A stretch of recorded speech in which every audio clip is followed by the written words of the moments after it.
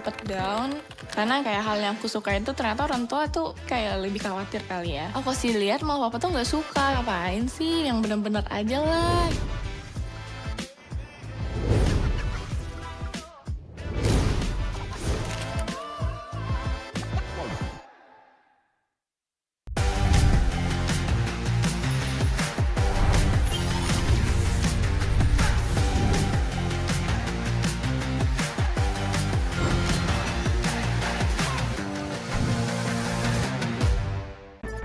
The Flying Swallow is here to clean up Marshall City.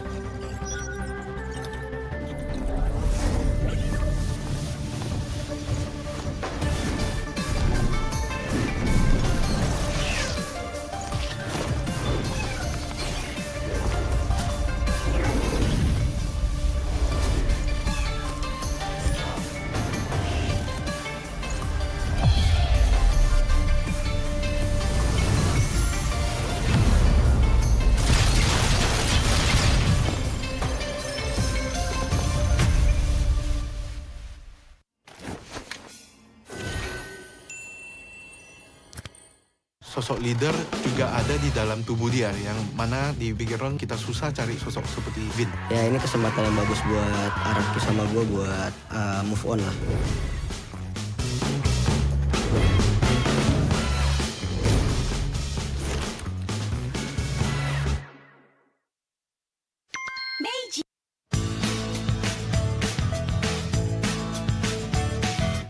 Hello panda, semua suka biskuitnya.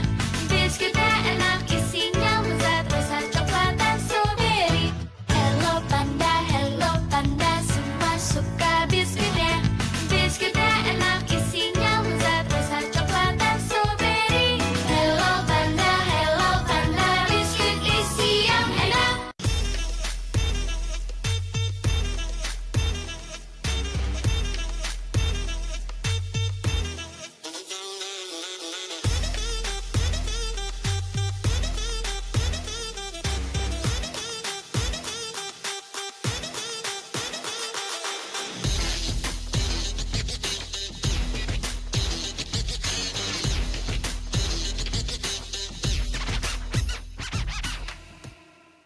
Sempet down karena kayak hal yang aku suka itu ternyata orang tua tuh kayak lebih khawatir kali ya. Aku sih lihat mau papa tuh nggak suka, ngapain sih yang bener-bener aja lah.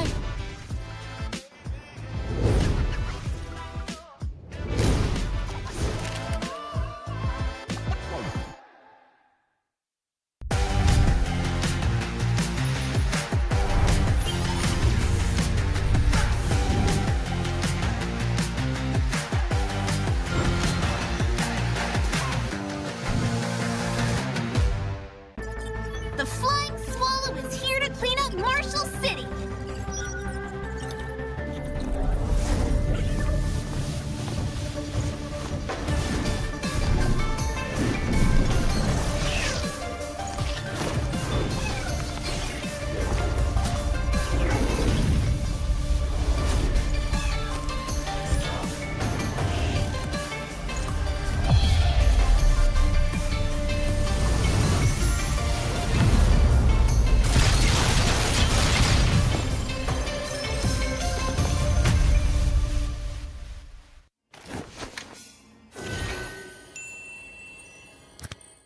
Sosok leader juga ada di dalam tubuh dia, yang mana di Bigetron kita susah cari sosok seperti Vin. Ya ini kesempatan yang bagus buat Araki sama gue buat move on lah.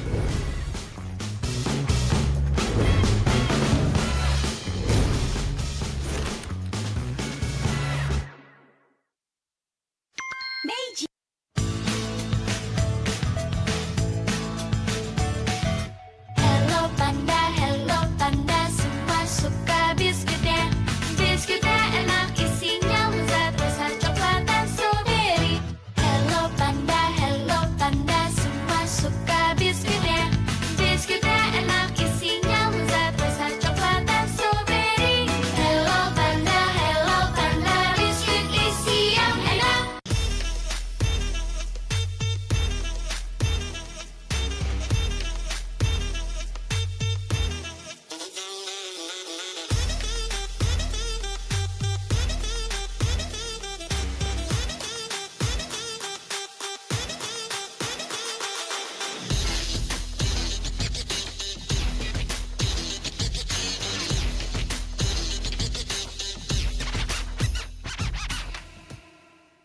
sempet down karena kayak hal yang aku suka itu ternyata orang tua tuh kayak lebih khawatir kali ya. Aku sih lihat malah papa tuh nggak suka, ngapain sih yang bener-bener aja lah.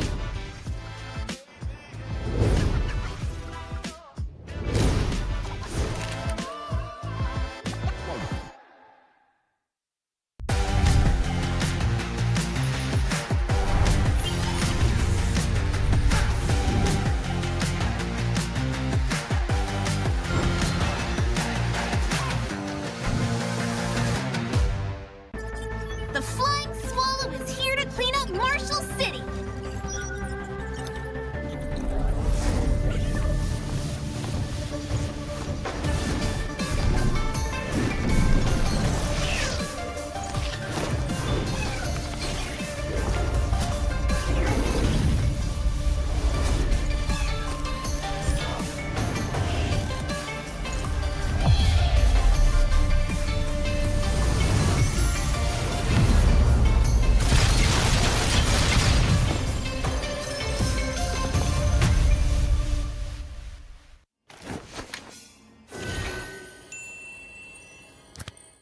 Sosok leader juga ada di dalam tubuh dia, yang mana di Bigetron kita susah cari sosok seperti Vin. Ya ini kesempatan yang bagus buat Araki sama gue buat move on lah.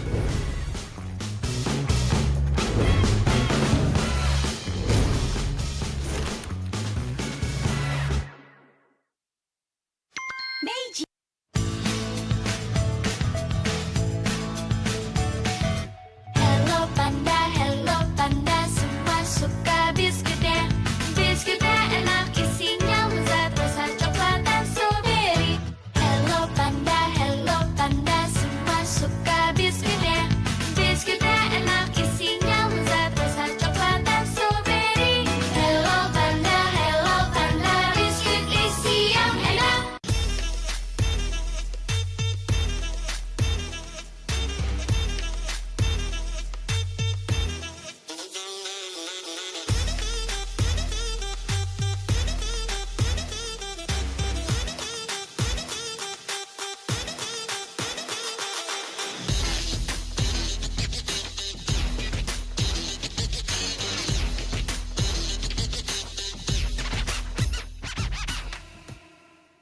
Sempet down karena kayak hal yang aku suka itu ternyata orang tua tuh kayak lebih khawatir kali ya. Aku sih lihat malah papa tuh nggak suka, ngapain sih yang bener-bener aja lah.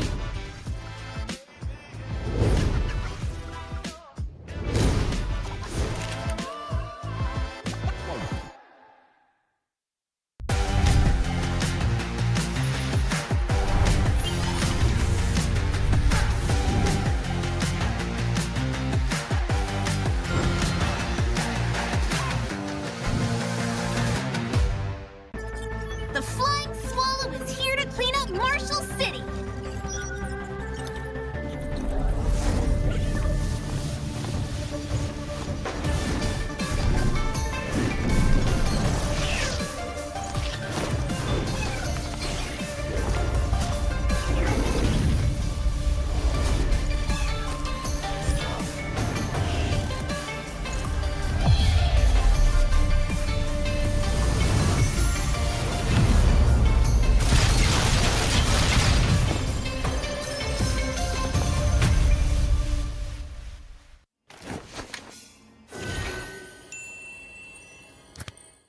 Sosok leader juga ada di dalam tubuh dia, yang mana di Bigetron kita susah cari sosok seperti Vin. Ya ini kesempatan yang bagus buat Araki sama gue buat move on lah.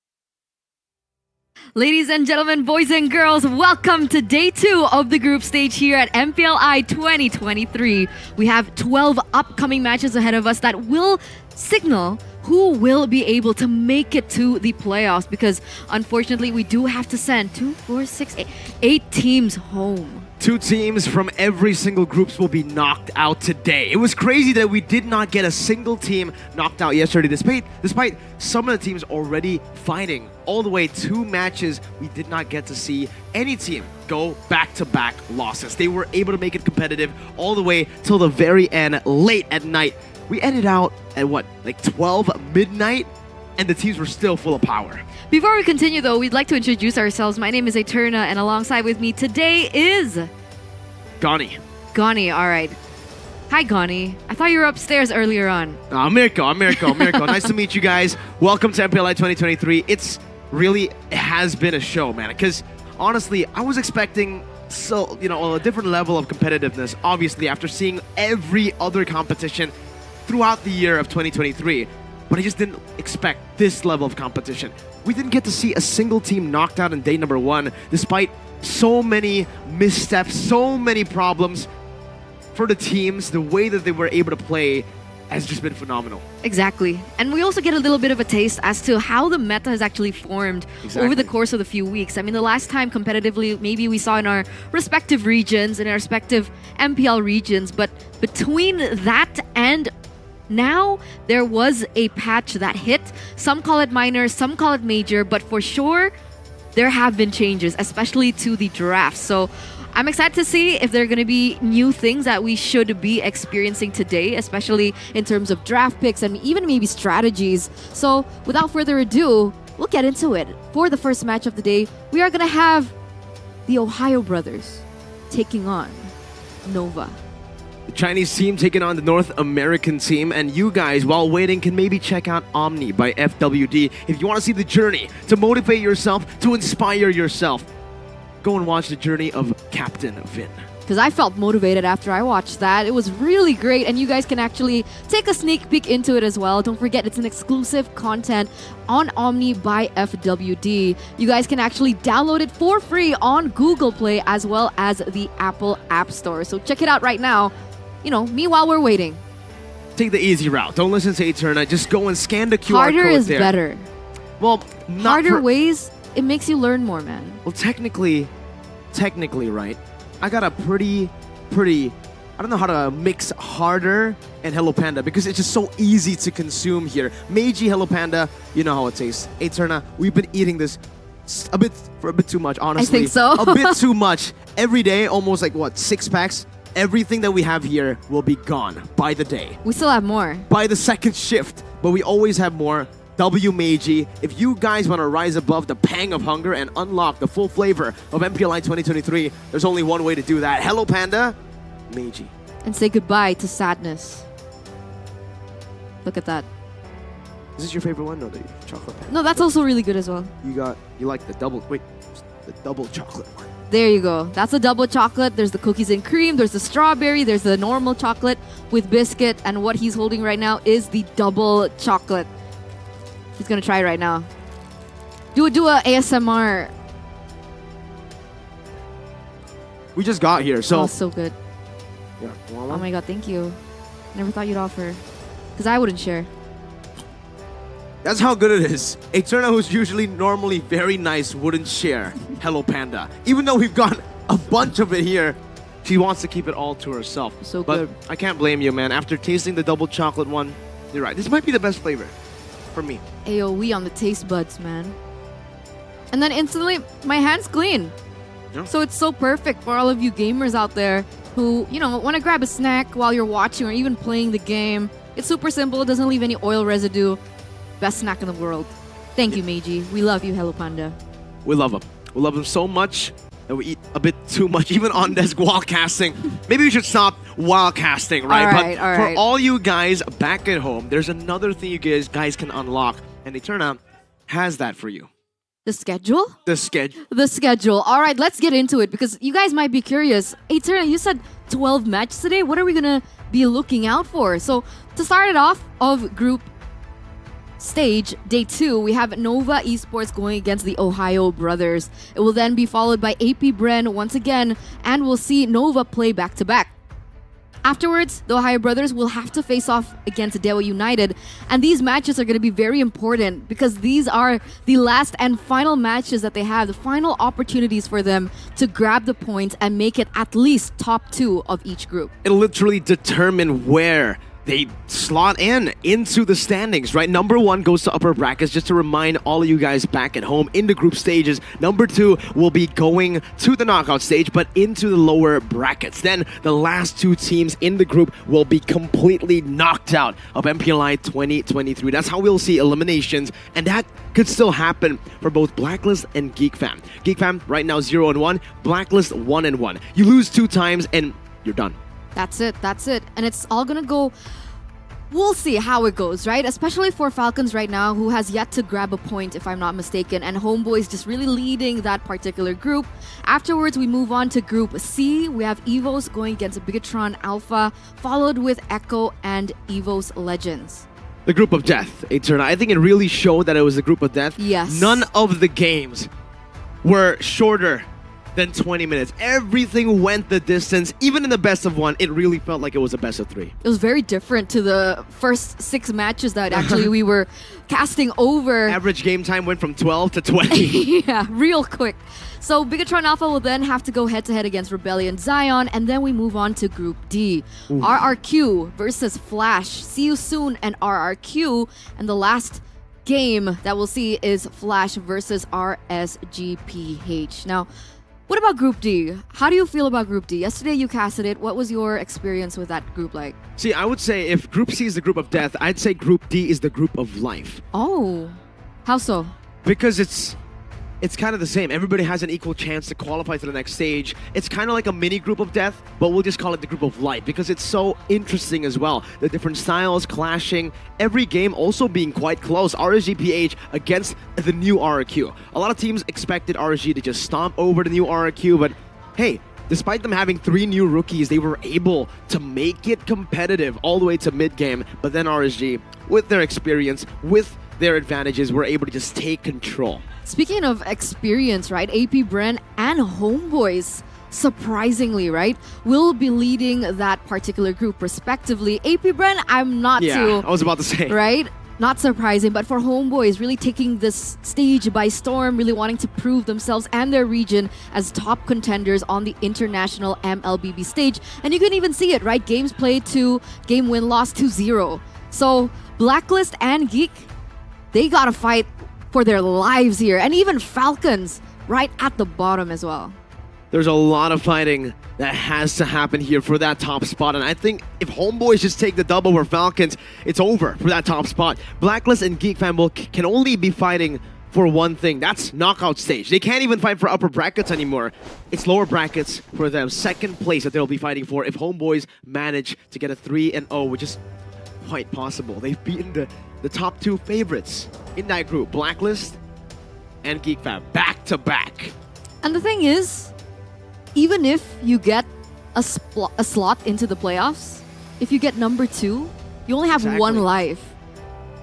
You fail your first match of the day, and then that's over for the tournament life. So that your journey ends there. Like, the pressure must be paramount right now. I can't even imagine what the players are feeling right now, but what I can imagine is the information and the knowledge that they might actually be sharing on a few articles, maybe. Well, hey, Eterna, if you're actually curious as to how they're feeling, we have exclusive interviews for you guys, and even Eterna back at home. Just download the One Esports app, exclusive on Samsung. Get it on Google Play or Samsung Galaxy Store right now, because you're missing out on a whole lot of things. Not just exclusive interviews with the athletes here who are competing for the MPLI trophy, but also breaking news, hero guides, and all the goodness that can help you in your MLBB adventure. Are you telling me if I want to be a Joy main today, I can check out the builds?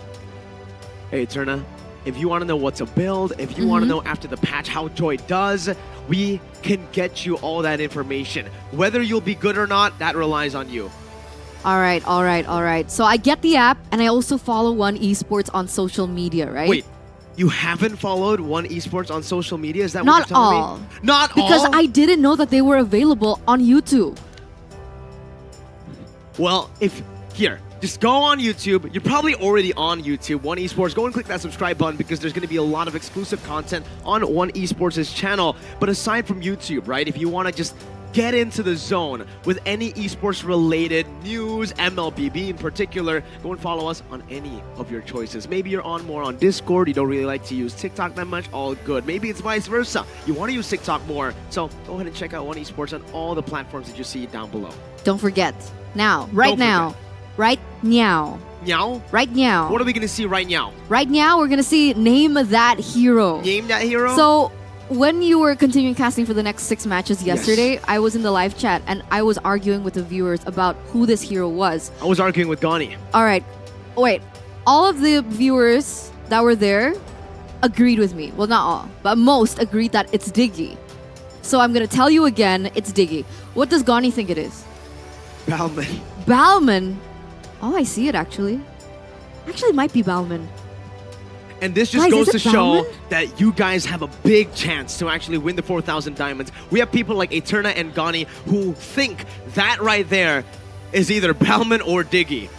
I have no idea how they got to that conclusion, but it just shows you that the 4,000 diamonds, it's still easy to get for most of you guys who have, I wouldn't even say Leslie vision, who have vision. Kadira. It could be Kadira. More and I diamonds think for I'm you going to get guys. 4,000 diamonds.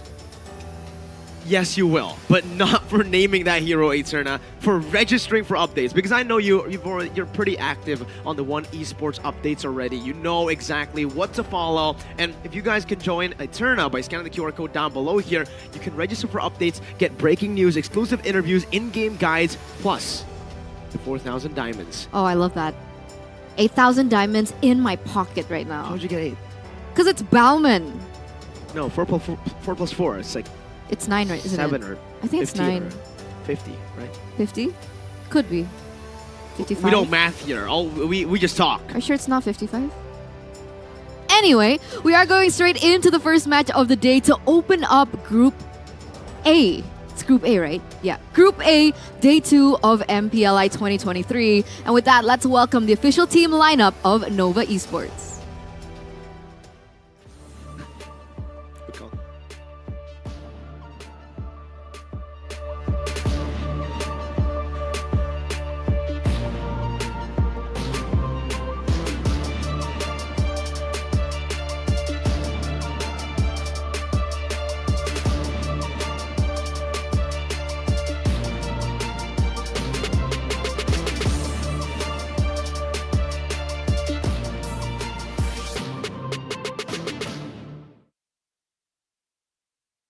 After a disappointing performance yesterday, they're coming in guns banging, looking for a comeback victory into the knockout stage. They wanna- Nova Esports. They want to come here and they want to prove that they are no longer just participants. Despite being a new region, they have the determination, the perseverance to push through, adapt on their toes, and find themselves and find their place here at MPLI 2023.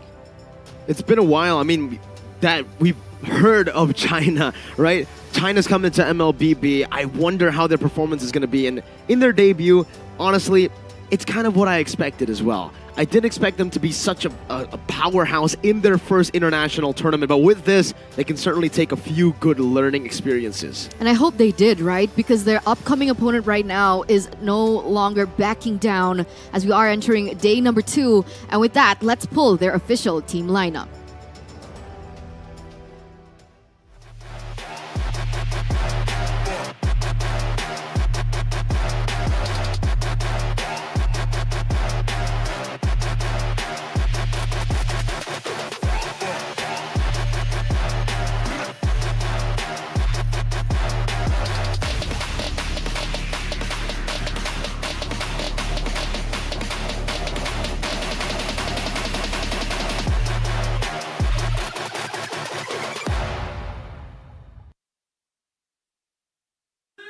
Made in Ohio, the Ohio Brothers.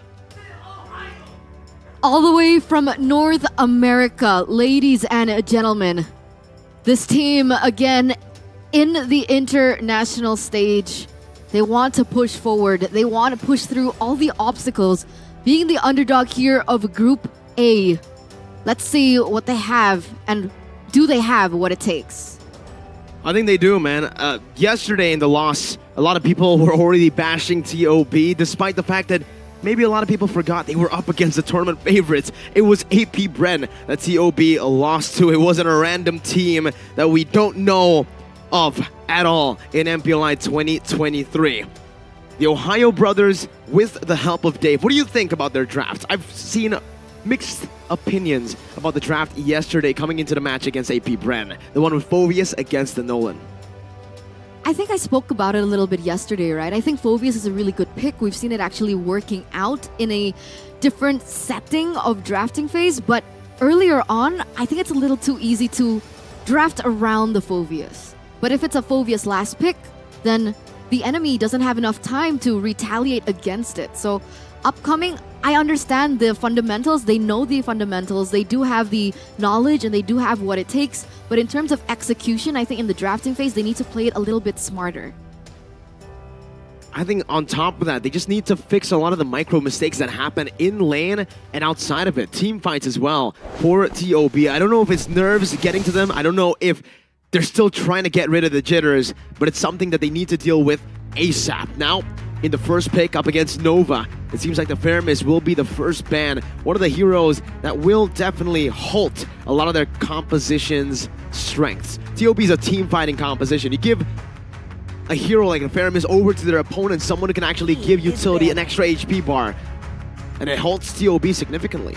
Definitely ruins the game plan that they initially want to go for. This hero has surprisingly really risen in popularity along with the Baxia. The Fanny, I think we saw only once yesterday. Yep. It was in the hands of Rebellion Zion. Yeah, Vincent. Was pretty good in that pick. The way that the new, I don't know if it's just Rebellion style of Fanny, or maybe it's just the new Fanny in general, but the way he was able to play it wasn't the one-shot kill kind of Fanny that we all expect him to be. It's more of a, as strange as it sounds, a DPS Fanny. He comes back and forth in these team fights, just looking to poke his opponents, while the rest of the team obviously does the same thing. But they're kiting, always trying to bait in resources until the final point where all the resources have been depleted from the opposing team. Then, only then will they go for the all-in. And I think that's just a reflection of the development of Vincent as a jungle as well. But coming back into the drafting phase here, we do see an Angela being taken out of the board. That does leave a few things open, like the Joy. So even after the patch, I had huge questions yesterday about how versatile the Joy still really is and how effective it is as a jungle. And it turns out it still does work in certain scenarios. But this time around, that's going to be a Lancelot banned out away from Best Player 1. As we all know, Best Player 1, one of Time the to drop the beat of Assassins. TOB love to go for skirmishes around the map as well. That Joy, will it be picked up? It will be first pick for TOB. That's how much prio and how much trust they have for Best Player 1 here with Nova. Instant response, no hesitation. It's a Valentina pickup. That's interesting. A Valentina very early on. You would assume that the Valentina would be utilized maybe in the second stage of the drafts now. Not too much prio because of the nerfs, especially towards her ultimate, but maybe they're looking for fast clear. Maybe they're looking for a hero that's a little bit more versatile, a little bit more flexible. Win the race against we'll see with the time. Arlet pickup as well. Always It's still a on the way. flex for certain team is picking. teams as well. We've seen it being placed in the roaming position. We've also seen it being placed as an EXP laner. But for the Ohio Brothers, they have a certain game plan in store for us here with the Bruno as well as the Matilda. And I would say that's really strong early game. It's pretty strong, man. They have killing pressure in the jungle, very good ganking pressure with the amount of mobility that Joy has in her kit. Yeah. On top of that, a good lane on the Bruno. You're already setting up perfectly for this Bruno. And we do know what Gogo was, how Gogo was done yesterday. He was done absolutely dirty, right? Nova was not given a chance to lane properly in the gold lane. When Gogo doesn't get activated, it's almost seems like Nova can't really find another way to carry the game.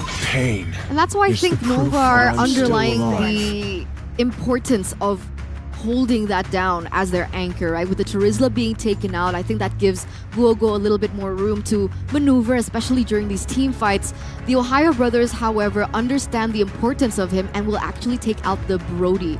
A good matchup considering against the Bruno at the moment, but there are still a few options. We've seen the Beatrix being utilized. It's not as great. Even the Irithel could work. It could work after the nerfs, though. You know, the Irithel has lost quite a bit of power. Pretty significant nerf, I would say, especially in the laning phase against Bruno. It used to be so close, but the Irithel would be able to just slightly win that matchup. Now, because of the small nerfs that happen, it seems like Bruno is just the best gold laner there is. Yeah. With another pick, Wanwan. Oh, I'd say for the Wanwan, Wolf actually said this yesterday, but the best gold laner in MLBB right now, he said it was Wanwan. What's her win rate though? The better question is, what's her ban rate? She hasn't been left open for quite a while. Now it has, and the 1-1 gets picked up by Guoguo. There you go. The 1-1 gets picked up here by Nova Esports. And one of the main questions that I wanted to ask is, why do we still see a Kaja in response to a Joy? I think it's more so to just set up for the 1-1 as well. It's a good counter already for the Joy. Still, despite, yes, the changes of the stoppable dash now, you can go for something like a Kufra, more reliable with just the bouncing ball. But I think when it comes to just efficiency, it's still that target, on target, very easy to use Divine Judgment. And it's a good lockdown for the rest of the team. But now, that's the problem, right? When you have someone helping the Joy dive into the back, who are you going to target with the Divine Judgment? Let's play together. We'll see. Chang'e? Even you were surprised, and you play the hero. Wow, okay. This is the debut of Chang'e here at MPLI. I don't remember the last time I actually saw a pickup from Chang'e. I think it was even in our region, right? MPLID, I think we saw it way back when, and that was only once. I only remember it in another tournament, not MPLID. It was a tournament before MPLID, a preseason tournament, and Bigetron were the ones using it.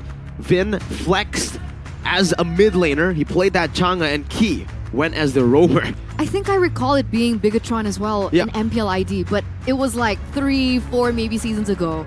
Like, it's been so long since we've seen a Chang'e on the competitive Back stage. in the day, it was Renbo, who loves to play these crazy heroes that play front to back, but this time it's Hoon, a player that a lot of people say is a mechanically gifted mid laner. For Chang'e, I don't think we're going to get to see a lot of that flashy plays that we are used to seeing from Hoon, but hey, it's a different color from Hoon, I guess. It's the Chang'e. And I'm wondering if it'll actually work. Chang'e has really good wave clear, especially with her ultimate. And apparently I do too. Arashi looking kind of different today. With his hair slipped back all the way as well. He has a new haircut. An absolute Chad. He looks like a glasses? Chad there. No glasses as well. Oh. Man, Arashi glue. Was that a glow up? What's the past tense of glow up? He glue up? I think it's just a different identity. So glowed weird. up? I'm not used to seeing Arashi this way.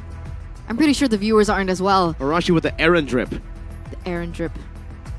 But anyway, ladies and gentlemen, here we are. The drafting phase has elapsed of the first match of the day that will signal the destiny, the future of the Ohio Brothers and Nova Esports, the representative of North America as well as China, respectively, in this tournament. With a Chang'e being picked up as well from the Ohio Brothers. I'm actually quite curious as to see the effect and the idea of bringing this hero up. We'll see how it works out for TOB. It's a very interesting choice to go for here. The Chang'e, yes, it has been buffed. We have seen a significant, difference, even in ranked games myself, when I'm up against the Chang'e, but in pro play, it's completely different as well. Let's see, though. Against Nova, Mei is already opening up the map very aggressively. Mei's getting chunked quite low, but he does do quite well in this invade, getting a reset, but Supershock jumps in, and Hoot should be able to pick up first blood here. One more hit is all he needs. First blood in the mid lane. Well, there you go, right? That answers our question. The reason why they wanted to go for this particular lineup or this particular composition is the fact that they wanted to play early. Chang'e level 1, level 2, using skill 1 and skill 2, will be able to maneuver the map really quickly. Along with the Matilda, we see the effect of the maneuverability, plus the fact that the damage is already there too. And at some point, the slows are going to be a big nuisance. But my big concern is what happens if Victor goes for a snowball. Because without any escape from Chang'e, that's a really juicy target in my opinion. I think so. Most of the members here for the side of TOB are pretty juicy targets, but that's exactly why they already have a Mathilda, right? Someone to get everyone back in place into the right position with that guiding wind. And that's why maybe TOB were so comfortable picking up a hero as immobile, as vulnerable as a Chang'e. You have a guiding wind, you basically have an extra dash on top of the flicker or sprint that you go for. And this time, by the way, I won't take this slander. Everybody in the comment section is spamming Mirror Curse. No, today will be Mirror Bless. Yesterday was 90% Mirror Curse, but I kind of forged that myself by voting for the teams that I think I lost, who will lose. This time, it's Mirror Bless. Trust me, TOB will win this. That's my prediction, sir. Okay. Sir. So the TheOhioBrothers will win this. The question is, what makes you think that? The Chang'e. The Chang'e? Uh-huh. You believe in the Chang'e? I believe in Hoon. You believe in Hoon? I believe in the Hoon Chang'e. The Hang'e. No. No. The Chun... He should have picked a better hero that rhymes with his name. I'm just saying. Is Chun not good? The Chun. You don't like it? That's actually the best. Yeah. Chang'e and Hoon. Chun. Chun. The Chun combo. We'll see if the Chun can work this time around. I actually really, really like that name. Chun. Eterna's creative with their names. But here we are, ladies and gentlemen. We are experiencing some troubleshooting. Give us some time. Stay patient with us. We want to make sure that both Nova Esports and the TheOhioBrothers can play as maximally as they can. We also want to give you guys the best viewing experience. So we'll let them clear their thing while you listen to the English podcast. Welcome, ladies and gentlemen, to the MPLI 2023 English podcast with Mirko and Arashi. What's up, Arashi? Hey, man. Did you just try to make your voice deeper? That sounded so weird. No, hey, no, man. it didn't. Hey, man. No? Nice try, nice try. Oh my god, Eterna trying to make a deep voice. You gotta commit. Is that how you commit? Is that the level of commitment you have? Because that was pretty bad. By making like a deep voice. Stop. Okay, Stop. I'm That's sorry, not, stop. It's not working. But Arashi, I do have a question for you actually. Nova, do you think they're going to be able to actually learn and change, adapt that fast into the meta? One loss, it was a pretty bad loss as well. Yesterday against Dewa United, against COB, do you think they can make those changes happen instantly in a day? Or do you think it's done for them? Oh, you're talking to me. You're Arashi. I thought you were talking to Arashi. Wasn't the gimmick? I thought it was over. Wasn't the gimmick like you were gonna make a deep voice just to try to become Arashi Oh, I'm or sorry. something? I thought it was over. Here, let me try. Well, according to me, I think that Nova has a chance to improve, but it depends on who's guiding them. And the issue is, against the TheOhioBrothers, they're just so good at taking advantage of teams that have lack of experience. Wait, Eterna, that was pretty good. Yeah? Wait, You like my impression? that impression was spot on. Thank you. It's almost like you are Arashi. You said I needed to commit, so I wanted to commit to the bit. Even the analysis was good. Thank you. I listen to Arashi a lot. Props to you, man. Wait, I did not expect the impression to be that good. Now, W Eterna for that impression, Thank 100%. Definitely nothing fishy going on backstage, like giving a mic over to another guy. Nah. That's not how we do things here. But what do you think? To answer your own question, do you think they have what it takes? I've been saying this for a long time, but unfortunately, I feel like it's 3 months just not enough for a team to be able to just pick up a game and instantly be able to become powerhouses in that game. In the esport title, where a lot of different countries have had so much more time, so much more experiences as well. This is their first international tournaments, and on top of that, 3 months. I agree. I think they do need a little bit of time. I completely agree with everything you said. But the great thing is they have a lot of examples of powerhouses. They have a lot of things to watch, a lot of VODs to watch. They have a lot of things that they can take from the Philippines as one of the largest, or I could even say the largest powerhouse right now, as well as Indonesia. So there are a lot of examples, and I think that sure, it will take time, but at some point they will be able to get there. And that's what I love about new regions joining. I'm excited to see their potential. I think the potential is something we can definitely look forward to, but unfortunately, it just takes a bit longer, right? You cannot argue that, oh, it's just that simple. Of course, Nova Esports are tenacious, but every single team in MPLI right now, they're also struggling. They're also hungry for victory. So there's no way that with tenacity alone, you can achieve the same level of success. Wait, huh? What was that voice? What was that? What? That was my impression of Arashi. That was really good too. We do really good Arashi impressions but here wait on a the minute. English desk. Seems like Nova wants to go in though. Mielo gets out just barely with a guiding win. Ladies and gentlemen, we've resumed back into the game. 2-0 start for TOB. They're gonna go straight for the turtle.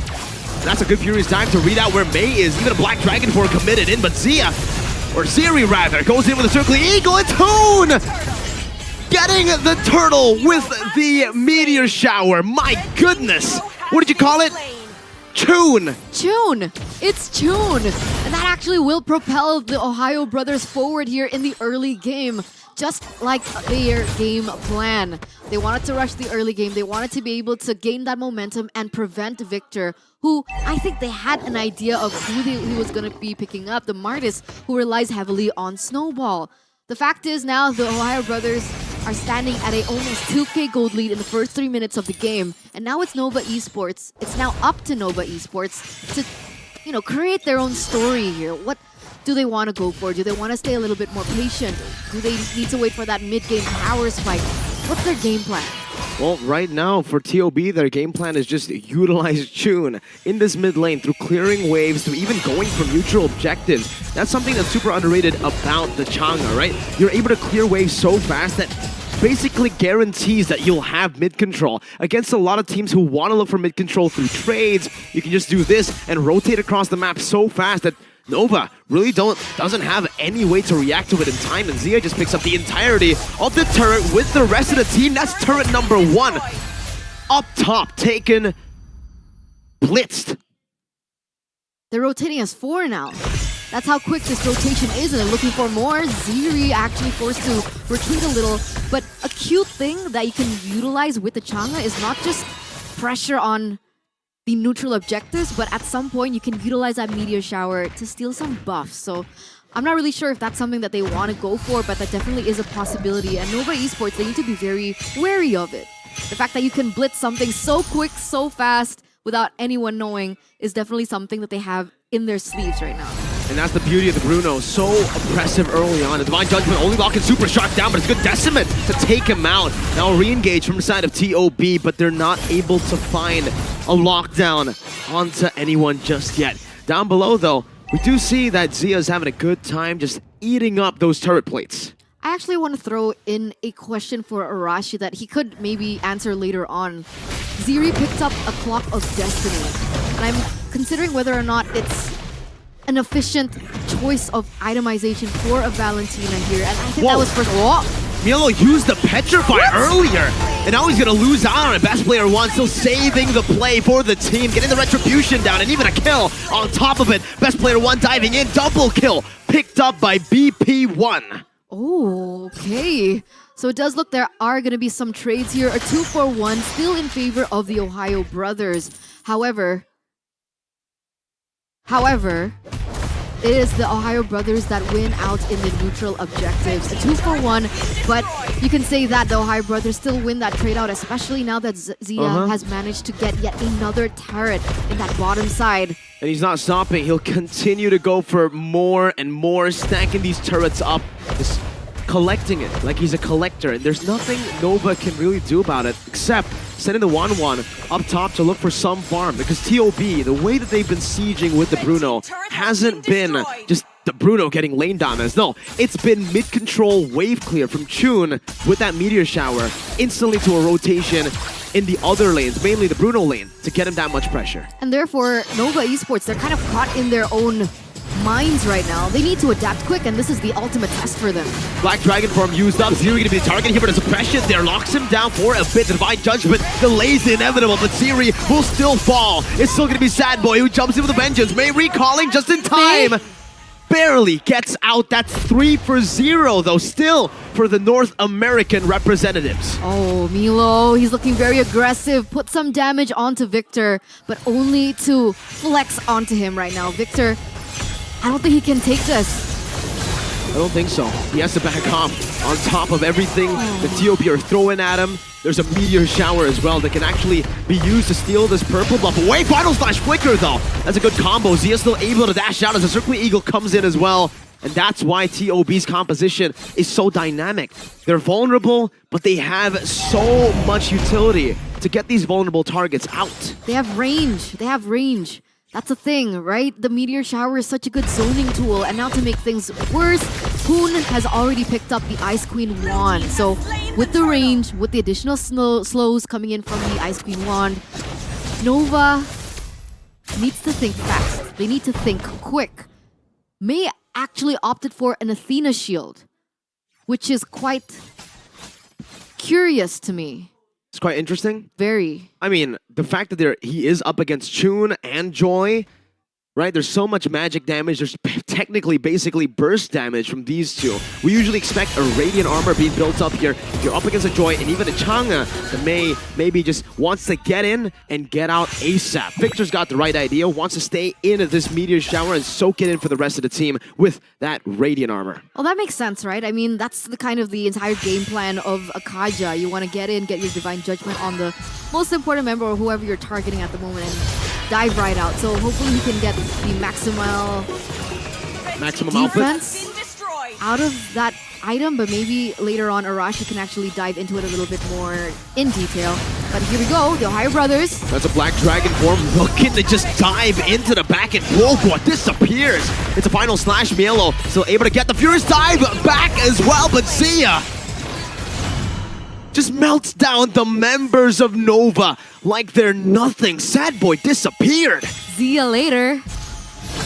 That was pretty good. Thank you. Zia later walks back up, or slides back in, I would say, on that Bruno. Looking for a good chunk down. One basic attack in the help of Chun gets Victor and May down low. That's a Flicker Divine Judgment now connecting on towards the side of Hoon. And that's even a Circling Eagle to the back with Ziri chasing him down. Hoon's gonna be falling, and they are trying to still dive in. It's a 1-for-1 in the end with a base turret taken by TOB.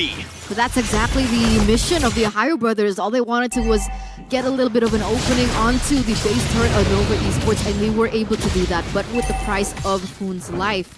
Either or, the TheOhioBrothers still has the control, especially with this 8k gold lead. You can see them continuously putting forward pressure onto Nova Esports, denying them any source of vision or information, and they're going to be able to blitz this Lord, no problem. The TheOhioBrothers, 9 minutes in, almost 10 minutes in, complete control. It's very chaotic despite the fact that they have a 9,000 gold lead, but that's how the TheOhioBrothers like to do it, right? They love chaotic team fights, love chaotic skirmishes, and their composition is also built for those chaotic skirmishes. So as long as they are able to find these mechanical duels, they should come out on top. We'll see. Nova Esports, is there a certain way? Are we waiting for a certain thing here? Because you mentioned the Wan. Does she not... Will she not be able to do something later on, or is it just too late?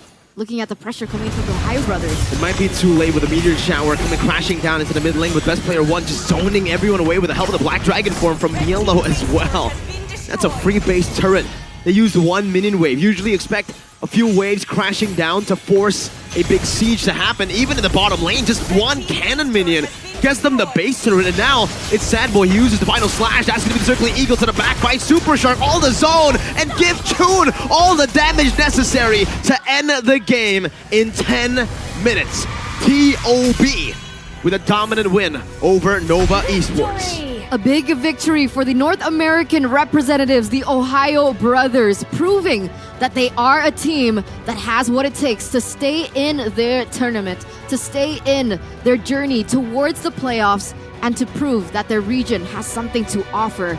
Here it is, Nova Esports losing yet another point, which means that their classmate in their group has fallen to 4th.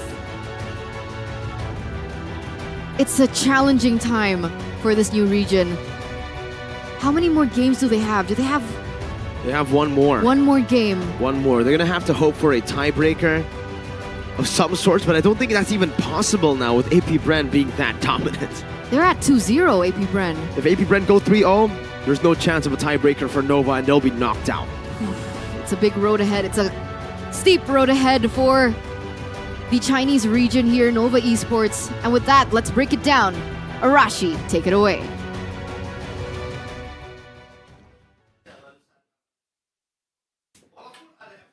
What is up, ladies and gentlemen? Welcome back to the real Arashi segment. Finally, that was great impressions from our casters, and what a great game for the TheOhioBrothers. Unfortunately, for Nova Esports, they're just forced to admit defeat, just forced to face the difference in experience, the difference in skill to a degree as well. But of course, it all begins in the drafting phase, in the game plan.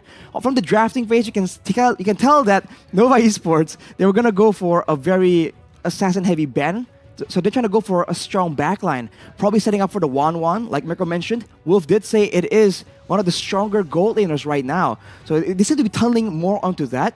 But then, there's still the Joy Open, first of all. And afterwards, there's that Chun hype train, man. Chun. Bad joke. But I think that the mid lane was just so well orchestrated because it's a bit underrated. It's going to be a Chang'e and a Mathilda. So in a 2v2, not exactly a skirmish, but in trades, when they're contesting the wave clear, it's so difficult to actually come out on top against Mathilda and Chang'e because they both do good amounts of damage, but at the same time, they also have a great amount of shielding. So when you go 2v2 against that, you don't usually come out on top, and with both of them going with the Wilderness Blessing, they just end up roaming a lot faster and a lot more frequently compared to the laners of Nova Esports, and that just results in a very heavy snowballing effect because now your mid lane and jungle essentially are always free to make plays around the map, and then once that spills over to the EXP lanes and the gold lanes, man, that's a lot of pressure because those laners are also very aggressive. But of course, let's take a look at the MVP, man. Who could it be? I think it's most likely the Chun, but it's gonna be best player 1 on the Joy again and again, finding ways to actually save plays that look a bit bleak, a bit disastrous for the TheOhioBrothers. The Joy was just so aggressive, so good. And unfortunately, despite going up against a Kaja, it really just was not enough crowd control to really deter best player 1 from just going in, getting kills, getting objectives. And even though he's being all that aggressive, he has 0 deaths. If you look at his emblems, it is going to be the lethal ignition for that extra bit of damage that might catch you off guard. But the in-game equipment is where the real terror comes. It's a Starlium Scythe for a bit of true damage, a bit of burst-heavy true damage, in line with the hero's kit, but afterwards a Holy Crystal, and then a Blood Feather. It's a combination of a high amount of magical power, I think 175 from the Blood Feather, and then a percentage increase with the Holy Crystal that just allows for a huge amount of damage, and with everyone just scrambling, everyone from Nova Esports were still scrambling to get their core items, their damage items. They don't really have the right amount of gold to really try and itemize defensively against both Best Player 1 and Zia on the Bruno, which results in a very devastating combination of everyone standing in the front line just not lasting long enough to make a difference.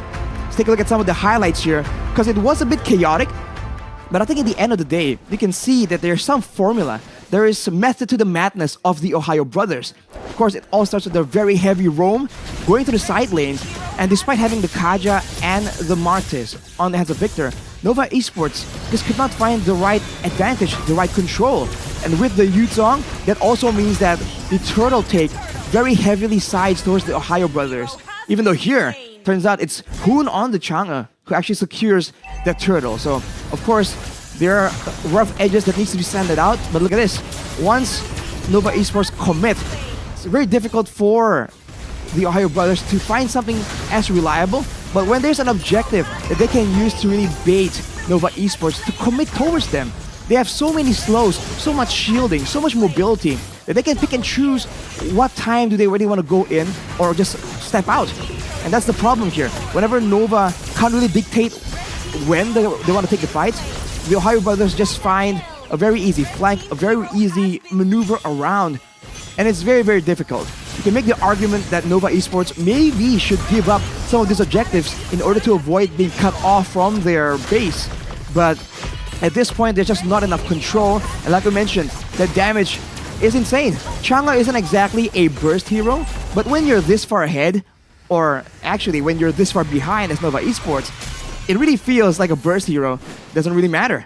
Same thing can be said for the Bruno, because as we take into the item builds, there's still the mana boots for Bruno for Zia on the Bruno, knowing that he's gonna need a bit more mana to actually get all the resources that he requires.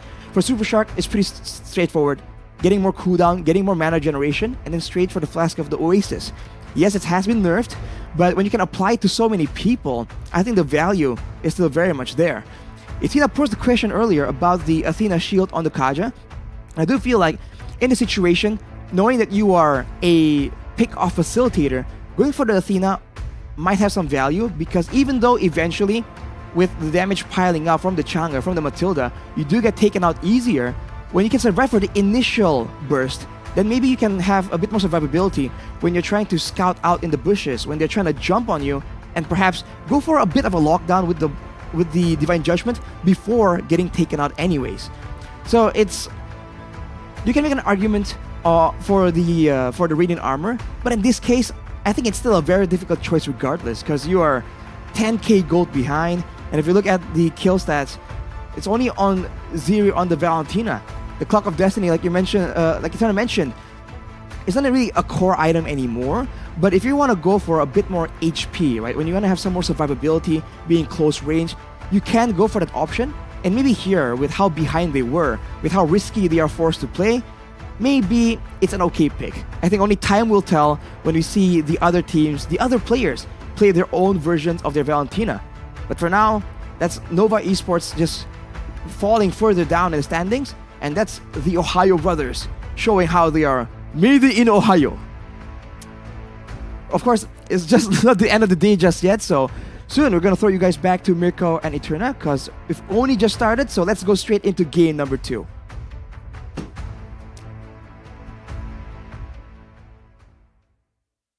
I mean, that was great. It's great analysis for both of these teams, especially how TOB got that victory. But I just have one question to Arashi, to you, Eterna, to Trex, who's restreaming, and to all the North American fans. If Best Player 1 is so good, why isn't there a Best Player 2 yet? I don't get it. You guys get it, right? Can someone DM me? Because Someone DM her. Try to explain. I don't want to explain it on broadcast. I don't get it, but please DM me. But like Arashi mentioned earlier on, we are going straight into the second match of the day. It's going to be AP Bren, the Filipino representative, going back-to-back with Nova Esports, who has to go... Wow, that's... I mean, after that loss, and you got to reset that quick, being inexperienced, I would say, in the league, and then you have to go against the tournament favorites, the powerhouse currently of the Philippines. Let's give them a little bit of time. I literally just mentioned that AP Bren can go 3-0, but if they go 3-0, then Nova has zero chance. I completely forgot that we have AP Bren versus Nova next. Yep. Oh man, that's a decider of Group A, guys. Things can happen. Miracles do happen.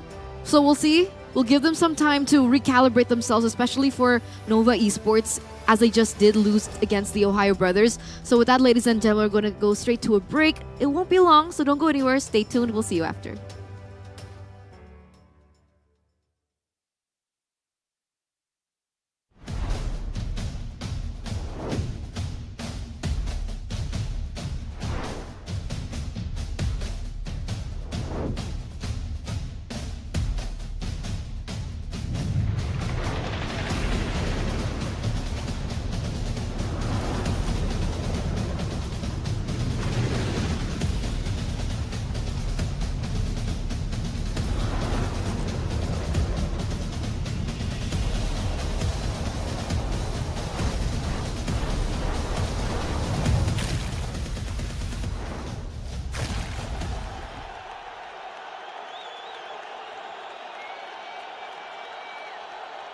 Sosok leader juga ada di dalam tubuh dia, yang mana di Bigetron kita susah cari sosok seperti Vin. Ya ini kesempatan yang bagus buat Araki sama gue buat move on lah.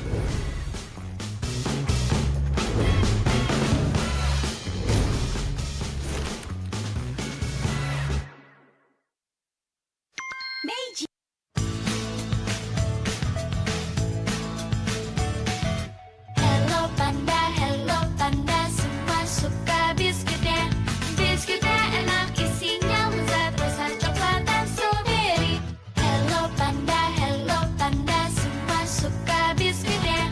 Biskuitnya enak, isinya lezat, rasa coklat dan strawberry. Hello panda, biskuit isi yang enak.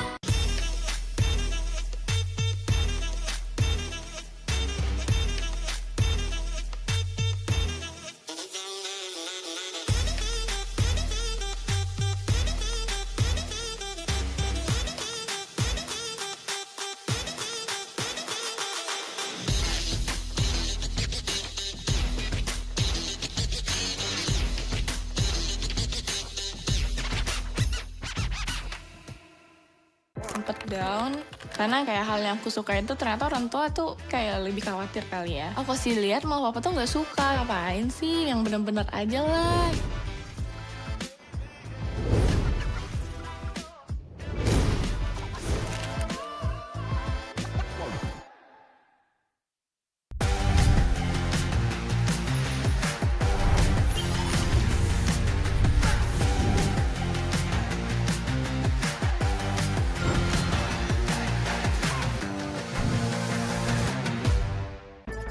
The Flying Swallow is here to clean up Marshall City.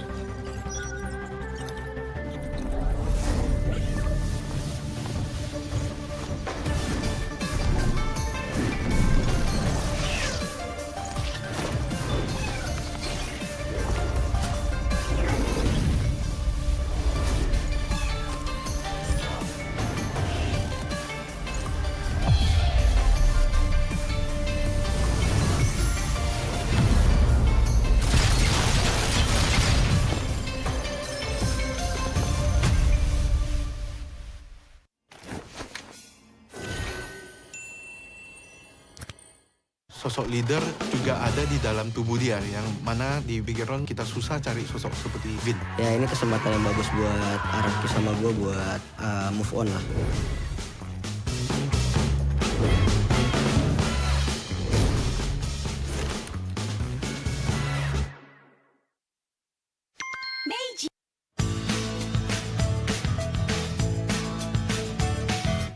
Hello panda, semua suka biskuitnya. Biskuitnya enak, isinya lezat, rasa coklat dan strawberry.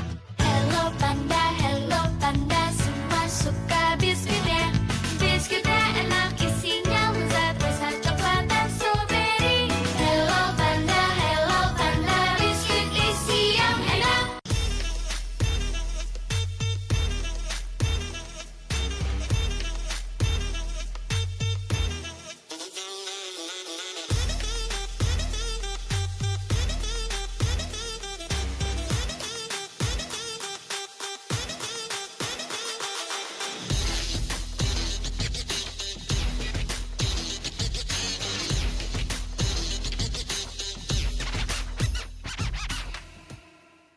Sempet down karena kayak hal yang aku suka itu ternyata orang tua tuh kayak lebih khawatir kali ya. Aku sih lihat malah papa tuh nggak suka, ngapain sih, yang bener-bener aja lah.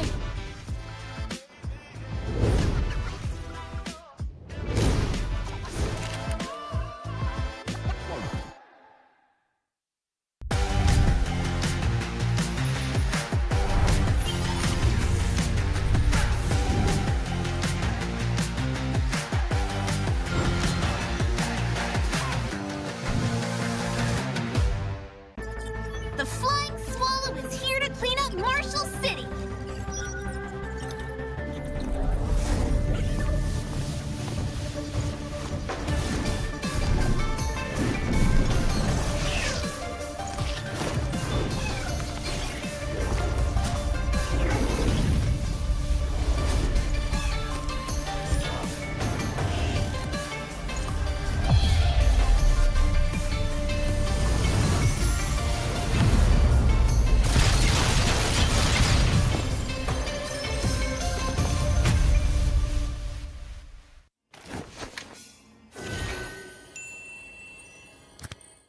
sosok leader juga ada di dalam tubuh dia, yang mana di Bigetron kita susah cari sosok seperti Vin. Ya ini kesempatan yang bagus buat Araki sama gue buat move on lah.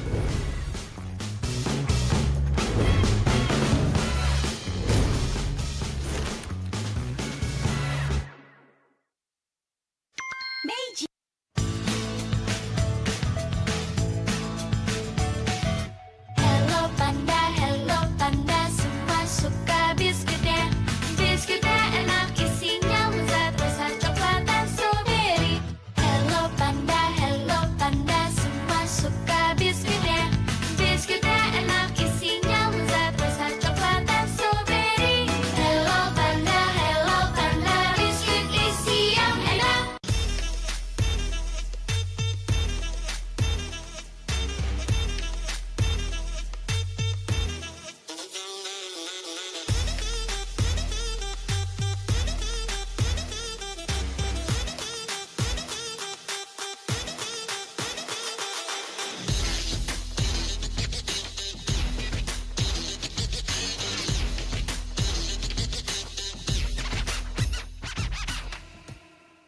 Sempet down karena kayak hal yang aku suka itu ternyata orang tua tuh kayak lebih khawatir kali ya. Aku sih lihat malah papa tuh nggak suka, ngapain sih yang bener-bener aja lah.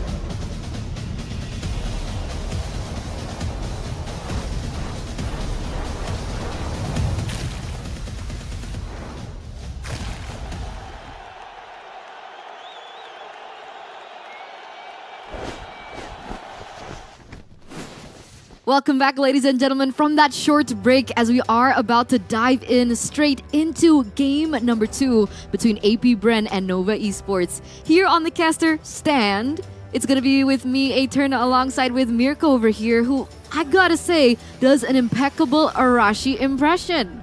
I'm still impressed. You do one that's very, very good as well.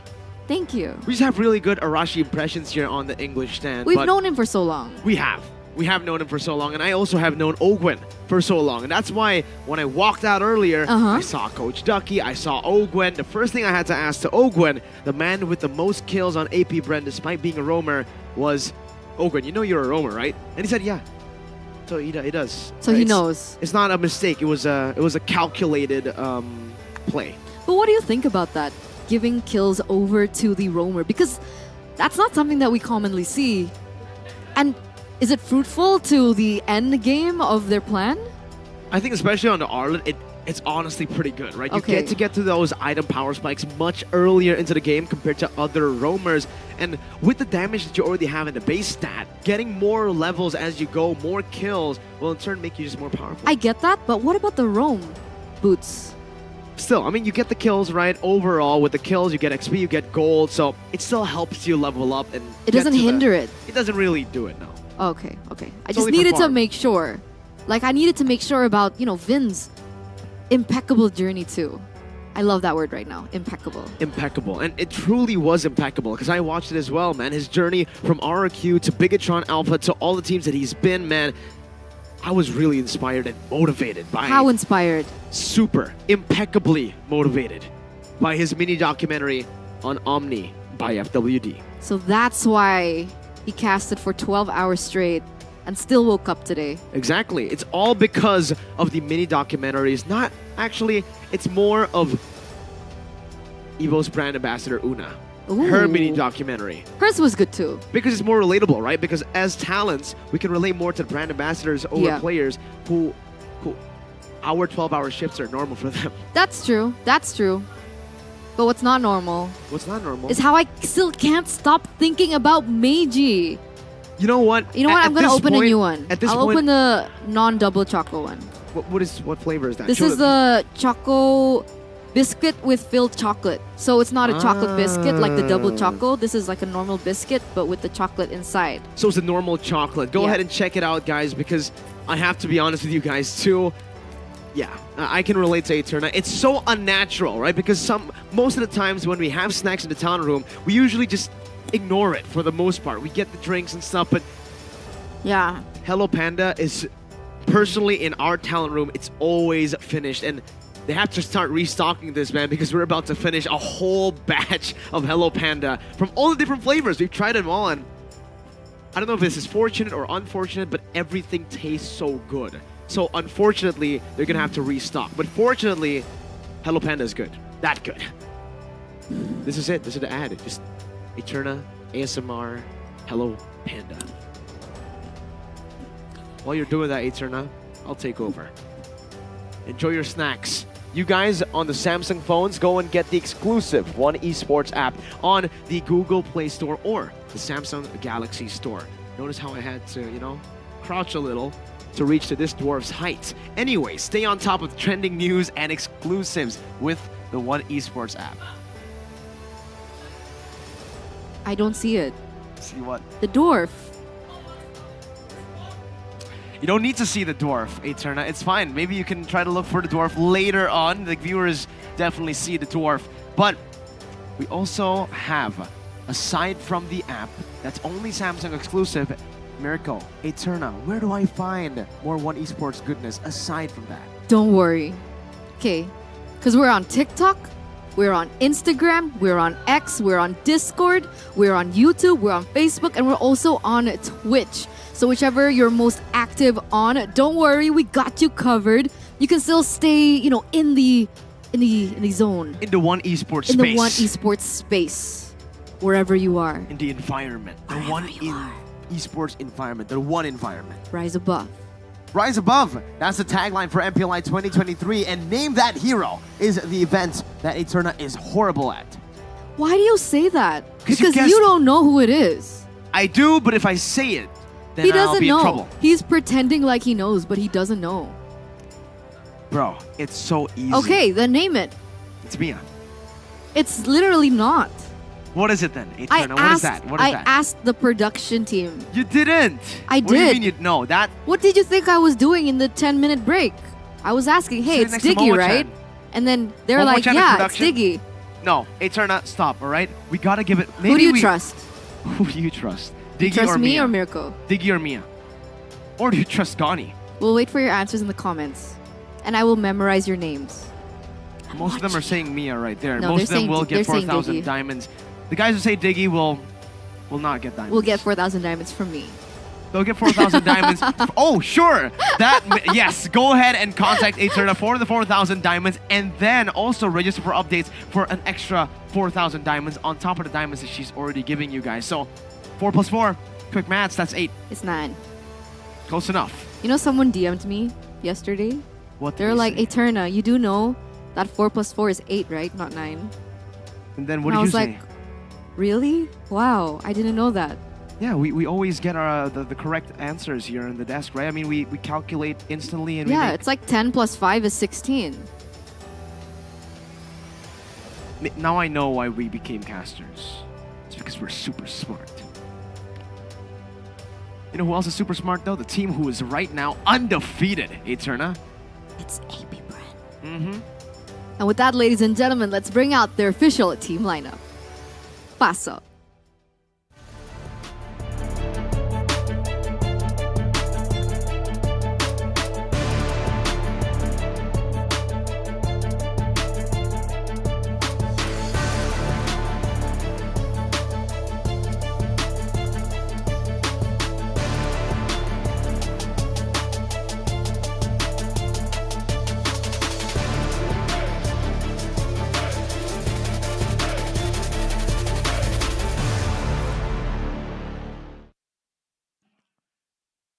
Still undefeated, looking to make their mark here with an undefeated group stage run, just like they did at ISF. It's AP Bren, the Hive. The Hive, all the way from the Philippines. The current powerhouse of the Philippines. Being able to make it all through the regular season up until the playoffs to get that #1 position. They're looking as the strongest, the favorites in MPLI, and they're looking really chill as well. They gotta stay composed, as they gotta also stay very, very calm. The momentum of the first 2 wins should not get to their heads. Meanwhile, for Nova, it's a complete reset. It's a different scenario, different situation for them right now. And on that flip side, we are going to take a look at their official team lineup.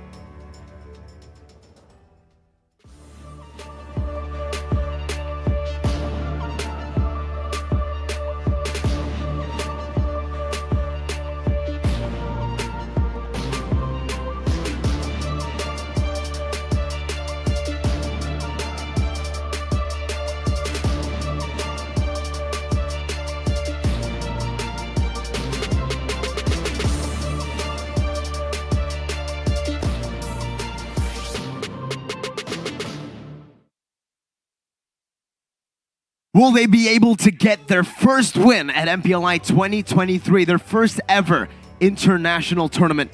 0-2 in the group stages right now in Group A, bottom last, 4th place. Nova Esports, they need to get 1 win here to show the haters that they're in it to win it. Our representatives from China, they are praying to the MLBB gods right now to shine some light onto them. They need to break it to make it if they still want to continue during MPLI 2023. At this point, up against the tournament favorites, I'd much rather have them go for something crazy, right? They've been going for very standard, very good draft, by the way. Nova, despite them losing both their matches, I feel like their drafts were okay. They got the 1-1, they knew their prio, they got the Arlet as well. They know the meta, but it just like, it feels the 3 months just wasn't enough for the players to really adapt to the game, to start playing in that high level. And if we're talking about high level, maybe we can just say the last 2 teams that they faced off was high level. This matchup for them, they're not up against high level, they're up against peak level. For me personally, it's one thing to understand the meta and to understand what's usable and to make it your own. And I think that's something that I've seen from several teams from the Philippines where they understand the meta, but they can make it into their own. They find the loopholes of the meta to be 1 or 2 steps ahead.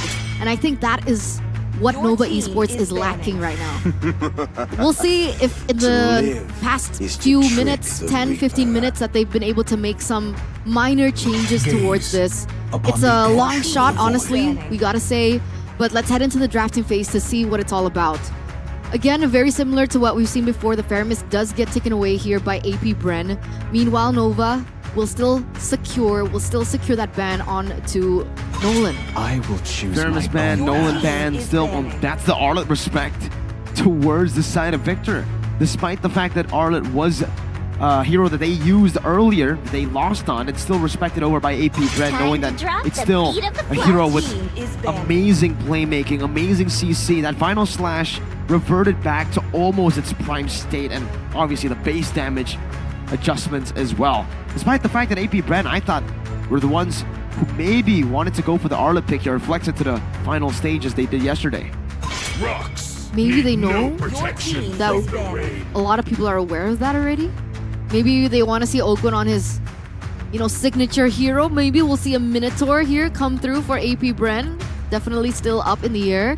Baxia gonna be taken out, reducing that high mobility hero that can carry through in that early game. And a similar hero as well, the Fanny, is also eliminated. Still gotta respect it from Cal Teasy, one of the best assassin junglers in the game right now. We've seen that he's a very multi-dimensional jungler. Despite the fact he's been known basically for the assassin jungles, he plays a very, very mean utility jungle as well. Fanny, Joy, Nolan. It's 3 bans onto Kaltizi. Nova has a lot of respect towards Kaltizi, and for AP Bren, will they try to pick Kaltizi's pick early on? Nope. They'll secure Super Marco's pick with a Bruno, a very tough laner to go up against. If whatever you pick, right? Even the 1-1 just earlier, we saw that Nova wasn't able to withstand the power of Zia on that Bruno. I mean, you cut one hero down and another grows in its place. So you target Kaltizi here from the side of AP Bren, but Super Marco gets a comfortable hero in that Bruno. And I think that's something that they still need to be aware about. Nova Esports, however, they are going to go with the Matilda this time around and the Terizla, so a little bit more control in these team fights. And obviously, perhaps they saw the versatility and the utility coming in from the Matilda in the game that they lost earlier on against the TheOhioBrothers, and they actually pick up the Matilda for themselves.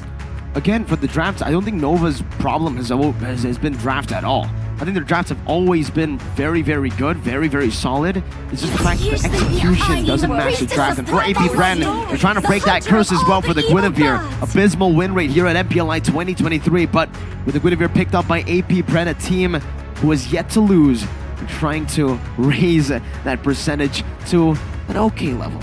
And we finally get to see the Edith being picked up again here. Finally. 0% win rate though. 3 times picked, 0% win rate. They want to change the win rates, man. No. They want to try to break the pattern. Like Blacklist did yesterday on the Guinevere. So we'll see if that actually does come through. Edith, however, is still a flex. Will it be in the roam position or will it be in the EXP lane? Because for sure we know exactly where the heroes from Nova are going. Valentina mid, Matilda roam, Terizla and the EXP. There's not much room for any surprise that we honestly were expecting from them here in this game. With the Valentina pick, they ban out Novaria. They just take it away from AP Bren, knowing that AP Bren, with this kind of composition, getting something like a Novaria will be great for them to just read out a lot of the ambush plays that Nova will be looking to go for with that Terizla, with these initiations. Meanwhile, for the side of AP Bren, they can just take out the gold laners, right? Just like we saw from TOB earlier, they can take out the Brody, heroes that have a decent lane against the Bruno. Is that the only hero that is decent in lane against the Bruno? Brody? Brody's the only one who can really like have a say as to how this matchup is played. The second one, the 1-1. Like we said earlier, and the 1-1's the one that's going to be banned out by AP Bren. Guoguo might find himself in a tough spot here with Bruno, Wan, and possibly the Brody coming next. So Brody, Wan, possible bans out from AP Bren. Nova, meanwhile, they put their respects onto the mid lane, right? With the Novaria, with the Lilia. They're taking away the control, the mid lane control away, understanding that they already picked up a Valentina. They lost heavily because of that mid-game rotation that OhioBrothers actually was able to put onto them, and they're learning from their mistakes. Is Chang'e an option for AP Bren? I mean, there are other heroes that are still available. Oh man. Possibility of maybe a Farsa. You're right. I mean, they can go for something crazy. They can go for the Chang'e in the mid lane for few. A veteran of the game as well knows exactly how to utilize that hero. But it might be a bit too... Risky? No, not risky. Weird for AP Bren. I've never seen few play the Chang'e. It's a bit too predictable. Ooh. Few likes it crazy. Alright. Phoveus mid. He's played a lot of crazy picks in the mid lane. Yeah, I think it was AP Bren that started the Fredrin mid meta as well back in ISF. So we'll see. For AP Bren, maybe they want to go for the normal choices here against the Brody like we mentioned earlier. It's going to be picked up. Farsa will be really, really good. Just outrange the Brody, poke him down from afar, make him a non-factor, or go for a crazy pick in the mid lane. Few's known for it. I think Farsa's a little bit... Lancelot. I understand the advantage of it, the benefit of having the Farsa, but I think it's just too Told vulnerable. you. There you go. It's a bit too predictable to go for the Chang'e. If you're Few, if you know Few, he likes to go for crazy picks, and it's the Gusion in the mid lane against Nova.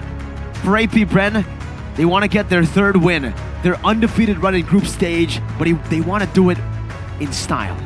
The first time we've seen the Gusion in so long, and it comes back as a mid laner in the hands of AP Bren. Meanwhile, the Chinese rep Nova Esports will pick up the X-Borg. Does that mean that's an X-Borg jungle? Yes, it should be. Because there's a Terizla, should be for the EXP lane. There's a unanimous talent prediction today. It's a mere bless today. Yeah. What did you predict for the first match? TOB. TOB, and they won. Yeah. All right, we'll see. Very hard prediction that I made there. You know, it was a hot take. But this time around, I don't think it's a hot take. I think a lot of people agree with AP Bren. But we'll see, man. Nova could definitely pull off a big upset here. 0-2. Nothing's on the line for them. No pressure at all. Few playing that Gusion in the mid lane. For AP Bren, they have a good mix of dive as well. There you go, ladies and gentlemen. Let's welcome you to the second match of the day. Welcome to MPLI 2023, match 14, day number 2. We're going to see Nova Esports from China go head-to-head against the MPLI Giants from the Philippines, AP Bren. All the odds are stacked against them. Let's see if they can pull in a miracle. It's not just the Gusion in the mid lane, but they've also flexed the Guinevere to the roam. It's not going to be the jungle. We'll see what Ogwen can do with this. And it's also the Edith flex into the XP. A whole lot of flexing from AP Bren this game. Why do they always do this to us? They got to make us think, man. They really got to do it. We expect one thing and we get another. The genius that is AP Bren right now. It's been masterful for them in MPLI 2023. Again, 2-0. Looking to get the first 3-0 in MPLI group stage. It's looking good for them as well. For here in the first few minutes of this match, we do see things be quite passive. Both teams just getting a feel out of one another. But Ogwen, is he going on a pick here? Or is he just... Okay, he's just posturing here. He's just posturing, trying to get some vision on the map to see what Nova are actually trying to do. Because with the X-Borg in the jungle, it's some super fast clear that he has to play with. Meanwhile, even in the bottom lane, despite the Brody... Well, this is the reason the Brody is a good matchup, or, you know, a matchup that can go even against the Bruno. You have a lot of range, a lot of all-in pressure as well, and good trades. Meanwhile, Caltizi just picks up a little invade there in the enemy jungle. Victor doing the same, trying to go for that top side, but will only find the gold buff. And I want to know what's the idea with Few here on the Gusion. Is he looking for pressure? trying to look for fast clear in the mid lane, trying to pressure the side lanes, to look for picks, to look for pressure, to get that winning matchup. What's the idea here? Because now it looks like he's rotated up top. Is to get that level 4, Ogwen sent into the mid lane as well. They need this level 4 to contest for the neutral objective, and Few is already doing it, has level 4 as an onward and an Earth Shatter, but Sad Boy gets out with a flicker. Few has to respect the damage reduction, the fact that he cannot one-shot Terizla. But Nova, this might be the first neutral objective win that they can get. Ogwen jumps into the Safe Zone Migration and the Violet Requiem, and it's going to be Victor who secures the first turtle of the game and even first blood against the tournament favorites. That's it, Ogwen getting taken out in the first few minutes, but meanwhile, Guo The bottom lane, the torn apart memory gets him out. A good laning phase for him. Even View looking for the play down below. One more shot and Super Marco gets the last hit. The instant clapback coming in from AP Bren, a trade for kills, but Nova still was able to secure that neutral objective earlier on in that turtle. But by taking Guo, I think that's quite worth. Victor though. Whoa, Ogwen is the one who actually secures it for AP Bren. And at this point of the game, AP Bren only holding a 200 gold lead. Definitely not something we are used to seeing from the AP Bren and MPLI 2023 from their match against TOB and even their match against Dewa. Violet Requiem with a spatial migration. Siri taken out. It's only been 3 minutes though. Maybe it requires a little bit more time for AP Bren to start doing AP Bren things.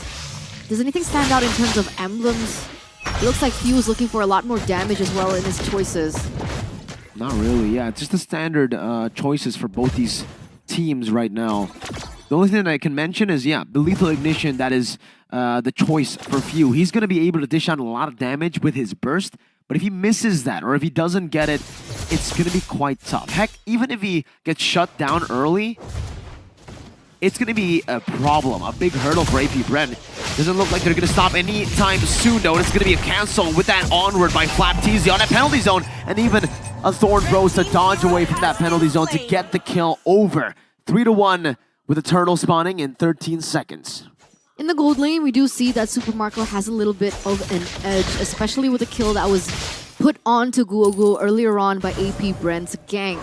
The fact that Super Marco already has a Haas clause will also give him a little bit more sustainability in that trade when they do go for that 1v1. But Matilda will actually be rotating downwards as they're setting up for the next neutral objective. Spatial migration from Ogwen gets 2 and Caltizi gets the retry. They're gonna go all in into the back, and May and Victor falls victim to the dash. The penalty zone though. From the side of Sad Boy, Guogo has the free hit, gets the torn apart memory. Oh no! It's out of range. The spatial migration knocks Sad Boy back up. This game, he truly is a Sad Boy. He gets the penalty zone, he gets the setup, but the follow-up was just not there. 3-4-0 trade in favor of AP Bren. We were talking about that small lead that AP Bren were able to amount for themselves. No way, Guo. It's another dive attempt for the side of AP Bren onto Guo, but it's a guiding win from May to provide Guo with some safety under that turret. Either way, it's still a 4K gold lead being created by AP Bren in the first 5 minutes of the game. And we finally get to see the value of the Gushin pick in that team fight earlier on, as everyone was wreaking havoc, dealing the damage. Oh, gotta wait, Victor. As an onward in the Shadow, Victor taken out, assassinated by the Edith and the Lancelot together. Few still here, just roaming around the map looking for a play. Meanwhile, Ogwen hiding in that bush, getting the position of 3 of Nova's members. Heck, add 1 in with Ziri rotating over. Caltizi jumps through the Phantom Execution to help with the Violet Requiem. Locks Sad Boy down for them to free hit and take a kill. Ogwen, the roamer, with his first kill this game.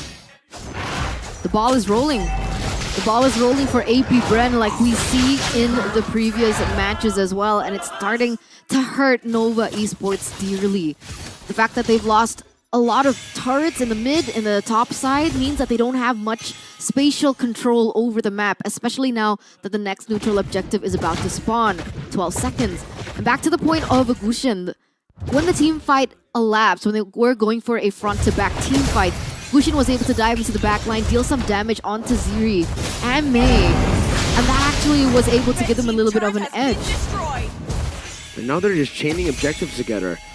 Ogwen in the bottom lane pops into Violet Requiem, to actually cancel out the penalty zone, and now is able to walk out of it. But with a 4-man collapsing onto him, it's a bit too tough to let go, to get out. AP Bren just look for a trade elsewhere. They get the jungler and trade a roamer. That's not good. Well, it is good if you're looking at it with AP Bren's perspective. And hey, FlapTZ just onwarding everywhere, just advancing on Nova. But now we do see a little bit of a difference from Ogwen. What? Kyle TZ? Was that a solo kill? It was. It was an assassination on Guoguo. Up top, I'm really curious to see what items Kyle TZ has this game, because honestly, with a 7,000 gold lead, I'd expect him to go full damage. Maybe a Heptaseas, a Hunter Strike. No, he's... Oh yeah, Hunter Strike. There you go. War Axe, Hunter Strike already to the Endless Battle. So it's a utility to start things off. And then he says, you know what? We're dominating a bit too bad. We're dominating a bit too much. Let's just go for more damage. And that makes sense. That makes sense. That solo kill does make sense onto Guoguo. And I cannot stress enough how frustrating it must be for him. Ogwen! Another spatial migration finds its mark. The Requiem knocks him up. And it's Sad Boy again and again. 1-4-1. Fourth time this game that he's been picked off. And AP Bren, there are no signs of them stopping. A 10,000 gold lead for AP Bren here against the China region Nova Esports, as they have yet to find an answer to the aggression being given onto them. They look left and right. They're looking for opportunities left and right. We do see Sad Boy looking in for some pickoff, that one ground-breaking move. But it still doesn't work. Ogwen, the outplay's coming in from him. And the fact that there's no real follow-up again is actually turned around by Ogwen with a spatial migration view. Jumps in, the burst is enough. He actually takes Guoguo down before he even finds the dash. And Super Marco just gets a double out of nowhere. The members of Nova falling down one by one. It's just Sad Boy and Victor left to defend. Victor has a Faraga armor, not for long though. FlapTZ just jumps in and melts it off of him. Victor walks back away. Guoguo, Ziri, and Mei both, or all three, are respawning back into the Land of Dawn, trying to defend this from being another 10-minute end against them. 3 versus the world right now. You can see Victor trying all that he can, but Ogwen goes in again! What is this man made of? How is he always able to find these opportunities onto Nova Esports, catching them off guard time and time again? And remember, Guoguo, this Brody, he has the Purify. He does. He has the Purify, he has the counterplay, but when you're that accurate on the spatial migration, I guess the counterplay is... take it. There's no counterplay when someone's this accurate on the spatial migration for Nova. They're overwhelmed with a lot of CC. The thing is, if they dodge a spatial migration, there's going to be FlapTZ who jumps in and picks Guoguo up with a puncture and a Thorn Rose. 2 skills were necessary to take him down. Even Victor falls next. The spatial migration with the Battle Requiem as well. FlapTZ going ham in the back. One more hit. Victor going to fall in the back line. Aziri here is just going to be munched down by the Phantom Execution of Kyle TZ, who picks up a triple kill. 1 hit away, a few hits away from a Maniac. He picks it up. And AP Bren, there is no better emote after a 3-0 Maniac win than woo.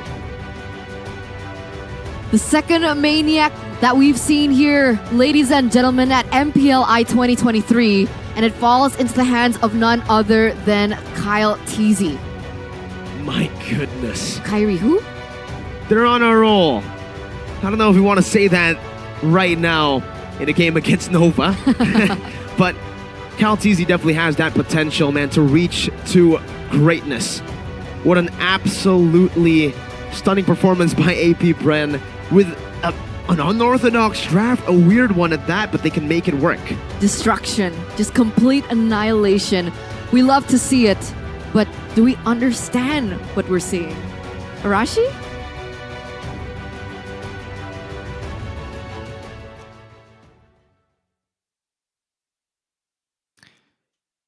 Man, AP Bren.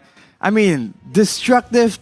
You can call it tactical, man. What a great draft from AP Bren. Nova Esports, they were so concerned about the assassins, they banned out 3, but this time, instead of banning the Lancelot, they banned the Joy, and AP Bren immediately capitalized and secured even one more, going double assassin. Almost like they understood, like, oh, you fear the assassins. Cool. Now that we know that, let's use it against you. It's such a great composition as well because there's a lot of setup. They let go of the Matilda, right? Nova Esports has a Matilda to try and outplay, try and save their teammates. But at the same time, when the crowd control is hard CC, like a knock-up, you know, like the onwards Earth Shadow combo as well, the setup is just so long that the assassins can do their work before your allies can even escape with the guiding wind. It's what we see again and again. And we always talk about AP Bren. They always manage to find a great combination between magic damage and physical damage. Usually the magic, it's between the mid lane and the gold lane, but now even the 2 assassins in the game, well, technically one is a mid lane, but they're 2 assassins, and they're both different kinds of damage. So it's so difficult if you're in Nova Esports' shoes to try and find some solution here that really works overall. Not to mention the amount of times they can just engage. It's so confusing because there's so many options, right? The Edith is already a very dangerous engage tool, and we saw that in the early game. But towards the mid game, it's all about Ogren. But the MVP here still is Kaltizi on that Lancelot. As Mirko mentioned, going for a bit of utility, but halfway realizes, you know what? There's no need for this. Let's just go all in, and even in the end, just flexing again, going for that maniac. I think attempting a savage, unfortunately not getting it just yet, with above 1,000 GPM, man. That is insane. Lancelot, it's a great jungler. It clears well, but it's not a hard clear, power farming hero. But 1,000 GPM nonetheless. He was farming the jungle, he was farming the heroes from Nova Esports, and he's gonna be that MVP on the Impure Rage still. Trying to just get that extra bit of spammable damage. I mean, Kaltizi, man, what can you say about this man? He was great, but the amount of times his teammates can follow up on him is what makes his run look so dominant. Every time there's a neutral objective contest, it just seems like they're always in the right place at the right time. And Kaltizi, there's no urgency, man. There's no moment here where he is just forced to make a play, forced to make a split-second decision. It seems like everything is just planned out, calculated, and just like that, a dominant showing. And I think Nova Esports, you gotta feel bad for them, man. They lost to the TheOhioBrothers earlier, and you said that there's a chance, miracles do happen. But just like that, they go up against the favorites. And once again, that difference in experience, that difference in knowledge and skill is highlighted again and again. So we're going to see some of the highlights, and I think the bulk of it is going to be that spatial migration from Ogren. This man is crazy. We thought it's only about that aggressive hero, but even on the utility, he just finds a way to be as annoying as possible, and he always finds the right target. And if it's not the right target, then he will make sure that he gets multiple targets again and again. And that is what makes it so difficult for Nova Esports. Look at this, a 2-man knockup with all the follow-up. You can see that Nova Esports were just thrown into chaos. They have no idea what to do once that moment happens.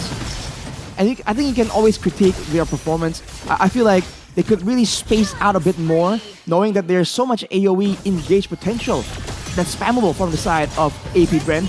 But of course, that kind of improvement takes time, and in the heat of the moment, when the pressure is on from AP Bren, it's easy for us to say that it's a simple adjustment, but in the Land of Dawn, it's a whole different story. Of course, let's not forget to give a honorable mention to Super Marco as well. A very solid amount of damage. If the burst doesn't get it, then the balls will.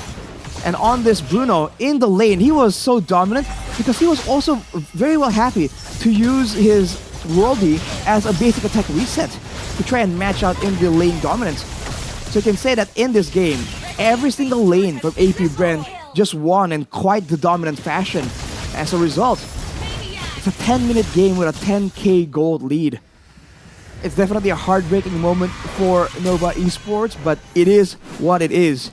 Taking a look at some of the items right here, Flapteezy, perfectly happy to go for full tankiness, knowing that the Edith's passive, the way this hero's kit works, he will be able to output a good amount of damage in a different way that Sad Boy can't really compare with the Terizla. He's also forced to go full in defensive, going for the they're going for the radiant armor right here to try and make sure that the multiple instances of damage coming in from few on the Gusion can be mitigated. But at this point, they're just way too behind. Not a single tower taken. What's the gold difference here? 16,000. And even the buffs, right? They were able to actually get some kills on the board, but at what cost? They're forced to use multiple ultimates, and even then, it wasn't really on prio heroes. If you look at Caltizi, at Few, Super Marco, they're standing on very low amounts of deaths. So they spend so much time and effort to get those kills, and as a result, they let go of control. They let go of turrets on the other side of the map. And looking at the buffs, 7 buff difference in the purple buff department. And in the ammo department, it's just standard from AP Bren. Brave Smites to ensure that they can stay in the front. They can have great setup. It's always reliable. And then for the damage dealers, it's all about that extra bit of damage. For Super Marco, it's a bit of that chase potential as well with the Quantum Charge. So for Nova, well, it is what it is. It was a valiant attempt, and they even made adjustments in their banning phase. But in the end, I think they just need a lot more time. It's just not fair to pit them up against the best of the best that the world has to offer right now. So that will be it for this game, and soon, you know, the day is still so long, guys. There's still, what, 4 games left? So I think we're gonna head it, throw you guys straight back to Mirko and Eterna. They're gonna maybe give you a bit of a teaser, a bit of a sneak peek on what we can expect from the rest of the day. But that's it from me on the analyst segment.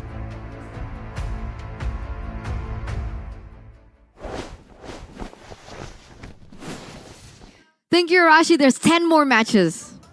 Not 4. 10 more 4 matches. for us. 4 for us. 10 for the But entire there's stream. 10. There's 10 more. So we're gonna get 10 more amazing matches ahead of us. But I like that he mentioned Nova Esports' journey. I think I do agree with him. I don't think that it is fair to pit up a newcomer against the best of the best. I couldn't say it better than he said it.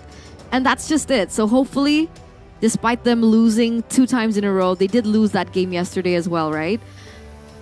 They will come 0-3. back. I have no doubt that they'll come back. As a region and as, you know, the team, the organization, Nova Esports, we have only seen the beginning of this region's development in MLBB, and I'm really, really excited to see what's in store in the future. 3 months and you can play like that. You were able to get a kill off of AP Bren. That in itself is already impressive, winning for the turtle fight as well. And you even mentioned, right, even the drafting phase, it looks like solid. everything was solid. So it just needs a little bit more refining. So we're excited to see them in the future as well. And thank you so much for, you know, participating here at MPLI 2023. And with that being said, there is going to be a next match ahead of us. Sir. I'm quite excited to see the outcome of this one. So without further ado, we are going to throw to a short break before we get into it. Don't go anywhere.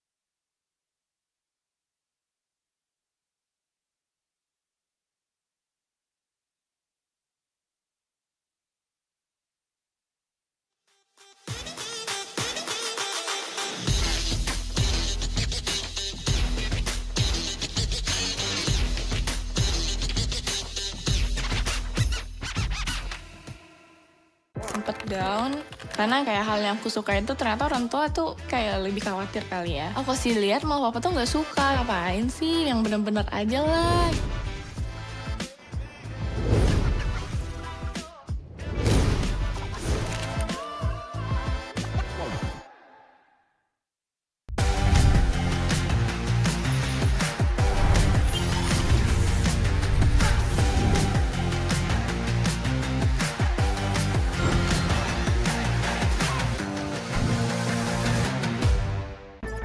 The Flying Swallow is here to clean up Marshall City.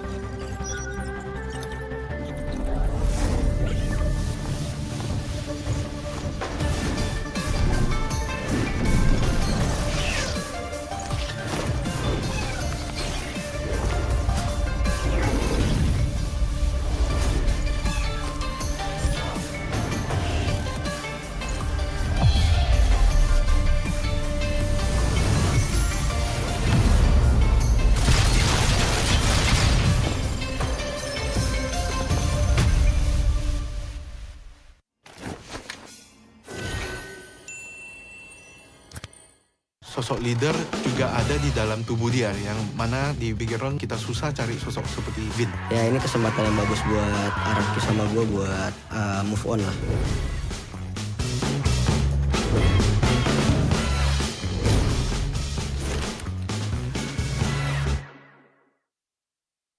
Meiji.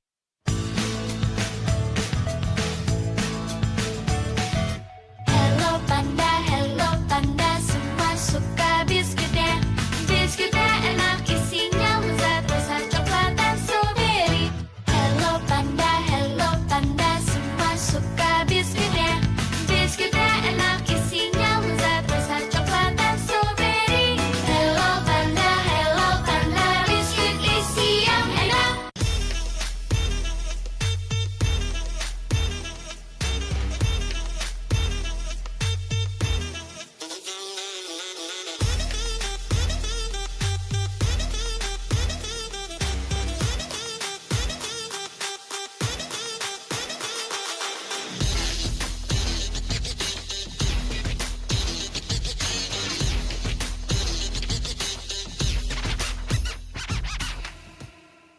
Sempet down karena kayak hal yang aku suka itu ternyata orang tua tuh kayak lebih khawatir kali ya. Aku sih lihat malah papa tuh nggak suka, ngapain sih, yang bener-bener aja lah.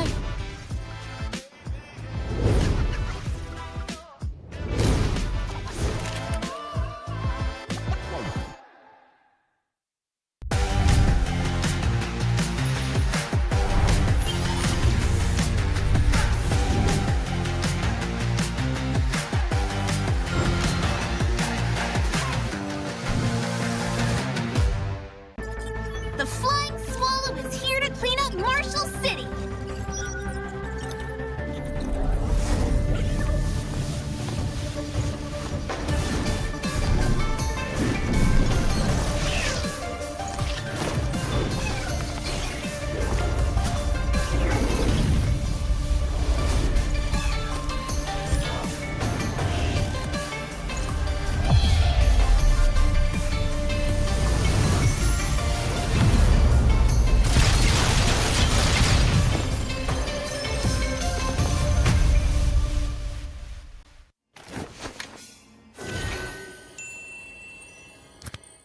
Sosok leader juga ada di dalam tubuh dia, yang mana di Bigetron kita susah cari sosok seperti Vin. Ya ini kesempatan yang bagus buat Araki sama gue buat move on lah.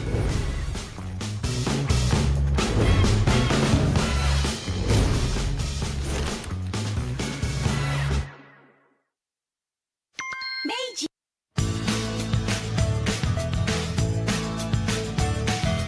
Hello panda, semua suka biskuitnya. Biskuitnya enak, isinya lezat, rasa coklat dan strawberry. Hello panda, semua suka biskuitnya.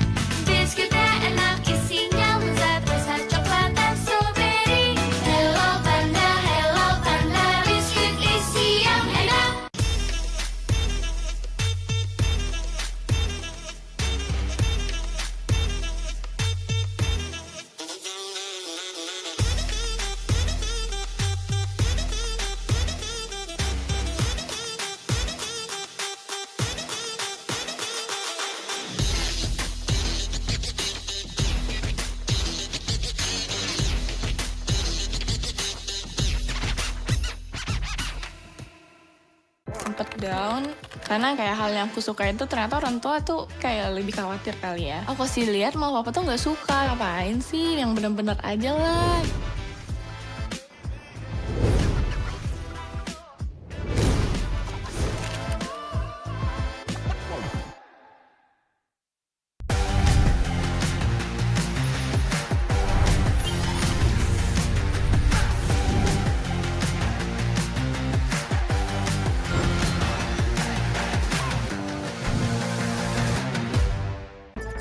The Flying Swallow is here to clean up Marshall City.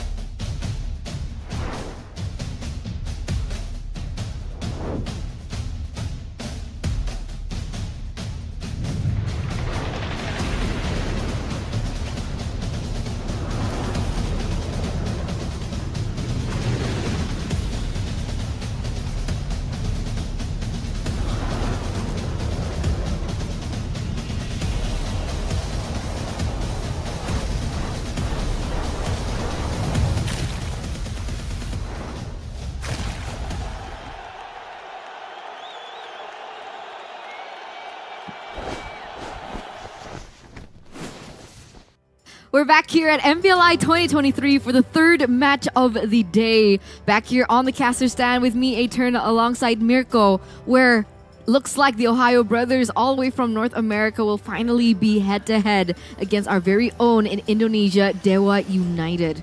After their performance so far, I think this might be the closest matchup that we're going to be seeing in Group A. The closest matchup in Group A for sure. And I mean, in terms of skill, I think you can actually draw some similarities between the two teams. Best player one being an assassin jungler, trying to carry the team through assassin picks. Meanwhile, on the other side, Lanaya, more of a utility jungler, more focused on farming, pathing around the map to get an XP advantage and then translating over to either team fights, but mainly neutral objective control. Dewa United as well, with their XP lane that has a huge emphasis on not caring about the lane, actually ignoring the lane for the most part and helping the team. We'll see how that style compares to Mielo, who really likes to win in lane. That's just it, right? The clash of styles and the similarities in styles, that's exactly what we are going to be observing in this next matchup. But can we get a little bit of a sneak peek as to how you're feeling about these two? Prediction. There's going to be a time and a place for my prediction, so we won't get into that yet. Man, You'll I want to see know it later. though. That's why you I gotta. don't know if this is a bless or a curse. So far, 2 games, 2 correct predictions. We'll see if we can get another correct prediction here for game number 3, but Eterna. For predictions, I can be wrong, I can be correct. For Omni, you can only be correct when you're watching the shows, mini documentaries that is exclusive to Omni by FWD, especially for me, the BTR Vin one.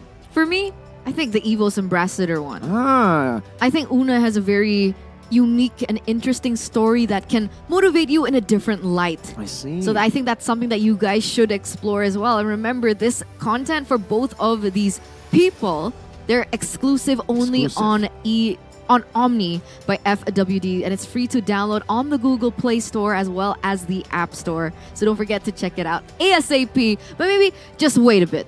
Maybe during the break, right? Because we do have a crazy and immense match ahead of us. But of course, we can't get through it without the best in the business. We can't get through it without Hello Panda. We gotta recharge, get back to our full power during this cast because, like you mentioned, it's not just the most equal in terms of skill, the most similar, but also it's basically the match that decides who makes it to the lower brackets of the next knockout stage. Basically, from group stage to knockout stage here. The winner will have 2 wins and 1 loss. The loser will be 1 and 2. So we're gonna get the answer to who goes to the knockout stage in Group A. Bren has already answered that, securing number 1. No beating them there. Just like you can't beat the taste of Hello Panda Do the Song by Meiji. Hello Panda, Hello Panda. And I don't remember after that. Same. Because it's in Indonesian. And we're English casters. Oh, it's so crunchy. It's so good. Like this app, honestly, right? Don't forget to download this right now. Stay on top of trending news and exclusive content with the One Esports app. Remember to download it for free now on the Google Play and on the Samsung Galaxy stores, which again will be exclusive to Samsung. So, use your Samsung phone, the ones that you should already have by this point, right? And you download the app and you enjoy the content inside. There's a lot of content, right? Exclusive interviews with the MPLI players, the athletes, but it's coaches, okay if you miss out on crew. that. Exactly, everything in MPLI 2023. But if you miss out on that, it's fine because you can also follow our social media on Discord, on TikTok, on Instagram, Twitter, X, Facebook, YouTube, and also Twitch. Definitely. Because, you guys are looking at things from the screen. Aren't you guys curious what's happening behind the screen? I want to see a lot of the behind-the-scenes shots. And honestly, from One Esports, we've had a little bird take pictures of us while we were casting. Is it just to Arashi? show, no, unfortunately not. Oh. But just to show the BTS, the behind-the-scenes of what we're doing here behind the cast when we're sitting, play-by-playing, we're casting in-game, out-game, everything. Everything. Everything. Even where Arashi is right now. Where guys is don't know. Arashi? Exactly, that's the question. Where is Arashi right now? Where is he? He should be here. But I have a lot of questions. Where and what? Like Or what that name? hero is? Name That that, hero. yes. With a question mark. No question mark. Just win 4,000 diamonds, all right? If you guys can guess the hero, name that Now. hero. This one right here. What is it?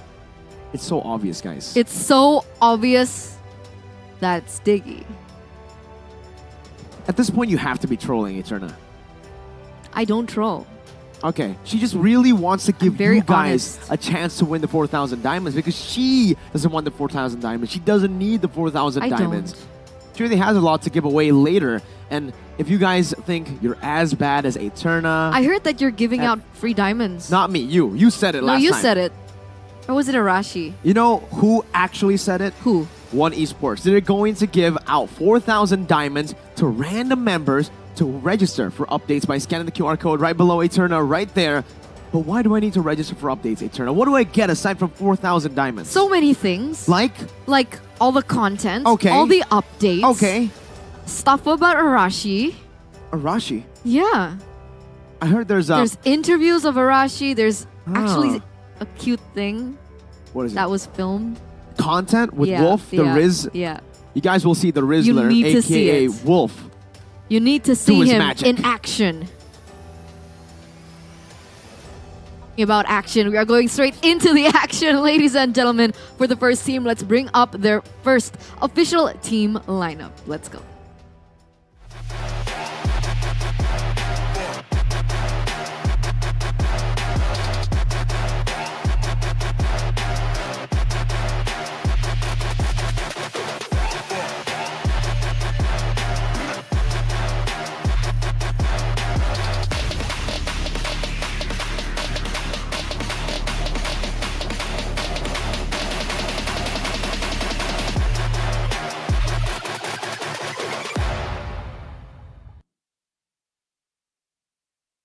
Made in Ohio. It's the Ohio Brothers. All the way from North America, they're looking to find their place in the playoffs of MPLI 2023. They're looking to recreate, reform their name, especially after a lot of attempts on the international scene. You name it. You even see, Hoon, wake up. I was about to say Dave. Oh. Oh, we're looking at Hoon? Okay. Wow. Hoon? Oh, Wake wow. Dave, He's so chill that he's sleeping right now.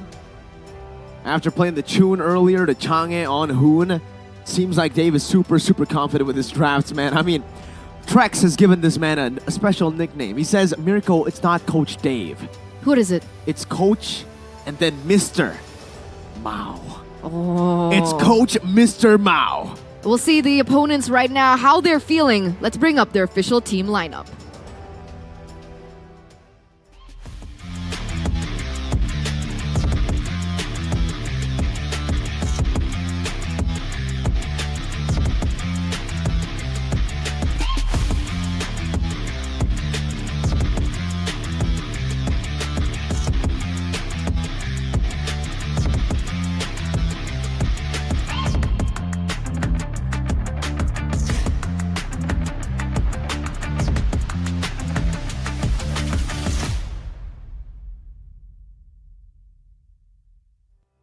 Looking to go for their chance all the way to the knockout stage, while also shutting the dreams of the Ohio Brothers. One win will secure a knockout stage position for Dewa United Esports. Our representatives from Indonesia looking to claim the impossible.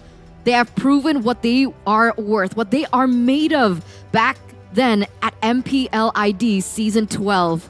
Their debut season making it all the way to the playoffs that no other team has been able to do in MPLID history.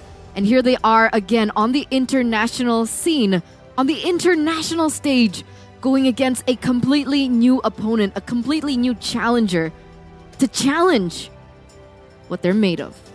You know what?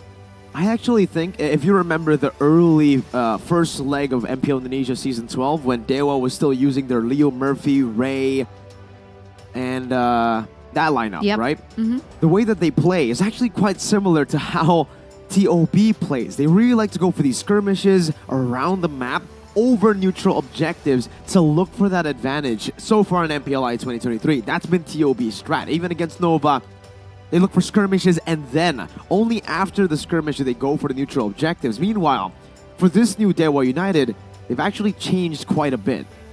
They're more disciplined in the neutral objective setups. They're better at picking heroes as well that are more in line with what is comfortable to their players. We used to see a lot of forced picks, I would say, on Dixon. Not anymore. Now, even meta heroes or non-meta heroes like the Lapu Lapu, it will still be given to him as long as he's able to play a playmaking hero. Doesn't matter what it is. As long as he's comfortable on it, it's fine. Is that not the horror of it though? True. Sure, it's one thing to get your comfort, and it's really great to go back to that route. But the problem with doing so is that it's really easy to read by opponents. Yes. And it looks like, what's his name again? Mr. Mao? Coach Mr. Coach Mao. Mr. Mao. Don't get it wrong. Okay, It's Coach Mr. Mao. Coach Mr. Mao looked ready for that. It looks like he's done his homework. I'm not really sure what he's written on that, piece of paper right there, but it I know. looks like it's all the secrets of Dewa United. Hey man, I've known Dave for like a solid year. I know what's written in that notebook. What? Win. Win. That's all. Sometimes you don't need to write your strategies. You only write what you need. You conceive, you achieve. No, wait. You believe. Wait. You believe, you conceive, then you achieve. Nice. That's the way of the Mao. Class. And that's exactly what it looks like they're doing. They look very confident right now. I really want to know what the players are looking like, the condition, the mentality, the head state that they're in. Even from Dewa United, it looks like they're praying. So they're trying to look for some sense of clarity in this upcoming match because, like you mentioned earlier on, this is going to completely define their fate, whether they continue on or they have to say goodbye to the MPLI championship position. I'll have to say though, Eterna, there's been some banter. Oh. Not between Dewa, but technically between Mielo and Indonesian XP laners. I've seen a clip on YouTube somewhere where Mielo in an interview said that he's better than all the Indonesian XP laners, right? And so far, he hasn't met an Indonesian team. He's only met Nova and AP Bren. Now, this is where he can actually prove that statement, or it could go all wrong for him, right? So against Dixon, 6th place in MPL Indonesia, one of the top 6 XP laners in Indonesia. Let's see what he can do against him. Ooh, that's interesting. I did not know that story. So there's a little bit of rivalry brewing here from him, from Milo, from the EXP laner of the TheOhioBrothers. And I don't know, what do you think about this? Because we had a little bit of a discussion about Dewa United, and in terms of anchors, who do you think holds like the largest role in the outcome of their matches? And so far here at MPLI, I think it's Dixon. But like you mentioned, it all depends on the hero that he's given. So this drafting phase is going to be ever as important to be able to make or break that statement coming in from Milo. So we see Dewa United here with first pick, the TheOhioBrothers with the second. With the Bruno being taken out of the board, Nolan also gets taken away. Joy from the other side is also not usable. I'm wondering if the TheOhioBrothers are going to leave out the Terizla for Dixon to pick up, or they're going to force him on something that he might not be as comfortable on. It's a good strat to go for, right? If you want to just limit Dixon's pick all the way from the get-go, get Mielo a good matchup in. He's a very good laner in from what we've seen in NACT.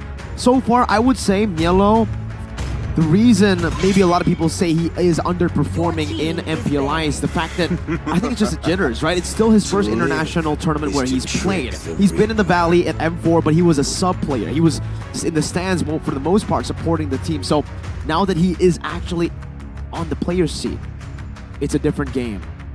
2 games should be enough for him to get rid of the jitters, understand his environment, and that's why I'm super excited to see this matchup, Dixon versus Mielo. Like, I hope so. I hope the 2 matches are enough because I do really want to see what he's made of. A lot of people have really hyped him up as well from the TheOhioBrothers. So far, it's been, for me personally, Best Player 1 and Zia that have really just outshined everyone, excluding the Chang'e moves coming in from Chun, right? So that's it. That's the layer of surprise that I feel that the TheOhioBrothers actually have over Dewa United. Sure, Dewa United, they're a little bit more informed with, wait a second, it's Ray. Oh, it's not Lanaya. Change. I just realized. Me too. Didn't realize it up to now. And hey, when we were talking about the utility jungler versus the assassin, Ray is the complete opposite. He's an assassin player himself. You leave the Fanny out here and it should actually be picked up by Dewa. It's one of his strong suits, his most comfortable hero, his signature pick is that Fanny. I understand that, but I don't know if this is the best choice that I would personally make. I would say that Lanaya is a little bit more versatile. Maybe Ray has a little bit more mentality. More of a carry role. I think he's a more confident player. I would agree. Playing those assassins in the international stage is definitely something very, very hard to do, but they go for the safe pick first. I thought maybe Fanny instantly first pick with it being open, but they go for Arlet. Instead, they secure a hero that is technically flex. We've seen Shaq go on it. That's the thing. And now, that's a huge curveball, I would say, to the TheOhioBrothers, not really understanding, or maybe they're not too aware of the playstyle coming from Ray, or maybe his hero pool. And like you mentioned, that Fanny could definitely pop up. So it's a really good flex here in from Dewa. It's going to keep the TheOhioBrothers from guessing just a little bit, and they're going to respond that Arlet pick with a Guinevere and a Matilda of their own. So they're looking to really just go havoc onto the neutral objectives. But remember, is this a Guinevere roam or is this a Guinevere jungle? I think it's a Guinevere jungle. I think For the sure. Matilda has already removed the flex potential of the pick going to the roam position. Matilda not be a mid laner? Maybe back in the previous patch, you could still actually fit Matilda into the mid lane. Technically, now you can still force it in, but it's kind of like sending an Angela mid too. Maybe a bit better in terms of damage, but it's kind of the same idea, right? It's a utility, it's a support that you are forcing into the mid lane, especially on a person like Hoon, being one of the pillars for TOB. They need a damage-dealing mid laner. They need someone with some burst, some magic damage. You know, for Dewa, they actually go for the Akai pick. You expect Ray to step in and to go on with his comfort picks, an assassin. He goes the complete opposite of an assassin, a tank jungle. No possibility for flex? Very small. I know it's not Onyx. I know it's not Aura Fire. But there is a small Akai chance XP. that could be utilized. I mean, we've seen Akai XP with an arrival by Fluffy. It's kind of a signature pick, a I guess cheese now pick. it's an EVOS thing. Well, now it's an EVOS thing, you're right, because Fluffy is, but he's not even playing for EVOS. He was a bit. It's for a bit. Veldora now, but yeah, we get it, right? It's a Fluffy thing. It's a fluffy thing. It's a Fluffy thing. Whatever. So, Martis to respond, Makes sense. but they don't do that. They go for the Novaria instead here. They need some information, right? When you're up against an ambush kind of composition like Dewa right now with an Akai and an Arlet, they can look for a lot of the surprise initiations with Flicker Final Slashes. So with the Novaria, it can already neutralize a lot of that catch potential that Dewa has.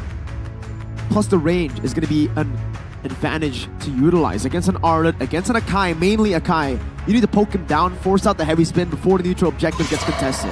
But remember, that requires some time.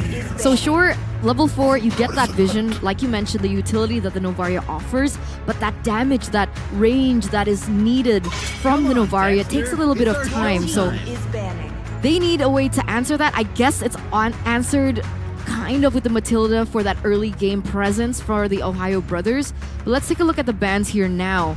Dewa United uniquely actually opt for the Terizla ban. We would have thought that maybe the TheOhioBrothers would want to go for the Respect ban against Dixon, but it's Dewa United themselves who actually take it away. For the TheOhioBrothers, they take away Claude and they also take away Kufra. With these two bans, is it signaling something here? Are you getting a spidey sense about something? It's more of just deny. They just want to deny a good pick over from Mielo, who can dominate in the lane, right? Against the Arlet, sure, the Arlet has been buffed, but it's still quite vulnerable in lane. If you are able to play the matchup properly and shut the Arlet down from the get-go, it's going to be tough for him to look for those plays around the map, which he's best at. So taking the Terizla out, a lane bully, away from Mielo, I think is a good choice. Even a Brody here to respect the pressure that Zia can put into that gold lane. As you can see, 3 gold lane bans in total for the side of Dewa United. Meanwhile, for TOB, Coach Mr. Mao is only given 1 respect ban over, and it's the Claude. Knowing what, we know that he has a lot of heroes that he can play, marksmans in the gold lane, and maybe that's where they're trying to get a win over Zia. Zia may be good, but in terms of hero pool, Watt may have a bit of an advantage. And it forces Zia on a pick like an Irithel here. What's Watt gonna play? What are the options? Irithel? Beatrix. I would say Leslie's an option, but against the composition of the TheOhioBrothers, I don't think it's a safe pick. Against a Novaria as well? Yeah, that's just too much catch, too much AoE CC. It's too risky.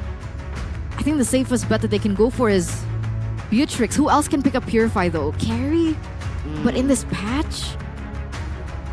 it should still be okay. The carry, we did see Benny Cutie as well successfully pull off a carry yesterday.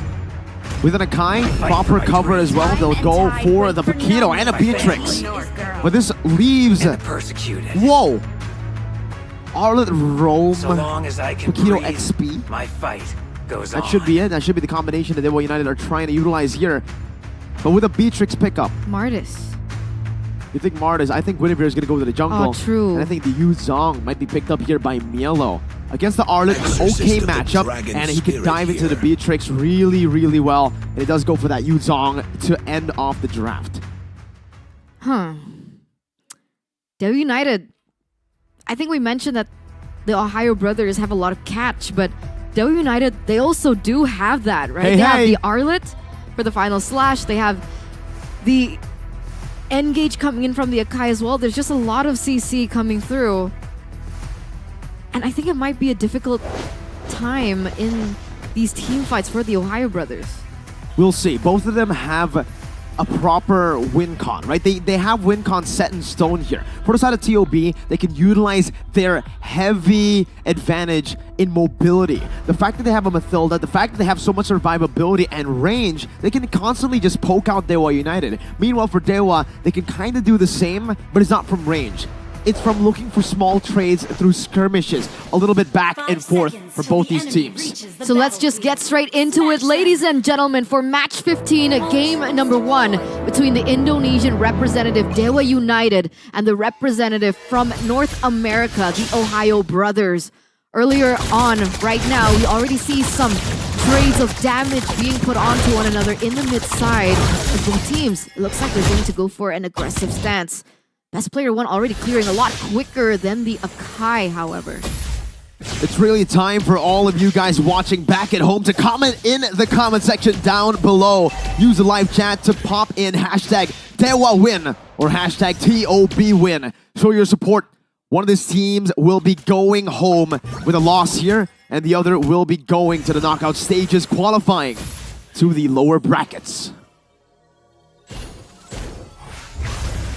I'm thinking here. Does Keys really want to engage onto this? Wow, that's a flicker burnt out very early on by Hoon. Has to respect the damage, I get it. But that's an advantage that TOB can look to, or Dewa can look to punish even more. Dixon has been more active so far, but he hasn't actually sacrificed any farm. He's still at the same level completely as Mielo. He could jump over with a Violent Requiem as well. First blood taken away by TOB as Hoon gets a snipe from downtown over to Shaco. Beautiful start for the TheOhioBrothers. Despite getting triggered into losing a few resources in the early stage of the game, they're still able to make it back into their own with Milo now in a 1v1 against Dixon. They should know where he is, but best player 1 goes in for that engage, looks to take away this from Ray. Good win. Small wins that'll build up, and TOB are getting a lot of small wins on the board. Even this Iritho winning in lane against a legend in Watts. Meanwhile, what happened up top? Shaco was able to equalize the kill here with a kill onto Shark. Whew. Now it looks like Dewa United are going to be the first ones to set up for the neutral objective. But look at Hoon come, and so does best player. It's a Requiem there, but a heavy spin as well. Ray forced back a great Astral Spear, and that should be a turtle secured, but it's secured by Mielo. A furious dive as well. Dixon diving in deep, going for a few good shots. Mielo gets out, and TOB walks out with a win. That damage combination and that follow-up coming in from Milo was just the cherry on top to a really good engage coming in from best player 1. And all the while, he was still able to gain that neutral objective. And Dewa United, they're falling far behind. 1k gold lead difference already for the TheOhioBrothers in the first 3 minutes of the game.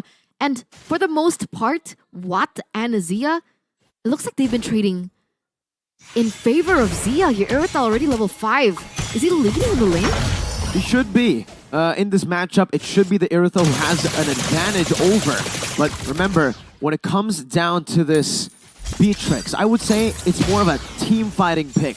They will need to try to utilize Watt outside of that lane. If TOB constantly push Watt into this lane, shove him back with the pressure they have in mid, TOB will be able to actually get into the mid game with a big advantage. Let's hope that they allow it to happen, right? Or let's hope that Dewa United are able to stave off the pressure. Wow, best player one Hey. again. Being able to find that opportunity and just give a lot of pressure, force that recall onto Keys. That's going to deny that rotation. Meanwhile, on the bottom side, Zia. Doing a good job. 1v3 now pinned down. And that should be the Vengeance picking up a free kill. But Zia, oh wait! He gets some of the guiding win! Followed through though by Shackle. A Violent Requiem by best player one. Now pinning down Ray, knocking him up. He still is able to get out with a headbutt, but Super Shark takes him down. Now it's Shackle flickering out to safety under the turret. Who's it worth for, Eterna? It's a gold lane, traded in for a jungle. They get Shackle. It'll be worth it for TOB for sure. Watts now dodging away from the spatial migration. Now it's best player one who's tanking, soaking up the damage from the turret. But it's a good clear over from Watts. Meanwhile up top, Milo popping into Black Dragon form, looking to turn it around onto Kaze. He knows he doesn't have a Purify. A good play by Milo. But Kaze is forced to use that BDF, stealing it away from Milo as well. Whew, wow, what a long engage there from both of these teams. Both teams understand the stakes right now as they go for more. A good pin down from Ray, and even Dixon with the help of the final slash from Shackle. Zones Hoon and Shark away. BP1 looking for retribution. Spatial migration coming in. A good stun, but wow! What? Best player one secures the second turtle for TOB. That must feel so horrible for Dewa United.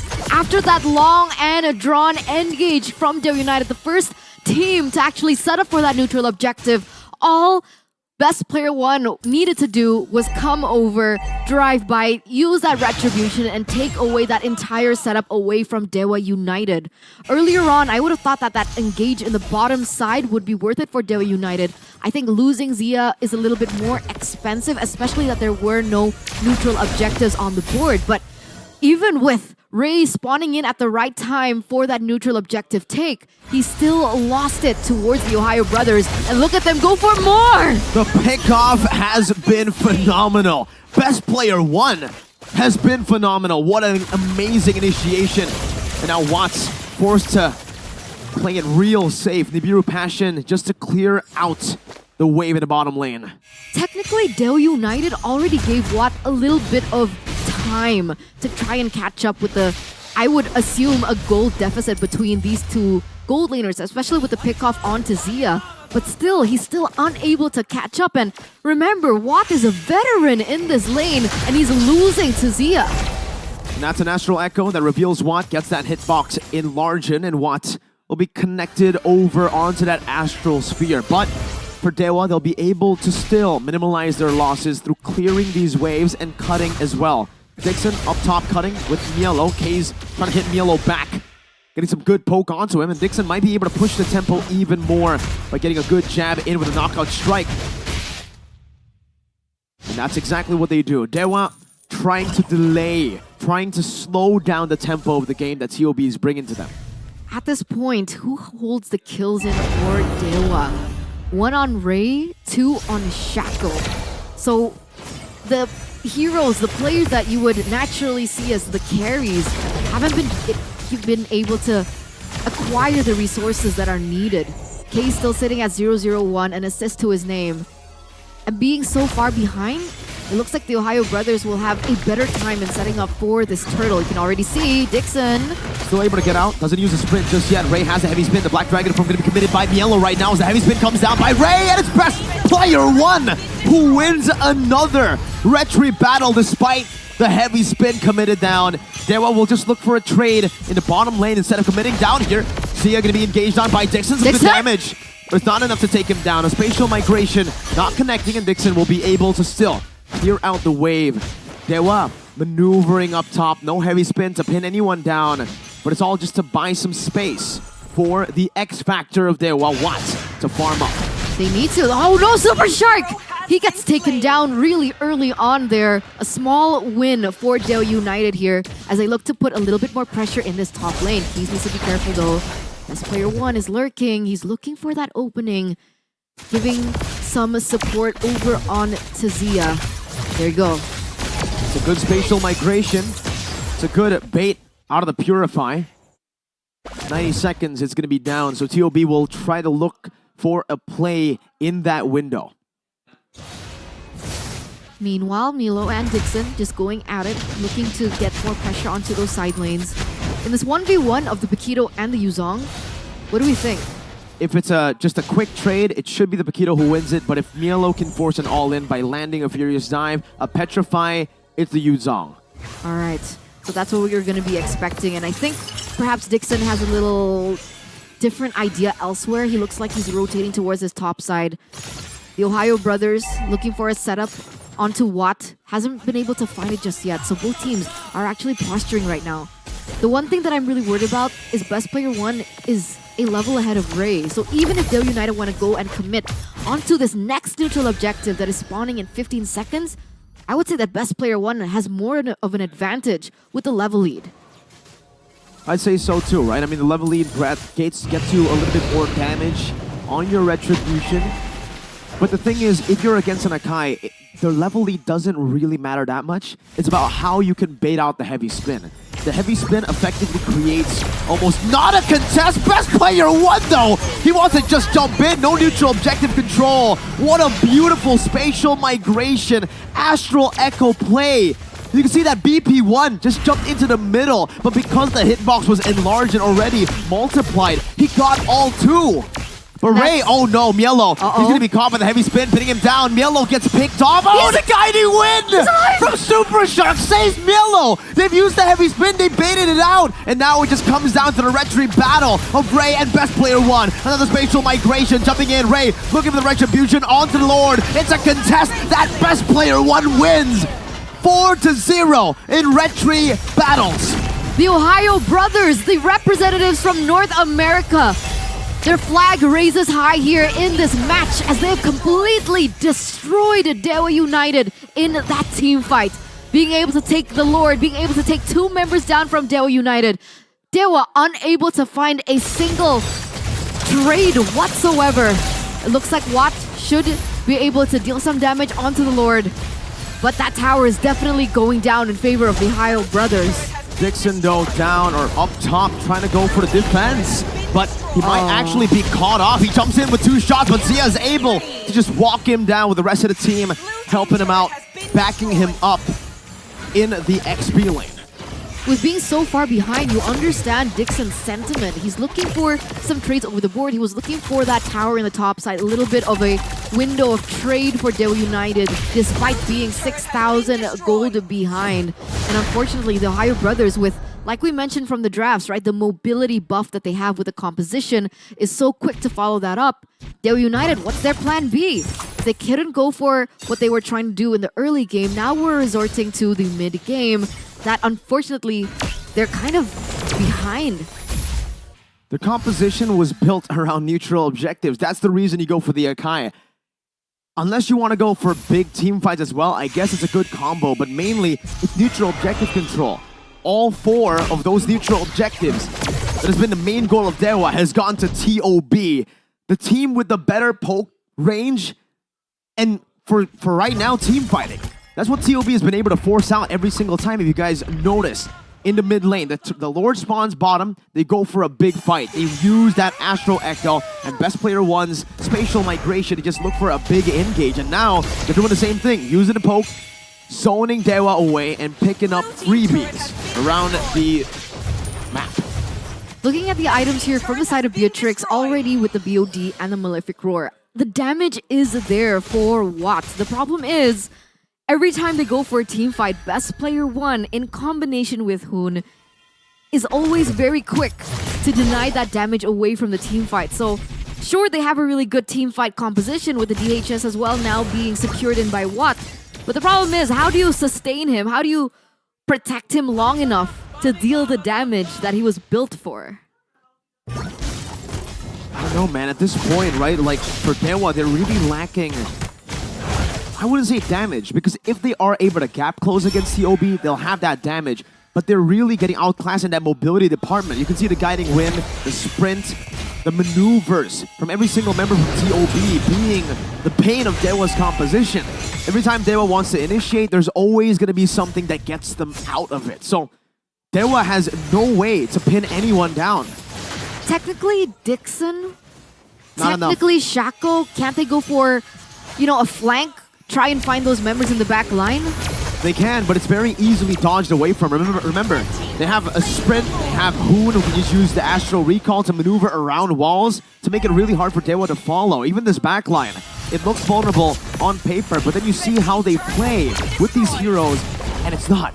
It's a free Lord. Just from TOB, clearing waves, setting up, they get a free Lord, and it's a 7,000 gold lead that has been built up by the TheOhioBrothers. You're right, even the guiding wind can take you out of nasty spots. Exactly. We've seen it time and time again. Super Shark being able to protect Blessed Player 1 with, 1 HP? Even Zia, time and time again, gets protected. Not to mention with the Flask of the Oasis, that also helps negate and causes miscalculations. Blessed Player 1, Shaco. All alone as a roamer. If he just sacrificed himself for the Lord to be cleared out, it should still be worth it for Dewa United. Dixon? But TOB are looking for more, not just that top side with the Lord. Ray trying to defend it right now, pops in Retribution, finds Zia with a heavy spin! That's a disaster for TOB, gets knocked up and shut down. A good engage by Mielo, going out the cage, but he might lose his life to the turret. One more shot and he will be saved by Super Shark. It turns out to be a win for TOB. A slight win, but my goodness, that Flask of the Oasis saving Mielo in that dive. That was such good cover. Again, right? The Flask of the Oasis. Literally, we were talking about that right before that whole battle occurred in that mid lane. The fact that it causes so many miscalculations. Initially, it was a really good play by Keys. They lost the inhibitor turret, however, and Keys eventually had to lose his life as well. 5,600 gold lead still in favor of the TheOhioBrothers. Let's take a look at that replay. What exactly occurred back then? This is it. Zia mispositioning, man. That headbutt into the heavy spin. Super Shark was ready with a guiding win earlier, but unfortunately he wasn't able to tap it because of all the cancels. Then the clutch healing. Super Shark saving the team. How many times have we seen a guiding win to save the team in this game? So many times that if I asked you to do every one with a push-up, I don't think you could do it. I think I can still do it. It's like more than 100. Okay, I don't think the game has gone on for 15 minutes, Eterna. I think it's definitely not 100, maybe 10. Oh, Poon pops in that Astral Echo. Doesn't reveal anyone. And Dewa just clears out the wave still. The longer this game goes, by the way, the riskier it gets, the harder it gets for TOB. They have some solid scaling, but so does Dewa. That Valentina, the Paquito as well, to control the side waves. TOB are going to have a bit of trouble. The Yuzong is more of a team-fighting hero, not a split-pushing one, and if Dixon can continue the split push, he might be able to take away the spearhead for initiations. For the side of TOB, best player 1 jumps in onto Ray, but his heavy spin comes down as well. Shaco. Final slash begins to back, but Shaco's the one who gets deleted. The TOB collapse. That's a good petrify. Kaze forced to use the Winter Truncheon right now. The burst damage comes through with BEF from the side of Kaze is not enough to get him out. TOB get a massive 2-0 right as the Lord spawns back in the game. Enhanced Lord should be taken for free by the TheOhioBrothers. That 4v5 team fight doesn't really go according to plan here for Dewa United. Sure, Dixon was able to push one turret in the top side, but not even the inhibitor turret was touched. And that was in trade for 2 members from their own side taken down, and the TheOhioBrothers securing yet another free Lord of the game. Intelligent that's initiation. the third Lord. And it's intelligent initiation, Eterna, from the side of TOB. The way that they have been able to just force fight so that the side lane control won't be of any use for the side of Dewa United. Look at the way they're now marching down into the mid lane. They might actually force a complete end with the Paquito being in the bottom lane. It's an enhanced Lord. Ray still holding out in the mid lane, not letting it crash into the base. Zia has now returned into the team, and the heavy spin now is going to be used up by Ray to start and delay a team fight from TOB. A siege onto the base. Dixon positioning in the flanks, looking for a position, looking for an angle to get a good knockout strike to bring TOB back to the team. But for Dewa, they will be able to defend in the mid lane and even up top in that base turret. A good Astral Echo reveals 4, gets 4. Black Dragon formed by Mielo, but he gets chunked quite low. Good zoning for TOB. They get a free base turret, and now it's going to be a Furious Dive as well, knocking him up. It might be an all-in, but Ray's still able to survive. Shaco with a Vengeance, Dixon jumping into the back, 11 knockout strike, and Hoon picks up a kill from downtown. Dewa still in it to try to defend. DOB, 3 HP bars low, gets a spatial migration. Best player 1 disengages one more time. And DOB with 3 waves, with 3 base turrets, is a good Astral Spear. Onto Watt. 4v5, Yellow with a Furious Dive. That's another good Astral Echo. Best player 1 with an engage that might have just sealed the deal. Ray gets a pin down onto Zia, but Case is not able to follow it up just yet. Now the base wide open. A few minute waves crashing down, but Bixen's still able to do a little bit of a defense here with a minute wave. It's just 1 cannon minute that Ray's trying to deal with. DOB doesn't care. They don't want a team fight. They want the win, and they'll qualify to the knockout stages of MPLI 2023. Congratulations to the North American representatives. That was an amazing performance by the Ohio Brothers. Best player 1, Hoon, Super Shark, Zia. They performed out of their minds today. And unfortunately, this means the first Indonesian representative has to say goodbye to MPLI 2023, Dewa United. Dewa has just been knocked out of MPLI 2023. The 6th seed of Indonesia will have to go back home. And we'll also have to break down that game with the best of the best. Arashi, take it away.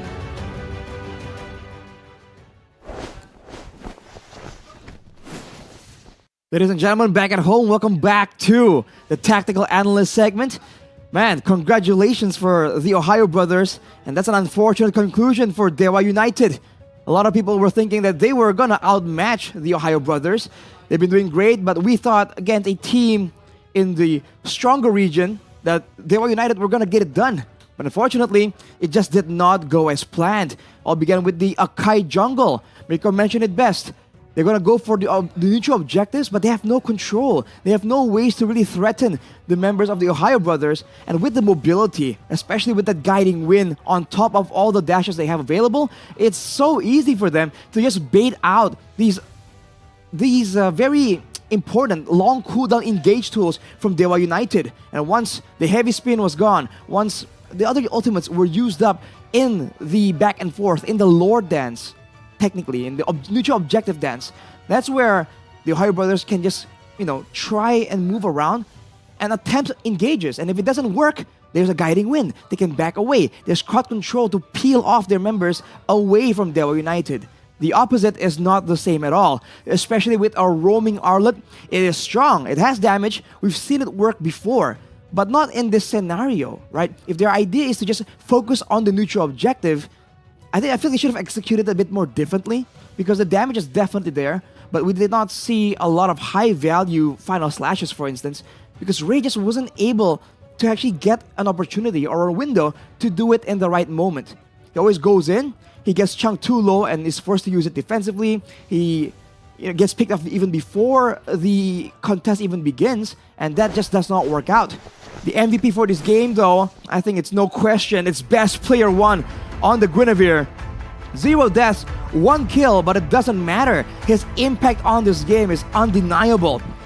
From the spatial migrations, getting the right target at the right time again and again, to having this solid retribution, even though he's up against an Akai, even though you can critique Ray's performance on the Akai not being good enough, quote-unquote losing retributions, there were times where he used the heavy spin reliably, properly, and Best Player 1 still comes out on top. Full tank Guinevere, absolutely annoying. He goes for the special migration to get pickups, but sometimes just for zoning, just for distractions, for his team to also find moments of success on their own. That is the kind of impact that you want your jungler to have, man. It's not only about their main job, it's what they can do to really help and build onto the team synergy for everyone to find success. Well, his performance in the jungle definitely just threw a wrench in the plans of Dewa United. No neutral objective contest, losing out in the engage as well. That's the main problem here. The spatial migration is not an ultimate. It can be spammed out again and again, and it's also a great mobility tool. You thought the Guinevere is in the bottom lane. Before you know it, with quote-unquote 2 dashes from the spatial migration, you can cover a lot of distance and reach the other side of the map before you can even expect it. We're gonna take a look at some of the highlights of this game, and we're gonna see a lot of best plays from best player one. In the early game, you can see both teams are trying to be aggressive, but you're seeing inklings of what will happen in the late game. Dewa will go for a pickoff, get them low, but unless the deal is sealed, there's still the get out of jail free card with the guiding win. And that's the problem. Shaco has damage, Keys has damage, Watt has damage, but how can they output this damage when they're severely outranged, when the threat of crowd control is always looming around the corner? This one moment here was made by Ray when he notices that there's a mispositioning done by Zaya, but unless something like that happens, look at the situation here. Even when the Ohio Brothers just go in aggressively, just barrel through, there's no punish available. At best, maybe a heavy spin, but even when you use that very expensive resource, what can you get from it? Can you really go for an AoE combo? Can you go for reliable burst damage onto one member to supplement a pick-off playstyle? I think the answer is no on all counts. So this composition from Dewa, I feel like is a bit of a jack of all trades, but absolutely a master of none. Not to mention, they were really not so respectful of the pick-off potential, and the best player was able to actually get a lot of just value moments right there that put his team so far ahead in gold that even in the base defense, it seems so one-sided. Looking at the items, like we mentioned, Watt already with 4 items, he has damage output, but against the shielding, against the tankiness that the Ohio Brothers have been able to build up, it just wasn't enough.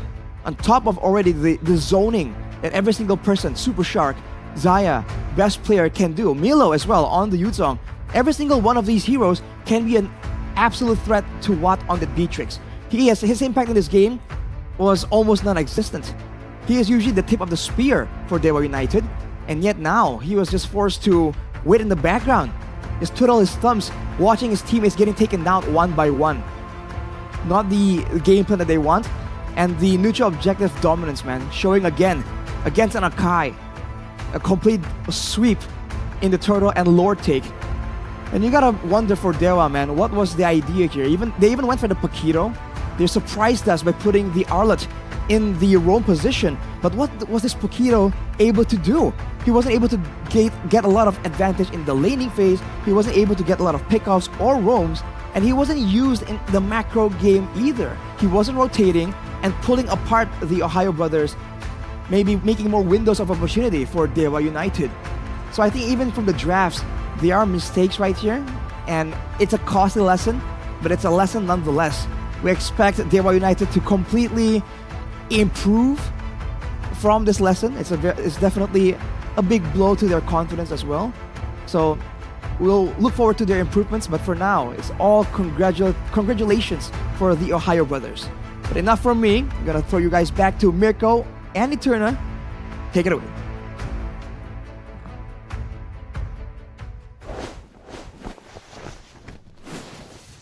And that's it, ladies and gentlemen. That marks the end of Group A. So we already know the entire result of it, right? AP Bren at number 1 will be able to make it to upper bracket. We're going to see the Ohio Brothers in the lower brackets as number 2 in the group. And we got to say goodbye to Nova Esports from China, as well as Dewa United from Indonesia. Thank you so much to Nova Esports and Dewa United for your participation here at MPLI. And hopefully we'll get to see you in other international tournaments ahead.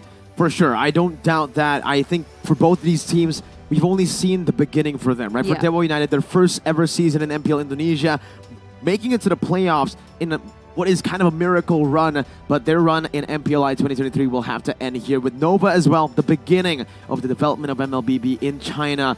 Can't wait to see the progress, and maybe in a year, how much of a powerhouse they can be in the future. But we'll be only looking at the near future now.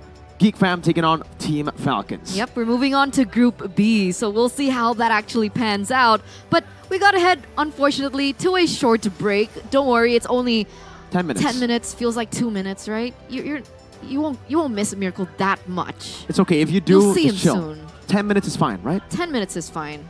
It's pretty average. But with that, ladies and gentlemen, we'll throw over to the break. Stay tuned. See you after.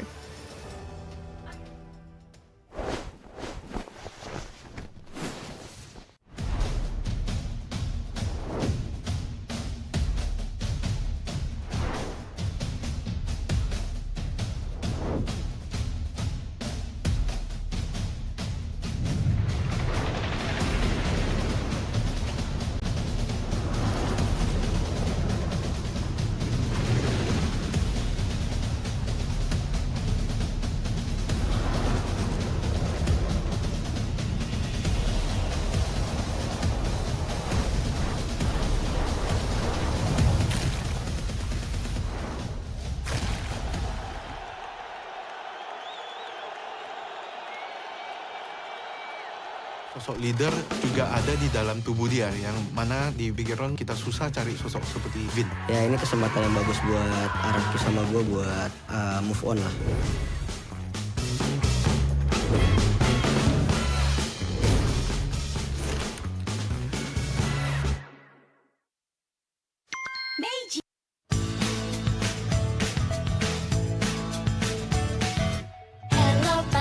Hello panda, semua suka biskuitnya.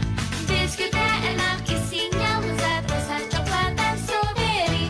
Hello panda, semua suka biskuitnya. Biskuitnya enak, isinya lezat, rasa coklat dan strawberry. Hello panda, biskuit isi yang enak.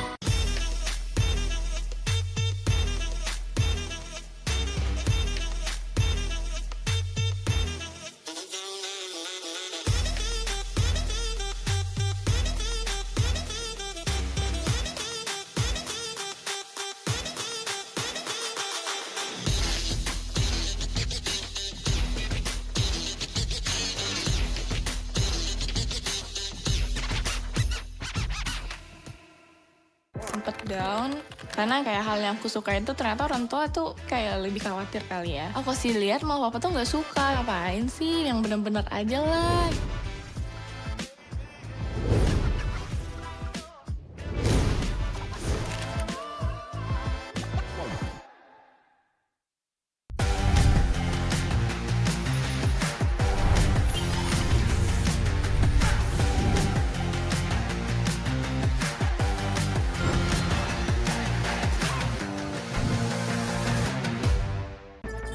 The Flying Swallow is here to clean up Marshall City.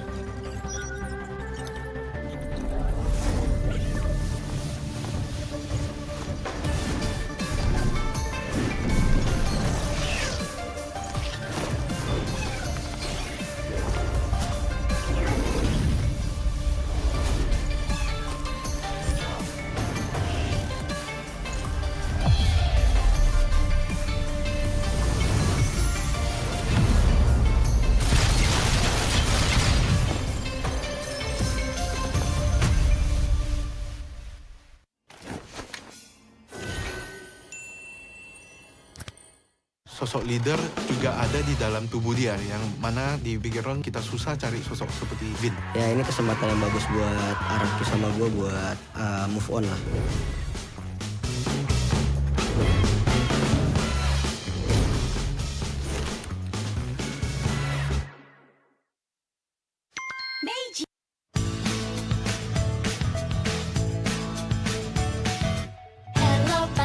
Hello panda, semua suka biskuitnya. Biskuitnya enak, isinya lezat, rasa coklat dan strawberry. Hello panda, semua suka biskuitnya. Biskuitnya enak, isinya lezat, rasa coklat dan strawberry. Hello panda, biskuit isi yang enak.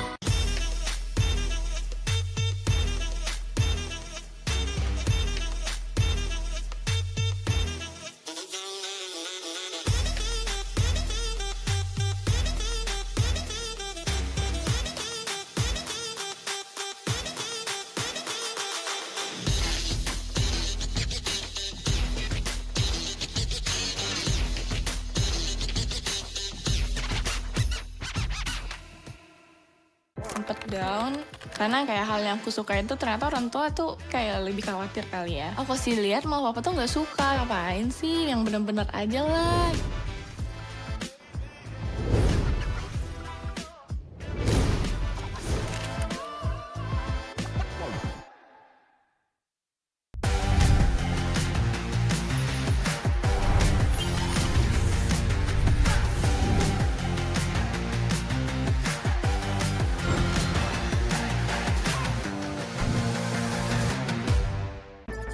The Flying Swallow is here to clean up Marshall City.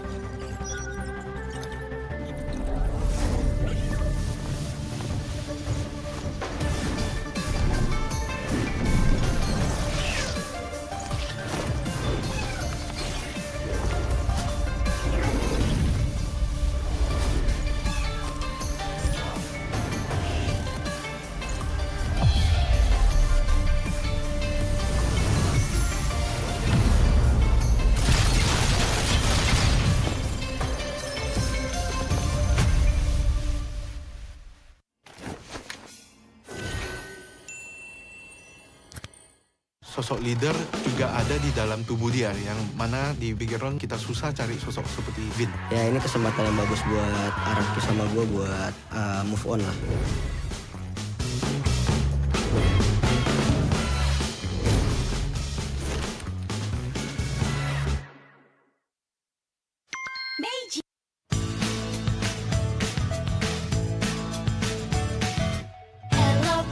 Hello panda, semua suka biskuitnya. Biskuitnya enak, isinya lezat, rasa coklat dan strawberry. Hello panda, semua suka biskuitnya. Biskuitnya enak, isinya lezat, rasa coklat dan strawberry. Hello panda, biskuit isi yang enak.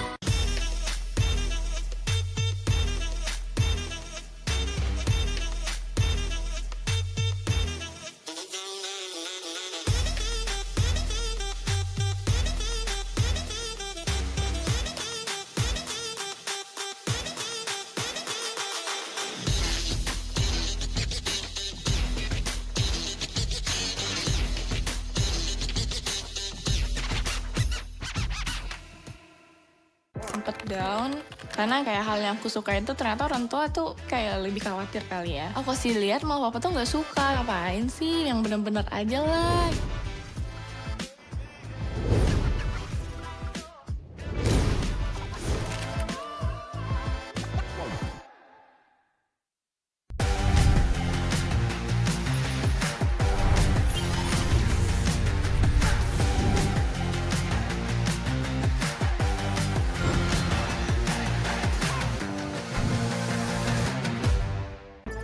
The flying swallow is here to clean up Marshall City.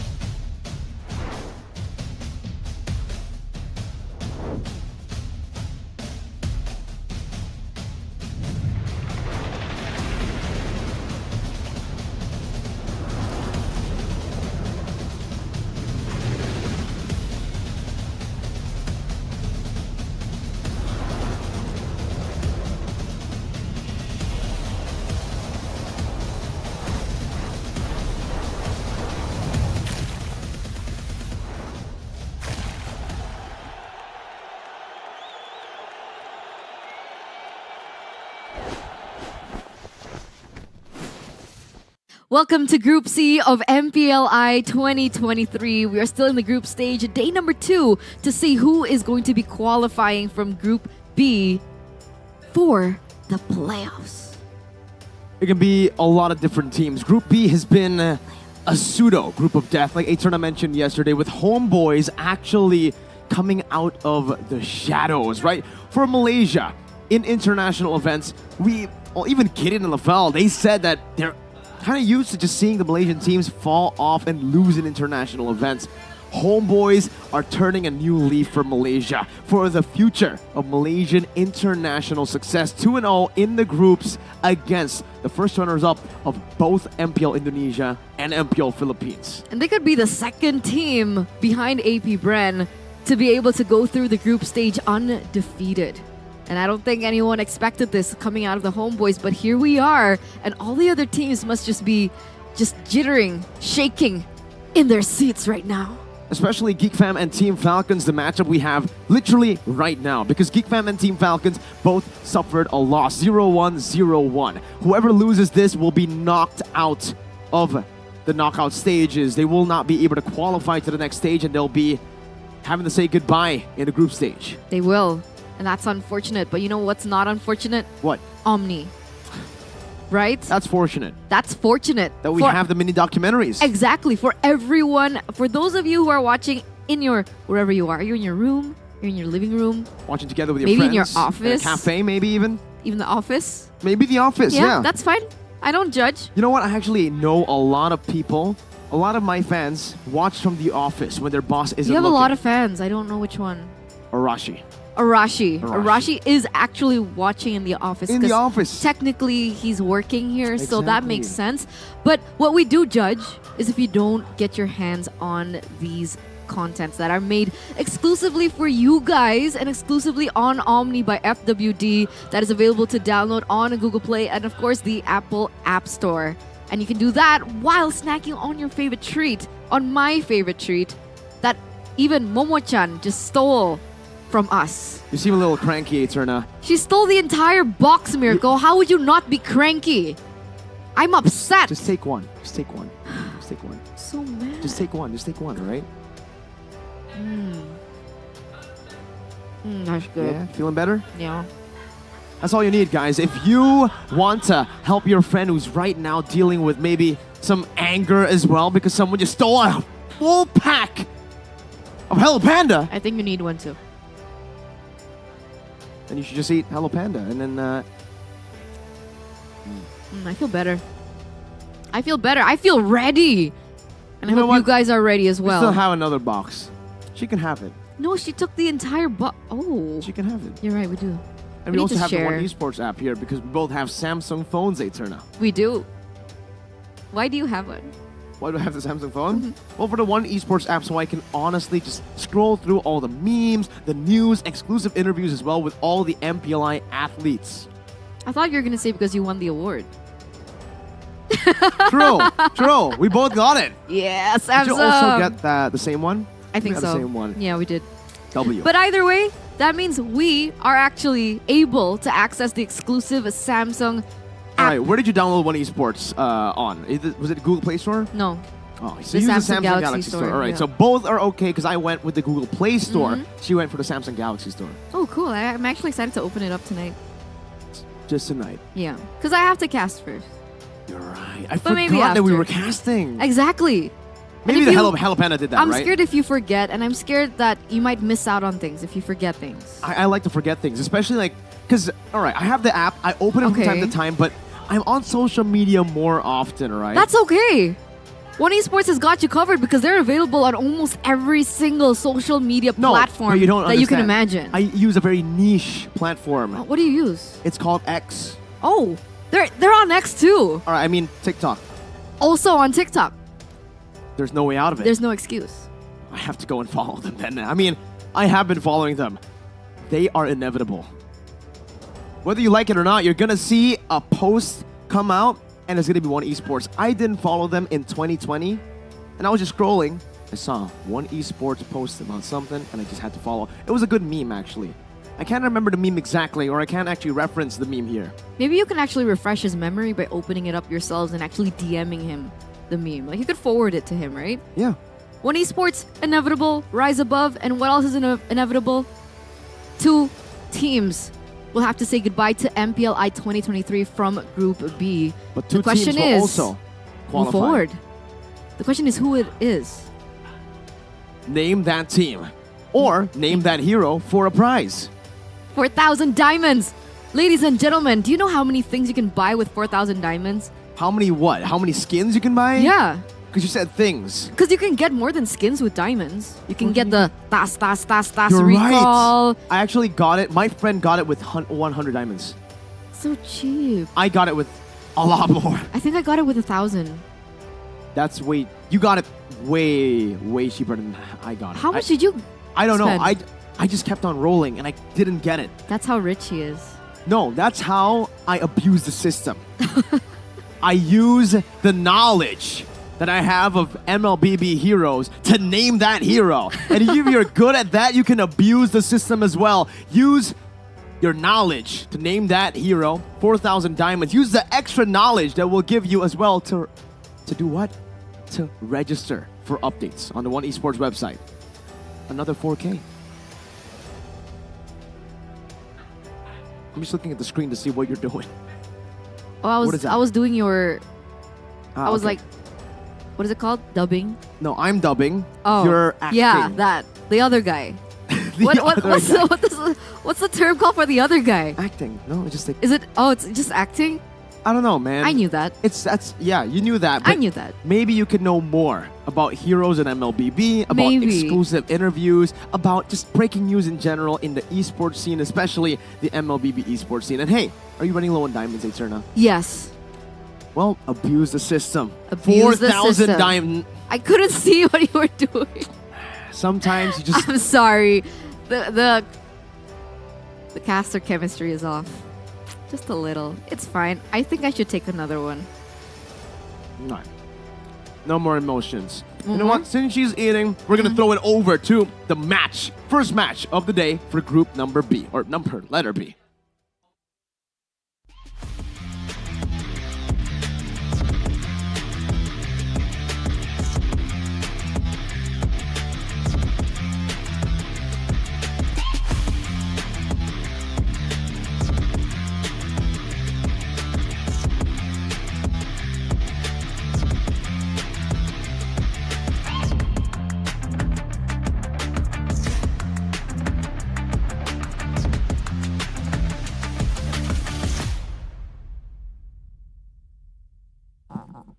The first runner-up of Indonesia looking to qualify to the knockout stages with a win over Team Falcons here, but they have a massive hurdle. Team Falcons with Maro. It's Geek Fam. One of the tournament favorites from Indonesia. One of the teams that a lot of Indonesians expected to do well here at MPLI, considering their history. Being able to make it all the way to the grand finals last time around, they have yet to secure a victory here in the group stage. And with that, let's pull up their hurdle. Let's pull up the official team lineup of Falcons. TF. Team Falcons. Yeah.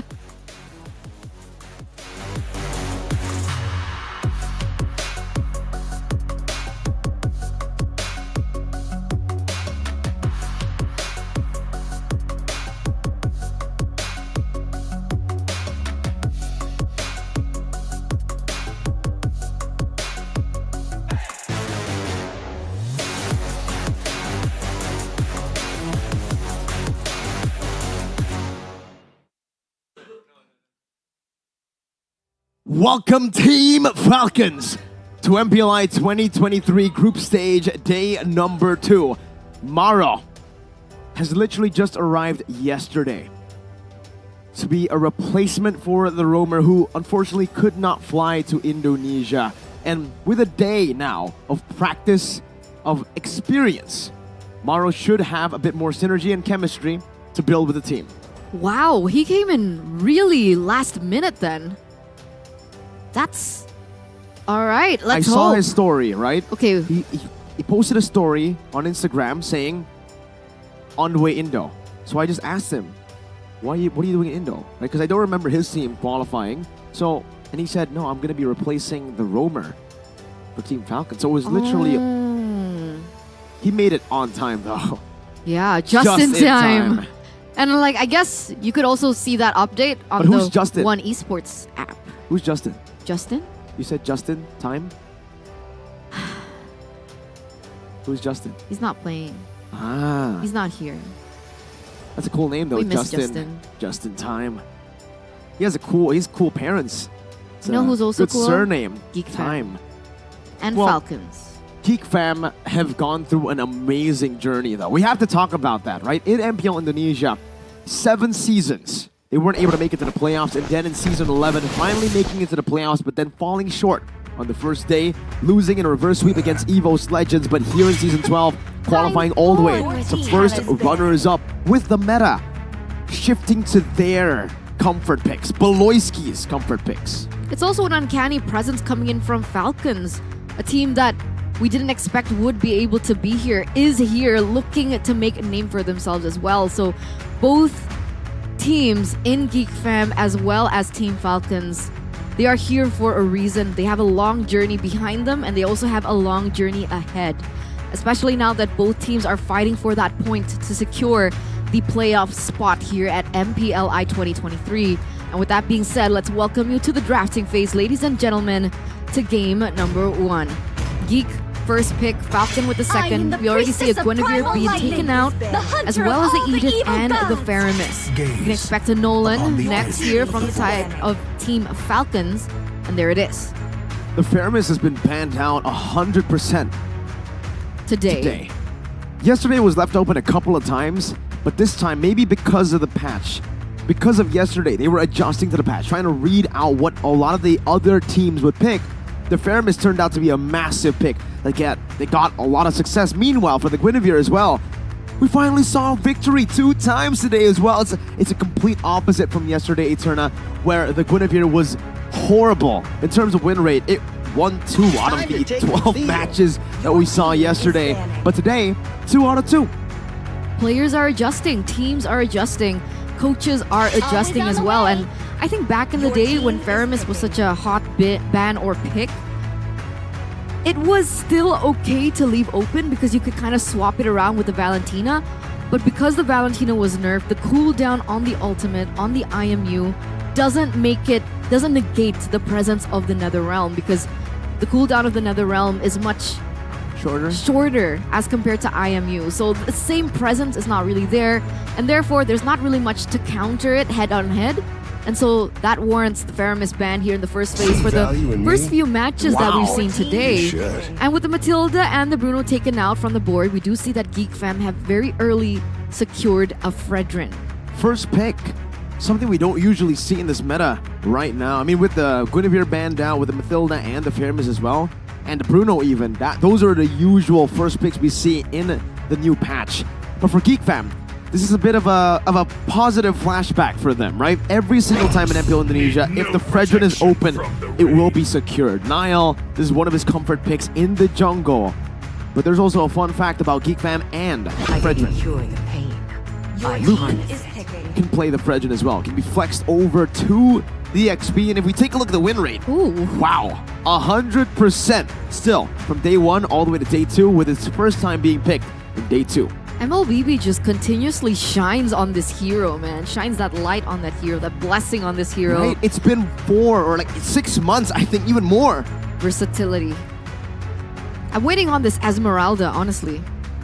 I thought that the Esmeralda would actually pop off. I pop in to the meta that we're currently in right now. We saw it being banned out, I think, once yesterday, and I thought that was kind of a hint as to maybe we're gonna see the Esmeralda in that EXP lane, but so far we haven't seen it. What we're seeing right now is the Boxia and the Valentina being picked up, but Geek respond with their best. Angela and Terizla. Angeloyski making its appearance here in day 2 of group stages for MPLI 2023, 75% win rate, we did see you soon utilize the Angela as a mid laner. And that's also something that we have seen multiple times from Geek Fam. Giving the Angela, flexing it over towards a boy in the mid lane, and then picking up something like a Ruby, even a Kaja for Beloyski to get a bit more lockdown and CC. Quick QQ. Quick QQ. Question. To me, Okay. Did the Angela mid work? all that matters. Did See You Soon win that game? 1 win, 1 loss. With the Angela mid? Yeah. Interesting. We're I able- thought it wouldn't work. They were able to win against Team Flash with Angela mid, but then they lost against RSGPH with Angela mid. But it was I a close see. game in game 2 as well against RSGPH. All right, okay. Because I was curious because a lot of people have said, a lot of analysts have said that, maybe Angela mid doesn't work anymore, especially because of the nerf to her first skill. But now we're going to see a 1-1 being picked up. And an Irithel ban coming in from Falcon.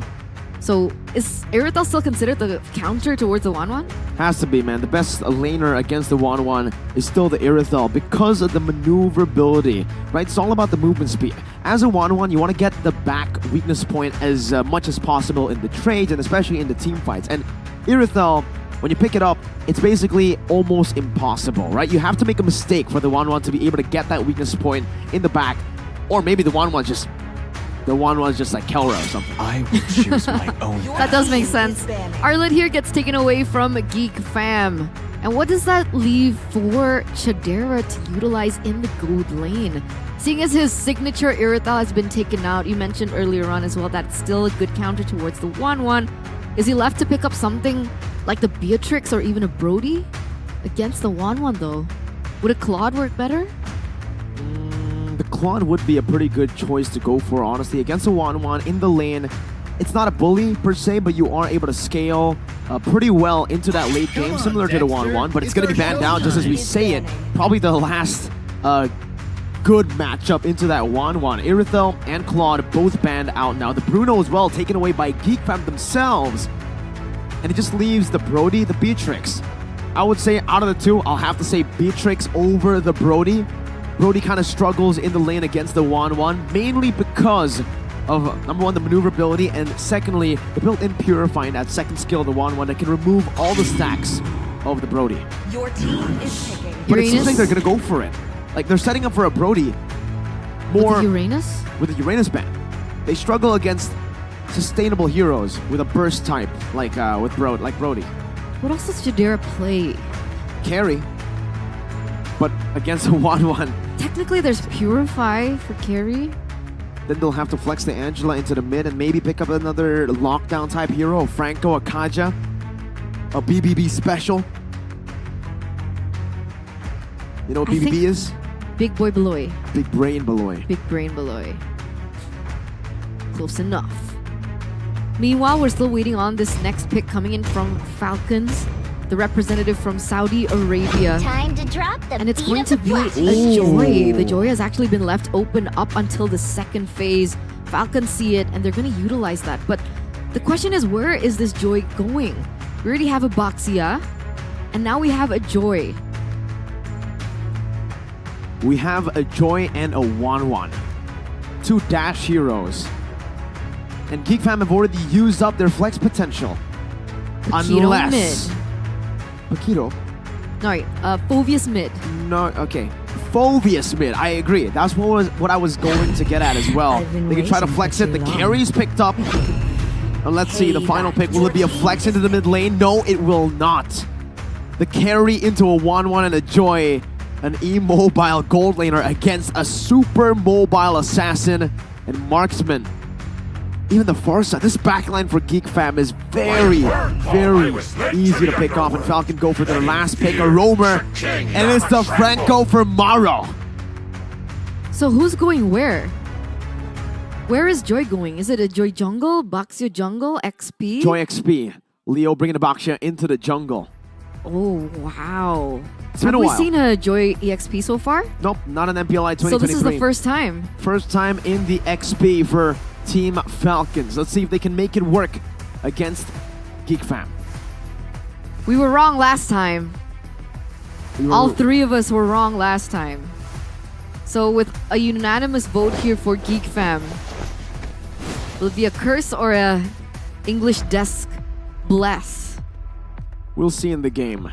Both these teams have a composition that has solid win conditions, right? But I think for Team Falcons, they have a bit more of an advantage when it comes to ease of execution. It's tricky, it's challenging, and it's the final hurdle for both of these teams.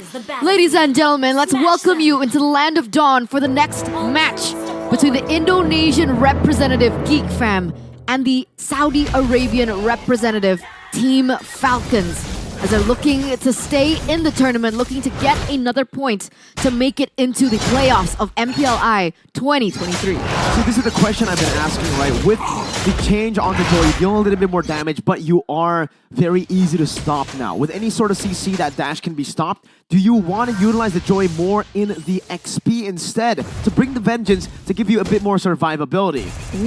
Thing is, when you're up against a bully laner like Terizla, you're going to have to respect that a bit more early game. Meanwhile, Beloy doing a good job at getting Chidera some lane priority already. Very early on against some good matchup against that carry, the 1-1. That lasted for a minute. Hulk already taken super low. You can even see the disparity in the positions coming in that EXP lane. And I would say that Falcons actually had 1-1 as their winning lane that they could actually utilize as their winning condition. But Beloyski is going to say otherwise. With a Franco 1-1 versus a carry and an Angela, who has the upper hand in a 2v2?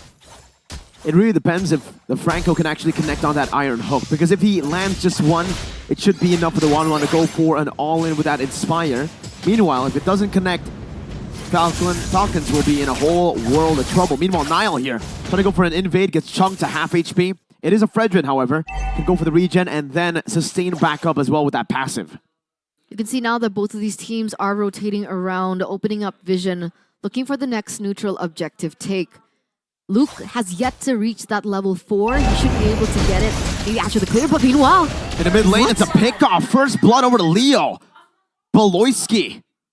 Well, I was like, okay, a boy getting picked off there, quite weird. But then I saw the name, it's Beloyski.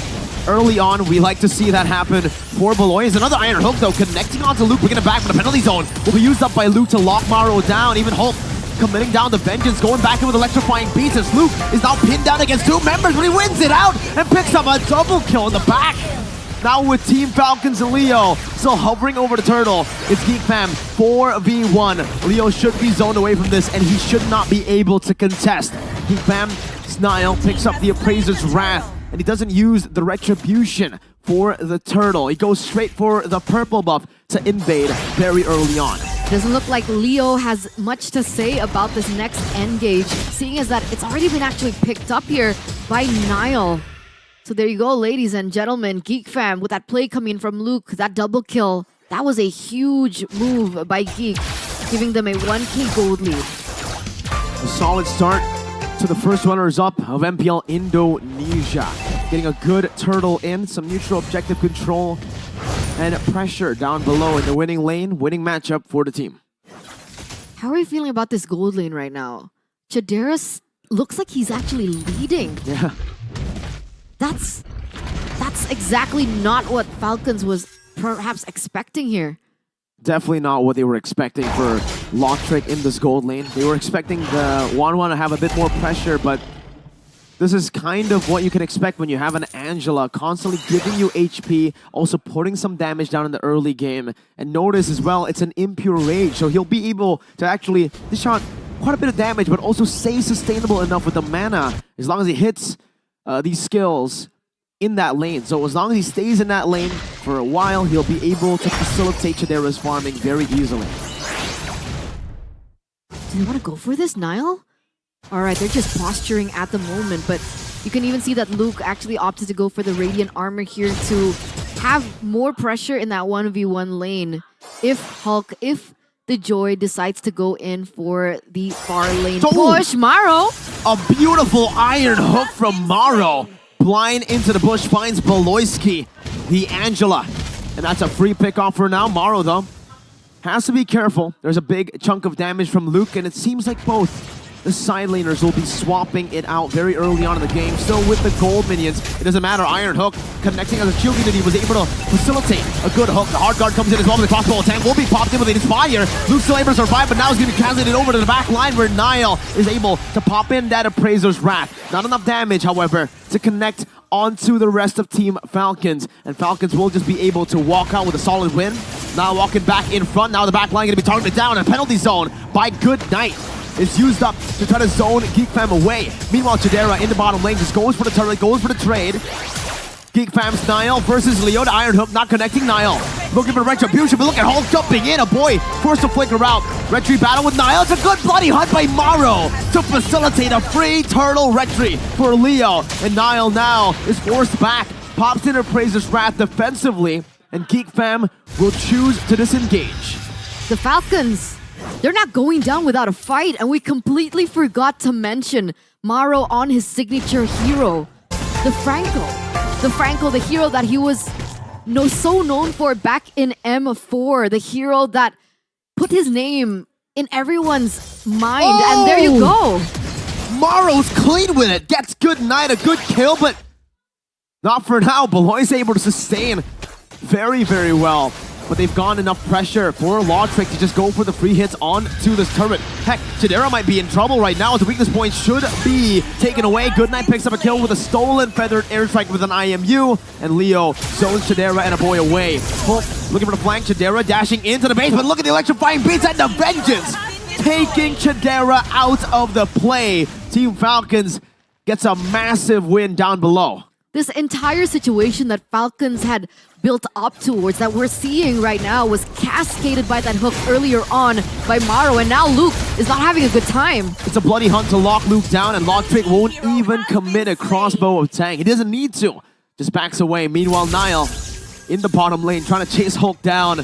Dashing forward, getting a good hit, but it's not enough to take the joy. 2-0 trade in for the Falcons, and now they're actually leading in economy, 1.6 to their name, and the pressure is building. There were several moments when they went in for team fights, but Luke actually opted to go for side lane pressure instead. So I don't know if there's going to be an adjustment to his playstyle, or that's exactly the idea that they're going for. They're trying to wait for that late game, perhaps, to wait for a boy and Chidera to eventually dish out the damage that they were meant to deal. Maro, so annoying. I think annoying is an understatement at this point, but look at Lawtrick. If Franco is annoying, the 1-1 is, what's the word for more annoying? But he is. With just the split push pressure. That's the thing about 1-1, right? The team can go for a fight! Maro! What the heck? An Iron Hook connecting onto the best possible target. He finds a boy, and Hook now is going to be caught. He's still able to evade despite the penalty zone connecting. And Falcons still come out on top. They take a tier 2 up top for free, and Goodnight gets out. Chidera though with a flicker forward as well. Gets a good shutdown there. A good meltdown, I would say, aside, except not the shutdown. And all the while, Lawtrick was just busy getting that tower in that top side, pushing it in favor of Falcons. It's going to be instantly traded back with his mid-side turret from Geek Fam. But ultimately, Falcons still hold on to their dominance in the first 8 minutes of the game. We can already feel that Chidera is dealing the damage. You can see that he already has the golden staff as well, so a little bit more attack speed on his side. And finally, it's starting to show. Is it enough though? Is it... Can they push through? Maro has just been so impeccable on the hooks. That's another airstrike, and that's enough damage. Wow. They took down Leo, melted him so fast. I guess that's the W for them in the mid game, right? Once they get that their item power spikes, a boy and Chidera, they're online, they're active now. They're starting to really melt down even the tankiest of frontliners, Leo, that fast. And that's why I do believe that Maro is going to be that X factor before they even commit onto the team fight. Without any purifies on the side of Geek, that's definitely something that they can go for. And there you go, Maro! Another bloody hunt secures a kill, and Lawtrick is the one who picks up a killing spree. Not the target you want to be giving the kills away to. Team Falcons still holding on to the gold lead despite it being already a bit lower than it was before. As long as Lawtrick is able to keep this lead, it should still be Team Falcons who are able to walk out on top of these skirmishes. Maro again with an iron hook, baiting and bringing Luke back to the team. The penalty zone was used up a little bit in panic, and he was only able to find one. Not enough at all. And with Luke being that low, Falcons will just go straight for the Lord right now, super fast. Maro, though, gonna be tied up. Flickers out of the Feather Airstrike. It's a big resource burned out for Geek Fam. And it's so unfortunate, but wait a minute, Maro goes in again. Niall! Leaves the retribution. Bloody Hunt locks him down, and the crossbow tank there was ready. Lotrick decides to hold it back, and it's a mega kill. 3,000 gold lead for the first runner-up of MPL, Mina. The instant shift in economy. Earlier on, we mentioned from that 1.8, it turned to a 1.4, but Falcons are saying, no, all right, you want more? We'll give you more. Let's give you a 4K gold deficit. And we're seeing the disparity between the players from both of the teams. The carry, already with the Corrosion Scythe and the Golden Staff, is still waiting on that third item, being that DHS. If and only if they're able to get that momentum down, then the damage should be enough to shred down. But the problem is, if Maro makes it a 4v5, without a boy, without Chidera, that's when the team fights start to go in favor of Falcons, who are now sitting at 5K. In case you guys forgot, people watching back at home, the audience, if Geek Fam lose here, they'll be knocked out. And again, it's Maro with an iron hook. This time to the front line. Our hook diving deep. A boy forces a flick around. Hook chasing. And he finds a boy in the base. Now with the taunt, locking Maro down. Lotrick able to get the crossbow tank ready on the Nile right now, but the hard guard is not in time. 3 for 0. 3 for 1. Just Hulk. What are the XP lane? What are the members? A cannon minion. Gonna be used up by Team Falcons. Not enough to end the game. But Falcons have cracked Geek Fam's base wide open. Completely. In the top side, all it takes for is just a little push. Another forced error. Another amazing iron hook coming out from Maro.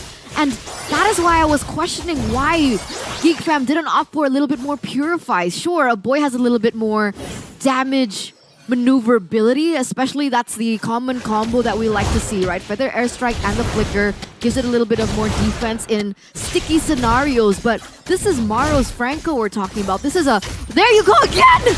Maro! An iron hook, a bloody hunt as well. The crossbow tag! Lotrick!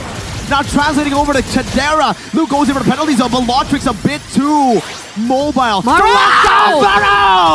With another iron hook! And good night! Finds a penalty zone on the 3. Plays after plays, Team Falcons. The name and another! Maro is a monster! This is what we were talking about all the way from the early game. We completely forgot to hype this train. Maro on the Franco is a Franco that everyone has respected on the international scene. We saw it at M4. We're seeing it now. There's a reason why he was flown last minute here all the way to Indonesia from wherever he was, right? That's the reason. That's what we're seeing. The momentum that has been built by Falcons on the back of beautiful, beautiful pickoffs and opportunities from that iron hook. The last time I saw an individual display of Franco prowess was also from a team with a very similar name, and it was a roamer as well. It was Team Falcon at M4 with Naomi. Now it's Team Falcons with Maro on the Franco. Man, like you would expect that Geek Fam are ready to go. Oh no, Maro's coming. The conceal play into the back, doesn't find the iron hook this time and gets caught instead. Hulk jumping back into the back line with a vengeance as well. A boy and Chidera still able to cat away, but the crossbow tang will be translated over. 2 of the main frontliners have been taken out. Lotrick still chasing, Shield Unity onto the back as well. Not enough to take anyone down. Chidera now jumping out of the penalty zone, flickering out to safety. No many ways for Team Falcons for now, but they're looking for the Lord instead. They're not going to try to bank on the end. A boy and a Chidera, those are the only players from the side of Geek Fam ID that are left. They have the damage, but they don't have the utility nor the sustain enough to be able to try and go for a contest over this. They're gonna let it go. They're gonna go for the defense instead. But Chidera, 1v1, Hulk? All right, it's fine.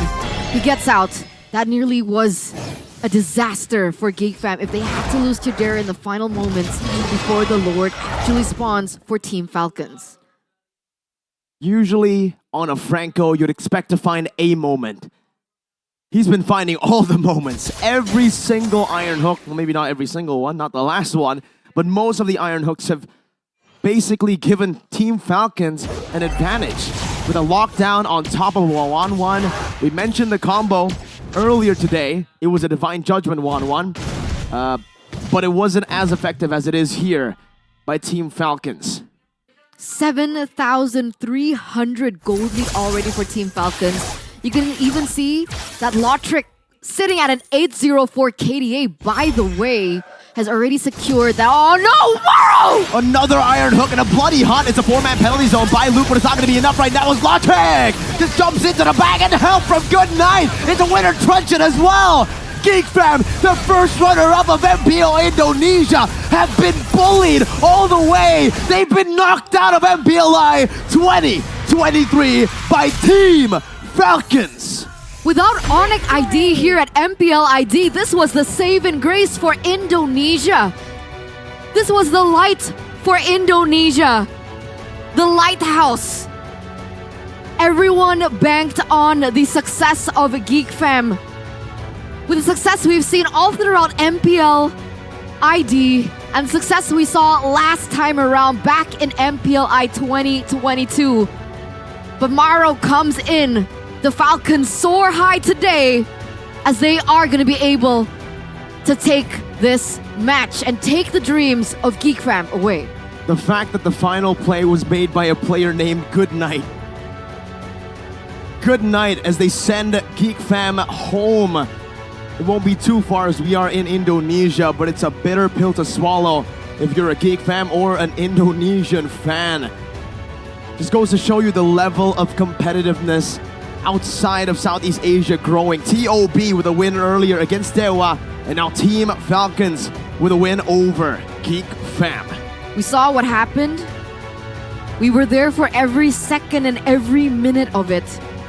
But let's allow Arashi now to break down that match, because that was an incredibly insane one.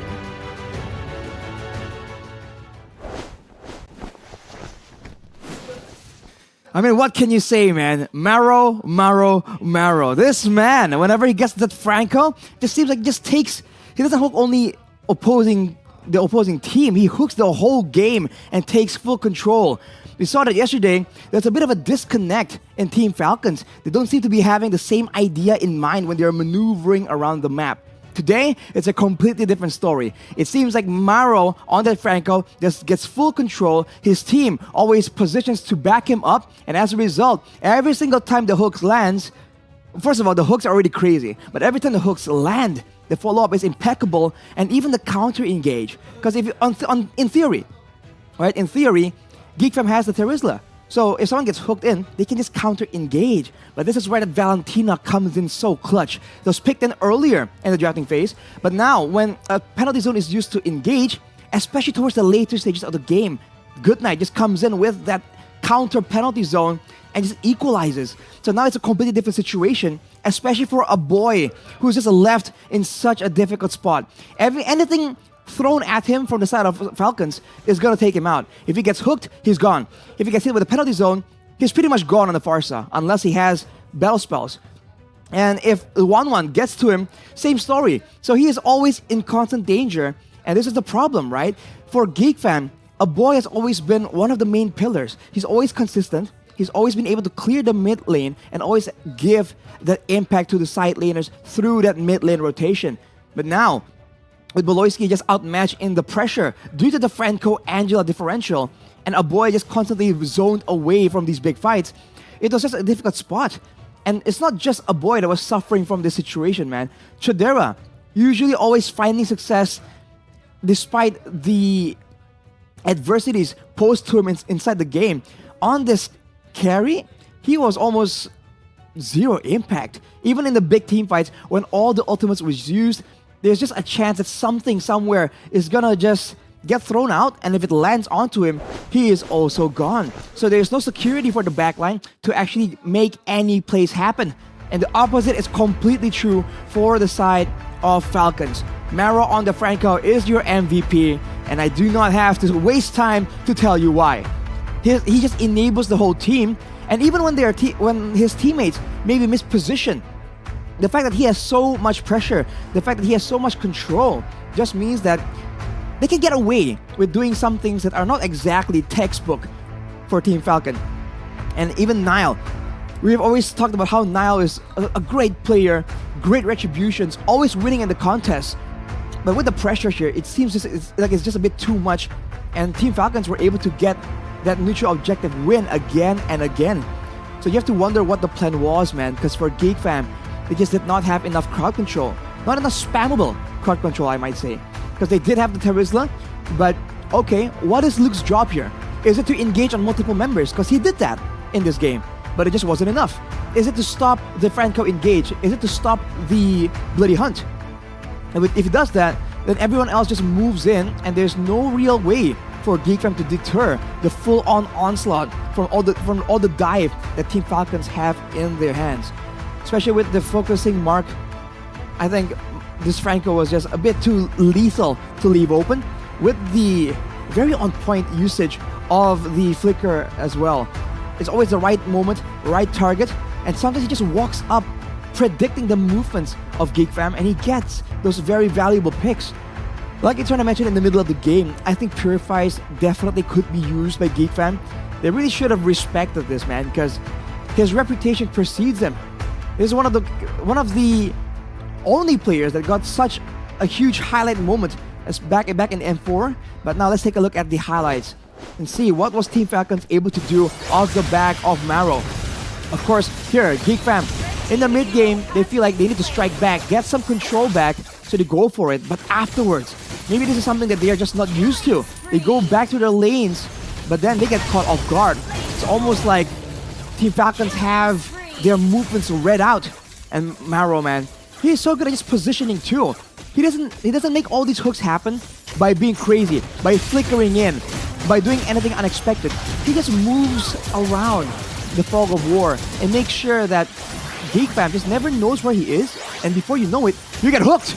And there, it's not only the engage, but even the counter engage, the follow-up hooks, you might say, from Marrow, really makes it very difficult for Geek fam to do anything. And here, once everyone gets behind Geek fam, once there are no more turrets to fall back to, once the Baxia and the Valentina, the 1-1 and the Joy, when they come at you from multiple angles, what can you do?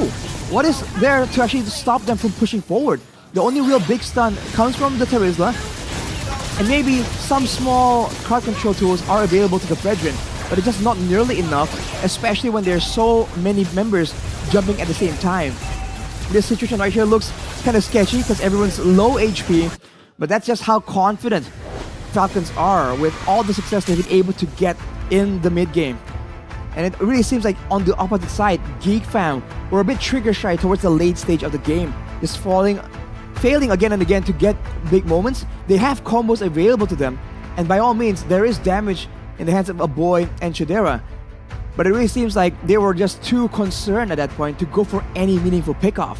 We've seen that with the carry pick, even the Baxia can be shredded down before the teams can follow up, but Geek fam did not attempt it at all in the late game, and that is partially because Falcons have just adjusted with the counter penalty zones, with Law Trick, by the way, honorable mention here, doing a lot of damage, going with the Sea Halberd as well to ensure that Baloyski cannot mess with the damage calculations, even though he has the Flask of the Oasis.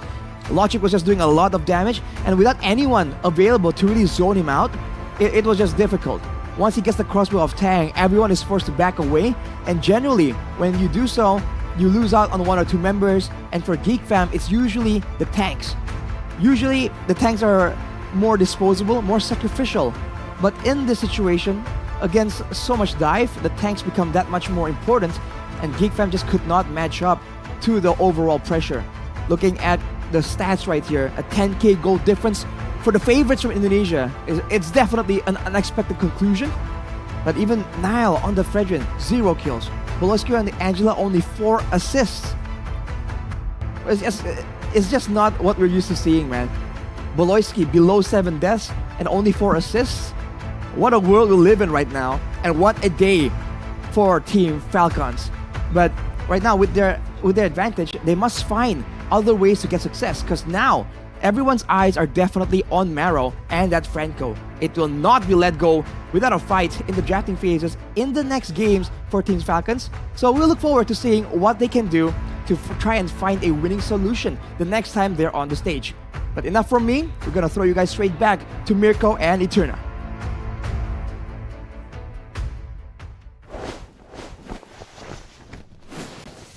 It's a day for the underdog story as Team Falcons was able to completely dismantle Geek Fam ID. And that means for Indonesia's hopes and dreams, I gotta say it relies on your team, Mirko. That's pressure. I don't think it's pressure. I think it's good motivation. Did you hear somebody say something? No. Like he mentioned a team? What? Someone mentioned a team. It's so funny. Oh, Rashi. No, not Arashi. Oh. I'll tell you later. Okay, I didn't hear it earlier. It's What I okay. heard was, Indonesia. 2 teams technically have been knocked out, but technically on paper, Geek Fam haven't been knocked out yet. Why? Because there's a chance of a full 1-2 tiebreaker in the bottom 3. Oh, all right. So if Falcons lose their next matchup, they'll be 1-2. Blacklist, if they lose their next one against Geek, they'll be 1-2, and Geek Fam will be 1-2 as well. So it'll all lie here. If Geek Fam can get a win over Blacklist International, there's a chance of that happening. The chance of that goes up.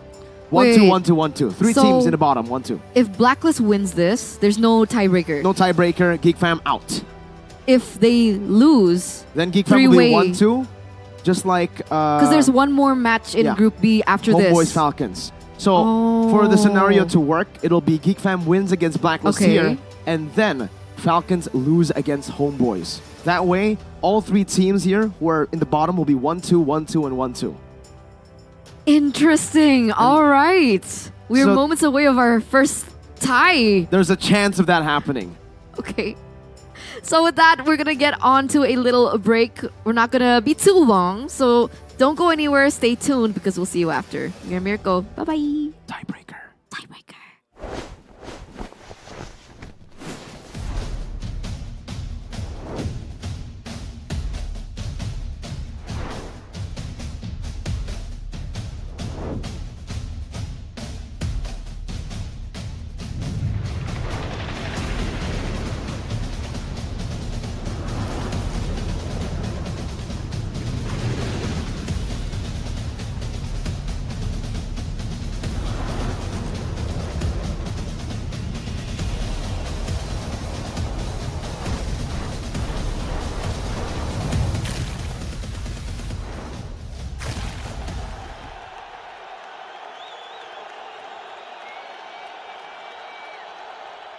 Sosok leader juga ada di dalam tubuh dia, yang mana di Bigetron kita susah cari sosok seperti Vin. Ya ini kesempatan yang bagus buat Araki sama gue buat move on lah.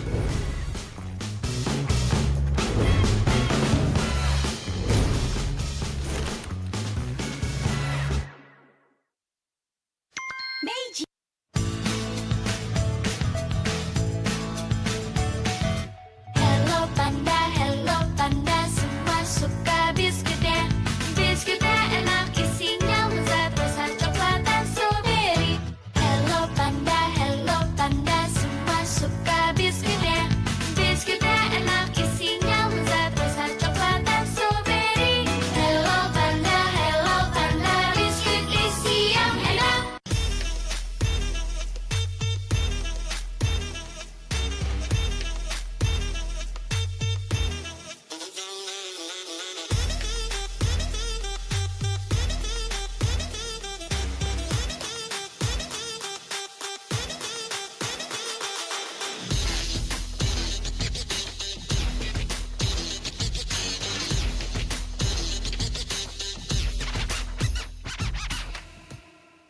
Sempet down karena kayak hal yang aku suka itu ternyata orang tua tuh kayak lebih khawatir kali ya. Aku sih lihat malah papa tuh nggak suka, ngapain sih yang bener-bener aja lah.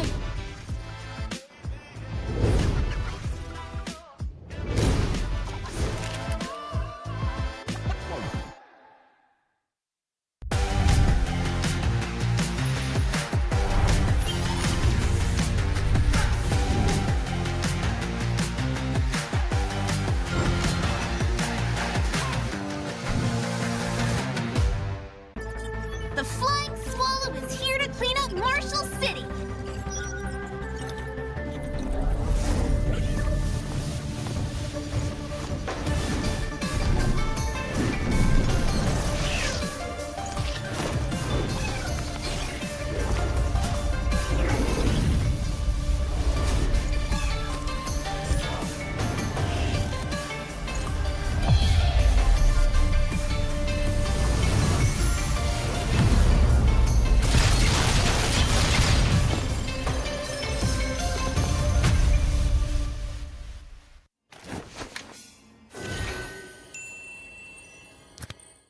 Sosok leader juga ada di dalam tubuh dia, yang mana di Bigetron kita susah cari sosok seperti Vin. Ya ini kesempatan yang bagus buat Araki sama gue buat move on lah.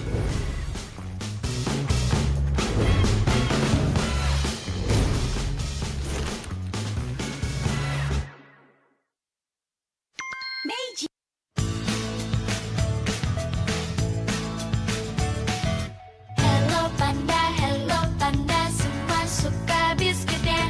Biskuitnya enak, isinya lezat, rasa coklat dan strawberry.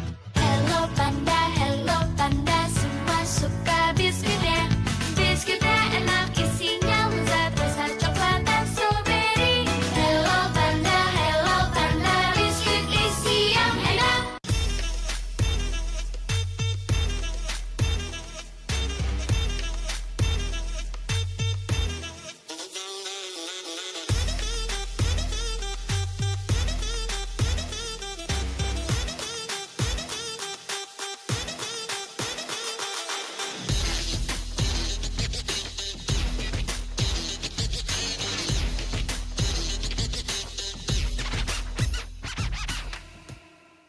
Sempet down karena kayak hal yang aku suka itu ternyata orang tua tuh kayak lebih khawatir kali ya. Aku sih lihat mau papa tuh nggak suka, ngapain sih, yang bener-bener aja lah.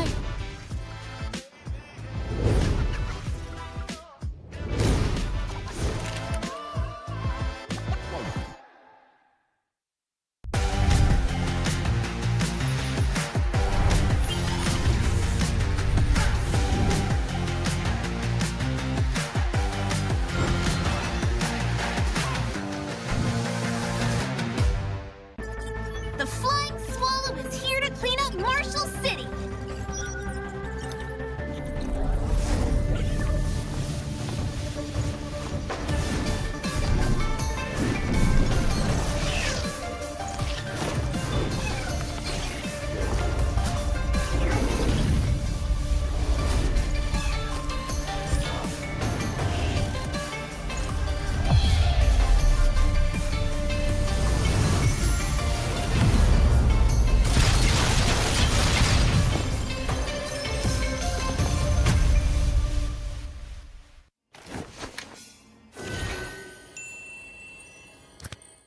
Sosok leader juga ada di dalam tubuh dia, yang mana di Bigetron kita susah cari sosok seperti Vin. Ya ini kesempatan yang bagus buat Araki sama gue buat move on lah.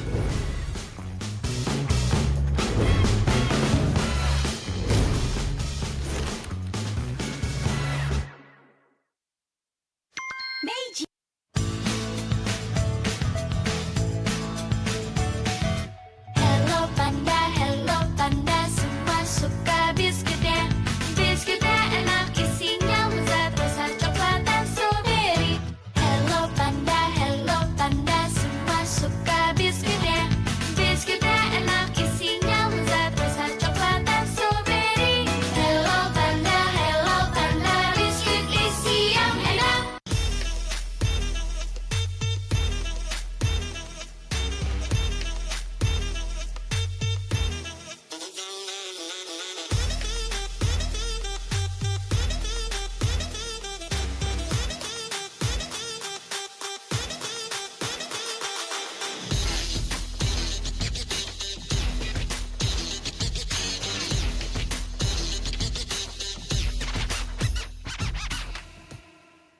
Sempet down karena kayak hal yang aku suka itu ternyata orang tua tuh kayak lebih khawatir kali ya. Aku sih lihat mau papa tuh nggak suka, ngapain sih, yang bener-bener aja lah.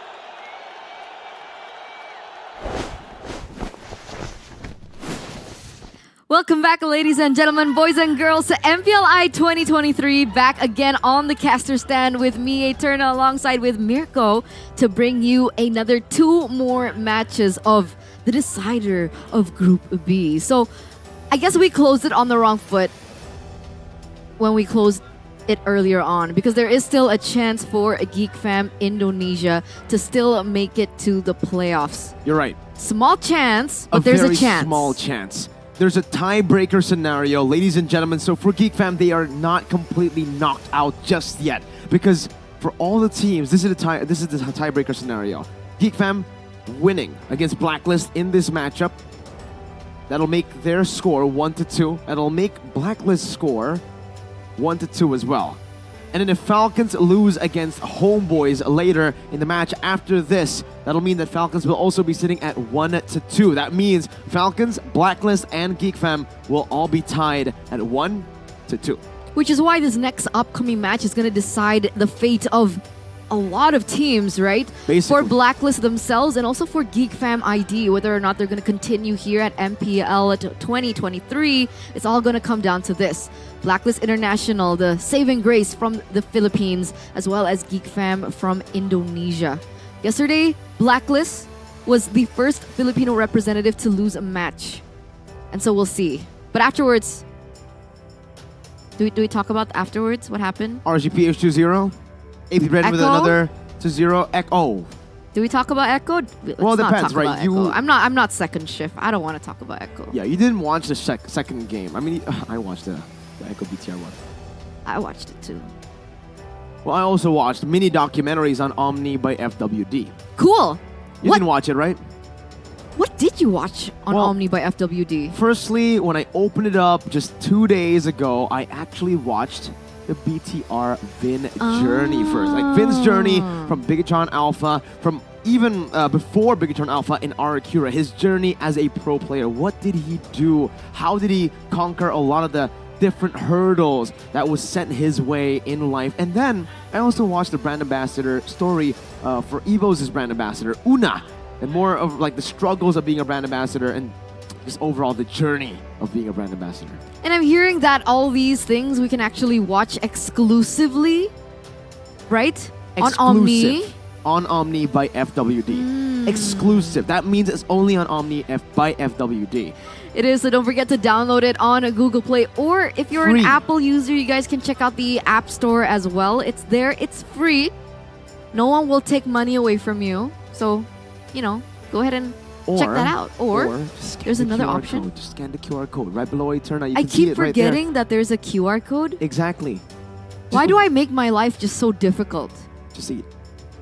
Let's make things Easier. easier. Right? If you're, sometimes you get cranky, right? Especially when you don't get your naps. It's all right, because we've got you covered with Hello Panda. Rise above the pang of hunger and unlock the full flavor of MPLI with Hello Panda, Hello Panda. That's it. That's all we know. That's all we know. Something, something, something, something. Is that how the song goes? I think so, yeah. It's like the melody of it. But I don't remember the lyrics. We only remember the taste of Hello Panda because yeah. it's so good. And you know what's crazy? We've tasted all of the flavors. We literally have, all the flavors for display. This is for display. We also have all the flavors for us to eat during breaks. No cap. We are left to just the final. This is the final stash. Everything else is... We still have a few boxes, I think, outside, but we really like it. We really Momo-chan love it. stole a box. That's why we're limited. We need to go next door and steal it back. We'll do that. We'll do that after this, all right? And then we'll be able to show our massive stacks. Our massive stacks. And this massive, I would say, app. Does that rhyme, app and stack? No. I don't know how that would rhyme. You're really not a rapper. I'm sorry. But One Esports is also not a rap app. It's a news app, technically. Well, news, guides, everything that you can really find. It's One Esports. It's One Esports as they rise above everyone else with this wonderful exclusive app that is only available to Samsung on the Samsung Galaxy Store, but you can also access it on Google Play. Or you can also just follow our social media at One Esports on any one of the social medias that you guys prefer. I'm a Discord man. I'm gonna go on Discord. I'm a TikTok man. It's all right. You can go on TikTok. I'm more of an Instagram girl. Then you can go on X. I said Instagram. And I said X. Okay, I'll take YouTube then. That's fine, but I'll go Twitch. Yeah, you can take it. Okay. I'll See? take Facebook though. I'm trying to TikTok. Oh, did you not? You said TikTok already. I thought I could. That was yours already from the start. It's not fair. Look, there's 7. So I took more. It's not even. Did I take the number. more? Yeah, you did. Yes. That's not fair. That's not fair. 1-0 for Eterna. Will it be a 1-0 for Blacklist or for Geek Fam? That's going to be the question here. Because we are going to have a 1-0 in the naming department. Ladies and gentlemen, welcome to Diggy. Mia, 1-1. There you go. We got it. 1-1, Eterna. You're Did bad at one this game. esports say that it was Mia? No, Did you but get confirmation? This is All right? clearly. Wait. sorry. Okay. This is clearly Mia. If one esports has not confirmed that it's Mia, then Look. you're still wrong. Look at the You don't pose. get the point. She's even just doing. She's doing the bow thing with the leg. Look, like that. you need to look at it with creativity. All right? You're thinking about it too literal. In an abstract sense, I feel like with the long hair, it could be a Diggy. It's name that hero, not create a hero out of your imagination. Yeah, but it's a silhouette, so you gotta be creative. So if you see a silhouette of a tiger, you can say that's It could be a human. panda. Because it's like the mind plays games on you. Sure. You think it's one thing, but it's actually a different thing. That's good. That's amazing, Eterna. I support you with that because I can abuse the system even more. You can keep on imagining things while I'll look and copium. point out. It's copium. It's copium? It's copium. Because he's wrong.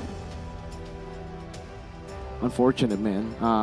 Hopefully we get the diamonds. Well, you can clearly see that Eterna is not too good at this game. So if you guys want to win 4,000 diamonds, just name it. Better than Eterna. If you have eyes, heck, the thing says if you have eyes as good as Leslie. At this point, as long as you don't have Eterna's eyes, you should be good. It's copium.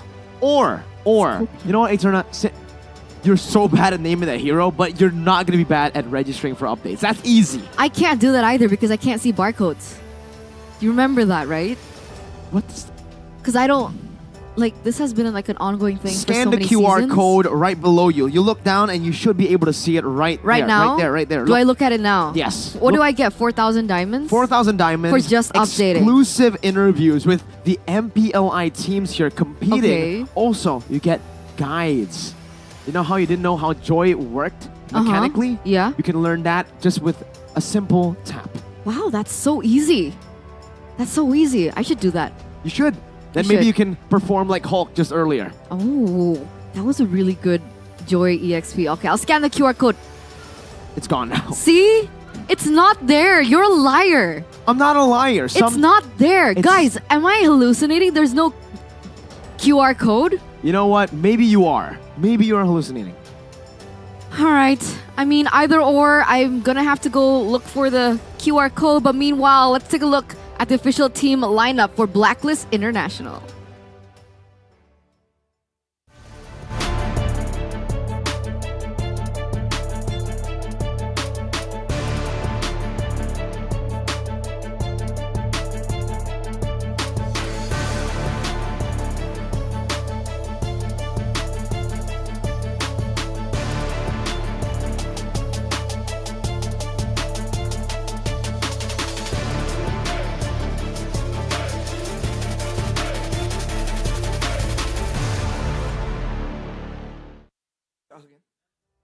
Blacklist International with their new lineup coming into MPLI 2023.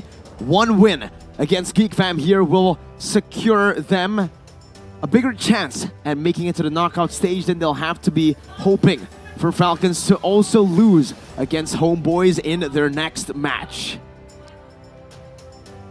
And with Blacklist International coming into this matchup, we saw two different sides of Blacklist. Yesterday, a win against Falcons, and then a loss against Homebois. Let's see if they can reset and come back today with another win. Let's hope and let's see who are going to be playing from the opposing side. Let's welcome Geek Fam Indonesia.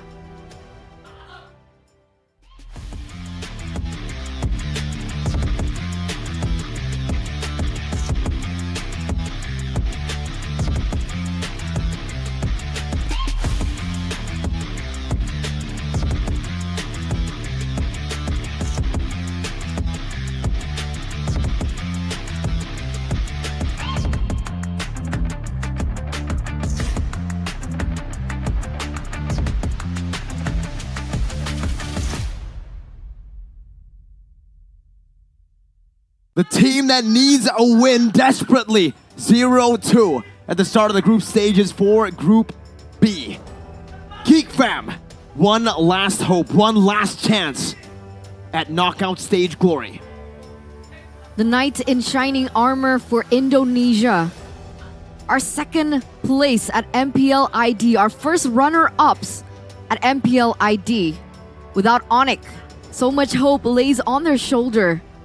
So much pressure lays on their shoulder. But it looks like Beloyski is still smiling from ear to ear, so we can say that that's a good thing, right? You'd expect that they need to reset from that previous loss against Falcons earlier on, especially a back-to-back. They definitely don't have the momentum with them, and mentality is surely going to be a huge factor. That's the thing, right? The mentality for both these teams. Will they be able to completely reset after 2 back-to-back losses? For Geek Fam, for Blacklist, I think it's a bit easier. The last time they lost was all the way yesterday. So they surely have resetted again. But hey, we do have a player change here. We saw Chidera earlier in the lineup for Geek Fam for the last 2 matches. Now it's back to the Marquee, the solution. We call him that when they were down 2-0 against RRQ. I don't think I have to tell you what happened next. I'll tell you. What? They came back! They came back. That was one of the only roster swaps that was successful. That was Marquis swapped in for Chidera. So with Marquis stepping back into the lineup here for Geek Fam ID, this is the Hail Mary play that Geek Fam are currently going for as we take into the drafting phase of this upcoming match. Right now, we see that Blacklist with first pick, Geek with the second, the Fanny and the Joy taken out of the board, and meanwhile, Geek Fam have taken out the Guinevere and Nolan. With Valentina also banned out by Blacklist International, are they going to leave the Faramis open, or are they going to ban it out here and now? The Faramis has been a very contested ban, or contested pick so far in day number 2 of the group stages. Very interesting changes happening just in a matter of a day, right? From it being left open almost always now to it being banned out completely. And for Geek Fam, their decision is to let it go. They'll ban out the Mathilda instead from Blacklist International's Kim Poi. And for the Fani and the Joy ban here for Blacklist, that means they'll go for a first pick Lilia. Huh. That's something we haven't seen contested in a while now, especially first pick for Blacklist International. Quite an odd pick, but maybe it might just be a reactive kind of route they're going for here against Geek Fam. They want to see what Geek Fam want to go for, and certainly enough, when we know a boy, if you take a look at the games from a boy in MPL Indonesia Season 12, his main hero has been that Faramis, with an Edith locked in as well. Flex, either Beloyski or Luke. I'm wondering why Blacklist didn't actually opt for the Faramis first. Are they saying that they're prioritizing wave control a bit better than the utility that, of course, and the damage that, of course, the Faramis can offer? But either or, we can say that Blacklist really want to play around these neutral objectives and the early game. With the Lilia fast clear, Bruno does exceptionally well in the gold lane, doesn't need too much of support, as well as Akai. We saw that earlier on, the fact that the Akai was picked up for more neutral objective contests, so we already do have a slight idea as to what Blacklist is looking for, but now Geek Fam will respond with an Iritel for Marquee. It's a pick that got them a lot of victories in MPL Indonesia Season 12 playoffs, but so far in MPLI 2023, you can see from the stats earlier, 25% win rate for this Irithel. The Bruno is definitely a better pick right now for the meta, as we have seen in MPLI 2023, but with the Akai pick. Like you mentioned, Eterna, they already built up solid mid control with the Lilia. On top of that, the neutral objective control from the Akai as well, but we do see some respect given over to Blacklist International, the first Thamas ban in MPLI 2023. We know that Dominic was able to use Thamas 2 times in their games, in their matches yesterday. 1 win, 1 loss, but it definitely seems like it is a comfort pick for Dominic. All right, and here we are, Lancelot and Thamus banned out of the board here in the second phase. But I think, knowing a boy, this Faramis should be for him. So there is a possibility that they could go for a Diggy. That's what I wanted to mention. But instead, Geek Fam have actually opted to themselves ban it out. I thought that would be a really viable option. I know it's not necessarily Beloyski's style, but against what Blacklist is currently trying to do with the Akai and the heavy spin and so on and so forth, I thought the Akai would be a viable option for them to take. With that out of the board, Angela is actually still left open. Or do they want to go for something else? A little bit more crowd control, maybe a Ruby?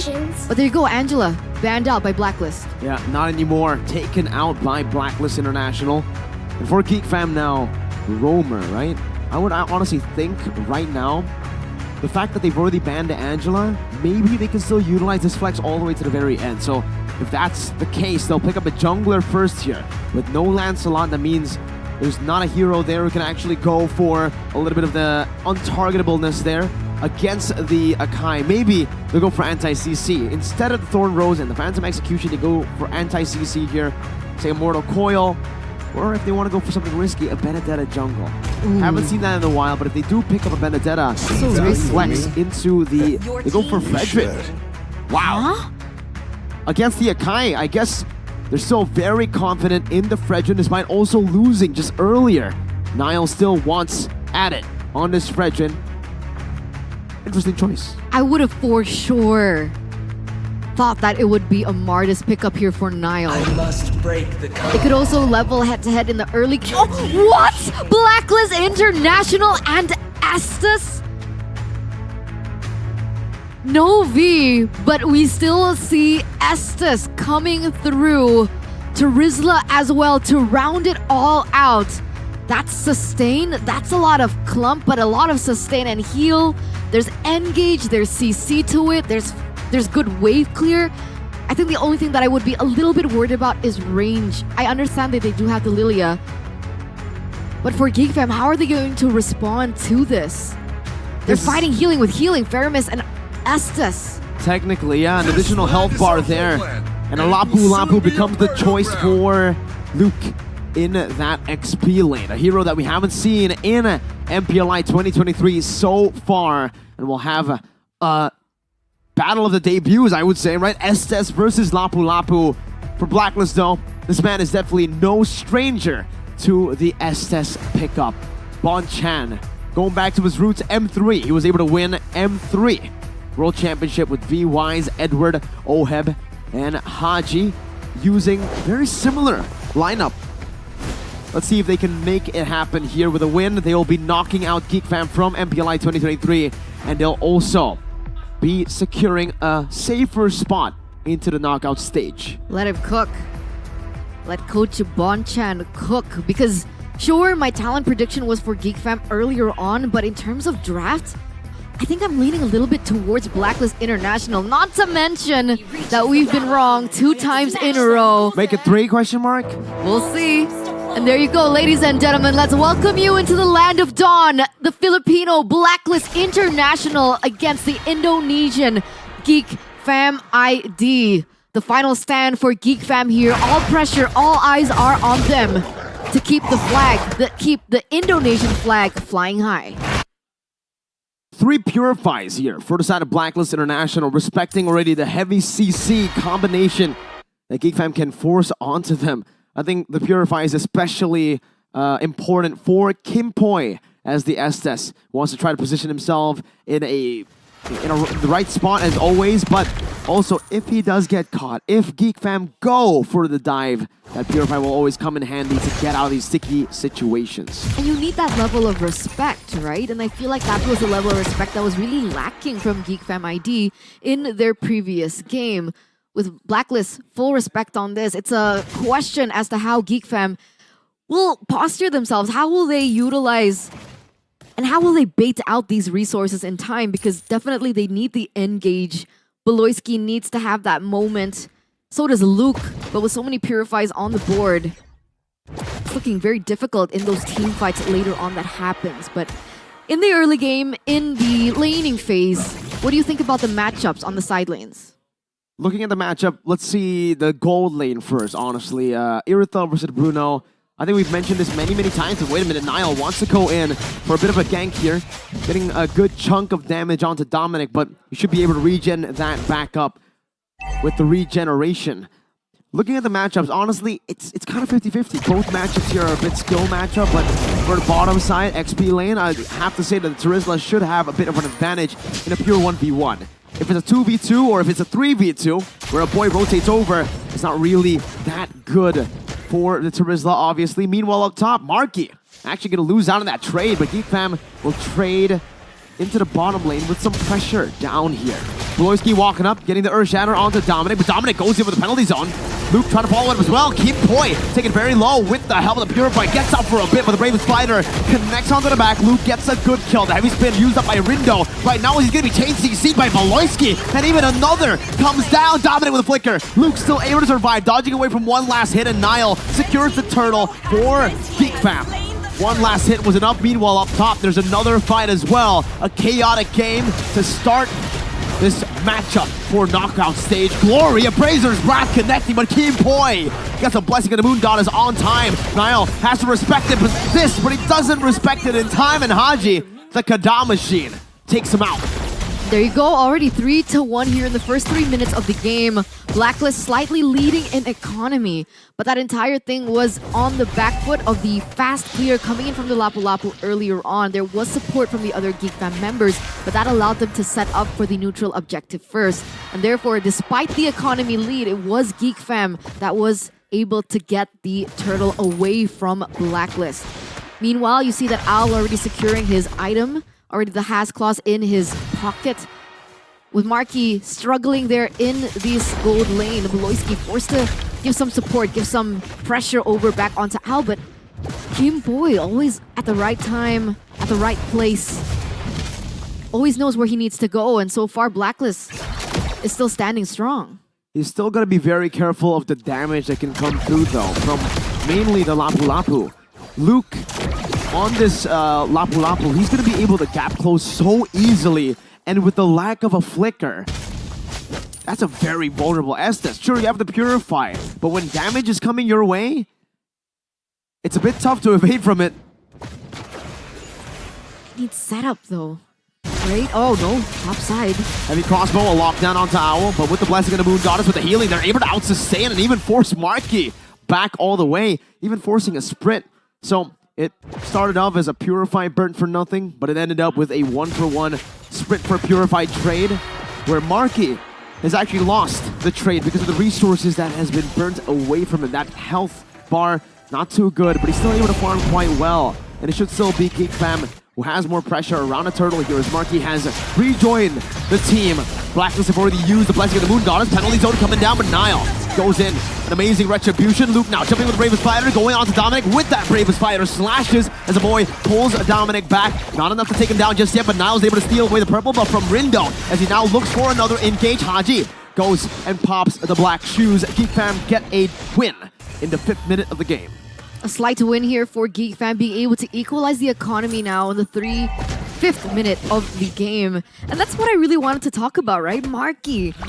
It looks bad for Marky. I think I've seen a lot of moments where it looks bad for Marky in the laning phase, but somehow he's always able to make it work, right? Because I thought that earlier on, looking at how things work, but the minimap, Kim Poi though. Blessing of the Moon Goddess still helping him out. Good disengage from Rindo as well. But it's a massive resource that has been used up. Bloisky almost falling to the glooms. Haji's following him down. Baits out the Primal Wrath. Bloisky now trying to recall. Gets read out in that bush. Goes back to the robot form. And Rindo will be able to stop that recall. I think he's been stopped 3 times there in terms of the recalls. Poor guy. Poor guy. Recall, man. Exactly, right? But yeah, I would have pictured that Marky would be behind 500 gold, but he was actually earlier only behind 100 to 200. So close your eyes in a little bit. Marky was still able to make it work, but here they go for the defense. I think, oh no, Owl's actually not able to get that last basic attack onto the tower, and it still is going to stand for quite a bit. It looks like Blacklist still want to force it though. They gotta be careful though. If they use their resources in a way where Geek Fam can punish for just this turret, it'll be very, very costly. But they stay safe. They choose to go back instead. It's a bit too greedy to just, double down on that play.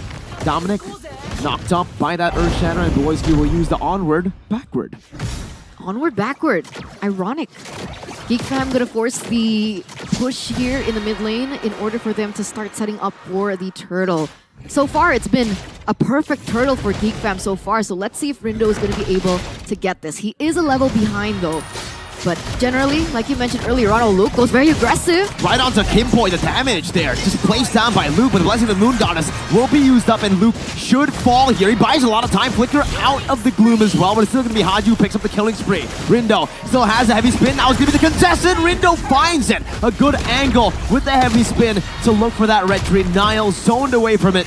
And that's a win for Blacklist International. Even up top in the gold lane, we are seeing that Owl is winning in the trades against Marky. That was a weird turn of events, right? Sure, I understand Luke goes into the backline, causes some distraction for the team in order for Geek Fam to be able to focus on securing the turtle, but as soon as he went for the engage, it looked like kind of like a back and forth situation for Geek Fam.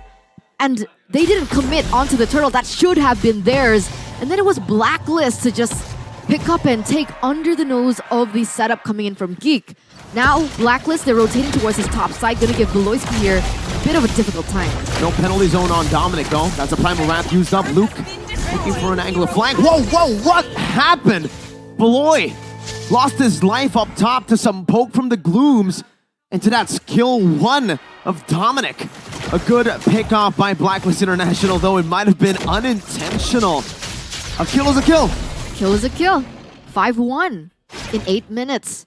A 2K gold lead here for Blacklist. Taking a look at Haji so far as well, his performance has been very reliable. 302 KDA has not been able to be picked up once. And the beautiful thing about the Lilia, other than the fact that she has really good wave clear, is the fact that she can use the glooms to open up the map, create vision for the team and information without solely relying on Rindo, Kimboy of all people, and of course Dominic to give that information for him. And so Haji's having a good time. Haji's back to the Kada machine. Look at that, 3-0-2. He's Kadaing very well this game. Kadaing. Kadaing. I keep forgetting the correct pronunciation. It's Kada. It's Kada. That's how you pronounce KDA. For Haji specifically. For everyone else, it's just KDA. But for him, it's Kada. Noted. LaFell made that happen. Rindo, level 11. As compared to Niall, who's level 12, so he is still far behind. Well, not far, he's 1 level behind of Niall at the moment. And I'm wondering what the call for Blacklist is. Do they want to go for a 50-50 despite the level difference? Do they want to bank on the fact that he can utilize his heavy spin to negate Niall's pressure in the Retribution battle? But meanwhile, what? Beloyski going to lose out all the NetherRealm HP, and my goodness, Owl just takes him out of the Land of Dawn.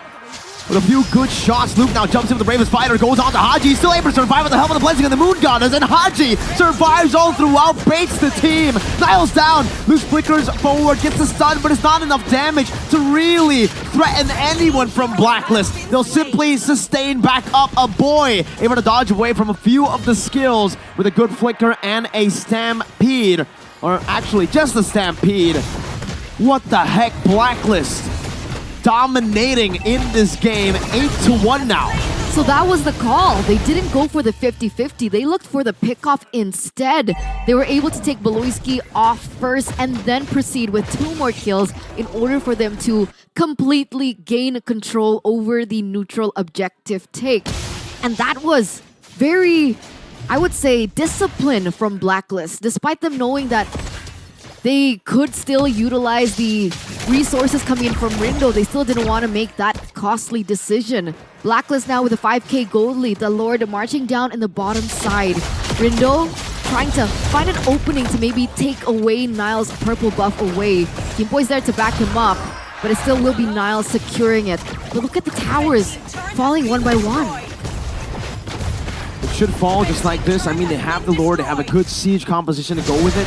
Good clear from Haji, good damage on turrets from the Bruno of Owl, the SEA Games gold medalist alongside Dominic. And now they're looking for more around the map. Haji doing some damage. Beloyski trapped in the penalty zone right now. That's going to be the NetherRealm from a boy to save the team. in their own base turret. They're the ones struggling this hard. Blacklist are really pushing Geek Fam to their limits, and it certainly will be their limit here if Geek Fam lose. Geek Fam have one last shot at making it a tiebreaker. If they win here, they can have a chance to still make it to the knockout stages, but if they lose, it's all but over. Is this not deja vu for both Beloyski and Marky? Their like fate in the hands of Blacklist International. Oh, surely man. a different team in Geek Fam and surely a different lineup from Blacklist, but this is a very similar scenario, and I'm pretty sure that Beloyski and Marky want what's theirs. They want vengeance here. But so far, they've literally only been able to take one kill, and that's on to Kimboy, the roamer, as we take a look at this replay. It just felt really organized by Blacklist International, messy by Geek Fam. On paper, that's what both these compositions are supposed to do. Blacklist should stay very, very organized with their front to back and heal back up, out-sustain Geek Fam. Geek Fam tried to make it as chaotic as they could, but it simply just wasn't enough. They were not able to melt down the HP bars fast enough. There's too much healing for the side of Blacklist International, and you're right, Eterna, this certainly would give all of the veterans who always had Blacklist as their last hurdle some PTSD for sure. Beloyski and Marky was part of that Onyx PH lineup, possibly the best team in the world, but just losing out to what? One very special team that dominated in that year of MLBB almost completely. Blacklist International, a different lineup, but it seems the curse for Beloy and Marky is still true. They just cannot get past Blacklist. 13 minutes in, and like you mentioned, it's not looking good for Geek at all. Sure, they were able to get a small win. They were able to get a turret there in the top side, but Rindo's catched up. He's caught up. Nile, level 15, there certainly is still a level difference. That's something that we can actually appreciate from Nile, right? Because even through hell and high water, everything that he goes for and goes against, the obstacles that he faces, Nile somehow, some ways, always able to stay in the game with that level lead. Oh, good read by Kim Poi. Nice. It was a concealed play from Beloy. That was one of the BBBs that we usually see in MPL Indonesia, the big brain Beloy plays. But this time around, Blacklist are a bit too intelligent for that to work out. Geek Fam still in desperation, looking for an angle, a way back into this game, slowly but surely trying to just crawl themselves out of this tough spot. Chariza's not there. Not yet. Geek Fam have received information that he was pushing in the bottom lane. There was a small opportunity for them to go for it, but they didn't. They know where Beloyski is. Haji is still able to open up vision. Beloy? Window. He just goes in right now. Gets the flicker out as well. That's a big ultimate, big resource already used up. Dominic jumps in with the penalty zone onto the back, but another realm saves him for a bit. Niall jumps in with the Appraiser's Brand down with the taunt as well. That's going to be Rindo, who secures the Lord for the team. And a boy, one last hit. Oh, it's Owl with a shot down, fade away. And Rindo takes Luke out of the land of Dawn in the 15th minute of the game. A boy can come back instantly, but Luke cannot. That's 30 seconds on the death timers. Oh no, with the waves crashing like this, it looks like Blacklist are looking for the turret in this mid side. Haji picks up a Holy Crystal out of pure destruction, pure damage now in his arsenal, and they're looking to push more. Look at that tower fall again in the bottom lane, and the Lord hasn't even come yet. Nope. This has all been minions. Just with minions, Blacklist were able to crack the base open. And maybe just with minions, they might be able to end the game. Dominic with the penalty zone onto the side, not onto the base. Geek Fam still able to defend for now. Niall in the midst of it all right now. Niall. Healing, forgetting, soaking so much damage as the Lord finally has arrived. Rindo brings Beloyski back to the team with a good heavy spin right now as another round comes through. But it's a bit too late now. Luke jumps in with the Bravest Fighter, but a blessing of the Moon Goddess out-sustains the entire team. It's out with a triple kill. The first Maniac, the first Savage might happen. It's a Maniac. One last hit. Is it a Savage?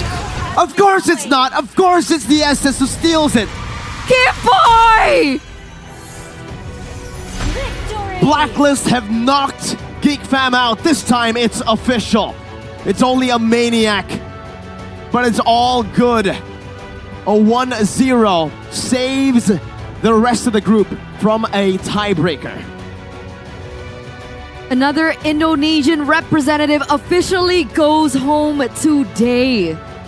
Is this a hint to the end of the Indo era here at MPLI?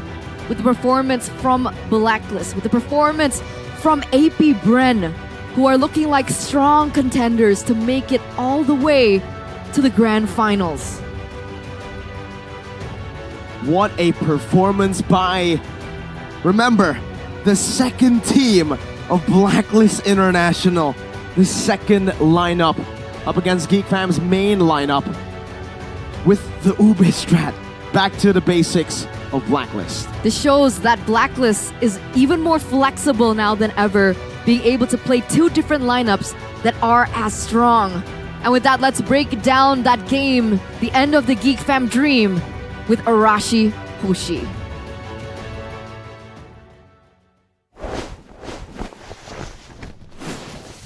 A sad day for the Geek Fam unity. What a performance by Blacklist International. Like Mirko mentioned, it's not the quote-unquote main roster, and yet they are able to do what we have just witnessed.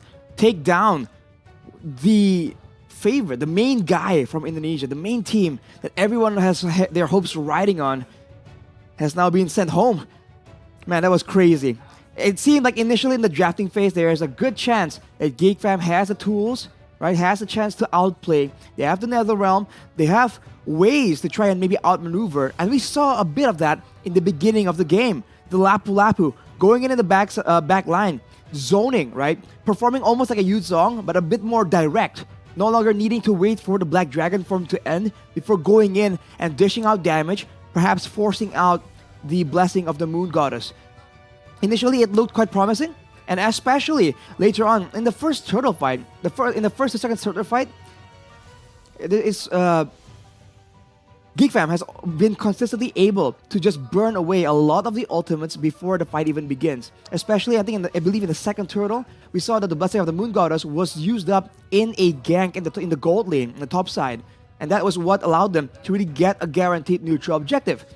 But however, after that exact fight, the next neutral objective fight, we saw Luke do the same thing, but then we saw a bit more of a, I don't know what you can call it, like miscommunication, miscoordination, because Luke goes in the back line, but everyone else, it seems like they're trying to secure the turtle, but also get involved in the fight. And when you try and focus on two things at once, you kind of like chase two rabbits and catch none.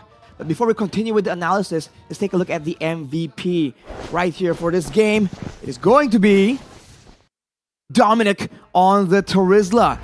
Pressure in the EXP lane, bringing it over. And man, 100% teamfight participation. This man was everywhere. And again, this Terizla was just so annoying. Build full tank, you don't need to really build any more sustenance items due to your emblems. And man, in this game in particular, against the Lapu Lapu, a signature pick from Luke, he's still able to hold his own and even outclass him in some scenarios.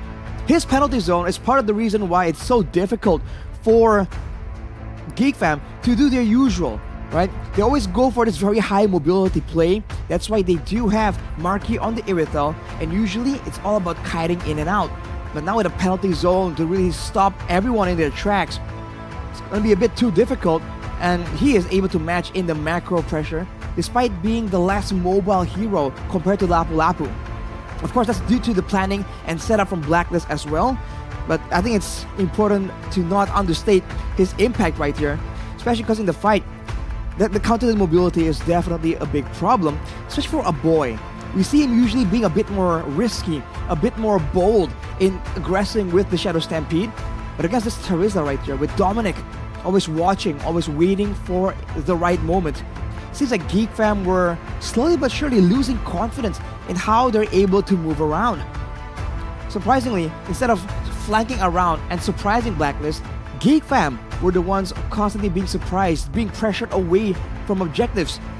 And with the heavy spin, they can't even really go for a guaranteed 50-50. It all hinges in a fight before the neutral objective, because otherwise, man, the Akai pick from Blacklist came in so clutch in ensuring that Nile had no success at all when it comes down to a 50-50.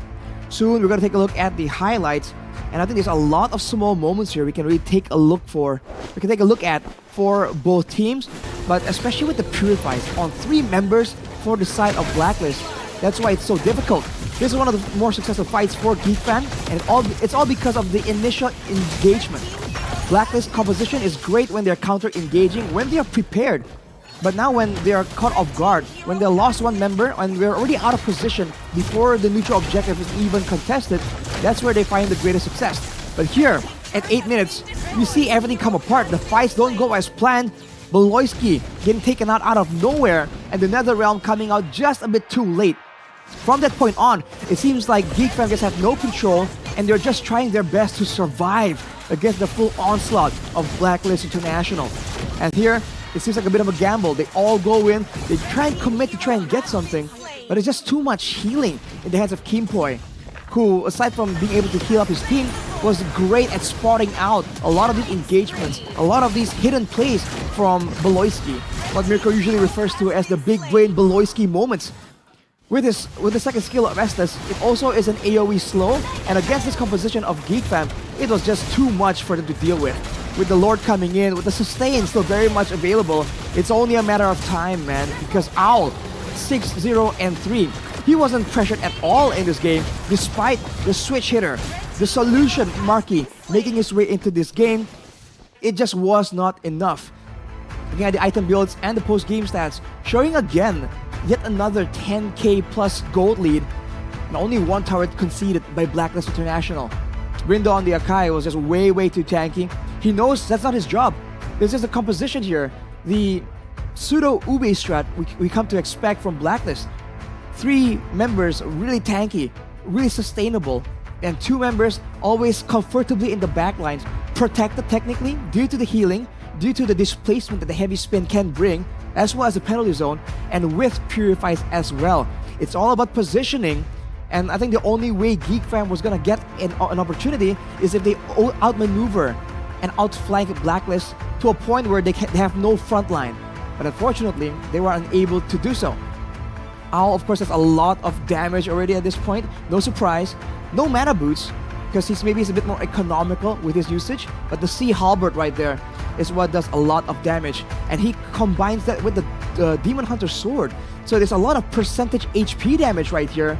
I guess the intention is to shred through the tankier frontline members of Geek Fam, and then let Haji deal with the bulk of the DPS to the squishier members with the quote-unquote instant dark energy regeneration due to the new Lilia passive. He was just doing a lot of damage, and he's back on shape, like our casters mentioned, to the KDA Kuda form that we have expected from Haji. 1 kill is the only thing they were able to get, and it's in the hands of Luke, and that is definitely not enough. They needed to get a bit more pressure. They need to shut down a lot of these late game heroes from Blacklist before it gets to that point. But as we saw in that game, every single time a gank was attempted, Blacklist just seems ready. It seems like they were just all prepared with multiple plan Bs, plan Cs, and plan Ds. That is the problem for Blacklist. Teams need to try and find out a way to really force them into making those mistakes. But for now, we're going to throw you guys back to our casters, Mirko and Eterna, to close out this game.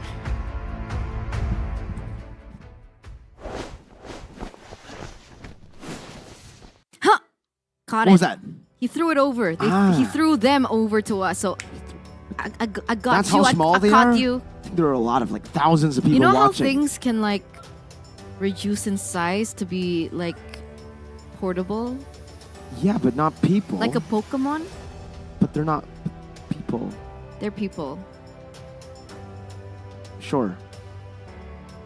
Sure, Eterna. Huh. You're right. That's weird. Right? I mean, I think he was Sorry, I throwing... was thinking about a different thing. What's Blacklist's score now? 2-1. 2-1. Okay. Falcon. 1-1. 1-1. 1-1. 1-1. Homebois 2-0. There's a chance of a 3-way tie happening anyways. See? That's what I was talking about. So if Team Falcons win this, it's going to be 2-1, 2-1, and 2-1 across the board. Falcons, Homebois, and Blacklist, and then we don't know who goes to the next stage. Because Blacklist It's would gonna be be a tiebreaker. 2-1, right? Homeboys is 3. No, 2-0. 2-0. Could be 2-1 Exactly. if they lose against Falcons. But it still doesn't. Oh, but that's still. There's still no chance for Geek Fam, right? No chance for Geek Fam. Geek Fam have been knocked out. 0-3. Same placement as Nova in Group A. Okay. I was just making sure because earlier on I was like thinking about the placements and I was like, all right. So this next upcoming game, the last match of Group B, will decide whether or not we're going to still have a tie. Quite excited to see the outcome of it, especially seeing the performance by Falcons earlier. If we see a Franco being banned out, can they still perform to that same level? That question will be answered after the short break, so don't go anywhere. Stay tuned.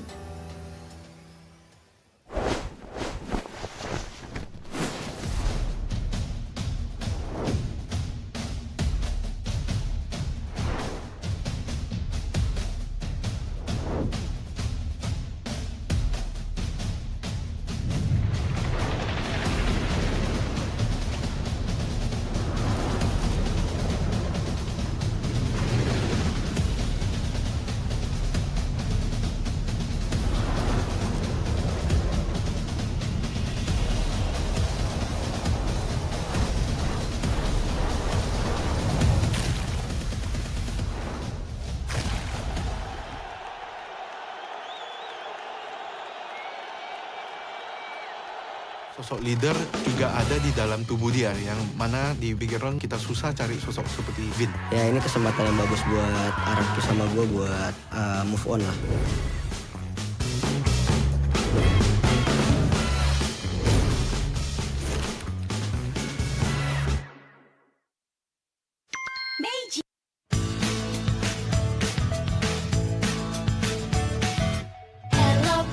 Hello panda, semua suka biskuitnya. Biskuitnya enak, isinya lezat, rasa coklat dan strawberry. Hello panda, semua suka biskuitnya. Biskuitnya enak, isinya lezat, rasa coklat dan strawberry. Hello panda, biskuit isi yang enak.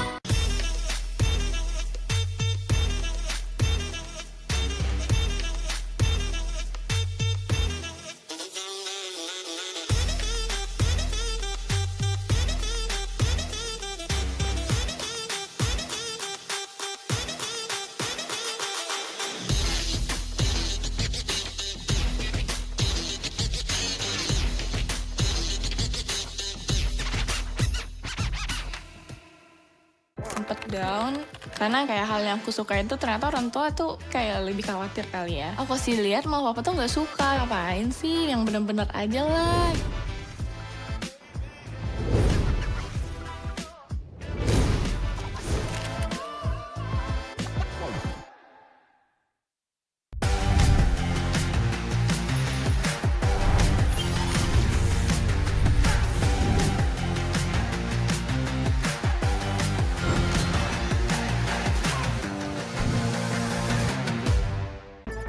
The Flying Swallow is here to clean up Marshall City.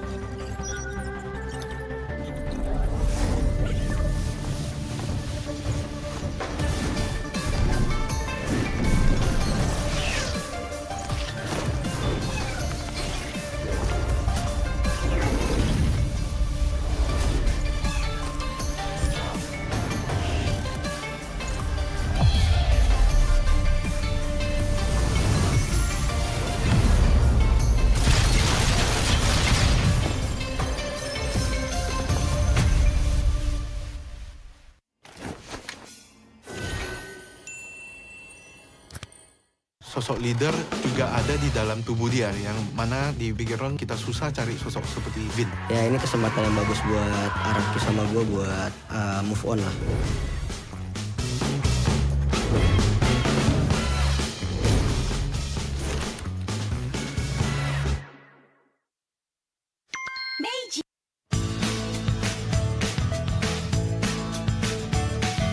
Hello panda, semua suka biskuitnya. Biskuitnya enak, isinya lezat, rasa coklat dan strawberry. Hello panda, semua suka biskuitnya.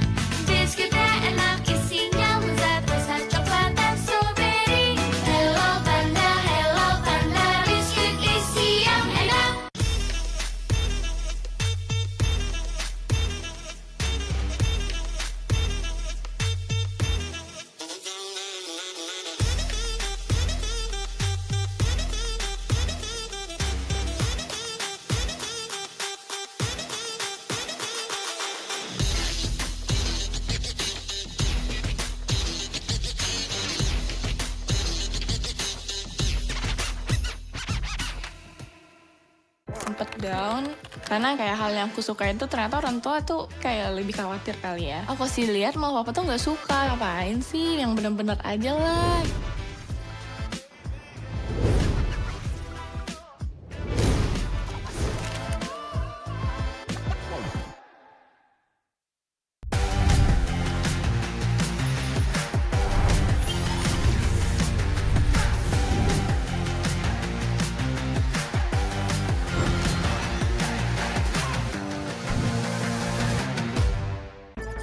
The Flying Swallow is here to clean up Marshall City.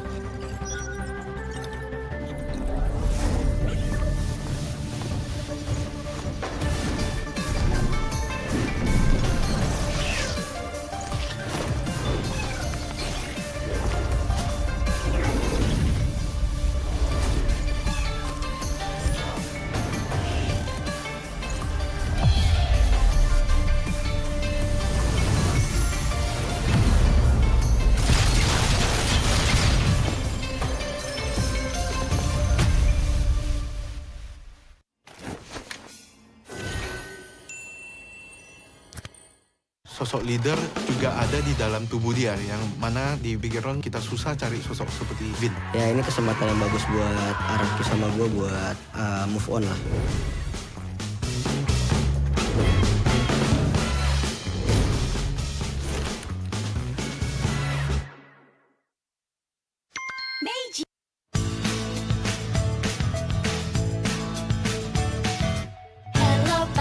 Hello panda, semua suka biskuitnya.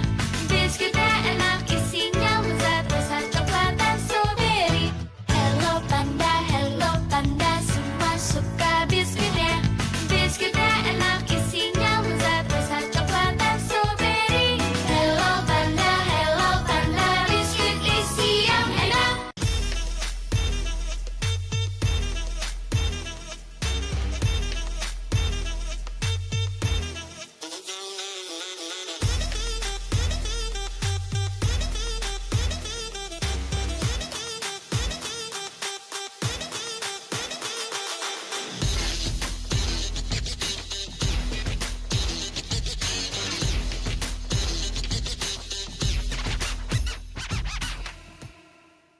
Sempet down karena kayak hal yang aku sukain tuh ternyata orang tua tuh kayak lebih khawatir kali ya. Aku sih lihat malah papa tuh nggak suka, ngapain sih yang bener-bener aja lah.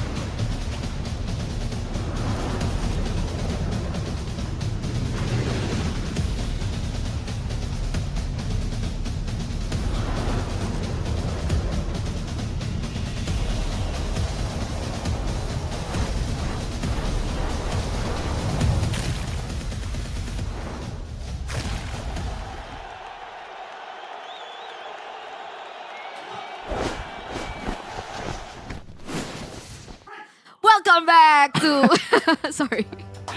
We did the same thing the Indonesian casters were doing. We can hear the. Welcome back to MPL Indo. Or no, sorry, MPL Invitational. Yeah. See, because I was talking about the MPL Indo casters. That's fine. I see the problem here, Eterna. You know what? We didn't have enough Hello Pandas. We didn't. We We didn't. really didn't during the break. But ladies and gentlemen, welcome back to way. MPLI 2023 for the last match of Group B. That after we checked the scoreboard again, there is still a possibility of another tie 2-1 if Falcons win this.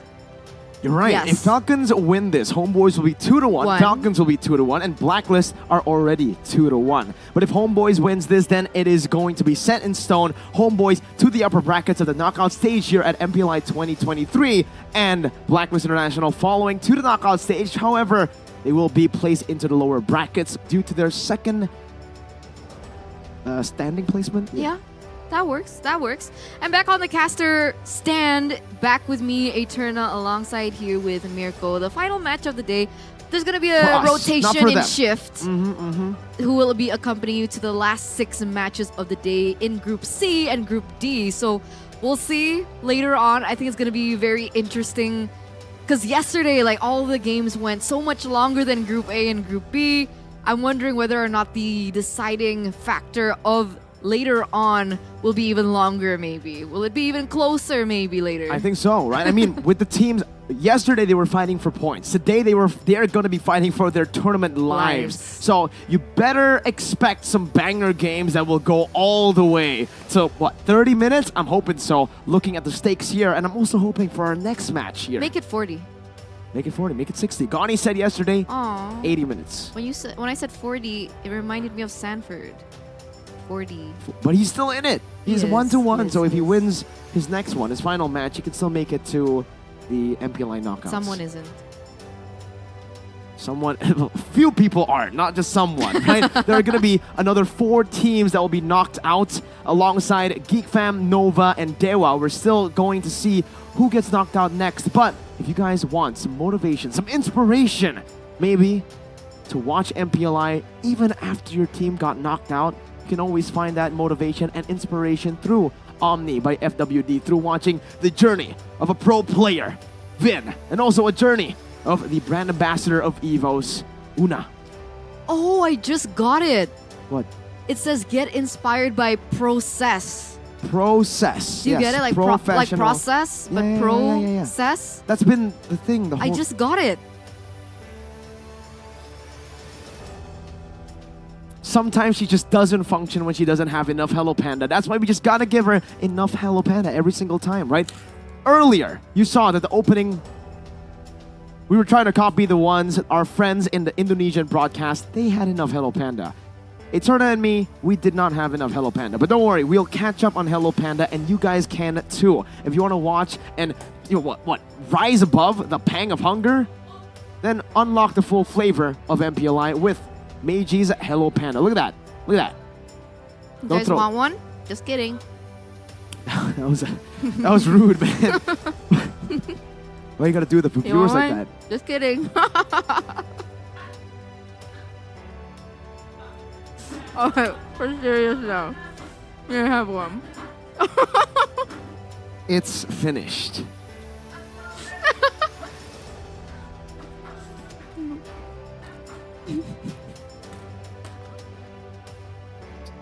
Still have a stash. It's fine. I can just open another one. As easy as that, my guy. I can just take another and then eat. Look, this one is the what flavor is this? I don't. You I shouldn't- understand. They understand. You guys understand. No one? No. Thank you.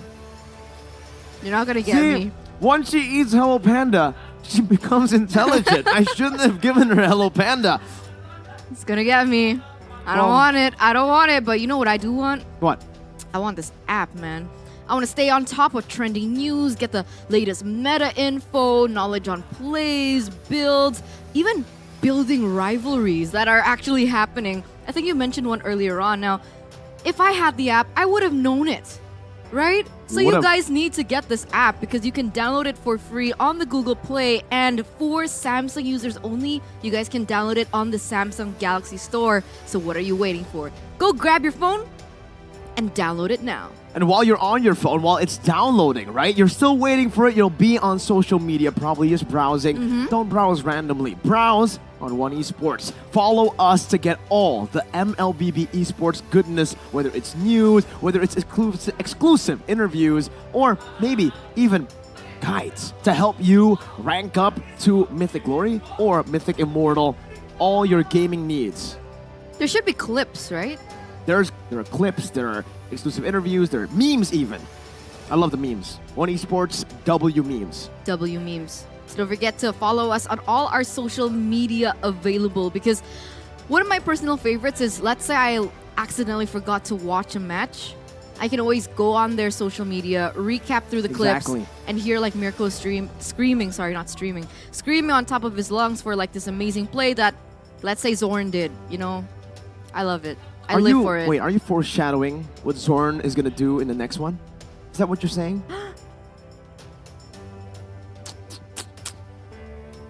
Try to name that hero though, right? If you can actually foreshadow, if you can actually guess that Zorn's gonna be making a Bauman. good, then Zorn's not gonna make a big play then. I mean, changed my mind. I think it isn't Diggy. You're right. It was too out of the box. But Bauman, possibility.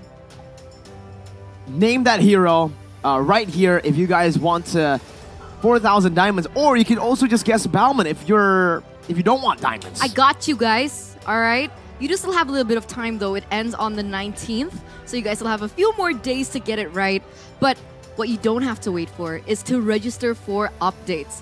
Miracle is distracting me right now. That's completely fine. You guys can get a chance to win 4,000 diamonds, and all you need to do is scan the QR code right below here. I finally get to see the barcode. He's still copying me. You're annoying. We are annoying, and you guys are not. That's It's why like a you guys little can brother. register for updates, win Understand? 4,000 diamonds, and on top of that, if you don't guess as bad as Eterna for Name That Hero, another 4,000 on top of it. 4 plus 4. Ooh. What? Where did that come from? I know where it came from. It came from the know. teams. The excitement you have for the teams. We're going to be playing off 1v1 this, well, 5v5. So with that being said, ladies and gentlemen, let's take a look at the official team lineup of the first team. Let's go.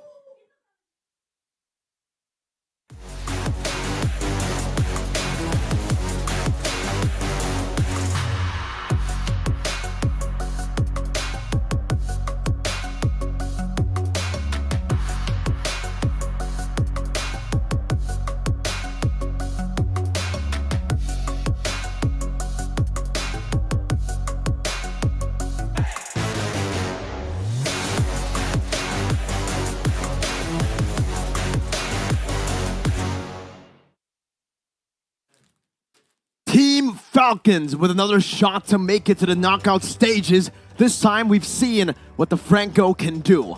Will we see it banned away from them, or will Morrow get another chance to display that? Oh, some smoothness as well. The dances. What is that dance called, Eterna? It's called the QQ dance. QQ. Where did you get QQ? It's like Even Q- Morrow Q- doesn't agree. He's like, Q- QQ, what the heck? No. Maro's my friend. He's nice to me. He's also nice to me. He's nice to us He's nicer casters. to me. Well, I guess Homeboys are nice to me too. All right, I'll give you that. So with that being said, ladies and gentlemen, let's take a look at their official team lineup.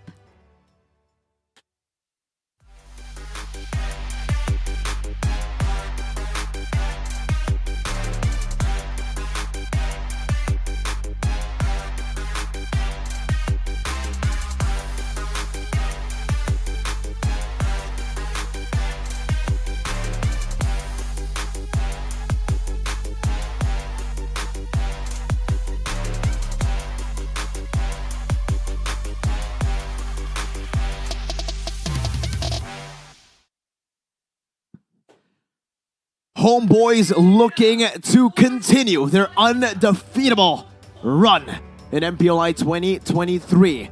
2-0. It's about to be 3-0 if they can make it work against Team Falcons. With Zorn. Zorn still has yet to reveal are yet to play his comfort heroes. We expect him to play the Cho, the Kufra, the initiation heroes, but so far, he's been playing Minotaur. He's been playing the reactive one, so we haven't even seen the best of Zorn yet. Save strats. Saving their strat, perhaps for the knockouts. Right? It's a possibility. I mean, looking at their performance, they have been super on point, in form as well. Communication definitely is there. You can see the synergy among the players. Even the idea from the coach from the drafts, you can see it being displayed and executed well in the game. So I'm not counting that out just yet. I'm pretty sure they do still have a lot of things that they can fall back on. But I don't know if the same can be said for Falcons. They had a good ace card up their sleeve. They had Maro. And what better way to utilize Maro than utilize him for what he was really known for, what gave him a worldwide name. Everyone knew him after his plays on the Franco, and we saw that being shown. That actually knocked out a few teams. So the question is now, with that being that ace up their sleeve, do they have another one to fall onto? Especially now that we're entering the drafting phase, and I do believe that it should be respect band here and out. We'll see. Maro and Franco. We made a name for Chang'e and Hoon. Chun. Maro and Franco should be what? Marco? Fraro. Fraro. It sounds cute. Fraro. I said Marco, but we already have a player named Marco yeah, it's here. not But cool. Marco without the super, right? The guy in Bren is Super Marco. No, Fraro. Super Marco Recitiano. Fraro is more iconic. You can't say you can't make it up and just say it's iconic. We'll see. We'll see. Fraro or Marco for Maro's Franco. We'll have it to a vote. We'll have it decided to a vote in the comment section in the live chat. Ladies and gentlemen, Falcons on the blue side, or on the red side with second pick of the Matilda ban and also a Nolan ban. Meanwhile, for Homebois, they're not respecting the Franco just yet. They know that for Falcons, they actually picked the Franco up in their last pick, right? It was literally their last pick. So it was more of a strategy, a hero that it's not prio for them. Do you think that a Franco pick can be negated by something? A counter towards the Franco? Do you think full-on AoE CC can be the answer, or it doesn't work that way? I'm sorry, Eterna, I can't answer you now. It seems Zorn is just staring dead into all of our souls for a while. Now, okay, what was your question? The Franco counter? Yeah. I think it's definitely... Yeah, I think there are a lot of counters to Franco, honestly. Like the anti-CC from the Martis, we've seen that work really, really well in a few matches just yesterday, actually. But also on top of that, anyone who can dive, anyone who can have overwhelming CC, so when the Franco actually uses the Bloody Hunt, the difference between the Franco and say something like a Kaja is the fact that the Bloody Hunt is so easy to cancel. Yeah. You CC him, and that's it. The Bloody Hunt will be canceled. Meanwhile, oh, Warlord! That right there was not a yawn, ladies and gentlemen. That right there was a roar. Someone edit that roar, that Eterna roar, into Warlord's roar. Please do. Funny. I'd love that. Maybe one esports can do it. Maybe. They like to meme. Faramis first pick for Homebois? That definitely could be an option here. Unless they want to go for something safer. Like the Joy. Okay. The Joy was left open. Joy is a good pick for now. Falcon, though, can respond with a Franco here and now if they want to. I don't know. It might be too early for a Franco pick here. They can go for something different, honestly, just securing maybe a Bruno even for Law Trick very early on. Heck, the Faramis that was always banned out. Remember, yeah. The Faramis has been banned out almost entirely today. 2 matches, the last 2 matches, we've seen Faramis left open, and it should be picked up here. This time, it's good night on the Faramis. Do it. Okay, I understand the notion that you're going for early Franco pick might not be the best choice, but what if Homebois want to pick it up for themselves? I do think that that's still a possibility that they can utilize. Sure, it's not as easy, especially now that we see the Faramis on the side of Falcons. So we're going to see the Bruno first. They want to secure a good gold lane matchup, trying to win that lane out. And now the response from Homebois. This is like the deciding moment. Terizla? Terizla would be a solid choice here against the Faramis, Exactly. against the Bruno as well, and certainly enough, it will be picked up by Homebois. Another choice might be just to go for the gold lane, right, before it gets shut down in the second phase, but they instead focus down on a hero for Zorn early on. Before it gets banned out or targeted, they might as well take it away first. That's the Grok. 2 times it's been picked up, and it's at 0% win rate. Zorn is looking to turn that win rate to, well, starting to turn it to a win. Malaysian pride. It's Malaysia Boleh. Malaysia boleh. Yeah, that's what the Malaysians use. Hashtag Malaysia Boleh if you guys are supporting Homebois. If you guys are supporting Falcons, I believe it's just Falcons win in the chat. All right. Now, what do Falcons respond with? Because you can say that the fact that they have the Faramis kind of backfired on them with so much AoE CC that we see from Homebois, right? You got Terizla, you got Grok, both of which can create a team fight and own it. They go with the Fredrin, which is, I would have, gone for Martis, I think. Why do you think they picked up the Fredrin? The Fredrin here is just for more sustain and honestly just a safer choice, right? Because for the Martis, we all know that, sure, you do have an amazing early game. I get the reason as to why you would think a Martis would pop up here against the Joy, but it'll be very one-dimensional in the early game, right? If you don't get the early game snowball, you fall off incredibly hard and you don't really provide a lot of backup plans for the team. Say if you fall off. If you are able to get 2 kills, 3 kills at a start, sure, it's a W for you. So Fredrin's just a safer option to go for. Though, you actually brought this topic earlier. What's going to be the counter to the Franco? Are Homebois going to deny it away? Are they going to ban it?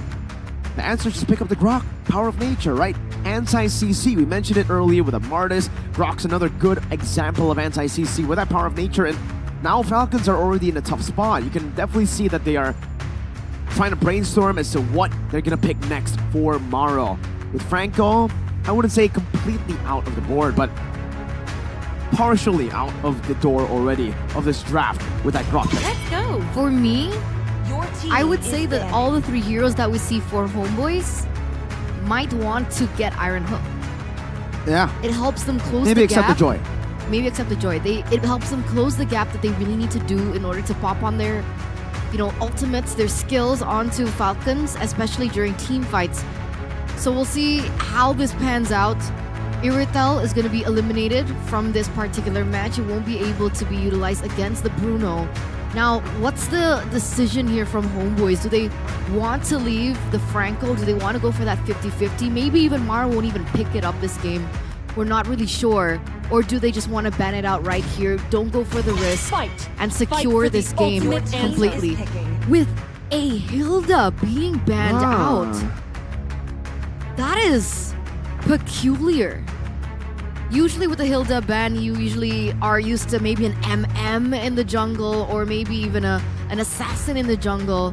But we already have the Terizla, Grok, and the Joy. Does this not mean... Does Joy get pressured by a Hilda in the jungle? If there's not enough backup, yes, right? And Team Falcons can still go for something as big as that. They can go... I was thinking more like a... By the way, this is a comfort pick for Hulk. This is what Falcons always go for to secure neutral objectives. It seems like they're finally going back to their roots. The research that I did on Team Falcons when I was doing research as well for Triple Esports was the fact that in the Grand Finals, despite Triple Esports winning an MPL MENA, the neutral objectives would often go towards the side of Falcons. Leo with the amazing retributions on utility junglers and the fact that Hulk gets Yuzong. If it's not banned away from him, whoa, an Ixia pick against the Yuzong. That's a risky choice to go for then. And then a Kadita as well. They have very good cover, very good maneuverability. Ixia, first time it's been picked up in MPLI 2023, and Falcons have a chance to pick up maybe another dive hero for the roam into the back. I mean, technically, the ultimate from Ixia is an AoE. And technically, Falcons are going to be clumping up, but I agree with you. The fact that they have the Yuzong on their side, that's going to be a huge deterrent to when and how she's supposed to use her ultimate with maximum capacity. And there you go, we don't even see the Franco completely 180. We go for the Kufra instead. And I don't know what to feel about both of the drafts here. I think it just lies on execution, man. The Kufra, I can understand it, right? You can dive into the back, you can find a good pickoff onto the Ixia, but mainly, maybe not mainly, secondarily, for the Kufra, it's a good counter to the Joy. We don't need a single stopper suppression anymore to stop the Joy from dashing. The bouncing ball is all that it takes now, right? So the Joy will be severely halted from jumping into the backline, and if Bruno is able to free hit, he should be able to find a very, very good front-to-back team fight. They already have an answer anyways for the Ixia in the Yuzong. If he's able to dive in with the help of the call, NetherRealm, my bad, it should be enough.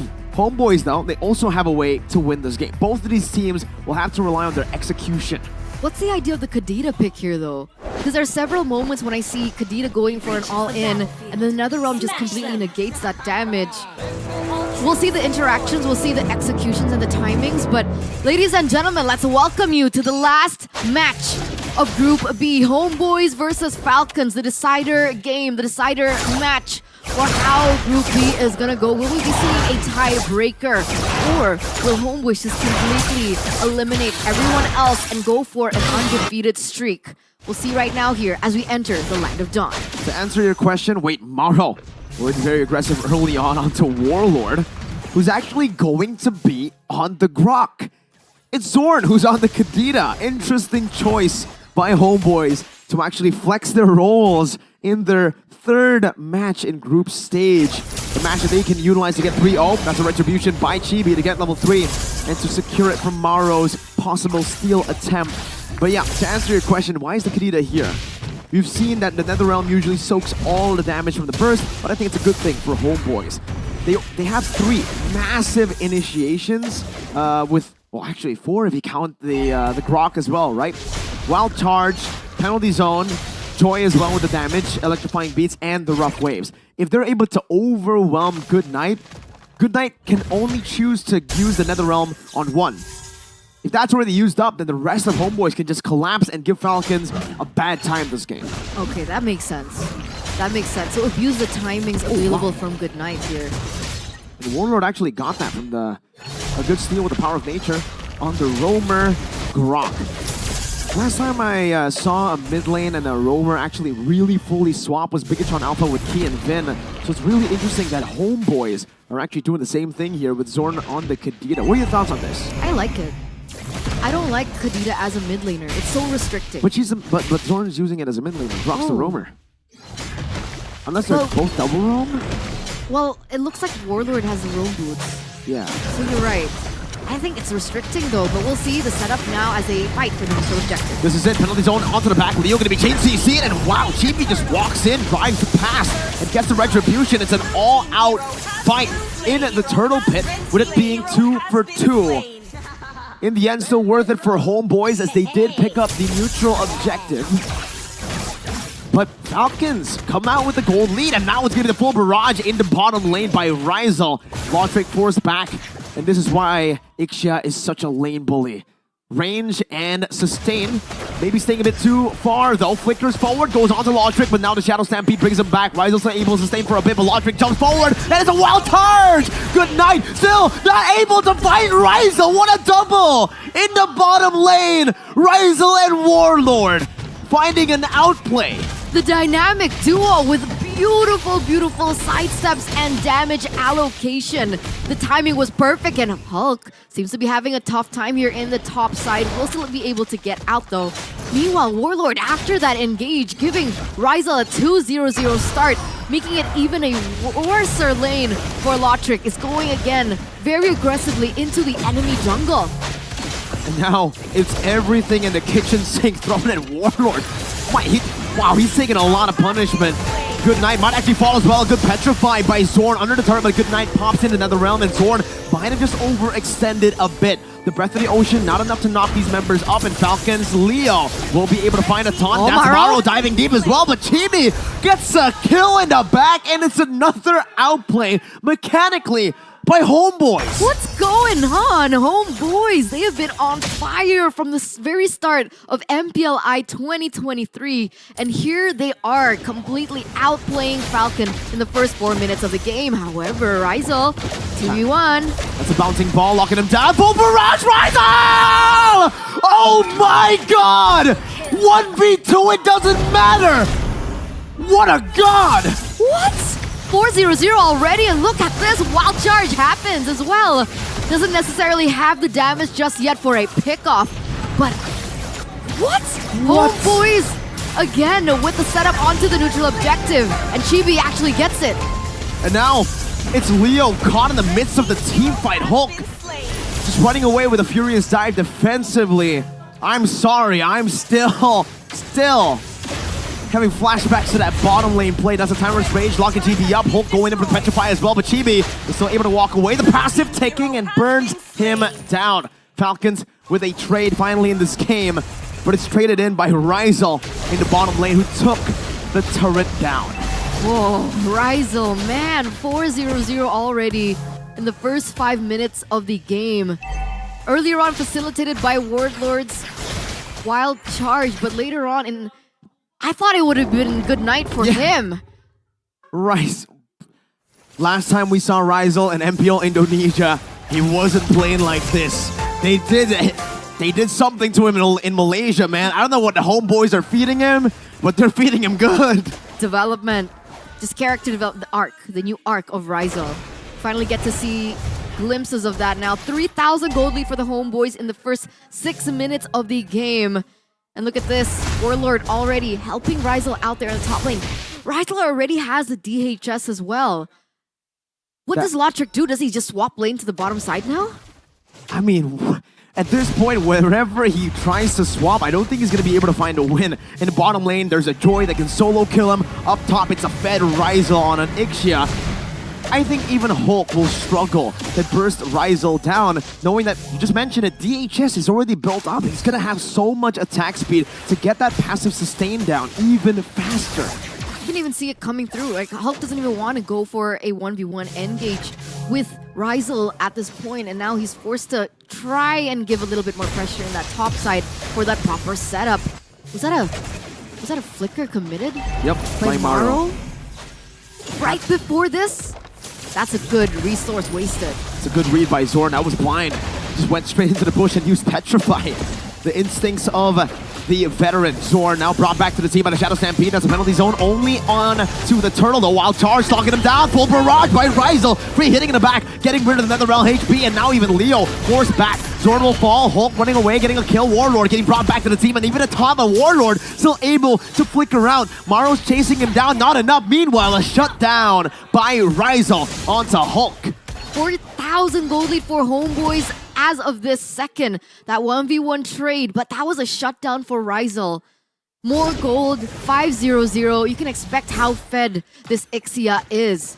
A lot more pressure onto Falcon to figure out a loophole after this. So we'll see here a 2k gold difference between Rizal and Lotrick. If you have the Corrosion and DHS before the 5th minute, and that's what happened for Rizal because he got 4 kills at the start, that's a fed Ixia. Usually the goal for Ixia is survive in lane. If you're able to get that much of a gold lead, now it's just a slow roll for Homeboys. They can start throwing bodies in front. As long as Rizal stays in the back untouched, it's still going to be a win in the team fights. And to add on to that, look at that. Wind of Nature. 3rd item. Whoa, Warlord. That was a literal wild charge. I got that. Thank you. You're welcome. Trigger discipline going to be very important here, especially for Hulk. I think he's the only person that can actually find a good opening to the back line to hinder Rizal's damage, but he uses it early, very early. Penalty zone, locking him down. Look at the damage. My goodness, electrifying piece to the back. Lotrick falling down with Leo as well. It's a combo in the front by Maro, but it's not enough to help him survive. Goodnight spawns back in, but now they're just charging at the front. The breath of the ocean, just a splash of water in front of Hulk's face. A barrier as well. Goodnight's going to be able to clear out this wave, but Homeboys are feeling it. Feeling it. They're on fire right now. 3-0 again, ladies and gentlemen. Just the complete dismantling of everyone who dares to challenge the Malaysian pride, Malaysia Boleh, Homebois. They're coming back now here. They're utilizing the timers properly, getting a little bit more of a foothold for the next Lord to spawn. And it doesn't look like Falcons are anywhere near to try and contest this. Leo level 10, Chibi level 13. That's a 3-level deficit for Lotric. I mean, Eterna, it must feel good right now to be a Malaysian fan, right? Malaysian teams in most of the international tournaments have not been able to have a run like this so far, and Homebois, they're about to take it one step further by securing an upper bracket slot. They're looking dominant. Obviously, anything can still happen. Team Falcons can maybe look for an opening, but again, the complete change that Homebois has done basically to the image of the Malaysian teams in international tournaments. I cannot wait to see what they have in store for us in the next few minutes. Neither can I. We can already see that Chibi is also very excited to get more resources under his belt. With that turret already falling down in the top side, the Lord marching down in the bottom. They're manipulating these 3 lanes quite well. They're doing it really well. In the bottom lane, in the mid lane, it's actually a slow push in the bottom lane with the Terizla sent to take the turret. They're actually going to take it real slow, letting the Lord deal the damage to the turret. Meanwhile, taking the tier 2 in the mid lane, simultaneously building another slow push for the bottom lane to try to crack the base open with the first Lord. Zorn going to be taunted up, not enough damage. Maro looking for the flank for the conceal as well. Chibi rotating as well. Look at Maro.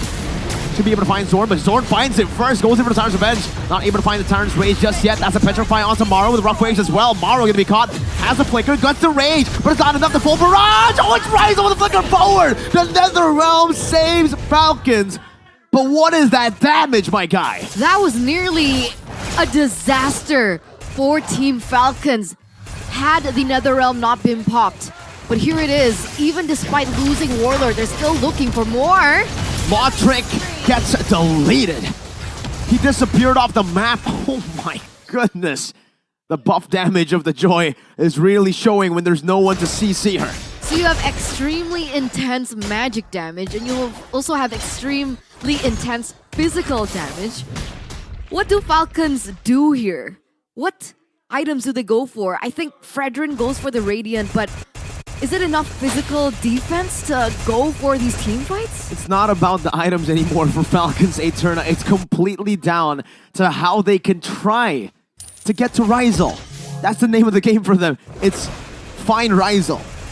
If they're not able to find Ryzel, I do not think they're going to be able to win a team fight here. Maro's been looking for these crazy flanks, but Zorn, his spatial awareness has been phenomenal.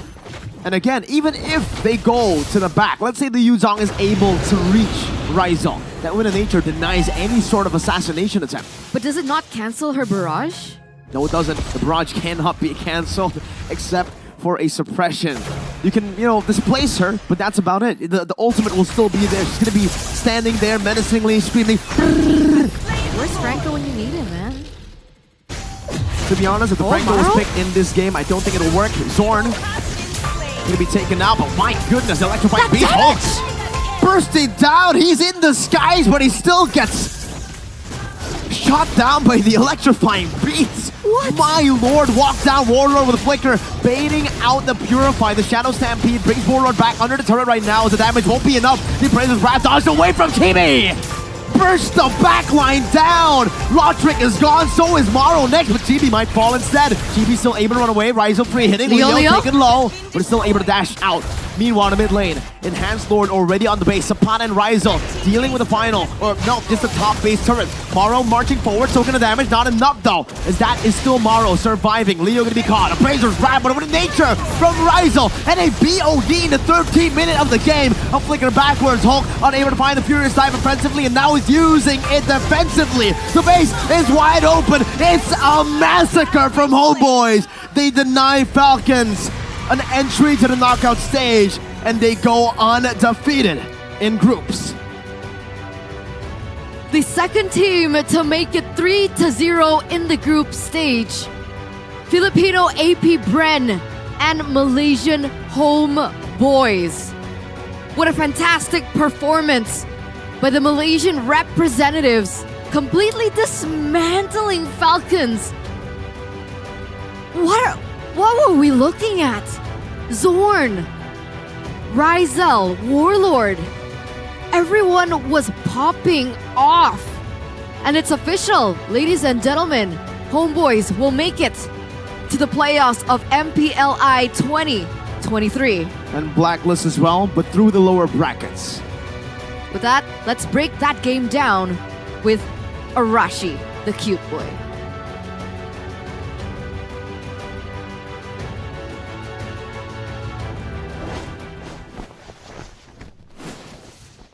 Arashi, the cute boy here, apparently. And man, that is the kind of game I love to see, man. That Malaysian style, some people critique it for being a bit too reckless, but Homebois performing it at an international level, that is what we were waiting to see. And my God, what was that? We saw that Rizal was going on the Ixia. We were worried about him being dove on, him being too low, in too much danger to output damage. Turns out, he's not in danger. He is the danger. He turns around all these fights on their heels. And man, overall, the strat of Homebois, it really seems like they're not really concerned about defense. They don't care that the opposing side wants to try and take them out. They feel like if we take them out first, then there's no danger at all. And that seems to be the story of this game. The best defense is a great offense. And in this game, not a single moment was given to Falcons. They're looking for moments to try and set a trap. They're looking for ganks in the lanes. And every single time, seems like Homebois just goes, you know, that's great and all, but we can do it even better. And man, people will have their eyes on Rizal. They have their eyes on Chibi as well. But Warlord on the Grok. Sure, there are some wild charges towards Natalia in this game, but overall, the fact that he was so reckless, so crazy, so aggressive, means that at every moment, the members of Falcons are always kept wondering, always concerned, hey, what's gonna happen here? Is he gonna go for it? Is he gonna just wait?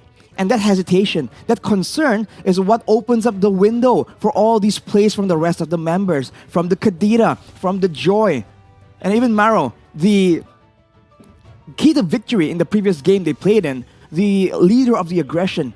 He was on the Kufra, but again and again, he's forced to use his skills defensively. He's forced to flicker defensively. And when he cannot find the picks, when he cannot find or facilitate those plays, then Falcon, they start losing steam. Let's take a look at the MVP for that game. Could be anyone, because Homebois, they were just pushing the aggression every single position, man. The roamer, the jungler, everyone is just going in, but the MVP is going to be Rizal on that Ixia. 0 deaths. Against the Yusong, no problem. And to make things worse for the side of Falcons, they were very heavily stacking on the physical damage components. Their only real magic damage hero was the Faramis. And there's no way at all that Faramis was going to make his way towards the Ixia without getting stunned up, without getting bursted down. So he builds the physical defense boots, he gets the Wind of Nature, and for the most part, he is absolutely secure in the lane. The Quantum Charge on top of his passive just allows for such a dominant laning phase. We know that Ixia is a bit of a lane bully. We know that he can just hold his own in a 1v1 or 2v2 engagement, but not like that. I think we're gonna see a bit of that in the replays afterwards, but he just kept going in. And even if it doesn't seem like he knows how to move backwards, man, he just keeps bringing the fight to the opposing team. And even when he was 1 HP, he flickers, not backwards, sideways. He is just all in, trying to make the outplays happen. And you have to wonder, is it all calculated? Is it instincts? Or is he just crazy? Is just wild? That could be a component that some teams can take advantage of. But for now, for today, I think everyone's concern right now is how do you deal with this kind of aggression, with this kind of pace the Homebois push onto their opponents. For now, let's take a look at the highlights. As promised, we're gonna start in the earlier parts of the game where the jungler, man, Chibi, was just going in again and again. And without the spammable crowd control, without the Kufra available with the bouncing ball, it's just so difficult. And this is that play that gave Miracle flashbacks. The ultimate can't be cancelled. He just stayed there, destroyed everyone. And in the neutral objective contest, look at this. they're low on HP, it doesn't matter. They keep going forward. They flicker last minute as if they have made the calculations. Are they just that good? The question remains to be answered. But every single time there is a neutral objective, it just seems like they're willing to take the coin flip. It's like they know that luck is going to be on their side. And there's just no solution for Rizal. There were some pickoffs being orchestrated by Maro, but those are very few. They're very far in between each other. And there's not enough steam for Falcons to get an advantage, to get control. And look at that. Even if they want to bank on the late game, how is Good not even supposed to try and time the Netherrealm when that is how fast the backline gets deleted? After all that, look at this. With the Rizal just healthy without any real counter. He just stands there, outputs the damage. If you want to try and get it in his way, you get gunned down with due time. And that will be a dominant finish for Homebois. Just exerting dominance, surprising everyone who thought that, oh wow, Malaysia as a region, it's not so good. But they are just demolishing it. Looking at the stats right here, only one tower conceded. Seems to be a very familiar pattern. No neutral objectives given at all. And the damage, mitigate the shielding and recoil, and it was just not enough. They have purifies, but at this point, when the fights are happening every other minute, you're bound to have a fight where your purify just ain't ready to be used. If you look at the stats, again, Chibi was just out of control, and so is Rizal. Only one death for Chibi, despite the fact that he was diving turrets, diving bases even, without a care in the world. I think Falcon was thinking that they were going to be the ones aggressing. They were going to be the ones using Maro on the Kufra to make the plays happen. But that is not the story of today's game. Homebois were the ones taking full control. And as of right now, I don't think there's a very clear weakness on who to target from Homebois to shut down the offense, to try and maybe stall out the game for a more reliable, more controlled late game. But that's it from me. We're gonna throw you guys straight back to Mirko and Eterna. She might just catch it on the way there.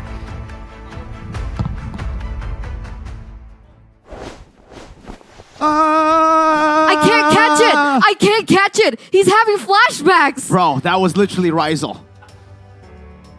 It was! That was a full barrage. That was, boom. It was like a Hail Mary, like, you know what? Every single I'm time, just- man. We've only seen Ixia once, Eterna, but now we know how explosive it is. My God. Sure, vulnerable, but I guess it makes sense when you deal that much damage, right?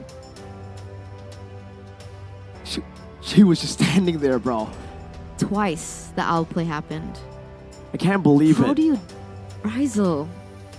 He wasn't playing like that in Indonesia, man. I'm not gonna forget that name. Man, I want whatever Homebois is feeding Rizal. Yeah, what is he eating? Nasi lemak.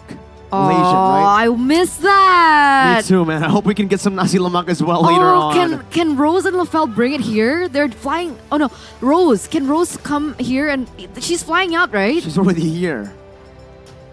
It's okay, but we can always get Nasi Padang because we have a civil war here. EVOS Legends, an Indonesian team, taking on Bigetron Alpha, another Indonesian team. I can see your frustration. Indo versus Indo in Group C. That is still the group of death. It could be all the way 1-1, 1-1, 1-1. No, I just want nasi lemak. Yeah. Rose, can you like deliver it here somehow? Gideon, LaFell, anyone? So that's it. Group A, Group B, done and dusted. It's official as well as to the whatever was going on. So, because Falcons didn't win, there's no chance of a tiebreaker. Nope, they're out as well. They're out as well. And that brings us to Group C and Group D. But, ladies and gentlemen, that marks the end of our day. We will still have another set of casters to accompany you through Group C and Group D. So, on behalf of Arashi, on behalf of Mirko, and on behalf of myself, we would like to say thank you. And we'll see you tomorrow in the playoffs.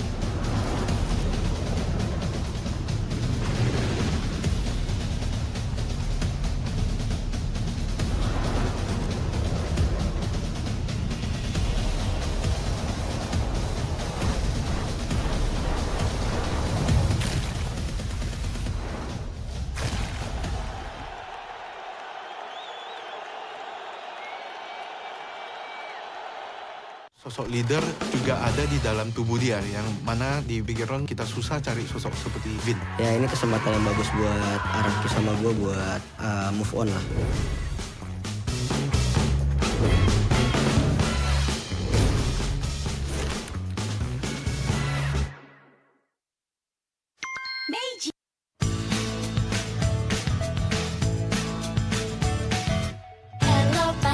Hello panda, semua suka biskuitnya. Biskuitnya enak, isinya lezat, rasa coklat dan strawberry. Hello panda, semua suka biskuitnya. Biskuitnya enak, isinya lezat, rasa coklat dan strawberry. Hello panda, biskuit isi yang enak.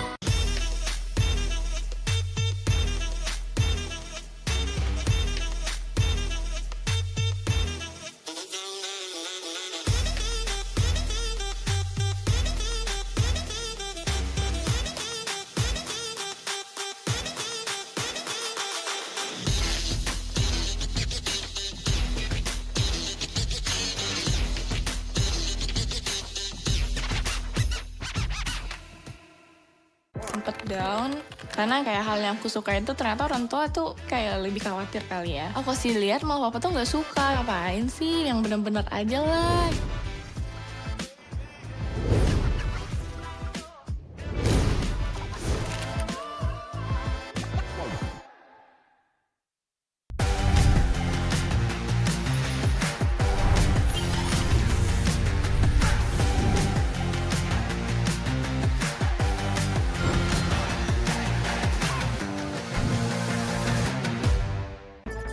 The Flying Swallow is here to clean up Marshall City.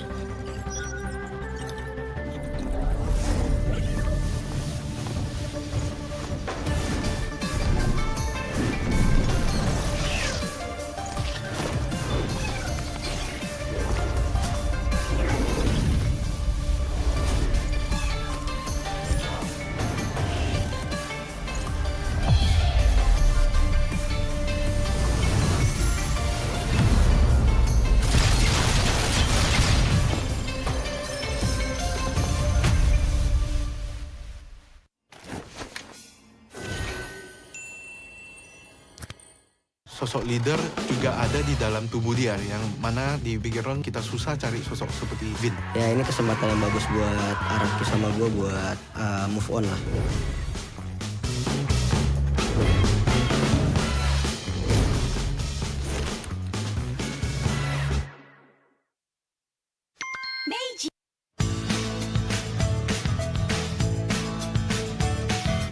Hello panda, semua suka biskuitnya.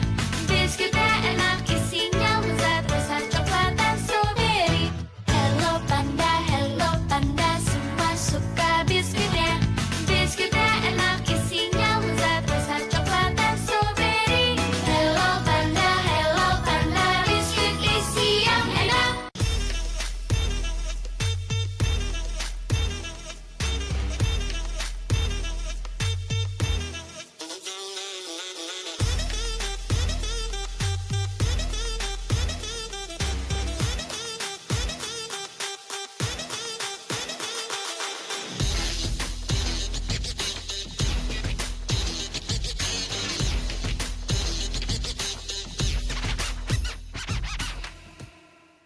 Sempet down karena kayak hal yang aku suka itu ternyata orang tua tuh kayak lebih khawatir kali ya. Aku sih lihat malah papa tuh nggak suka, ngapain sih, yang bener-bener aja lah.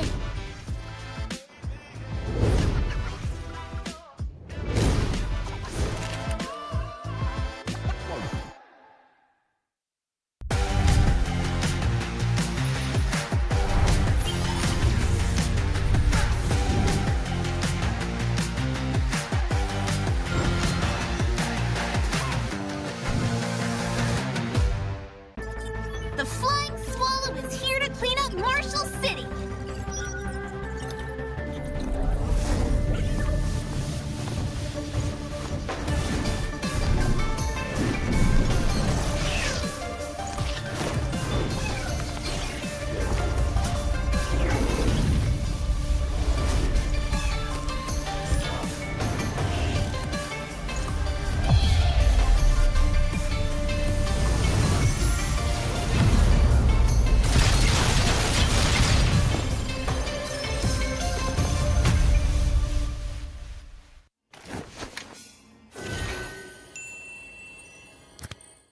sosok leader juga ada di dalam tubuh dia, yang mana di Bigetron kita susah cari sosok seperti Vin. Ya ini kesempatan yang bagus buat Araki sama gue buat move on lah.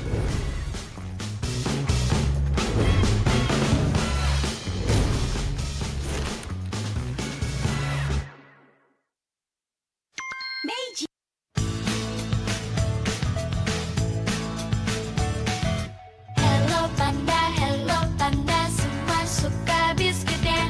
Biskuitnya enak, isinya lezat, rasa coklat dan strawberry. Hello panda, semua suka biskuitnya. Biskuitnya enak, isinya lezat, rasa coklat dan strawberry. Hello panda, biskuit isi yang enak.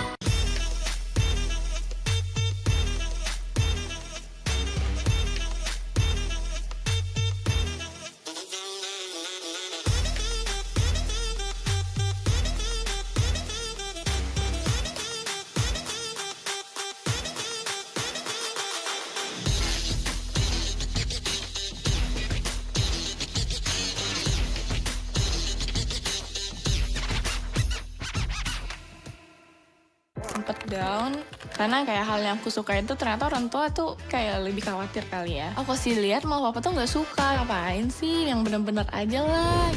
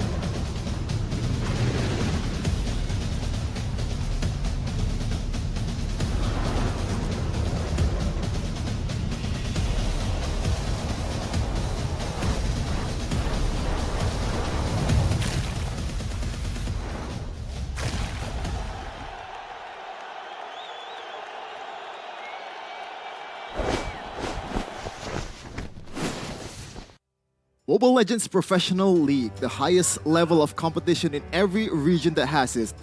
Now, what would happen if we took them out in each other in a tournament in Indonesia here in Jakarta? Well, you're in luck because you're watching MPLI 2023 presented by One Esports. My name is Shafin. Also, here with me is Gani. Thank you so much, Shafin. And this is the MPLI 2023. Of course, ladies and gentlemen, welcome back. We are still continuing our group stage of the day, which we will see the first, well, not the first, but it will start with Group C now. Yep. Welcome to the second shift. It is me gonna be Goni and Shefin. And let's see here, what will Bigetron and the other Indo rep Shefin will give to us. Seventh match of the day, Bigetron Alpha versus EVOS Legends. This team has some history, Gani. They've met in MPL Indonesia Grand Finals, I believe 2 years ago, to decide who's going to MSC 2021. Unfortunately, EVOS and Bigetron Alpha doesn't really confer to any championship in MSC, but still, this is a very consistent team in MPL ID. And I feel like we're gonna see some high-level Mobile Legends in this game. Yes, we are going to see high Mobile Legends, and considering the performance of Bigetron Alpha yesterday, I think they are going to start things with a bang. Meanwhile, EVOS Legends, not a very strong performance yesterday. Let's see the adjustments that EVOS Legends bring to the table in this match. Yeah, speaking of adjustments, Gani, EVOS's lineup. Now we're seeing Taz on the jungler instead of Sutsujin. A lot of people have been asking for EVOS to bring Taz back, especially this is one of the best junglers in Indonesia up there, probably with Super Ken also. And they're kind of similar, right? They play the assassins really, really well and also still can bring some value to the table with some utility jungler as well.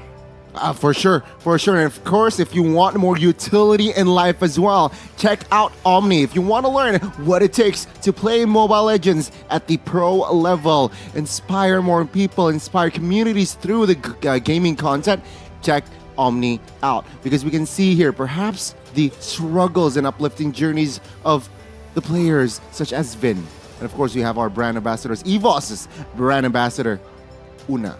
And you can also watch them now exclusively on Omni by FWD, free to download on Google Play and also Apple App Stores. And don't forget to grab a coffee or maybe some other caffeine intake because we're gonna have a long night. Or maybe if you're a psychopath like Gideon, just grab your pre-workout.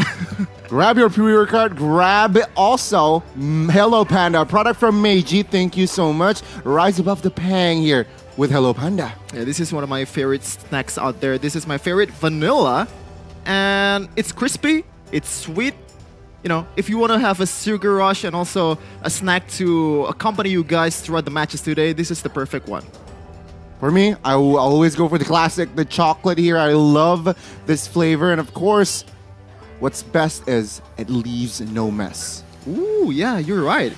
Like when you're eating a wafer or something, like it kind of, you know, some of the leftovers just drop to the table or like drop to your whatever you're sitting on. And this is like all of it just goes into your mouth and there's no leftovers whatsoever.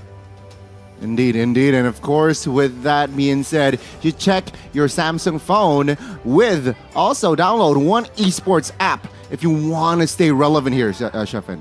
Yeah, with hero guides and updates that will keep you on track on your journey to Mythic or maybe Mythical Glory. Download it for free now on the Google Play and Samsung Galaxy stores exclusive to Samsung. Indeed, ladies and gentlemen, so check it out, download it for free. It is very exclusive for Samsung, and if you want to stay relevant following other social medias as well, check out our social media platform, One Esports, all across the board. We have it all. Yeah, to stay updated with all things in MLBB, be sure to check it out on TikTok, Instagram, Discord, X, Facebook, YouTube, and Twitch. So pretty much every social media out there to basically update you anything but MLBB. And if you want to hear Shefin's hot takes, we have it all. We have it too. Hot takes? I didn't really drop hot takes very often. Why not? Why not drop it here right now? MPLI 2023. I think Geek Fam will win this tournament. Wow.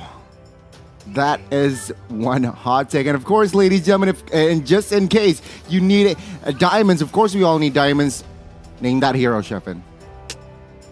Let's see. Long hair, okay, long hair, some ponytails out there. You can see he or she is grabbing a It's weapon. Balman. Yeah, it's Balman for sure. As I said earlier, Gani, in the day, it's like the hips, man. The hips don't lie. It's Balman's hips right there. The hips don't lie and the hair as well. Yeah. I think the hair is just it's pretty straightforward. You just guess Balman, insta 4,000 diamond. Yeah, if your eyesight is as good as Leslie's, prove it by identifying these heroes and stand a chance to win 4,000 diamonds. Contest ends on November 19th. It's just guessing the hero and gets you 4,000 diamonds. Like 4,000 diamonds can get you what, Gani, in the game? Like A lot of things. probably like how many is it? Like 13 Starlight?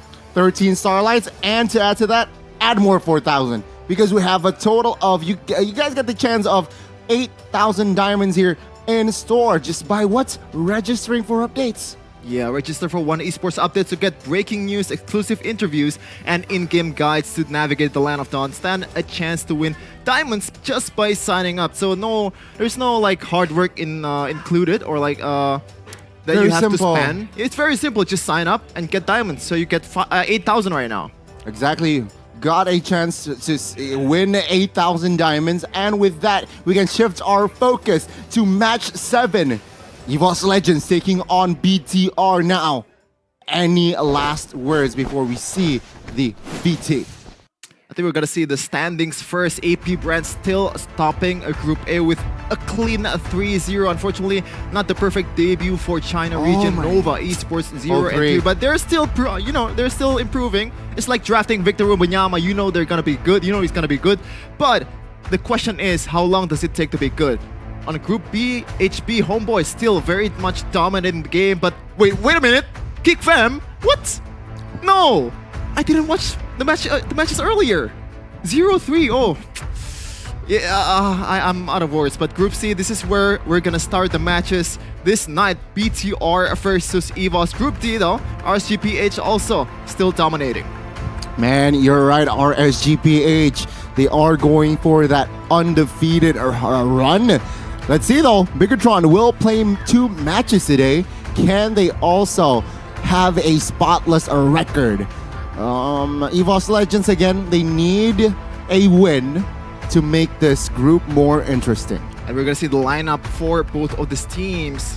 Probably Bigetron first.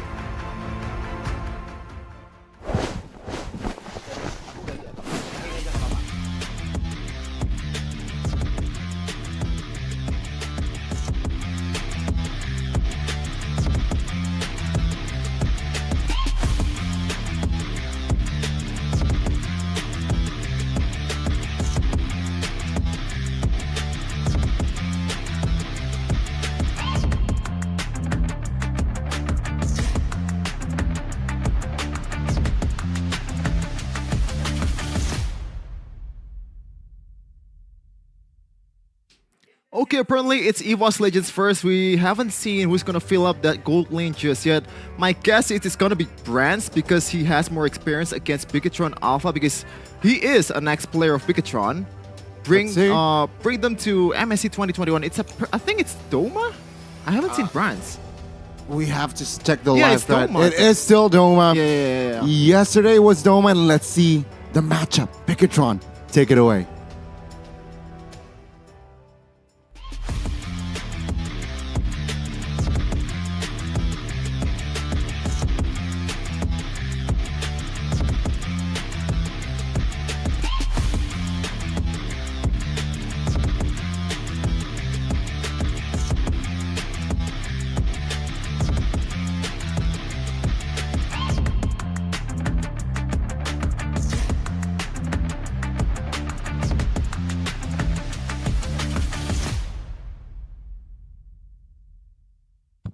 And that is Bigetron Alpha's lineup, still Vin on the roaming area presumably, and Moreno with the name change. Moreno MJ might be Michael Jackson, Michael Jordan, or maybe LeBron James. LeBron James, I like it. And let's see here. Yesterday he was on the Novaria, so expect more fadeaway shots. Right from, it was a Michael Jordan Moreno. So again, let's see here the adjustments from both teams. Execution-wise, it's still going to be second in that gold lane here. not okay. Let's see. Not Sive, but EVOS Legends. What do they need here, Chefin, to somehow bring some new flavor in this match? I think bringing new flavor isn't really the importance of EVOS. They just want to play safely, especially giving some very much safety picks for especially Vanstrong. He likes the Edith. He likes those kind of heroes that can pick off some of the frontliners of Bigetron Alpha, and maybe we can catch some super cats or some Vins in the front line and getting EVOS the W in this match. Okay, let's see. Again, we will start the draft soon, ladies and gentlemen. It's going to be Indo v Indo in this coming match, match number 19. And let's see the draft here. Taz, again, has been quite reliable still in this match, though team-wise, they desperately need the dub. Definitely, man. This is a best of one in the group stages, so every match or every game becomes a match. And we're gonna see the draft pick in a second. Vildora, Tas, Doma, Vanstrong, Krite, and also Vin, Zaken, Moreno, MJ, Super Cannon, Soritzo with Joy and Edith on the first bans of both teams. Yeah, it's funny you just touched on Edith, and in Bigetron Alpha, it seems like they can hear you. Edith banned out alongside Valentino. All very quick bans here from both teams, right? Edith, Valentina banned out. Nolan and Joy now from EVOS' side. Bigetron with the last ban. What will they go for here? And what will they prio? Novaria. Again, I think it's an expensive pick here for Bigetron side for Moreno, MJ. Ooh, I don't think Novaria is, that much of an importance in this patch.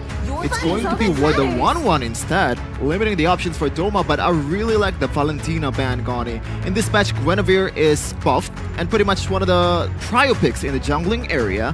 And with Guinevere rising up in the ranks, Diggy, Faramis, those kind of heroes also is rising up in the ranks. So, Valentina is also, the value increases because the ultimate is very, very reliable and very strong and can pretty much change the tide of the game.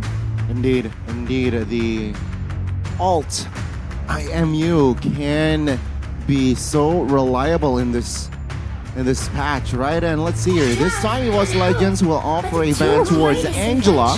So there you go, open things up like what? Fredrin, Novaria, Guinevere as well. Let's see here. There you go. The answer is going to be Mathilda. A very straightforward hero as well. Can cover, can support, and also a high mobility hero. Can also engage with the guiding wind combined with a circling eagle going into the preferred target. If you bring something along the lines of Beatrix or maybe some marksman that can use her or his lifesteal to be able to withstand the damage in the team fight, I think it's going to be lethal in the hands of Vin. Especially, we know that the synergy between Vin and Supercan or maybe Moreno is very much incredible. And EVOS Legends, they will pick up Novaria and Fredrin, right? Nothing too crazy. Yeah, nothing too crazy here. Novaria will fail in the mid. Fredrin will surely fail the jungle. Bigetron, they will take their time here, it seems like, and they will definitely pick up the Terizla alongside the Bruno. Okay, I like this. Bigetron, they're going for the front to back. Okay, so limiting some options in the goal lane too for Doma. But it's interesting that there's no importance whatsoever to that Guinevere, considering the buff is pretty much immense for this hero. Now, Guinevere is really hard for people to evade the ultimate, the special migration connected into the Violet Requiem. So maybe Guinevere can still be played in the EXP. I feel like earlier AP Bren played it against Nova Esports and it worked. It actually worked. Okay, there you go. Let's see here. Will the Guinevere pick come through in this match? I don't think so. And EVOS Legends, they round things up in the first phase. I forgot about this. With the Arlet, right? Arlet can be flexed though. Yeah. XP and roam. Still, a reasonable win rate, 43%. Where this Arlet will go? My guess is, I think it will fall to the hands of the roamer.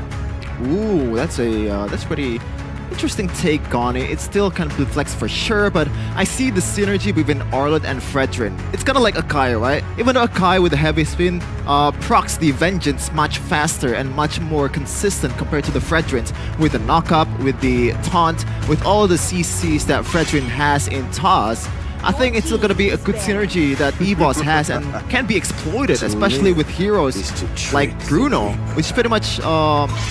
it's hard to play a marksman against Arlet, let's put it at that. Indeed, the route control that Arlet has in his kit can be very, very hard for most marksmen. And Bigetron, again, they operate high. They ban the mobility from this Claude. Because again, Claude is a very annoying marksman. Very fast, very swift. And let's see here, how will they approach this? EVOS Legends, what hero will they give to Doma? That's a big question, Goni. Especially, I think Fala will ban the second one, like the second phase.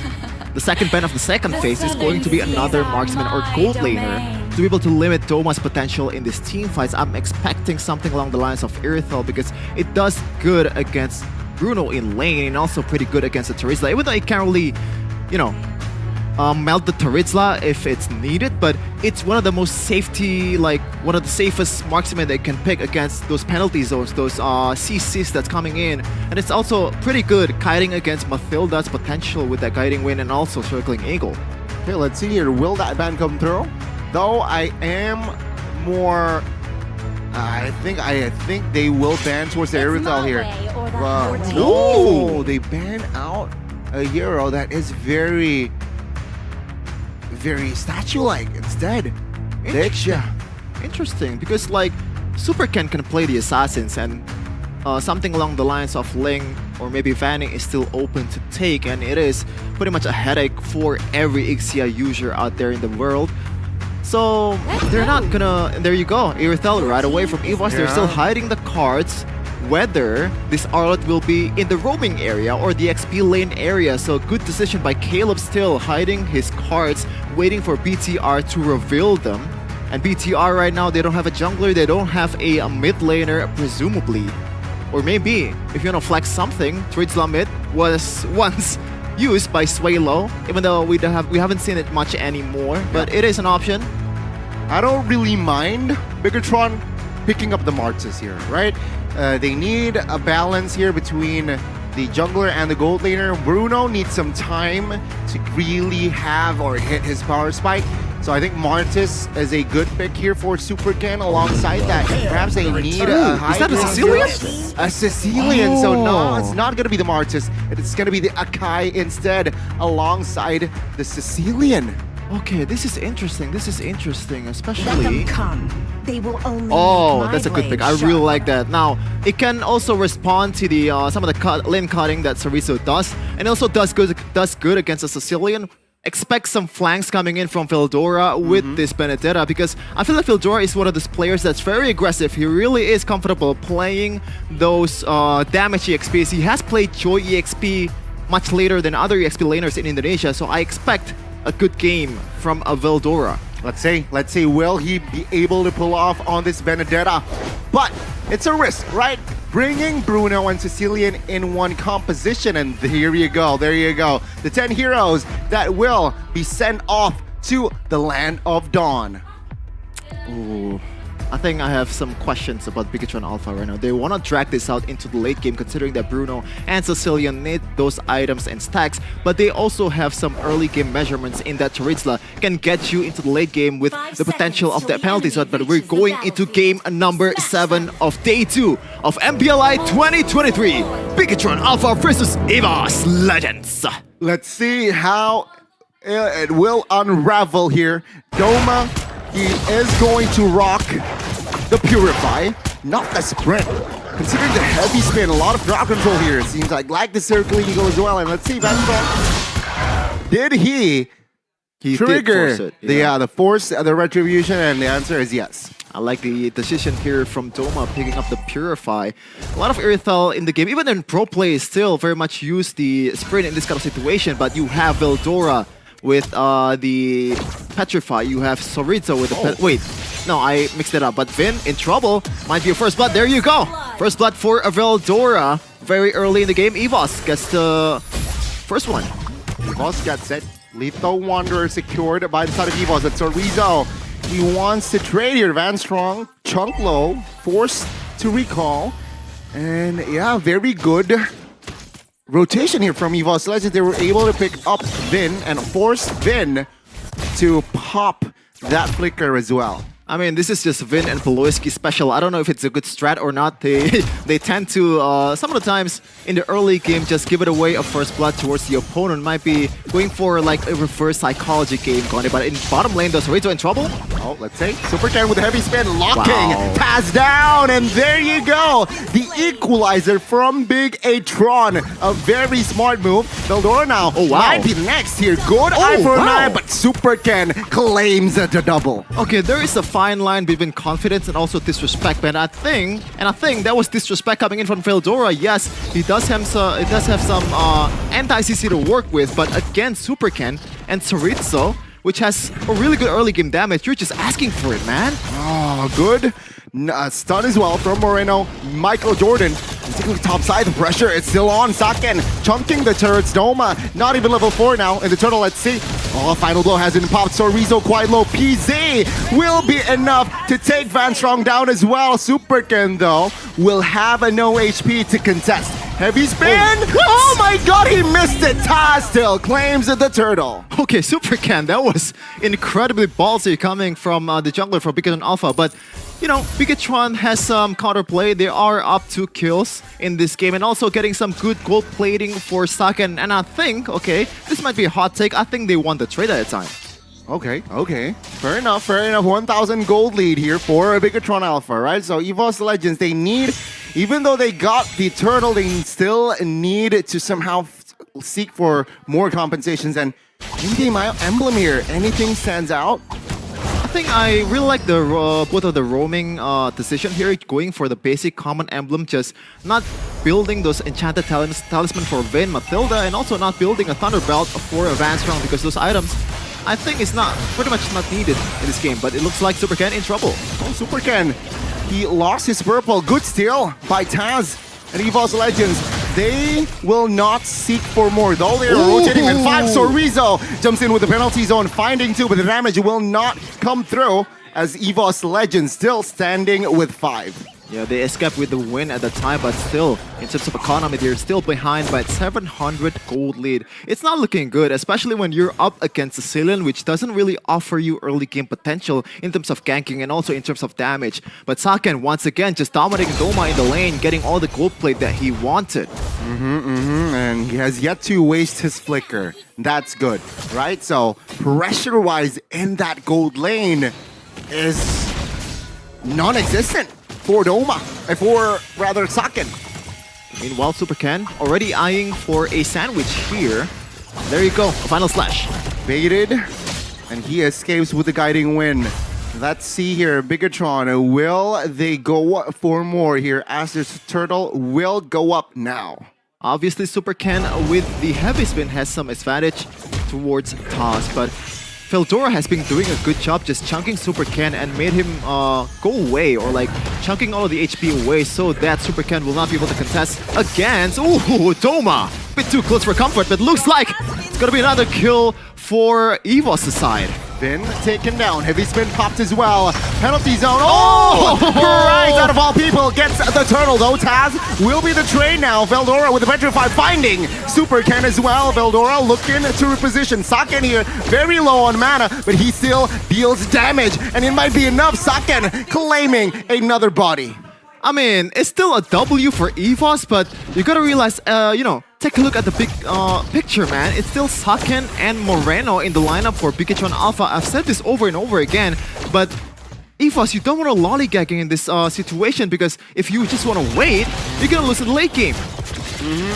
This is very, very important thing. Another important thing to note is EVOS Legends, you're right, they need to somehow find a more efficient trades here. If they let Bigetron play this way, it's going to be a very, very tough late game for them now. Top lane though, Veldora will claim the first structure of the game. top turret will be taken out. Well, I said that in the late game, it's most likely going to be Bigetron Alpha winning out in a 5v5 team fight. But EVOS, I think, has some counterplay that they have, especially with Fildora. This is a Benedetta. And in terms of late game aspect, it's not just damage. It looks like Fanstrong, with the final slash, will be able to cover Doma for a while. He was able to deny the rotation, but the turret is practically 1 HP. So it will fall very soon.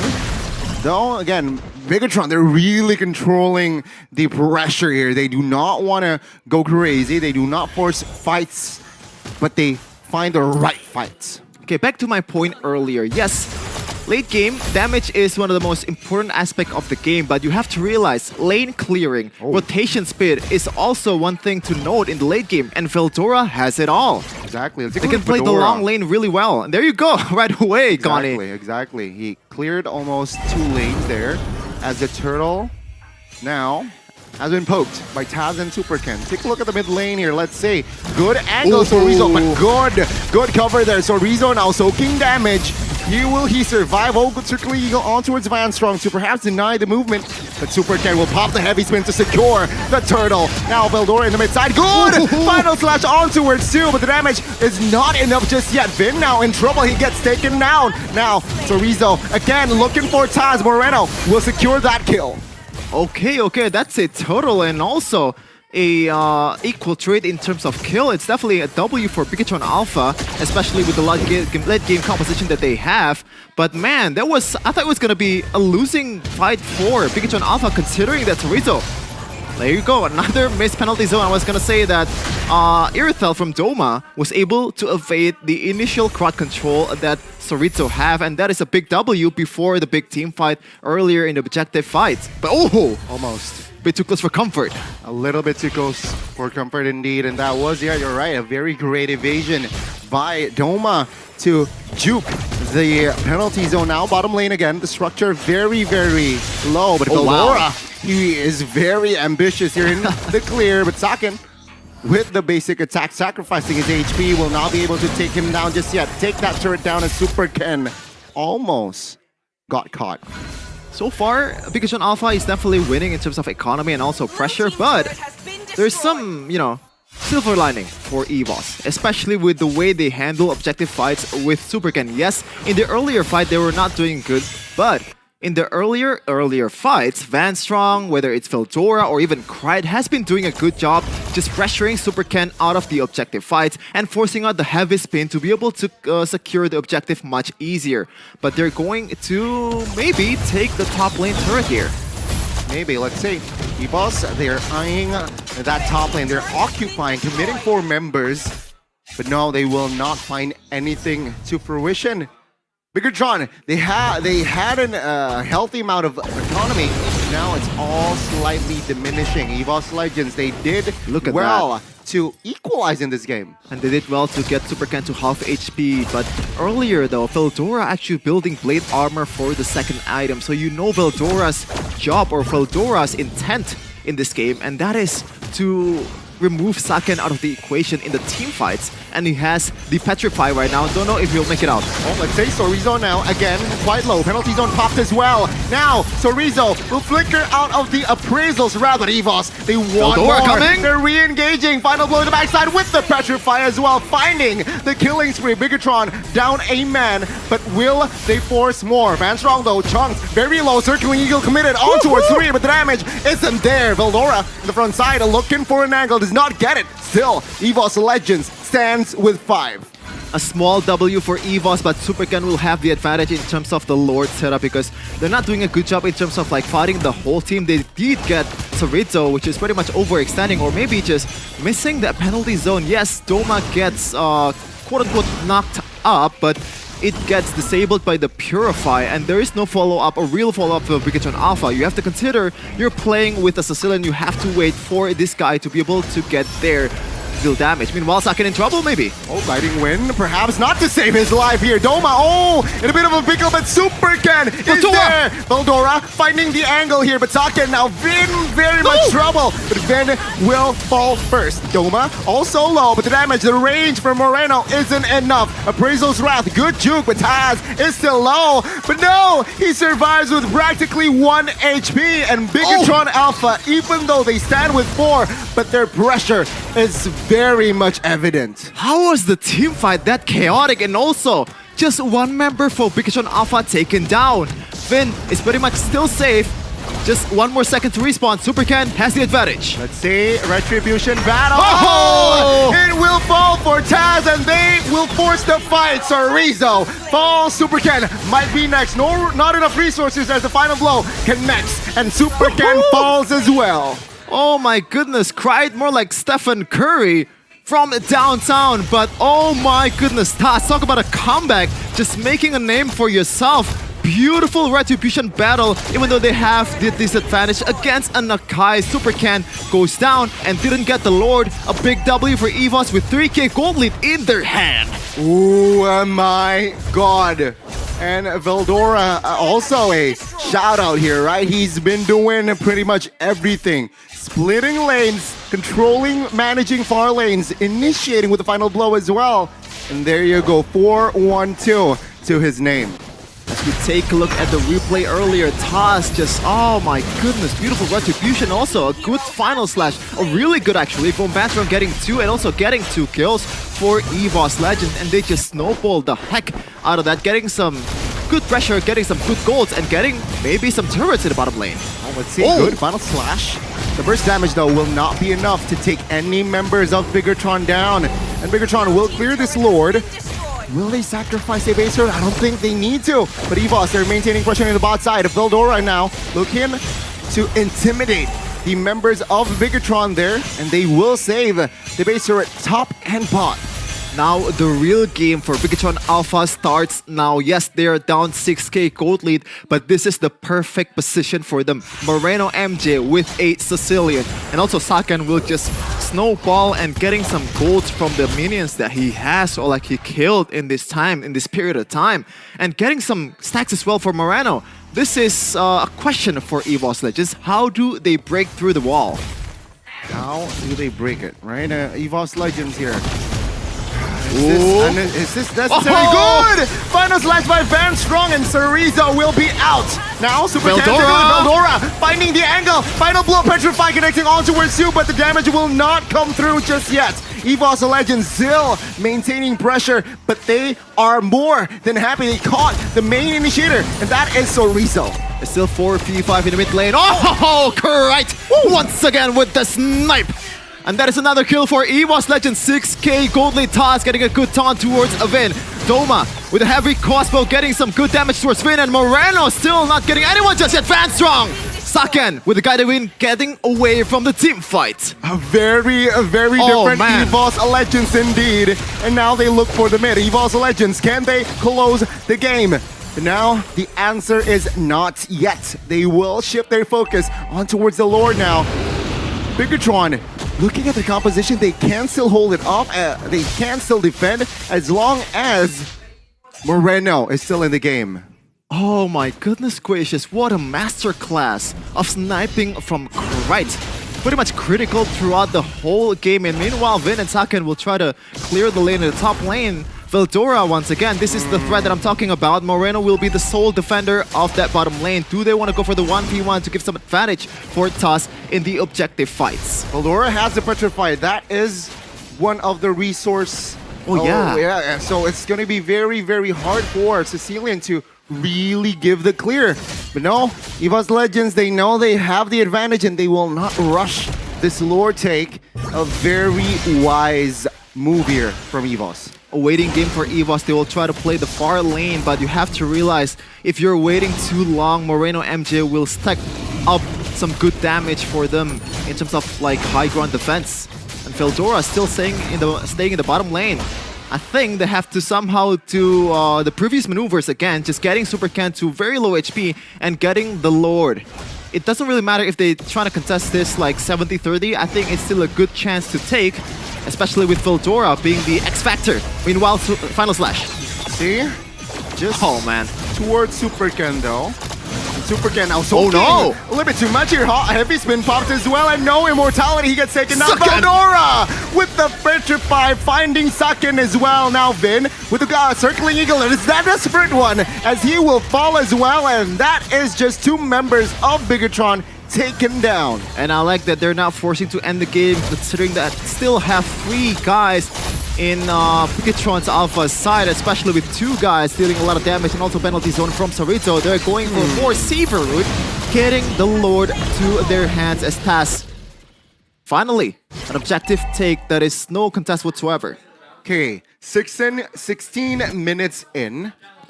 All 5 members will stand for Bigetron here, just in the nick of time to defend. EVOS Legends, spell check, all active. So they will have more than enough, well, they will have more than enough resources to close the game. And watch out for Vanstrong, considering that Indix... Oh, there you go! Oh my goodness, Super Ken low already. Will be able to escape for now, but the base swords will not survive now. EVOS Legends, they really look to close the game. Lord still healthy in the bottom side of the map. The damage, the AoE that Cry provides. Now, in the top side though, Sorizo looking to hold that one cart. Now the mid coming in with the minions. EVOS Legends, can they close the game? The answer is Sorizo! Final slash onto its forward. The damage comes through and the penalty zone as well in the backside to distract. Appraisal's last bombed as well. The damage here will come through for Sak and he gets taken down. But the minions, they need to take care of this. It's a 5v4, but nobody from EVOS Legends can really hit the turret. I mean, it's hard. Even though Saken is gone, one of the main damage dealer for Bigetron Alpha, they still have another quote-unquote late game potential in Moreno MJ with the Bat's Feast. And there you go, another Stitch coming in from EVOS. Minion coming in, Vanstrong at the backside, looking for an angle. Super Ken soaking the damage, and Taz here will not find its mark, but Sorizo in the front side, delaying, finding time and sacrificing himself. Now, Fildora jumps in with the final blow, does not get it, and nobody from EVOS, right with the snipe, and this is EVOS Legends claiming against Bigetron Alpha. Roaring in the first match of the second shift here, 7th match of the day, EVOS Legends just taking care of the robots with ease. There's no pressure, there's no, like, urgency that's too much from EVOS Legends. This has played that very, very patiently, and I like what I see, especially from Vanstrong and Krite, the mid trio, the mid duo of EVOS Legends, making work in this game. They really did. My goodness, a very good performance, and I love the adjustment that EVOS Legends brings today. And with that, let's see here what Mr. Wolf has to say about this match.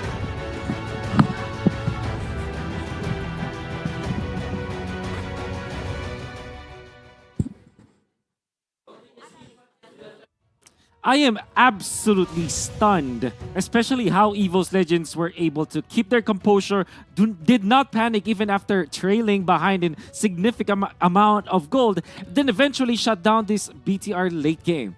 I am so amazed at how they did it. And I think that I'm going to be naming a lot of names here, but one particular player that really surprised me in this particular game was Vanstrong.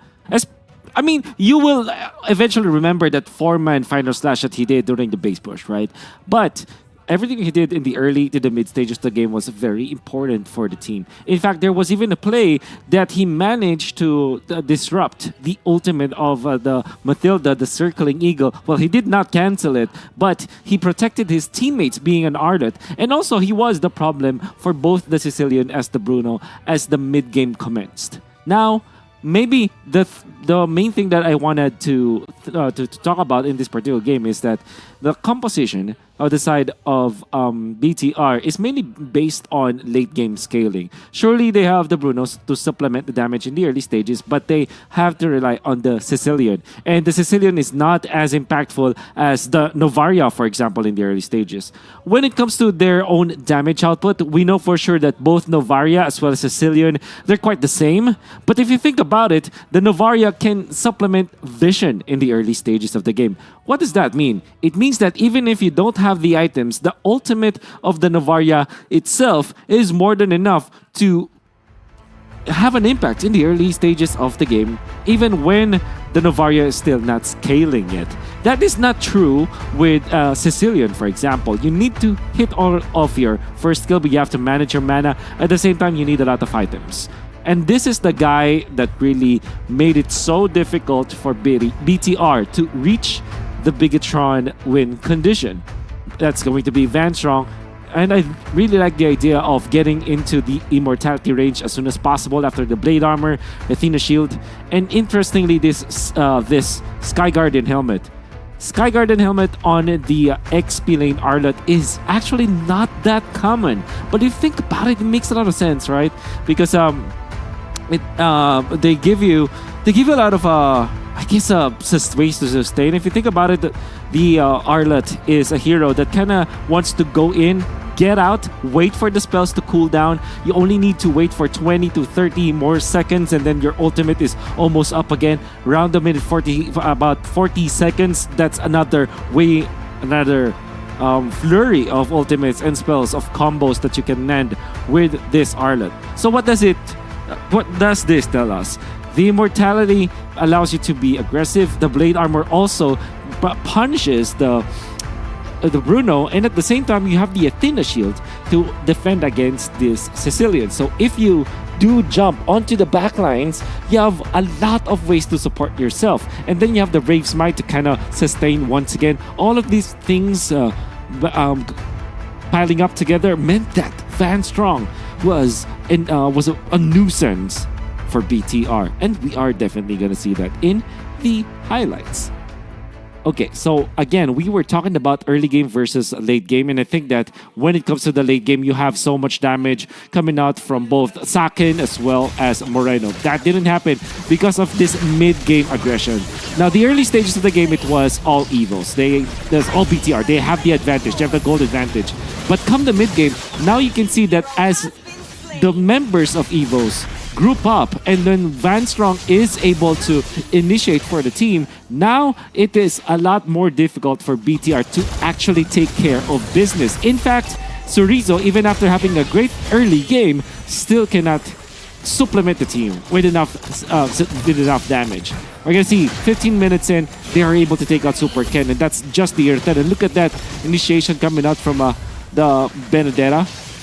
And then this Arlet that typically is played as the roam, that will be focused mainly on tankiness, and what he only needs to think about is the way to initiate, get out, sustain himself, then get back up again. Again, it's just 30 to 40 seconds for the final slash to be up once again. It looks even much faster than that, as he's able to land the 4-man final slash that eventually made it really flashy for EVOS.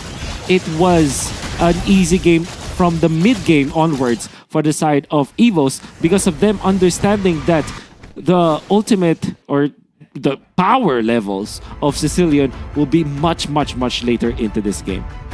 Again, I'm not saying that BTR did not have a chance to win this game against EVOS because of the draft, but BTR already got the early game. That's already part of their win condition. But in the mid-game, it was quite evident that they cannot teamfight against EVOS. And it's mainly because of the frugal composition coming out from EVOS. Meaning to say, they don't need a lot of items in the mid-game for them to be able to group up and teamfight. And that's mainly because of the Novaria ultimate, the Arlet roam that had a final slash, and of course all of the sustain that he needs. And obviously Irithel is such a strong hero in this metagame, but also because of how on point was Veldora. Imagine being Moreno in this game, as well as Sakin, both of the heroes that needs to supplement the damage from long distance. If somebody gets up close and personal, it's already difficult for them.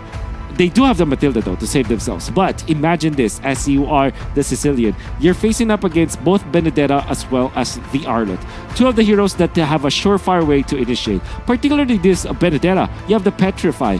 And for Moreno as well as Sakin, they don't have the Purify. So if there is someone initiating coming out from EVOS, be it the Benedetta, be it Taz, be it the Van Strong's Arlot, you have that Astral Sphere that can be the follow-up from the Novaria. So there's always a surefire way to land the damage or damage source coming out from EVOS.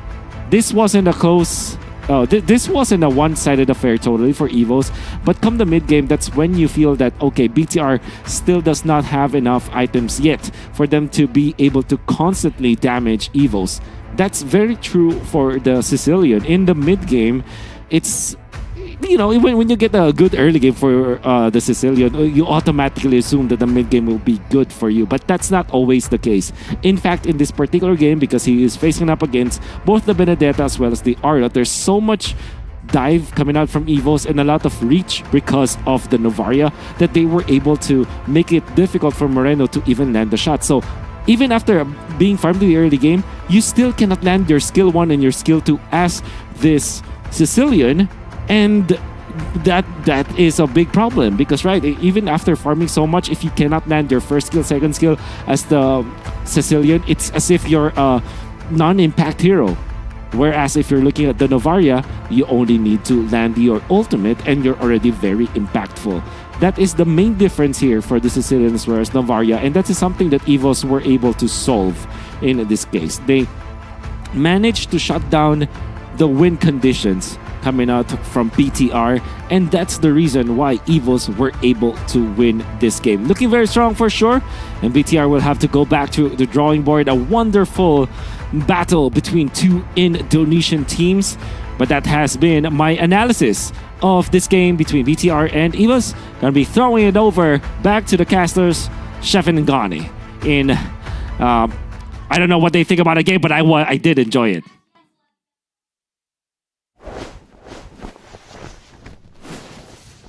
Thank you so much, Mr. Ulf, for the analysis. But man, oh man, Gani, EVOS was able to defuse the time bomb that Bigetron Alpha created. But you know what, Gani? We have this thing called cocoklogi in Indonesia. Cocoklogi, okay. It means we're making stuff up for the sake of making stuff up. Okay. So out of all the teams in MPLI that hasn't, that didn't qualify for the playoffs, Aura Fire, they managed to win Piala President. Alter Ego, they managed to win a championship in Johor, Malaysia.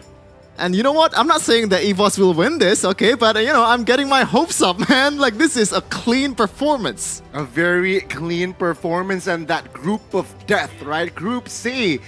Wow, all share a point at this point. So let's see here. More action from Group C. Echo going up against EVOS Legends after that dub.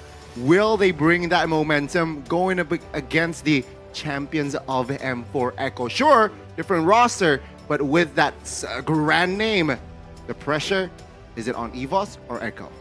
A lot of history between these two teams. These two teams won M series, but we're gonna see King of the Jungle versus the Apex Predator of the Sea in a second. So do not go anywhere. Stay tuned for more action in the next game.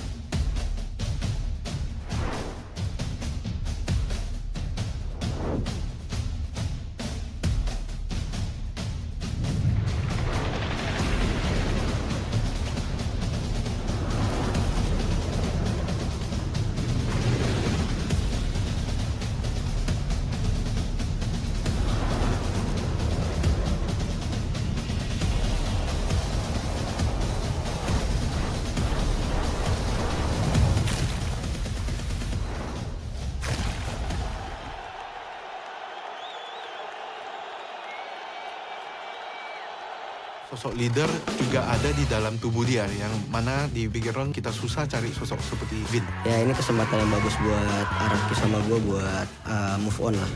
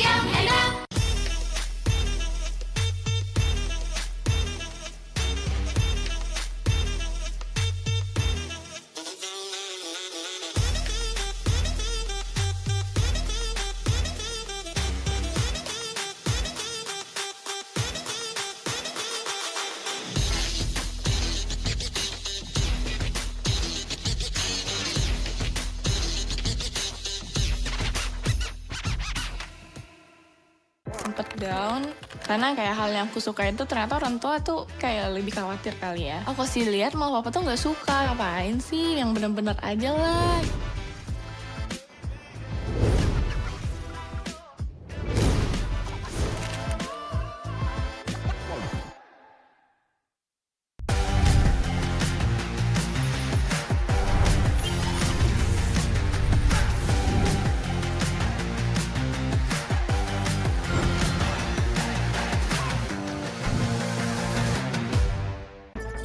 The Flying Swallow is here to clean up Marshall City.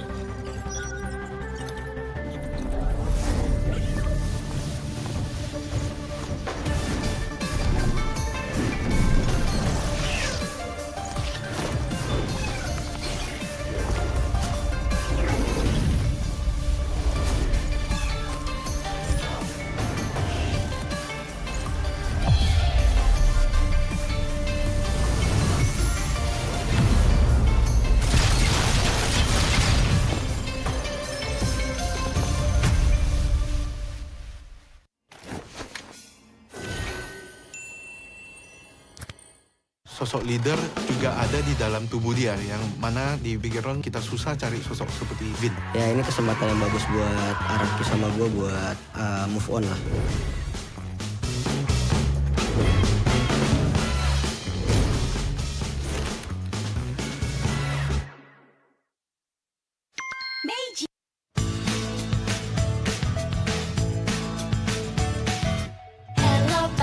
Hello panda, semua suka biskuitnya.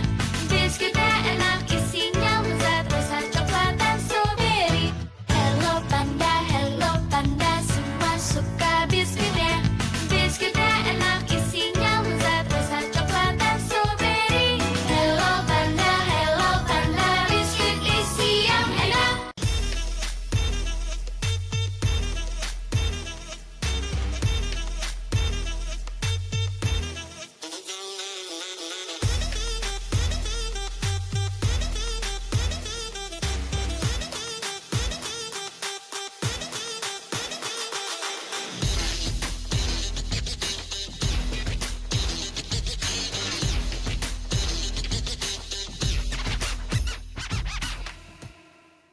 Sempet down karena kayak hal yang aku suka itu ternyata orang tua tuh kayak lebih khawatir kali ya. Aku sih lihat malah papa tuh nggak suka, ngapain sih yang bener-bener aja lah.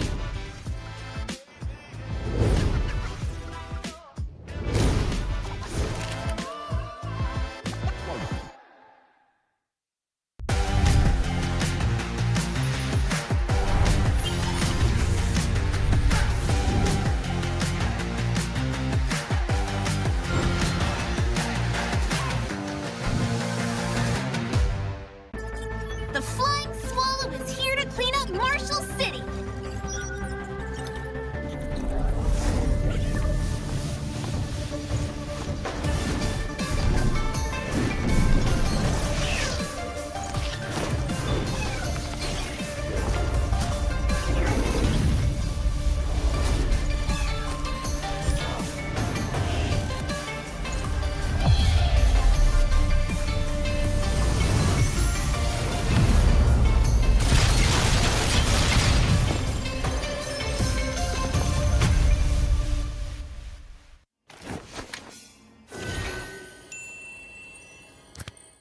Sosok leader juga ada di dalam tubuh dia, yang mana di Bigetron kita susah cari sosok seperti Vin. Ya ini kesempatan yang bagus buat Araki sama gue buat move on lah.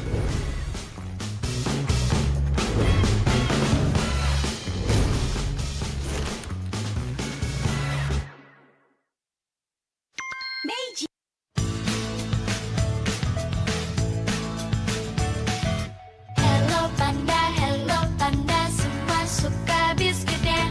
Biskuitnya enak, isinya lezat, rasa coklat dan strawberry. Hello panda, semua suka biskuitnya.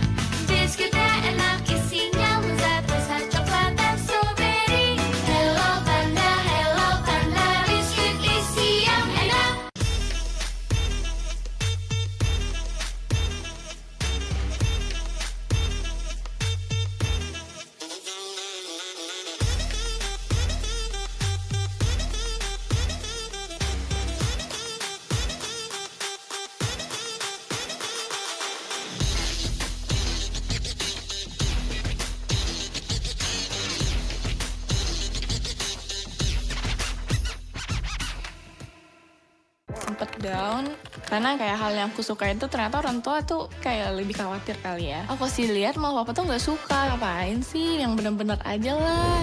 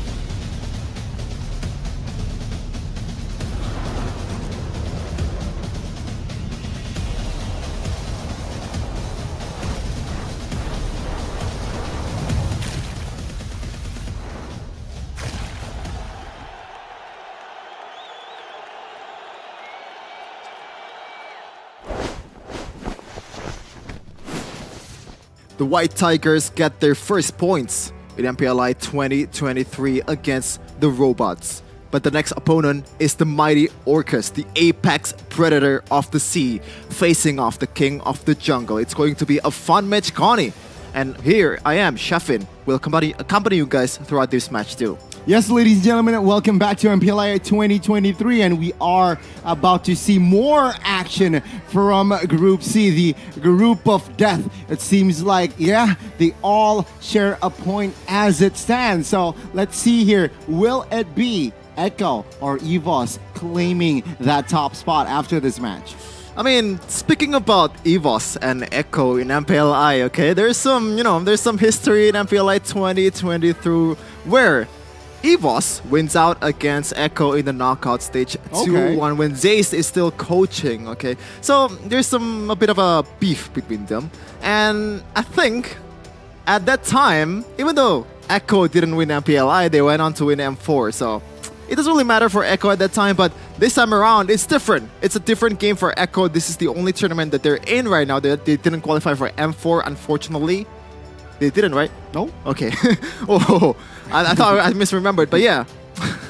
But yeah, ladies and gentlemen, before we get into the entertainment, let's talk about Omni by FWD. Want to learn what it takes to play MLBB? Check out Omni by FWD. It's available on the Google Play and Apple App Store, so scan the QR code beside Vin to check it out. Yeah, check out the journey of Una and Vin, the journey of them in esports. But talking about esports, we also have a good snack. I have a question, Connie. What does the bear say to its siblings when they met him?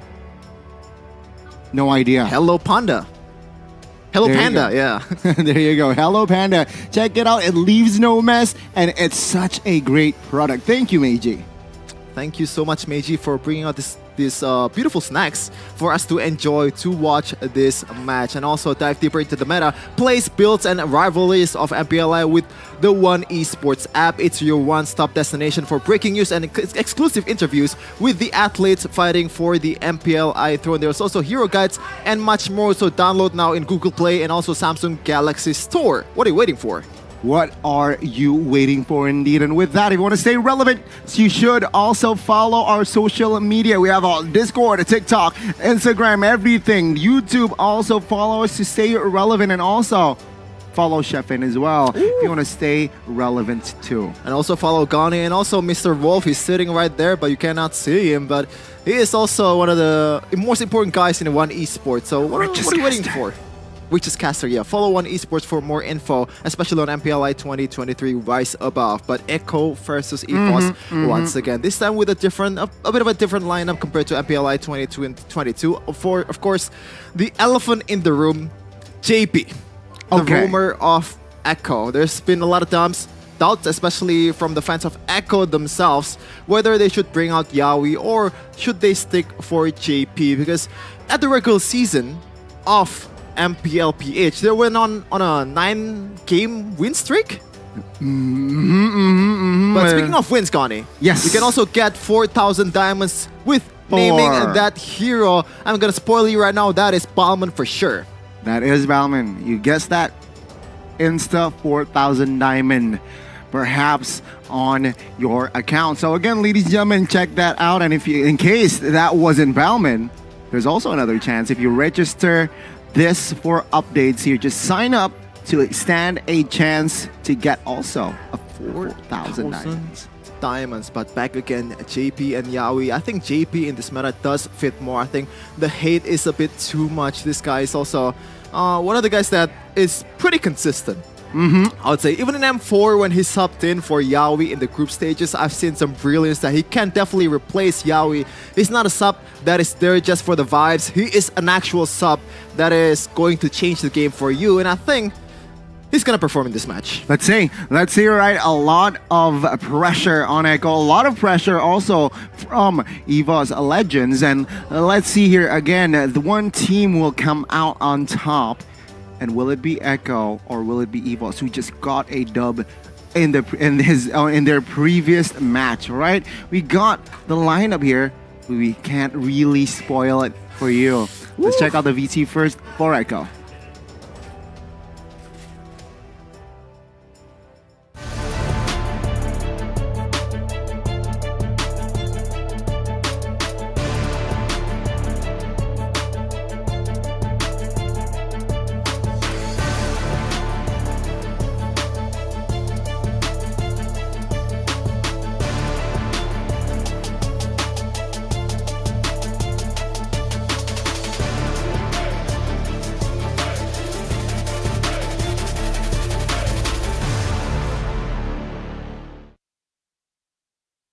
I mean, Echo, not the best start in MPLI 2023, but of course, still a lot of chance to qualify for the next stage, the knockout stage. Still the main five, Call TC, Sanford, Benny QT, Sanji, and Sanford. Still with their main five in this tournament.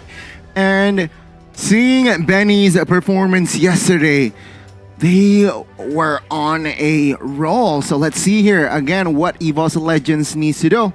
Check out their VT.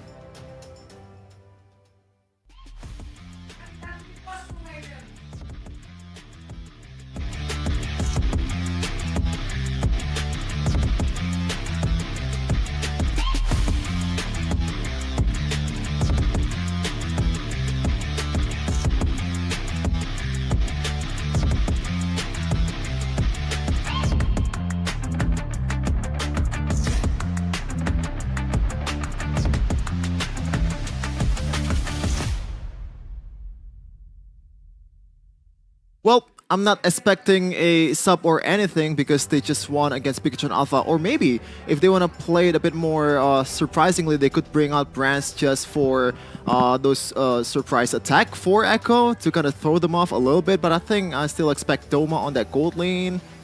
Did they play in this game? Yeah, let's see. I believe it's still Doma. No brands. And shout out, I think their jacket is looking very, very cool here. And it is going to be Doma playing still. But man, I love EVOS jacket now. Oh, so cool. It's really cool. I think most of the Force Elite jackets that MPL teams has brought. This is the cream of the crop, man. Like, it's a classic. Look, classic. Well, it is a classic because M4 days, but just the contrast between the cream and also the purple, just chef's kiss. Ooh, chef's kiss, not chef's kiss. Okay. But man, you're right. I mean, let's see here with the cool outfit or the cool jackets that they bring to the stage. I expected also to see and witness cool performances, better than cool, awesome performances from both teams here as they are still discussing and expectations from the draft here. Chefin. Why is he twitching his nose? Okay, never mind. But yeah, I think I believe Milo of the TheOhioBrothers said that he said that he's better than every Indo EXP laner. And he did say that Sanford and a lot of PH EXP laners does plays that he cannot imagine himself doing it. So I think he has to EVOS has to watch out for Sanford, especially because we know that this guy on every hero, like Yuzhong, Lapu Lapu, he can play Arlet. Every hero that's in the game that can make plays, he is going to perform for sure. He has been delivering the heroes that has been given by his coach. And let's see here, will he be able to see or bring that same intensity performance in this match? EVOS will ban out the 1-1 and Kadira, and Echo, they will ban out the Joy and the Novaria. Seems like Echo, they know that EVOS or Indo teams really like Novarias, and there you go, the ban. And EVOS, wow, that's a respect ban. Nolan, it's gotta be Nolan. They wanna pick a safe Nolan for EVOS themselves if Echo didn't ban it. But let's see what Coach Trevor has in mind. I really like the ban from Coach Trevor though, that Joy, because it can still be flexed to EXP lane considering Feldora is playing. But this Katira ban, man, I think Katira in this latest patches, it's not really one of the most prio anymore, but in the hands of a mid laner like Sanji or for example Sans, like the synergy between JP and Sanji too, it is still pretty much a big threat. I agree. They are a force to be reckoned with. And EVOS, what will they prio here? Redrin perhaps, or Valentina now is still on the board, or will they go for the Mathilda Angela route? And it seems like no, they will not go for the support type of approach yet. EVOS though, they will secure themselves the Valentina Echo. A lot of approaches on the board. They can go for the Angela. Redrin is also available. Which one do you prefer? Mathilda has been picked up and the Fredrin, so they're going for more solid options here. It is solid, it is standard though. That's what I what I'm seeing from Coach Trevor. So they don't want to reveal some cards yet in this early draft. And remember that this Fredrin can still be flexed towards EXP laner too, but unfortunately I think Sanford, he's not really the type to play those heroes like Fredrin, even though I believe he's going to play that. If he's going to play that, he's still going to perform for sure, but I don't think it really fits Sanford's agenda in this Echo lineup. Yeah, very low percentage for this Fredrin to be flexed, but it is still a possibility. And EVOS Legends, they will pull out the Guinevere in this match alongside Arlet. Now they're going to play that Arlet, the flexibility card, Roam or EXP. And considering their percentages, the Arlet specifically, very good, right? 50%, very equal, very even. And Echo, to close out the first phase, they will opt for the Faramis. They want more sustainability. Matilda is not enough. The mobility is not enough. And they just want more HP. I mean, I think EVOS can still go for a support here and put this Arlet towards the XP lane, because if you have Valentina with the Nether Realm and maybe have a healing support like, for example, Rafaela or maybe Essos or maybe by extension Diggy, you can have two big ultimates in your hand and you are for sure not gonna lose in a 5v5 team fight. That's what I'm guaranteeing. But this Guinevere against a Faramis, not the best matchup. Again, Valentina will neutralize that. Okay, let's see here. To open things up in the second phase, Echo, they opt for a Claude ban.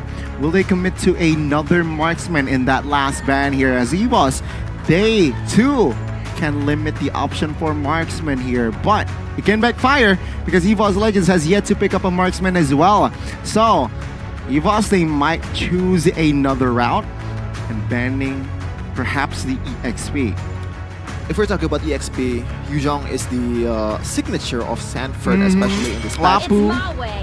It's going to be that Ixia. Interesting, considering that when you're playing Arlet and Guinevere, it is a backline threat, right? Especially with the flicker that Vanstrong has. We've seen how he can perform with those flicker combo with the final slash, and that spatial migration connected into that Violet or PM is still very lethal towards Ixia. So I'm a bit surprised seeing this, but EVOS Legends, already 3 marksmen banned for those two teams. Do they want to limit it more for Doma and Benny QT? That is the big question right now. I don't think so. Yeah, me too. Let's see, EVOS Legends. Another hero comes to mind, Benedetta. Veldora really pops off earlier. Oh, wow. But no, they will commit to another marksman ban here. Will this backfire for EVOS though? I mean, Echo. Well, let's see here. Will they go for the marksman instantly? I mean, it's Beatrix, perhaps? Beatrix and Irithel. Beatrix. Irithel and Beatrix, right? That's the only one left. But I want to see, man, like, already 4 marksmen banned. Please be creative with those picks. 5 with the 1-1. 5. Yeah, Benedetta, exactly. Again, Sanford plays a mean Benedetta. And Echo, that's why they did not ban the Benedetta out. They saw what Veldora could do with the Benedetta, and it seems like it's a deny pick and also a comfort pick. 3 times 100%. Being picked up, still 100%. So proven very reliable in that EXP. I mean, the safest one is Irithel, right? She can still move, getting chased by Sanford. Against a Petrified Benedetta. Yeah, there is a Petrified, but Doma still has Purified. That's what I want to say. But, like, what else is there? Like, do you want to flex for Harith? Yes, Doma plays a good Harith, but I think it's abundance, too abundance of magic damage for EVOS Legends. At this point, they still need more physical damage, so they cannot go for those, magical. There you go, Irithel. And it's going to be closed off by a Paquito to match that aggression from Sanford. If you want to cut, I can cut too. We're trading blows right here. A lot of adjustments on this Paquito. Let's see how this one will pan out. Oh man. But Echo will close out their draft with a carry pick. Wow. Oh. Again, carry was picked up by Benny yesterday, if I'm not mistaken. And we will see more action from Benny on this carry. Do you know what I'm seeing? In terms of the difference between Indo and PH, PH teams tend to pick carry more than Indo. And I think that really signifies that Echo, or a lot of the PH team in terms of synergy, they're so good with it, so they trust the covers, they trust the guiding winds and also circling eagles that JP is gonna use on Benny QT. Oh my goodness gracious. We're Indonesians, but I gotta say, I was going for more of a realistic route before this, but after seeing Bigetron versus EVOS, I think EVOS still has a chance in this match. I mean, we were wrong in the previous match, right? We were unanimous as well. And the EVOS, they managed to beat Bigetron. So let's see here. Are we right or are we wrong again? So let's welcome the Land of Dawn. Oh, apparently we have to pause the game to fix the issue that we have currently. Now, yeah, back to my point. Carry, man. In Indonesia, one of the big disadvantage of a carry is the range of this girl is very short compared to other marksmen out there. Yes, you have some dashes. Yes, you can melt down from frontliners really easily. But other than that, you are an easy picking for all of the roamers, all of the aggressors of the opposing team. But when you have Mathilda, when you have a killer instinct combined with the safe plays from Benny QD, I think you're A-okay. And Echo, they really like to play the carry, man. I don't know why. They really like to play the carry. And with that, let's see here what type of execution, what can we expect here, right? Right off the bat, carry, of course, needs time. 3 items perhaps to really be active here for that carry, so I expect Echo to play more of a slow tempo in that early. I think one of my main highlight that I want to see is the battle between Veldora and Sanford. In a way, these two guys really like to play those very aggressive EXP laners that can deal damage, that can take care of the backliners on their own, making a play out of their micro prowess. So with Paquito and Benedetta, these two heroes are kind of the same. They are very flashy, they are very fast, they can also deal some burst damage if the opponent doesn't build that physical defense items. And when you're a marksman, why would you build that? The only thing that you have is Wind of Nature, and let's see how Benny Cutie and Doma will respond to the opposing EXP laner's aggression. Well, it seems like from the players, they are holding their devices. Oh, not yet. Benny here, not yet. So the game isn't ready, folks, but again, Benny going up against Doma is also an interesting lane to watch here, Shepin. I think the fact that they banned 1-1 against Benny is it's kind of sad, Goni. Because if you know, Benny's daughter is named 1-1. Oh. I don't know if that's a real strat from Caleb, or maybe they just want to use the psychology attack towards Benny Kudu. Hey, I want to say I banned your daughter, but is that something that I can say here? I will ban 1-1 out. And he did. A minute left here. And looking at the players, seems like they are already in the game. In the game. So let's just jump to it. Game number 8 of the match. Sanji on the Faramis. We're looking at the spells right now. Doma going for that sprint. So a bit of a ballsy move here, especially with Call, TZ, and Sanford using that Petrify. Remember, this is very lethal Benedetta in the hands of Sanford. 3 Purifies as well here brought by Echo. So they really want to negate, they really want to be safe from the crowd controls that is on the table from EVOS Legends' side.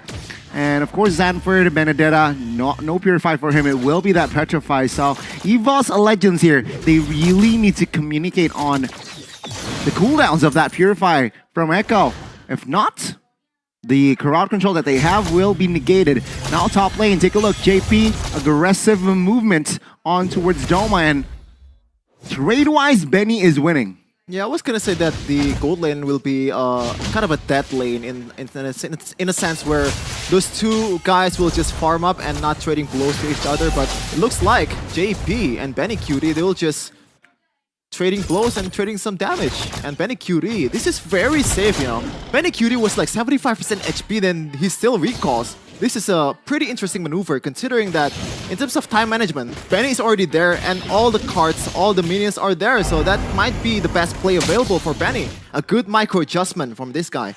And we can see some action here, perhaps ensuing in the bottom side of the map. Sanford here holding on, waiting for info. And take a look at Arlet in the jungles here, already chunked. Van Strong, not level 4 yet. Good cover, but Taz here will not have enough damage to take Carl TZ down just yet. Now, with the HP, looking at the HP bars, Echo is winning the setup. Right now, looking for some angle. Seems like Echo will just win it. Final blow pops, Van Strong at the backside. Taz jumps in with another realm and Call TZ gets it. He finds the first newt and Appraisal's rat pops as well. Oh, one man caught there. Veldora will be the sole casualty. Perhaps more Echo. Will they fight more here? They force it. Right? Call very low. Van Strong as well, but no. It will be just Veldora taken down. And as I said that, Echo finds another. I mean, Mielo doesn't lie, man. I don't think Mielo would go for that deep. Sanford, just another beautiful micro adjustment, but man, oh man, Taz, kind of I think a mistake just putting that Violet Requiem very early in the fight, and you don't have that pressure in the objective take, and Call TZ in terms of retribution battle, he is inevitable, man. This guy 10-0'd Kyrie in MSC, you have to remember that. Man, yeah, very reliable still, especially on a hero like the Fredrin. Very, just very reliable. Echo now 800 gold lead top lane. You can see here action from Gold and Rome. Just trading perhaps punches here, looking for an opening. You can see here, the junglers also rotate towards that top side, so we might see a 3v3 action perhaps, but no, Echo will rotate towards the mid side of the map. Oh man, looking back at the emblems just now gone, you felt Dora going for weapons mastery and also a crit damage increase. That is very aggressive for a Paquito. Usually when we see Aran, he wants to go for more movement speed and also survivability, just to be that annoying far lane to be able to take care of by only 2 or more people. And this means that Veldora just want to go for Benny. Okay, interesting. 4-man rotating top lane here for Echo. And then EVOS, they sniffed it out. They play deep under the turret here. Does not really want to show face. Taz in the mid bush. Got here perhaps, but has more than enough resources to get out from that situation. Oh, take a look at Benedetta already cutting towards the jungle here, looking for an opening, a flank perhaps, and he wants Guinevere. Take a look at that. He wants Guinevere, does not commit, does not want to gamble that play. He repositions Carl TZ now on that turtle. Taz quite low, does not recall and gets it. Oh, perfect timing there. As Echo though, they will force the fight. Another ramp pop from each side here. Van Strong now in the front side of the map. Veldora as well, looking to gain more space. As no casualties, but EVOS Legends, they equalized neutral objective-wise. Jump in and jump out and let me take your box of lunch. My goodness, Taz with another beautiful retribution, continuing the momentum from the early game. Meanwhile, Sanji already popped that Purify to get away from the final slash from Van Strong. Okay, 5 minutes in. It is very equal, I have to say. Level-wise, Doma and Benny also equal. So yeah, both marksmen here, they are okay.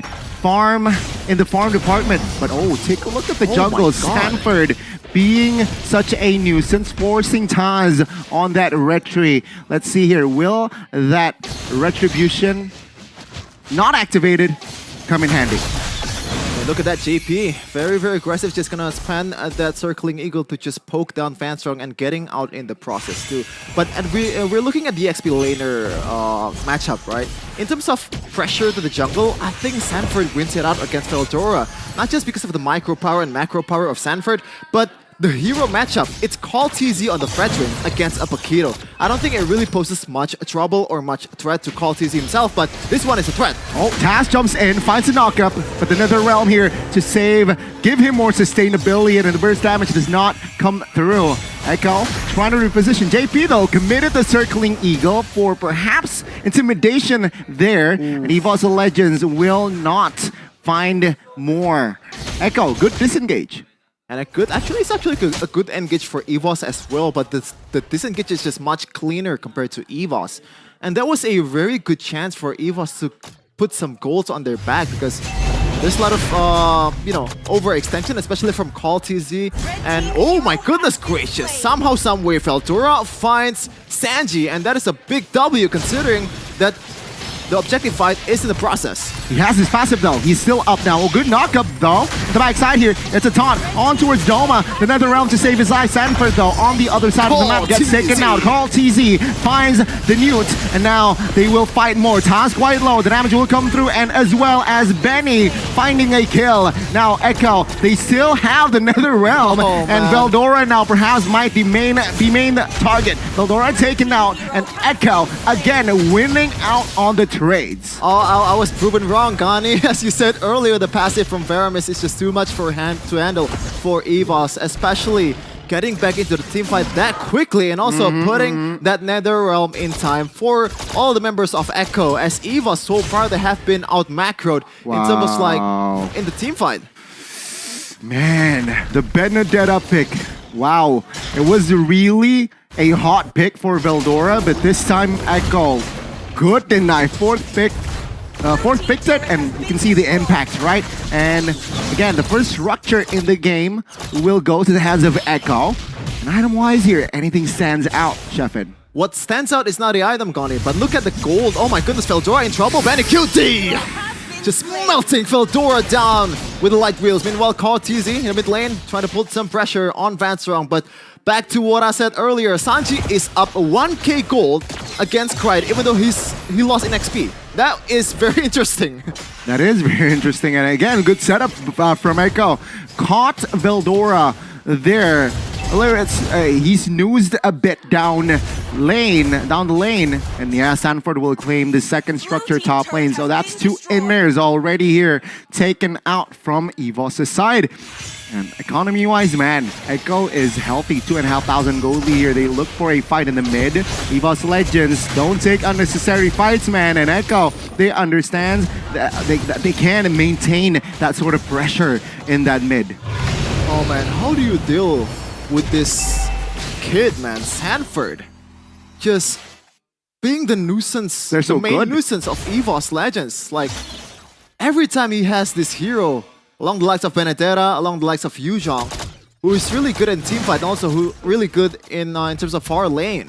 It's always an instant W for Echo. Meanwhile, they're up 2k gold lead. Sanji getting chunked real low, but still has that Nether Realm to play with. Toss has the advantage on the Lord fight. Okay, Cryde is also half HP here.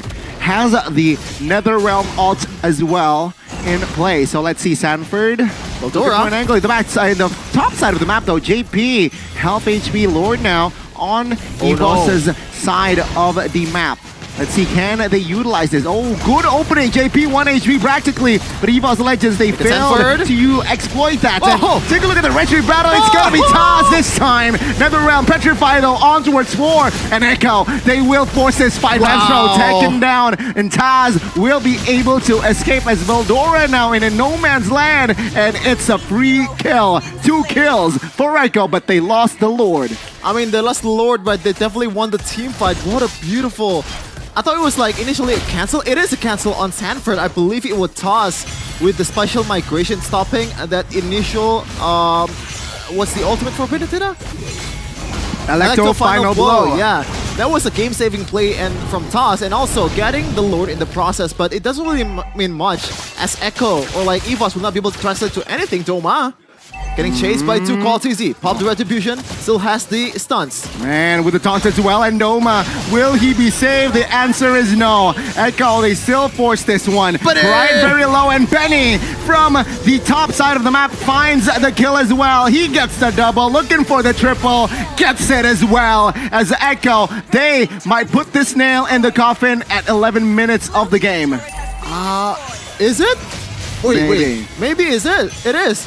Veldora, can he clear is the question. No. Oh, with the passive here, surely EVOS will can fight another day, and Echo though, they will have to be satisfied with a base turret. The plan was to match the aggression from Sanford with a Paquito pick for Veldora, but in terms of like teamfight impact, it's just night and day from Sanford, because Benedetta's Petrify and also Electro Final Blow is an AoE damage dealing skill. Meanwhile, Veldora can just lock one hero down, and so far he has not, he hasn't got like the opportunity that he needs to be able to burst down all those heroes. Like, what is the answer here for EVOS? Even Toss getting a special migration on to preferred targets is not enough because they have Netherrealm on the opposing side. Man, Echo, they just want to contest this time. Taz will have his purple. And seeing their rotations here, they will take this slow. They will play it safe here. And EVOS Legends, what can they do here to neutralize this game here or just equalize economy and map control-wise? It's very, very hard to see the light of day here for EVOS. Seems like it's just an Echo game, but I mean, anything can happen in Mobile Legends, so let's see, folks. I mean, look at the safety measures from Echo, man. They have 3 Purifies, they have Netherrealm, they have also this, Guiding Wind and Circling Eagle from JP to get them out of team fights. And not to mention that healing and initial shield that JP gives to the other teammates. And so far, Benicuri has not been touched 0 times. Considering this is a carry, a hero doesn't really have a lot of ways to work with. This is very impressive.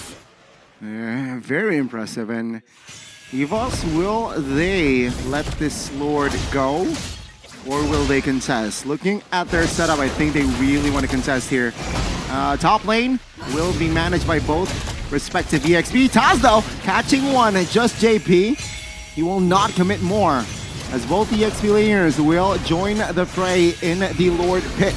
Echo now looking to set up. Circling Eagle committed on towards Kurai, but no, just a juke for info perhaps.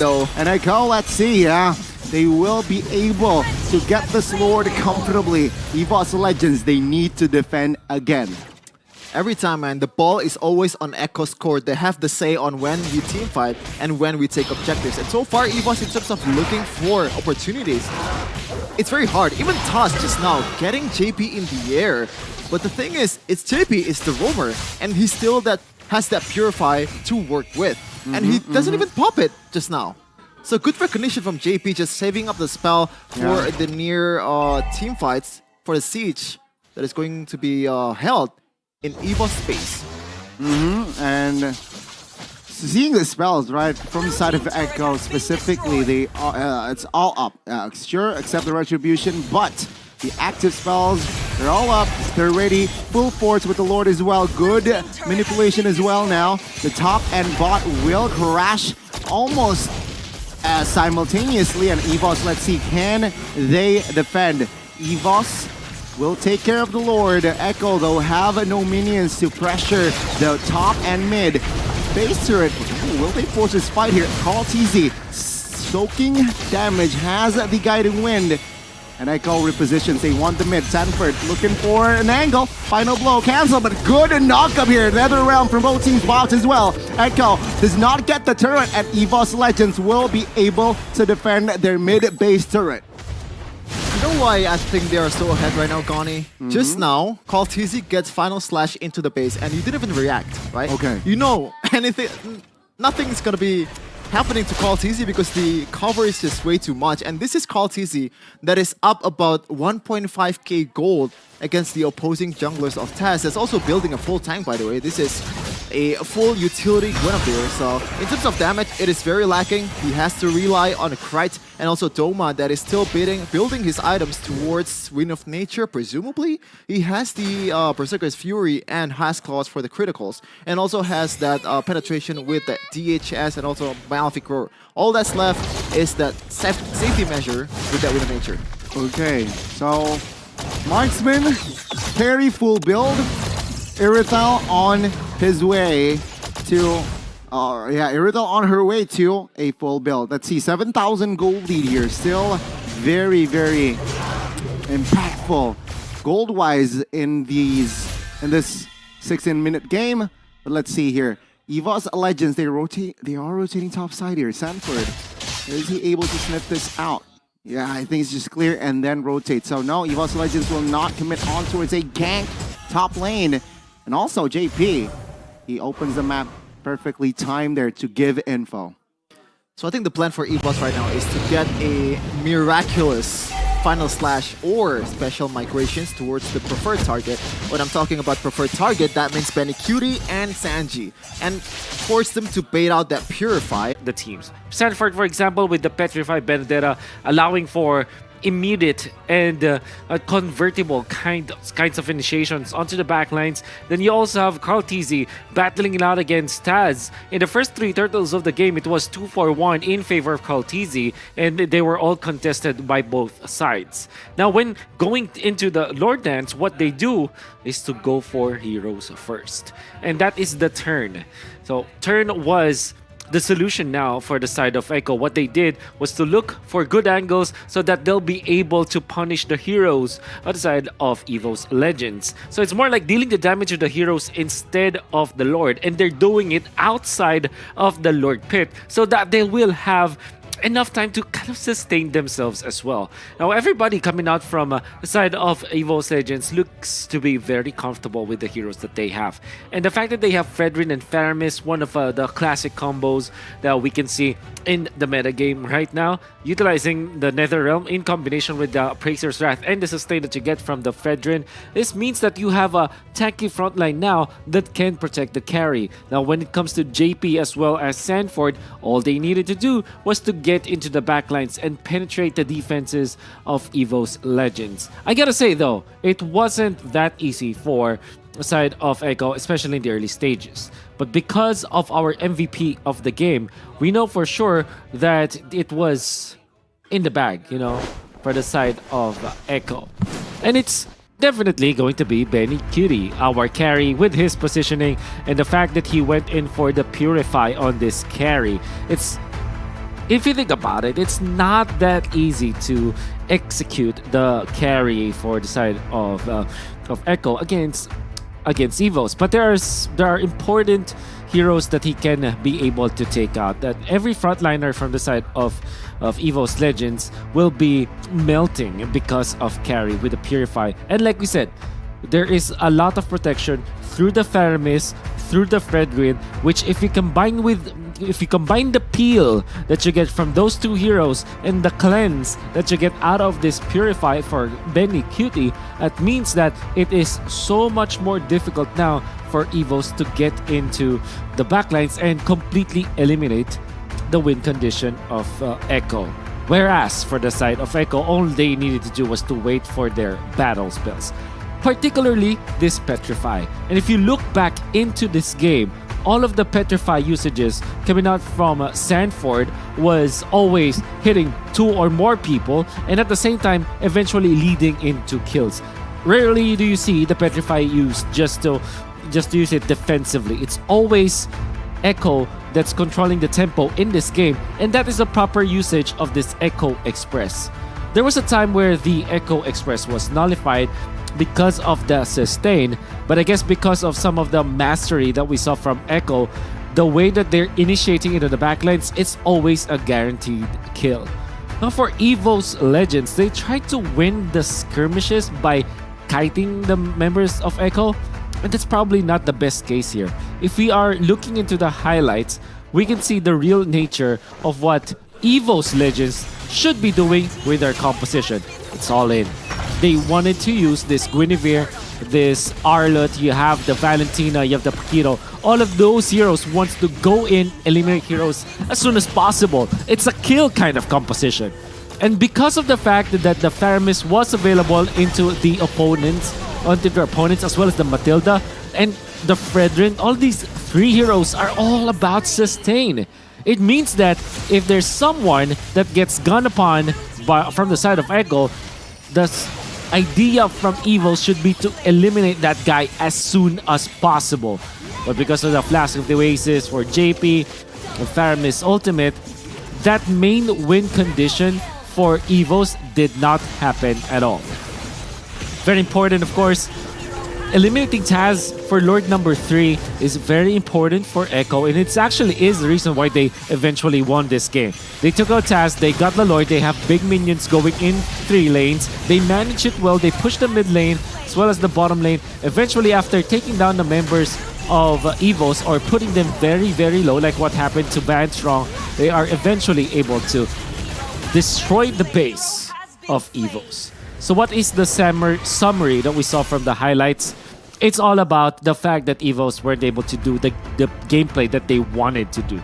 Looking at Veldora, going for the Hunter Strike Malefic Roar and only this Dominance Ice. Eventually, he gets the Oracle as well as the Immortality, but if you think about it, it's a very squishy Pakiro. Surely you can sustain, surely you can dash out. You do have some shields, but by nature, this is a squishy Pakiro. And then you look at Krite, for example, also the Valentina. Obviously, you do not expect defensive items on a position 4, but that can also be said for Van Strong. The item spike wasn't there as well. So EVOS, they're quite flimsy. They do have some damage, but it will not be enough against the Netherrealm activation coming out from Echo. What I'm trying to say here is, EVOS, because of the composition that they chose to go for, they don't have a choice but to eliminate the members of Echo as soon as possible. So it's going through Benicuti. But because of the Petrified, that's even more difficult now. And because of the Matilda that can additionally help out the members of Echo, it's almost a checkmate for EVOS. This is not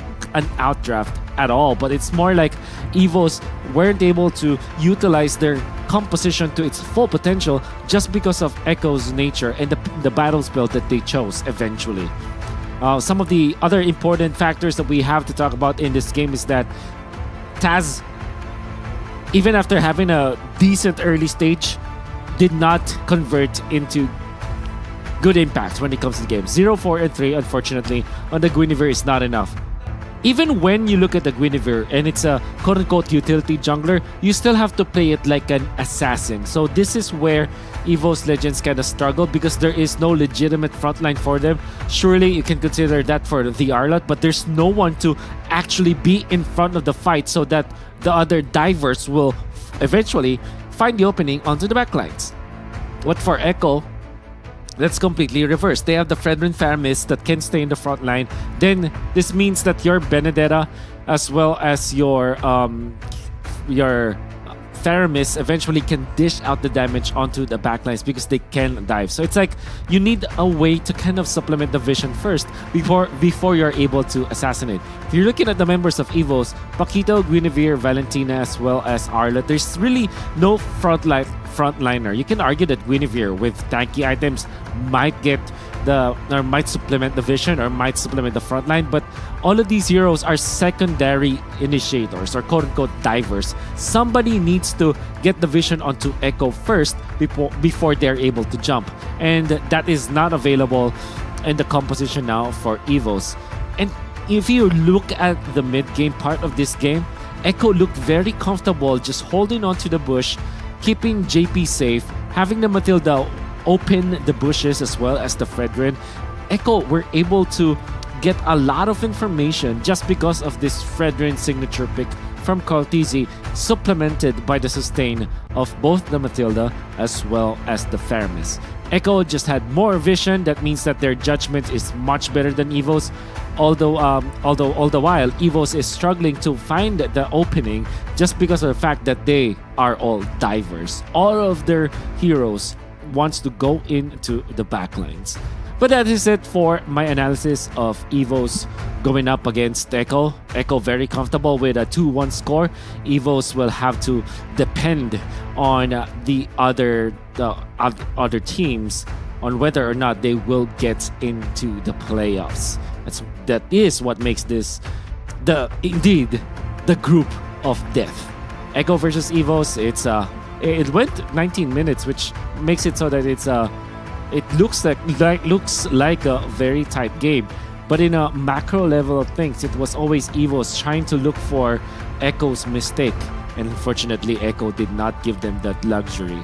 Echo played it perfectly well in the mid-game, in the late stages of the game, making sure that they're not fighting when they don't have the necessary battle spells. And Echo do have great initiations and great executions. They don't just mindlessly go into the backlines of EVOS and get punished. They wait for their timings all the time. And now, it's another zero-death performance from Cortese, another zero-death performance from JP.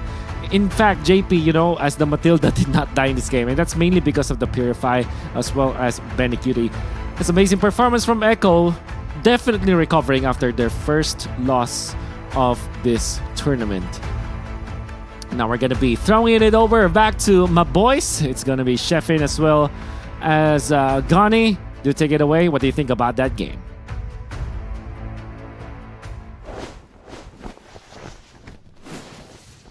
Wolf asked, what do I think about that game? I think that's dominance in display for Echo. And I think over the course of the game, Echo forced EVOS to play their own game, forcing the Tiger to go into the sea to fight them. And every time, it just doesn't work. Like, what's the solution on this? I mean, it's a perfect example how to dominate your opponent, right? Just control fully on map, team fight wise, and yes, you're right, they have a better execution. And with that, let's close out Group C with the final match. Indo v Indo, Red v Blue. It's Bigetron Alpha taking on the Bulls, Rebellion Zion. There's some, there's another beef that's waiting to be cooked here in game number 3 of second shift. Game number 9 of the day, Audi TZ versus Finn. We know, like, that's the elephant in the room, the battle of the God of Francos in Indonesia, but I think we have seen a lot of Francos performing international, right? We have seen Naomi in M4, we have seen in this MPLI, Maro sending Geek fam to the Shadow Realm, but we're gonna see what's gonna happen between Rebellion Zion versus Bigetron Alpha after this very needed break. So stay tuned and do not go anywhere.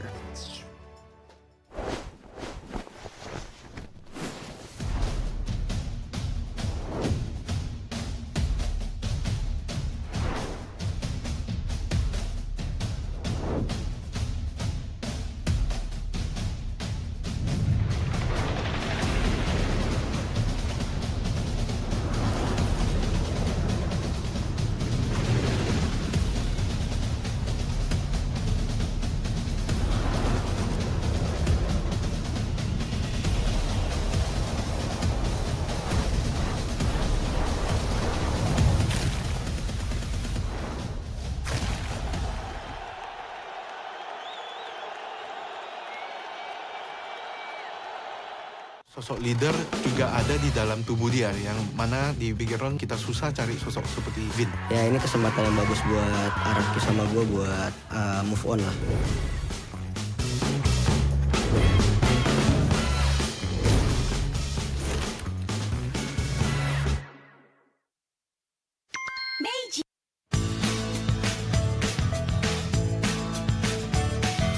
Hello panda, semua suka biskuitnya.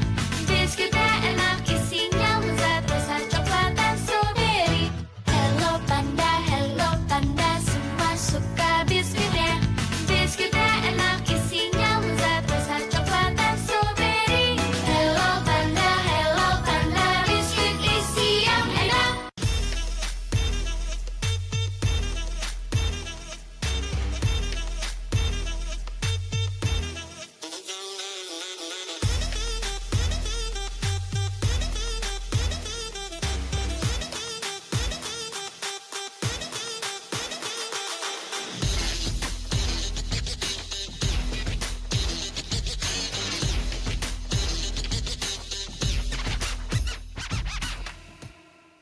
Sempet down karena kayak hal yang aku suka itu ternyata orang tua tuh kayak lebih khawatir kali ya. Aku sih lihat malah papa tuh nggak suka, ngapain sih, yang bener-bener aja lah.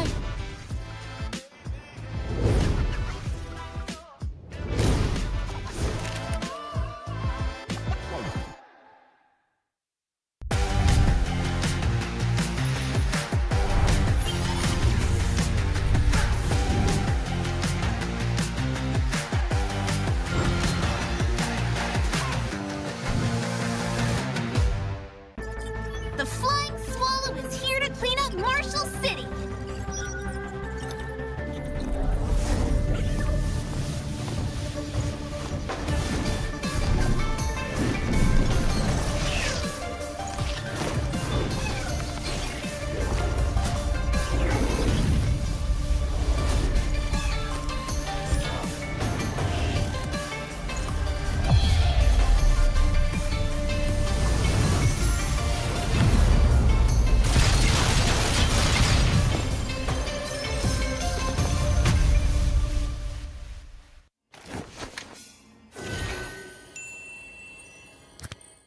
Sosok leader juga ada di dalam tubuh dia, yang mana di Bigetron kita susah cari sosok seperti Vin. Ya ini kesempatan yang bagus buat Araki sama gue buat move on lah.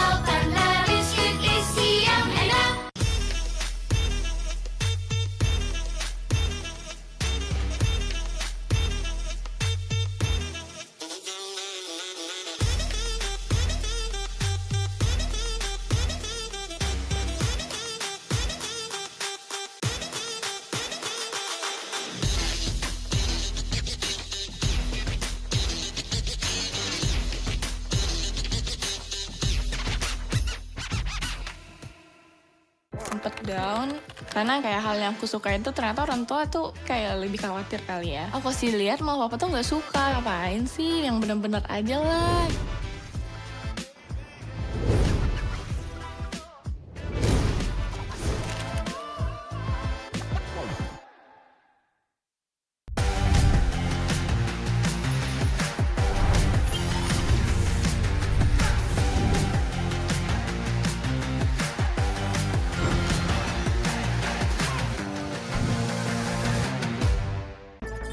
The Flying Swallow is here to clean up Marshall City.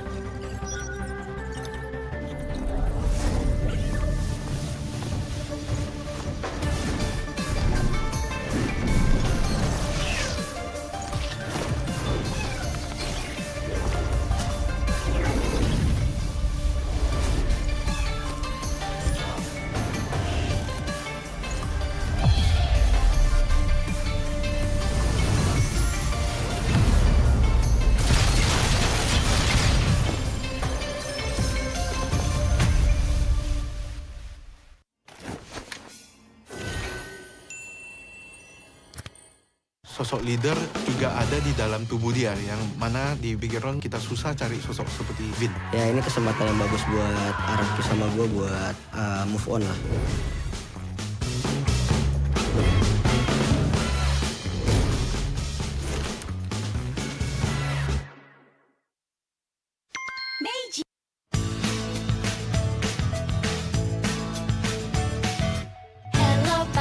Hello panda, semua suka biskuitnya.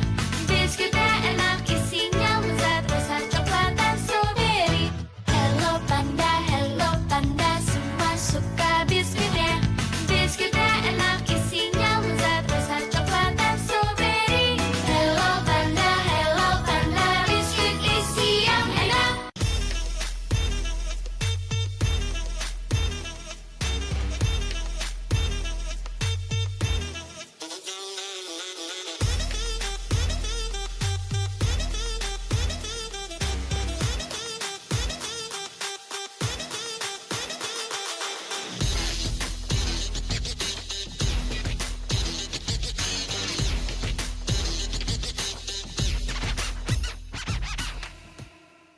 Sempet down karena kayak hal yang aku suka itu ternyata orang tua tuh kayak lebih khawatir kali ya. Aku sih lihat malah papa tuh nggak suka, ngapain sih yang bener-bener aja lah.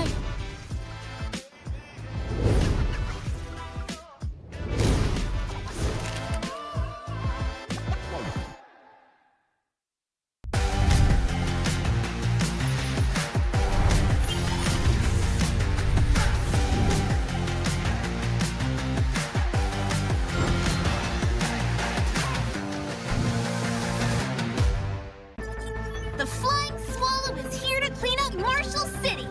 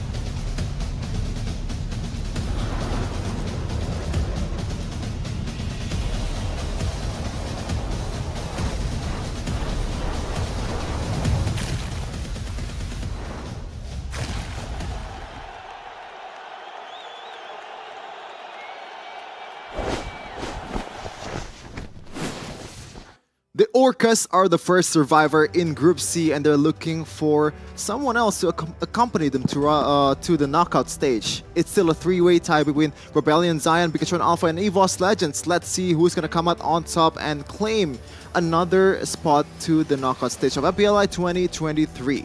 Let's see, ladies and gentlemen, who will grab and secure that that one final spot? Will it be Bigetron Alpha or will it be Rebellion Zion, the Blue Bulls? And it's a classic again, Indo versus Indo.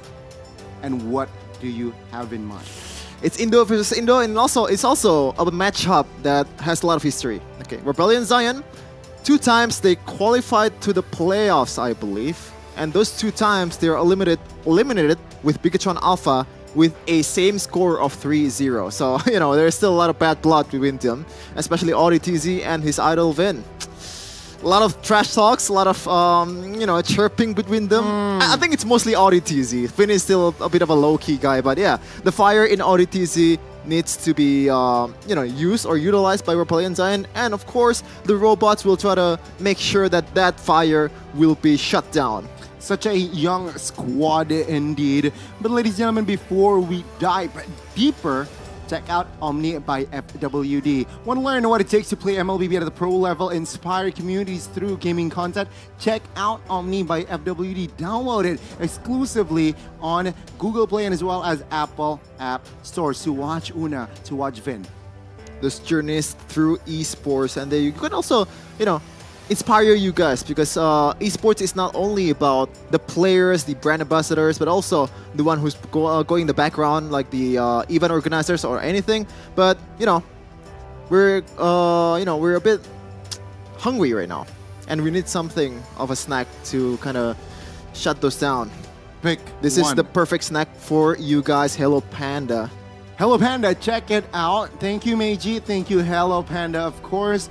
No mess, no residuals whatsoever. Eat it. Perfect snack for gaming. Yeah, excitement on your taste buds with no mess to keep your victories clean. Just like these 2 teams are looking to have a victory as clean as Echo just now. But we have also one esports app that you can download in Samsung Galaxy stores and also Google Play to, dive deeper into the meta, plays, builds, rivalries of MPLI with one esports app. It's one-stop destination for breaking news and exclusive interviews that we have in one esports. Download it on Google Play or Samsung Galaxy stores, ladies and gentlemen. And with that, if you want to stay relevant, please follow our social media. We have a plethora of options on our social media. Follow on esports to stay relevant, and of course, follow Sheffin to stay relevant as well. Discord, TikTok, Instagram, X, Facebook, YouTube, and Twitch. All social media available for you to watch with one esports. And we're going into the very spicy game. As I said earlier, there is a beef that is waiting to be cooked. But you can also wait with naming that hero in your screen right now. Spoiler, it's Bauman to win 4,000 diamonds free from One Esports and Wolf. Okay, Wolf is certainly a sponsor. Yes, he is a richest caster, but yes, if suddenly, right, Bauman is the wrong answer. You can ask Wolf for more. We can ask Wolf for more, or you can register to One Esports, right? Very simple. One way to also stand a chance to grab 4,000 diamonds. Register for updates, and of course, if you want more info, scan the QR code below. No hard work, no labor, just signing up. Simple. No money included as well. You can have a chance to get that 4,000 diamonds for free without any bread whatsoever. Ooh. Yes, ladies and gentlemen, check it out indeed. And of course, with that being said, let's shift our focus to our next match, the last match for Group C indeed. It is Rebellion, Bigetron again.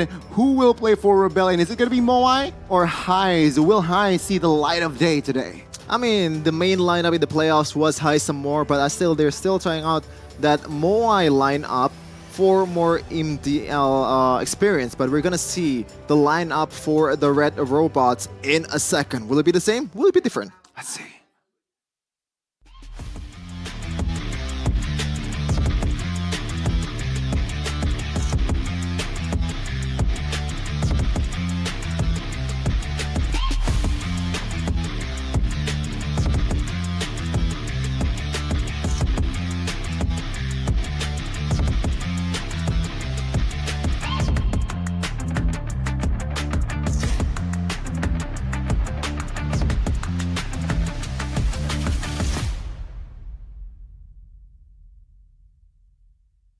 And there you go, still with the same five of Vin, Superken, Saken, Sarito, and I believe Moreno, Michael Jackson, or LeBron James. LeBron James.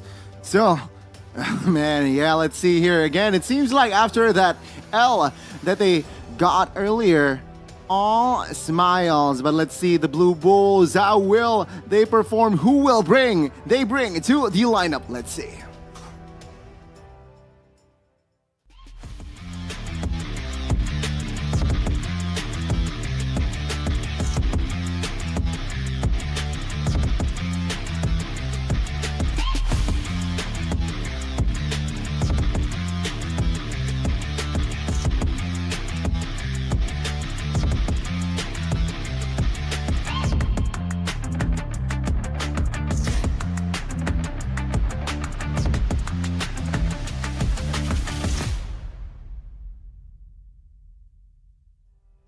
Bit of a shaky debut for Rebellion Zion, but they're looking to change that with Cars, Vincent, RDTZ, Suelo, and who is going to be in the gold lane? Let's see in a second. Dun dun dun dun. Drum roll. It's going to be that's RDTZ. It's going to be Hi Samor. So more adjustment for Rebellion Zion. No experimenting right now.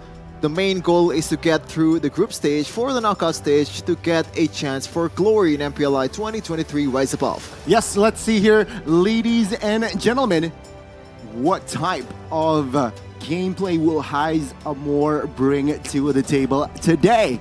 Again, going against Saken, we saw this matchup already in MPL regular season. So it's going to be very interesting who will win it this time. Okay, I'm looking at the chat right now. Vincent is so handsome. Okay, I like what you're saying. Sheffin is so handsome? Of course you are handsome. Vincent. Okay, Vincent is Winston. Okay, but Vincent, I believe I saw him using Fanny earlier or like yesterday, the previous day. Yeah. I think, okay, in terms of like the micro plays that he has on the Fanny, I think it's still a bit lacking compared to the A1 jungler. They won that match, yeah, that compared to the A1 jungler, like Super Ken, A1 Fanny player again, not jungler. Super Ken, Kyrie, maybe you put like, I'm not really, familiar with PH players, but I think a lot of them will play A1 Fanny as well. So maybe Bigetron Alpha is not really worried about the Fanny and looking for more bans towards RDTZ with those pick-off composition that they have. Okay, let's see. Bigetron, they open things up with an Arlet ban. Respond with a Joy ban here from the Blue side. Bigetron Alpha with the Edith Angela now from Rebellion. So what is left? Bigetron, will they go for the Fredrin, Valentina, potentially Mathilda if left open here from Rebellion? And Bigetron, after seeing Vince's performance on that Mathilda, will they go at it again? To me, there you go, a 1-1 ban, and that opens up a Guinevere or maybe other heroes with a high level CCs. Because 1-1 is such a nuisance in terms of fit team fight. Not so much for the damage. I think 1-1 can easily be countered with that crossbow fang with micro skill. Okay. Not the hero, but Winter Truncheon. A single Winter Truncheon on any hero available is pretty much a counter for 1-1. Yeah, okay. Yeah, fair enough. Let's see here. Mathilda up for grabs. Guinevere, Sheffin mentioned it earlier, is also on the table. But alongside that is Valentina. Bigetron can definitely give that Valentina to Moreno MJ, or if they want to have more range, they're looking for that type of composition. Novaria is also up for grabs. A lot of option for Moreno. Do they want to go for those picks though? That is the question. I think Valentina is most likely going to... apparently Mathilda is going to be the option for possibly Vin. Can still be flexed towards the mid lane, but I don't think that's gonna work. The wave clear is just not there. But Suelo and Heiss Amor, what do you do with this? Some of the responses that we've seen before this was Fredrin, a really good standard pick in the jungling area. Can still be flexed towards the XPA lane too. And Vincent plays a main utility jungler, whether it's Boxia or a Fredrin. Let's see. Rebellion with this. Will they take a page out of Echo's book?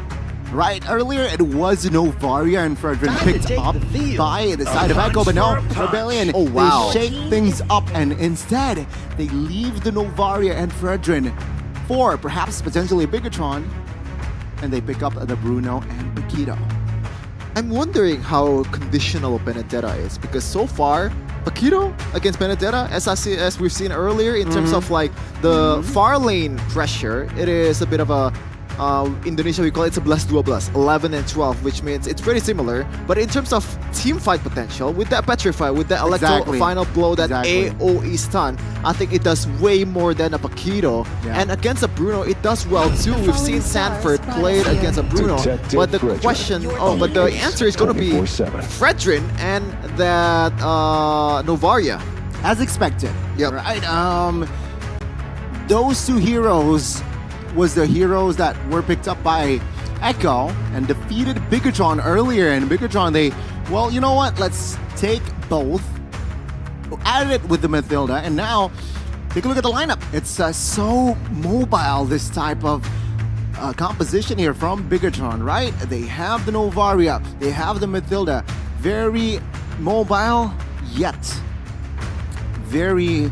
I don't want to say they lack DPS. They lack DPS, and there you go, Rebellion. Also, like yesterday, they pick up the Fanny third pick. And let's see here, Rebellion, can they pull it off again? I mean, I think the objective here for Rebellion Zion is to unlock Vincent's potential.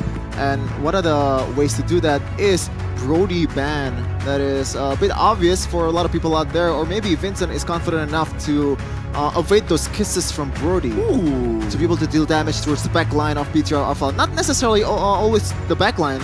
I believe I've seen Mathilda gets absolutely melted by Fanny in the previous games of MPLI 2023, especially when you build those items like Flask of the Oasis first items, because you don't have enough physical defense to weather the storm, the early game storm that Fanny brings to the table. Okay. Rebellion, they did not ban the Brody out instantly. They opt for a Grok ban, which makes sense. Bigetron really likes to play around with the Grok as well. Giving it to Sorizo. And yeah, there you go. They understand that Sorizo Grok is a nuisance. They ban it out, but Bigetron, a very, very important ban as well. They picked up the Faramis yesterday with the Fanny comp as well from Rebellion side, and it seems like they did their research, right? They banned the Faramis out. Let's see here, will Bigetron ban another potential mid laner, or will they go for a roam ban for that last slot? Interesting. Oh my god, there's no Brody ban whatsoever, so they're not worried at all. They're trusting Vincent with this micro-heavy hero. But as you said, Gani, earlier, Faramis already been banned. What is going to be the answer? The last answer that Coach Fala brings to the table. Because mid lane, I think Valentina is the usual pick, the most prio mid laner in the game. But when Faramis is out of the table, the value drops. Okay.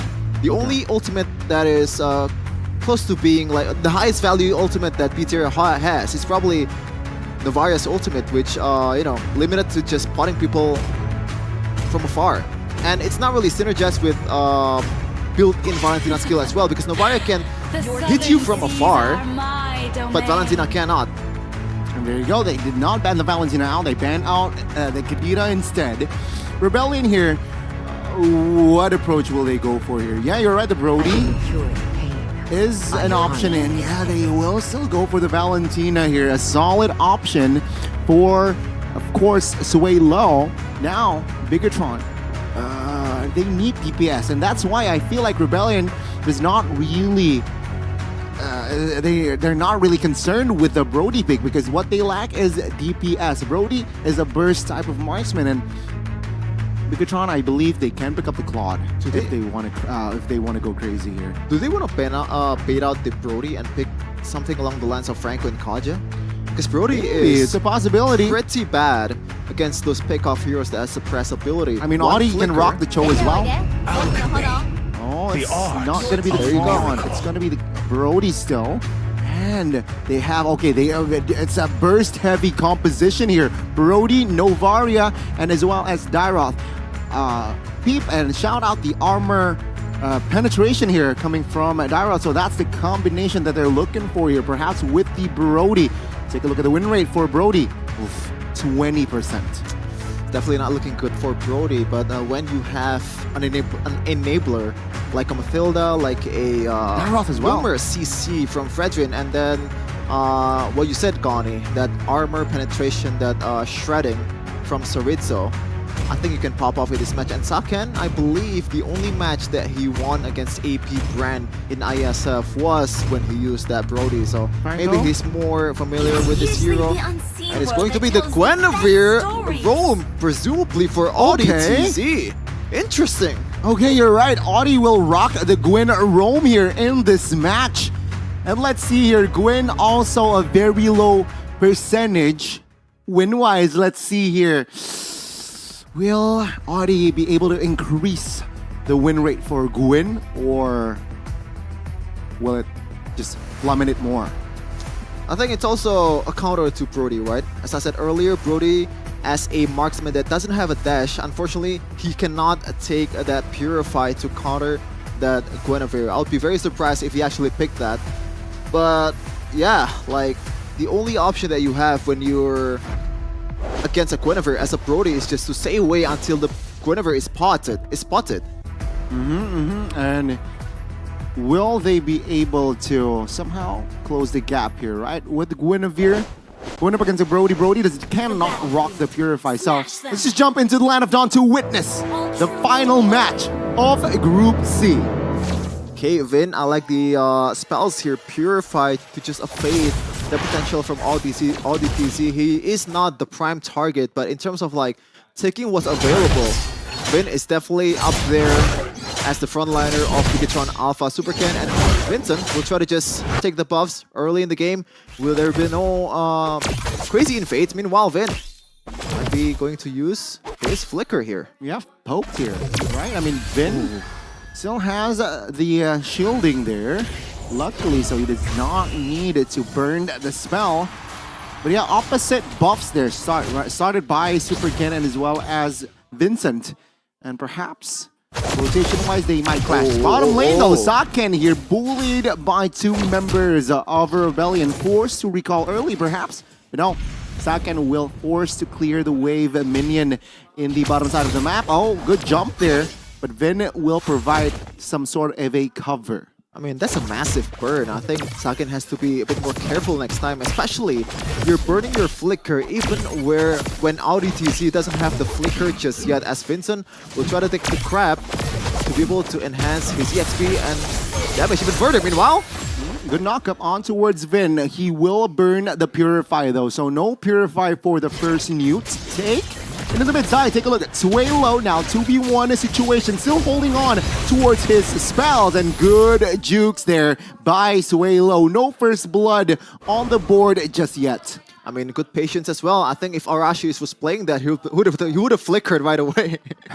AudiTZ going for that tough boots to evade the CCs coming in from Sarito, Supercan, Vin, and Saken. So I like the option here, especially Gwyn with her special migration has a bit of a long downtime compared to other CCs out there, as Raylo steals the circling eagle. Meanwhile, Audi jumps on towards Chorizo here. Fanny is still not on the turtle vicinity, so that will be a free Newt for BTR here. Rebellion, no compensation there for that turtle take. And let's see though, will they go and commit the bottom side of the map here? Vin will provide cover top lane. Chorizo is just going crazy here mechanically, but yeah, no kills on the board just yet. I mean, the plan on objective fights is already good for Rebellion Zion. They know that they're playing with a fighting against a utility jungler, Supercan with that Fredrin, so they have the advantage in terms of like objective takes. But when you're already giving up those objectives, you have to find something else on the table. You cannot just lollygag and wait for opportunity. You have to force this opportunity to come to you, especially when you're playing with a Fanny that can not scale to the late game. And with that, we will have to see and witness a pause. Let's take this downtime to talk about the composition here, right? Bruno Brody. Man, Bruno, when he has his items mid-game and position himself well, it's going to be one nasty football player. Okay, football player, yeah. I think in terms of mid-game potential, I'm more leaning towards the Brody. It does kill worse than Bruno in the late game, considering Bruno is more of a traditional marksman compared to the Brody. Brody, he relies more on that torn apart memory damage and those ultimate to kind of finish the job and execute all the members that are running away from him. So, I gotta say, late game, Fanny, in a way, is also a late game hero. Not the damage, okay? But in terms of like handling the lane, playing the far lane and getting into team fights much faster than your opponent, far laner, she's much more capable than anyone. The most mobile hero in the game. Oh, okay, yeah, arguably, and 2 minutes here, yeah. Composition-wise, Bigetron. Do they have enough wave clear? Wave clear. Let's see. Bigetron Alpha, they pick Fredrin, Tyrant. Matilda, Novaria. Good. Novaria, you can pretty much snipe the waves away, and you also have your first kill as well. That's an AoE damage, a DOT as well. I mean, wave clears, I don't think it's not a problem when you have a Brody and also Tyroth. Tyroth hits, his passive does hit multiple targets and also the first kill, or maybe on the worst case scenario when you have to spend your ultimate, you can also clear those with the Abyssal Strike. I believe that's the name of the ultimate. Yes. Yeah, so wave clear, not much of a concern. Bigetron's side though, on the other hand, I mean Rebellion side on the other hand, Valentina, Bruno. Okay, they're perhaps on the weaker side if you compare to, if you're talking about wave clear, as well as Fanny, right? Arguably only Paquito can really clear the wave. The fastest in their comp, but Bigetron now already making a move on towards the gold side here. Seems like no openings for a fight just yet, but Vin, peculiar angle here, very, very aggressive. But on the other side, a purple buff invade here from Super Ken. Vincent still not showing. There you go. He shows Super Ken now. Moving on towards cars here. The damage has not come through just yet. It seems like now, good knockup. And Super Ken now might be taken down. But Ani will fall first here. Super Ken will be the trade as cars in the front side. Not enough sustainability as Tyroth has that armor shred and it will shred him down. Sorry, I missed that. Who got the... Vincent got it. Meanwhile, Vincent, very aggressive with the multiple cables, will not be able to get anyone just yet. It's definitely a W for Bigetron Alpha, considering the kill department. They get 2 compared to the 1 from Rebellion, Zion, and Vincent. It's not looking good, man. You are a fan. You're gonna drop in the late game. And even with that, Rebellion, they burned 2 spells earlier. Suelo and Cars pop their spells respectively. Meanwhile, Bigetron, they have all of the spells in the world to really contest this turtle rather. Let's see, Rebellion now waiting. Fanny is in a position to contest. Opening vision with the Novaria, pops 1, spots 1 only. But now Bigetron seems like they will take this comfortable Lord. Vincent will say no to the neutral objective take. Audi will be able to escape, and that is a good hit and run on the neutral. Swiper, Vincent, don't steal, and he stole the turtle away from a Super Ken. Even though he had the advantage, he is the utility jungler, but when you're level 8, the same level as Super Ken, I don't think it really matters. And Vincent, what a beautiful adjustment there, just going in, but right now he doesn't have that retribution just yet. It's going to be a 50-50 unless AudiTZ make a play here. Yeah, Audi with a knock up as well. Circling Eagle pop though. Vincent jumps in, finds the kill on towards Vin. So Rizzo now flickers out of the way, but no, he will not be able to find the space, and he gets taken out as well. In the bottom side of the map, you can see Super Ken already low, but not enough range from Rebellion side. So that's a 2-man kill for Rebellion. And take a look at that. They step on the gas and finds another kill. Another turret now falls, and Super Ken will be taken out. Rebellion. Wow, what a sequence. What a sequence. What a response from Rebellion. Zion just getting everyone, and also the most important turret in the game, in early game, the mid one. This is looking like Rebellion Zion's early game with the Fanny as expected. Okay, 6 minutes in now. Rebellion want to force a fight, potentially top side, but no. With the fast clear that Brody has, he will be able to rotate elsewhere. Now, football buff. Will Rebellion contest this one now? Oh no, oh no. Ooh, Sarito read that perfectly. Still able to evade that special migration. Would have been a kill if he got knocked up in the air. Meanwhile, speaking of killing, Vincent, I think he can go for Vin at this point. Okay. Let's see here. With the mid turret taken out, it's just more space here for Rebellion to play around with. Meanwhile, Bigetron, they will have lesser space. So, again, sure, they have range with the Novaria. Sure, they have range with the Brody. But with this limitation in that mid side, with that hole, will they have enough play room to play around with? Turtle, the last turtle here in the game, has spawned. Rebellion, they should contest this. They definitely should contest this, considering that Vincent has the advantage right now in terms of damage and also pressure towards Super King. That is still level 9 compared to 11 of Vincent. And right now, it all rests on ODTC's shoulder unless they want to go for this. Torito in trouble, Vincent! Oh, good setup! They do not care here for the turtle. Super Ken will grab it comfortably, and it will be a turtle for a kill there. So Rizzo did not expect that one. And yeah, he will be taken out. Rebellion will be able to force and, well, defend the top lane.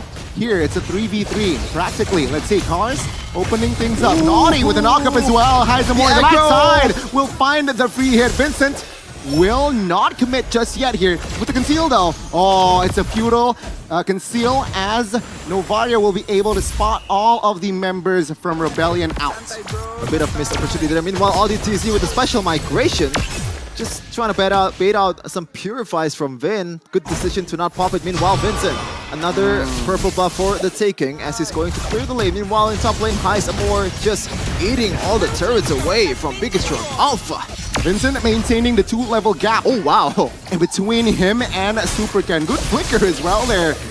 A little style there. Styling on that Astral Sphere. But yeah, Rebellion comfortable lead now. Almost 2,000 gold lead in hand. Look at the those gold leads are all on Vincent. 4,200 against 6,100 from Vincent. This is a Fanny that you know, in terms of like farming potential, it's not really that good compared to utility jungler because Fanny excels at killing and he's trying to kill right now. Yeah, good knockup onto Super Ken. Not enough damage to really threat him just yet. But yeah, that's funny, right? Rebellion, 2,000 gold lead, but the gold laner is actually winning for Saki. Now let's see the mid. It will fall for Bigetron. So Bigetron, they have chances here to perhaps neutralize or equalize in this match, surely. Yeah, already showing some weakness here, Rebellion Zion, in terms of like high ground department. Yes, they have that threat from ODTC, but if it misses, meanwhile, Vincent in trouble, trying to get away with the cables. The cable management, man, very low, a little bit too close for comfort. But with that information, right, Bigetron might blitz this Lord. Let's see. Super Ken already on this Lord here. Fanny, oh, interestingly enough, you will rotate from the top side of the map instead. And let's see here, Bigetron, they will have not the window, they will not have the opportunity to blitz this at one out. Oh, Fanny, he steals the purple. He steals the purple and he has a chance to steal this Lord as well. Super Ken already 8k HP. Cars jumping in. Audi with a knockup as well. Satken, now you see him, now you're down. The Lord will be taken by Vincent. Vincent wants more perhaps, but no, he will not be greedy as Rebellion. The other 4 members though will look for a fight as Bigetron will concede from the Lord. Vincent means Vincent, but man, oh man, Rebellion Zion just steamrolling Bigetron Alpha in this mid-game. 11 minutes has elapsed and 5.5k gold lead, and they're looking to go for more turrets in the mid lane. Heisenmore. One of the most interesting part about Rebellion Zion's Bruno is they always build demon shoes. God. Rebellion. 1 point is what they need to secure and survive Group C. Ori with the 2-man knockup now. Heiser more free here to get the backside. Super can he withstand the damage? Oh my God. The answer is yes. Heiser more with 1 HP, but Vincent comes in with the cutthroat as well to secure the kill.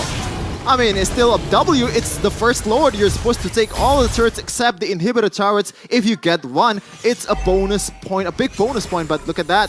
The passives, it's gone. It's time for Rebellion Zion to siege, and they're looking probably to wait. They're looking to wait for the next Lord, because right now they don't really have enough bodies to tank all the turret hits. Audi TZ, even though he is technically a frontliner, he's not really the kind of frontliner that you want him to be. He is the main engager, kind of like a Kaja. Oh my goodness, you're right. And I mean, Super can a 0-4-1 performance from this guy. Game is not over yet. So let's see here. Will Bigetron be able to bounce back? But things are not looking good here for the Red Robots. Rebellion here, they need to maintain pressure. They cannot leave Bigetron move too freely here.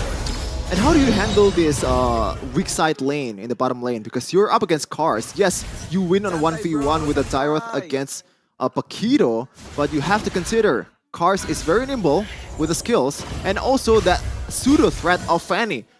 You don't know where he's gonna come from. Vincent so far has been doing a pretty good job getting all the kills and staying alive at the same time. 6-0-1, almost a perfect KDA.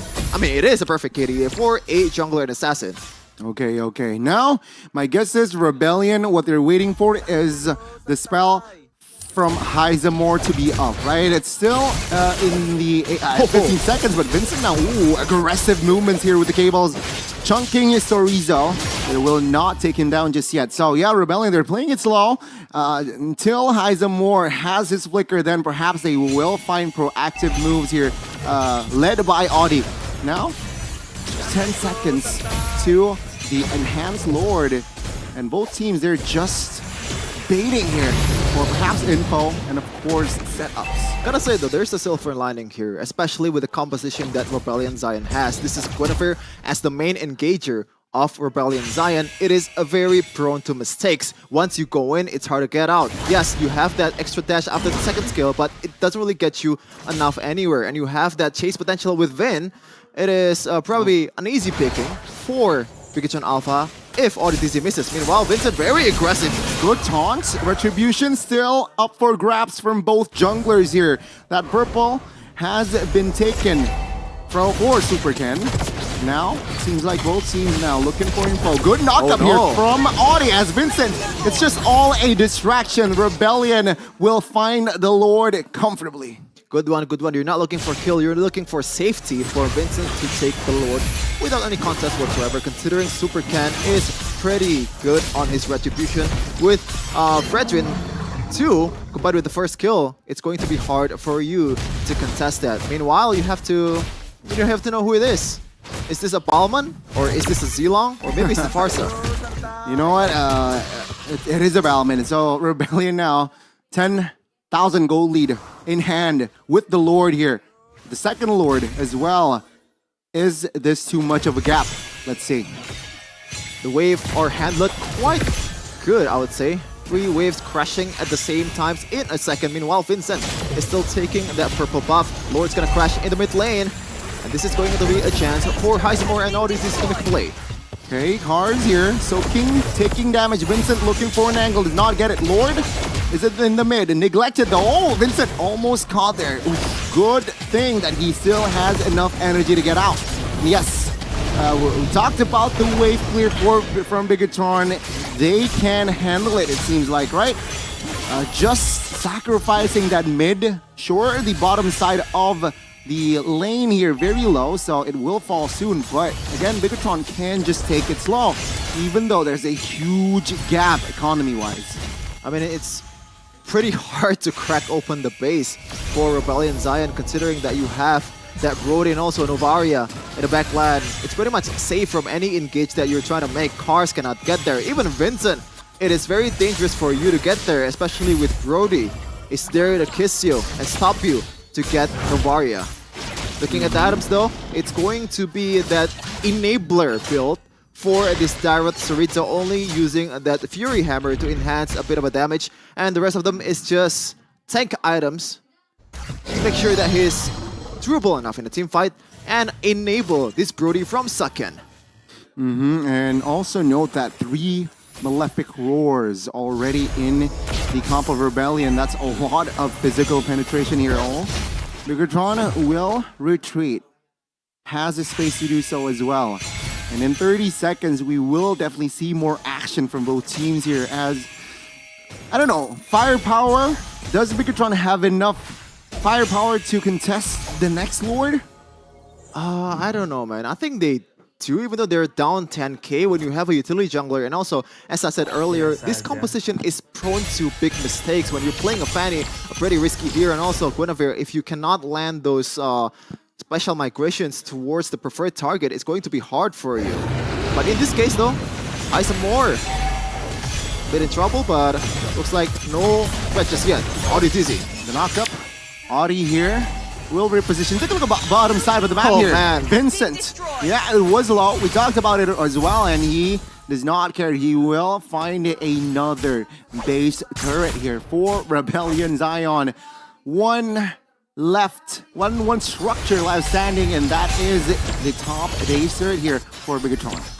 So far, I haven't seen the usage of that Novaria ult from IMU to be able to be comboed with the special migration from ODTZ. Because I've seen the TheOhioBrothers play this, and Carlos, best player 1, has been doing a really good job. Meanwhile, Vincent getting a kill towards Turkuken, and that is the main guy that you want to get before the objective fight. That is just a disconnect from Bigetron, right? Superken opening vision alone, no cover whatsoever. And Rebellion, they exploited that fact. Good setup there, a 3-man gank, and yeah, just before the Lord. 0-5-1 now for Superken. Things are looking bad to worse for the Red Robots. Yeah, from 10k right now to 12k, Rebellion Zion keeps on rolling and rolling. Heisamore, even though he has a pretty mild KDA for a Bruno, but it really doesn't matter whatsoever. As long as you can still deal those damage and let Vincent do the job, executing all the preferred targets, I think you're A-okay. Okay, this might be the final push here for this match. Bigetron, I don't think they have enough firepower here to really take care of the Lord and 5 members. Full power from Rebellion. Let's see though the defense. Rebellion sieging the top lane. Mid will be neglected for now. Cars though hovering around. Vincent now taunted. Let's see here. Lord is still very much healthy. Audi from the backside, finding one, and Saken will be taken out. Bigetron now in trouble, but the base too exposed as Rebellion Zion will accompany Echo in the group of death. Very cheeky concealed play there from Audi TZ. I thought it was weird he's going for no one there, but I forgot that you can combo that with a flicker. Spatial migration towards a flicker towards a knockup from that Violet Requiem. Korega Requiem da. Rebellion Zion has a dream, and they're trying to make it through in MPL 2023. What a performance. The Blue Bulls, they survive Group C, and Bigetron Alpha journey ends here. And now we're going to hear from the man himself, Mr. Wolf, to break down the match even further on this analyst panel.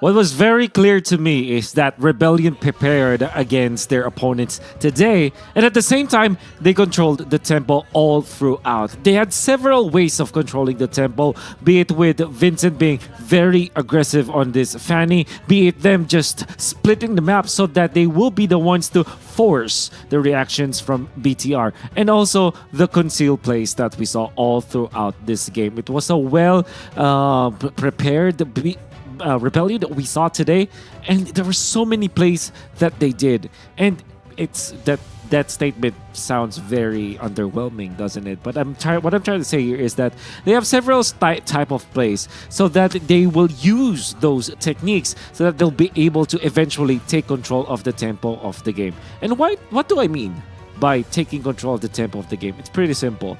They were the ones to be proactive. They were the ones to do the play first, and then it will be BTR to eventually react to them. And it is definitely clear that BTR were too late to the reactions, to a point where when they do react, it was already the formation that already was built by Rebellion, and then they get punished so easily. You can see that through the highlights many times in this game, and maybe that is the reason why they were able to secure. I mean, that's the reason why RBL was eventually able to secure their playoff spot. It was a well-put game. It looked to be a very long game. It's mainly because of the defenses in the draft we saw coming out from BTR. But overall, it was Rebellion was completely in control of the game. Let's look at the team MVP of this particular game. So many good performances, but I think that it was definitely Vincent that controlled the tempo of the game at the start. The way that he utilizes his teammates for them to be able to poke first, and then he comes in. There were so many sweep kinds of initiations coming out from the Fanny, and he's more of a sweeper than he is a damage dealer in this case, which is, by the way, the perfect way to play the Fanny. And then he also controlled the side lanes in the mid game as well as in the latter portions of the game. So this game went long, but it was totally RBL that totally dominated this game. There wasn't any control whatsoever from BTR that you saw. They were always just reacting. That is what I say when I talk about tempo controlling, right? So the entirety of this game, it was just Vincent making the plays, reaction from the opponents. Or if Vincent goes for the aggressive play, they back out, and now they lose their side lanes. Now they lose their jungle. Everything that RBL did in this particular game is proactive, and that's the way that they manage to take care of the tempo. And that was the reason why the gold was overwhelmingly good for the side of Rebellion. Even in the 12-minute mark, you already see that it was probably 5,000 gold lead, inflating into 7,000 gold lead. The jungle coming out from BTR no longer being farmed by the jungler of the side of BTR come the 3 to the 5-minute mark. This is such a perfect play coming out from Rebellion. And we can say that it's perfect not because it's quick or that because it's one-sided, but the way that it is played, especially with the draft and especially the gravity of the situation, it being the battle for the playoff spot, all of those added together, now I know that you can say that Rebellion played this game perfectly. And let's look at the highlights of this particular game and see and look back and reminisce why it was indeed the perfect game. The start was pretty good. I mean, the idea was there coming out from BTR. It is actually a good idea. Have 4 heroes to invade the purple buff of the Fanny. However, they weren't able to completely dominate in this case, as Cars will eventually get into the fray. There are 5 dudes coming out from Rebellion at 5 minutes in, and they punish Vin, eventually Chorizo. This time, it's mainly because of the knockups that you saw coming out from ODTZ. Now there's a lead that is established for RBL, and now they take control of the tempo. They go to the backlines where Novaria is always frail. There's no protection. Once Vin is no longer around, they found Chorizo, punishing him in the jungle, and then eventually, what was the play? Go for the Lord take afterwards. Control the Lord, and then they go in and out. Look at them. There was even a play where you can see that Suelo utilized the flicker even when he's not completely threatened. He knows that he will be using that flicker defensively, and afterwards, there could be a good turnaround for them. It went on and on and on, and there was a lot of folk, and then, of course, the last play, the conceal play that you saw coming out from RBL, giving them the straight beeline towards ending the game. In Rebellion Zion, when you look at the items that they have, it's pretty standard. But of course, some Fanny users might be surprised why there is an Kiras as well as Athena shield.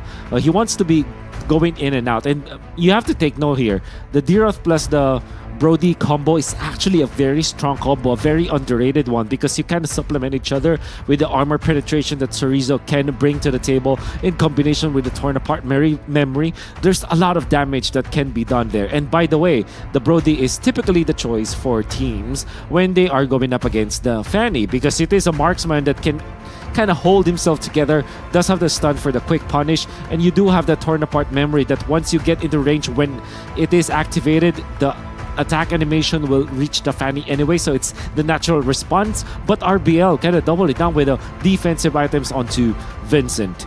Now, one thing that you also have to take note is the runs that you saw from Suelo, typically not picked up on this Valentina.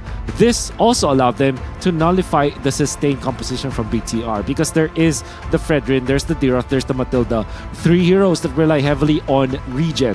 Having the Durance very earlier on onto Suelo, knowing that he does not need to add more damage to the Valentina because they have the Bruno as well as the Fanny, and they are also snowballing. It's also important to take note. Rebellion actually adjusted accordingly in this matchup, at least in their itemization. Even the Paquito will have significant amount of defensive items going for the Oracle eventually, so that he will be able to sustain himself. And even if they get hit by the second skill coming out from the Novaria, it's okay, because they have significant amount of magic defense across their players.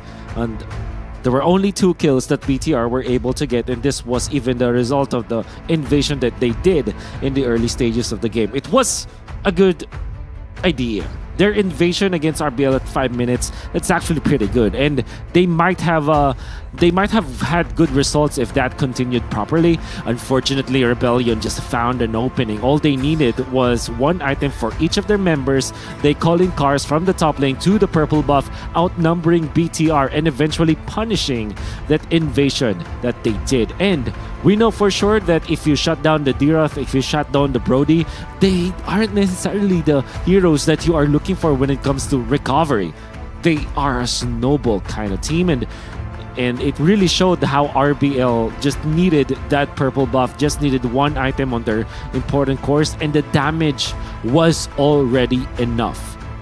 There was one cute play that I saw coming out from RBL that I also need to take note, because it was Suelo eventually copying the Novaria ultimate for them to counter the Echo versus Echo kind of engagement. And we know for sure that having the Guinevere plus the ultimate plus the increased hitbox is actually pretty good if you think about it. Like, because you will have a better shot at knocking up your opponents with this Guinevere, and we saw that in the latter portions of the game. It did not net to 3 kills, it only got 1 kill afterwards, but it was a cute play that RBL did. And why did I mention that? Because I think that Rebellion in this particular game had so many plays or kinds of plays that BTR weren't ready to do so. They're not like a team that goes for 1 play and repeats it over and over and over. They have different ways to approach the skirmishes that BTR could not react accordingly. This is how I feel that Rebellion are actually prepared in this particular game. Maybe because it's an Indonesia versus Indonesia team, that's probably the reason why they know how to play against each other. That's why they know BTR, because BTR didn't change that much when it comes to their players. Rebellion read BTR like a book in this best of 1, and this is the reason why they now advance into the playoffs. Wonderful plays, wonderful adjustments, wonderful improvements that we saw from BTR, and you have to be careful about Vincent's Fanny in the future. This is why Rebellion is such a scary team to face, and even in fact the entirety of the Indonesian teams that you have in MPL Indonesia and now in MPLI, they're quite scary. But obviously it's Rebellion that will eventually move on, and BTR unfortunately will not be able to make it. And I don't know why I thought about Mirko when I said that statement. I don't know why. I honestly don't know why. I just thought about Mirko. I thought about his sad face. I thought about his disappointments, his sadness, his agony. I don't know why. It's just how it is. And Rebellion will again be the villains in nightmares that Mirko will be facing tonight and the nights thereafter. He's not here to defend himself, unfortunately, but here we are talking about it. And I guess that's my analysis of this Rebellion versus BTR matchup. I do want all of the fans of MLBB that's listening still right now to take note of this game, because this is a game where you can see that somebody actually did prepare for a team. Somebody actually studied how a team operates and adjusted accordingly. The draft order was perfect. The tempo control was perfect. The recovery was perfect from RBL, and that's just about it. This is a game that you have to remember if you're a Rebellion fan, and that's my analysis. So I'm gonna be throwing it over to Chefin and Goni.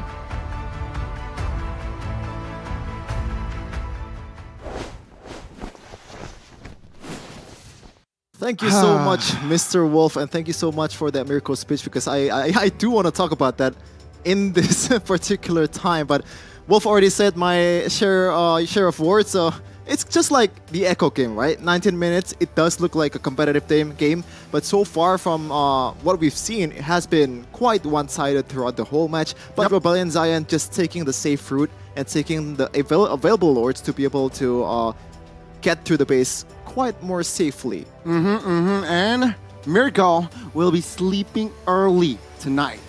Not a good one, but yes, he will definitely go to bed early. But Imagine what I have to go through, bro. Imagine. You too. Same. But yeah, we got Group C action done. Let's move on to the next group, and that is Group D, where we will see Indo v Singapore RRQ Flash. I mean, Team Flash, they added more ammunition to their table. It's D7 Chima, all those Cambodian players. It's a 3-nationality team. It's pretty exciting, right? Because we have, I think we have never seen this before, right? This might be the perfect balance, the first time 3 nationalities in one team. But with that, I mean, we gotta wait for the next match to happen, but we have to take a break too. You guys can also take a break, but do not go anywhere. We'll be back with RQ versus Team Flash in a second. In a flash. Time to eat Hello Pandas.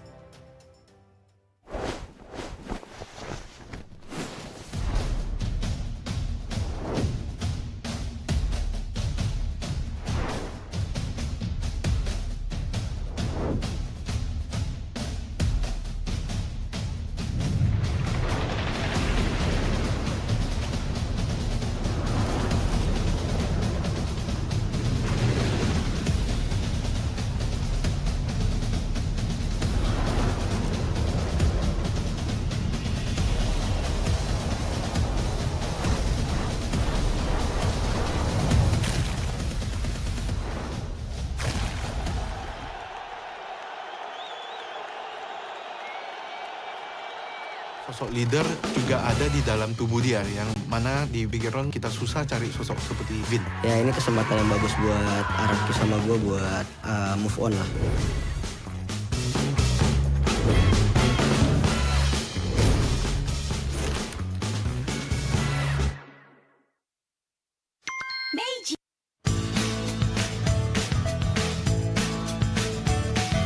Hello panda, semua suka biskuitnya. Biskuitnya enak, isinya lezat, rasa coklat dan strawberry. Hello panda, semua suka biskuitnya. Biskuitnya enak, isinya lezat, rasa coklat dan strawberry. Hello panda, biskuit isi yang enak.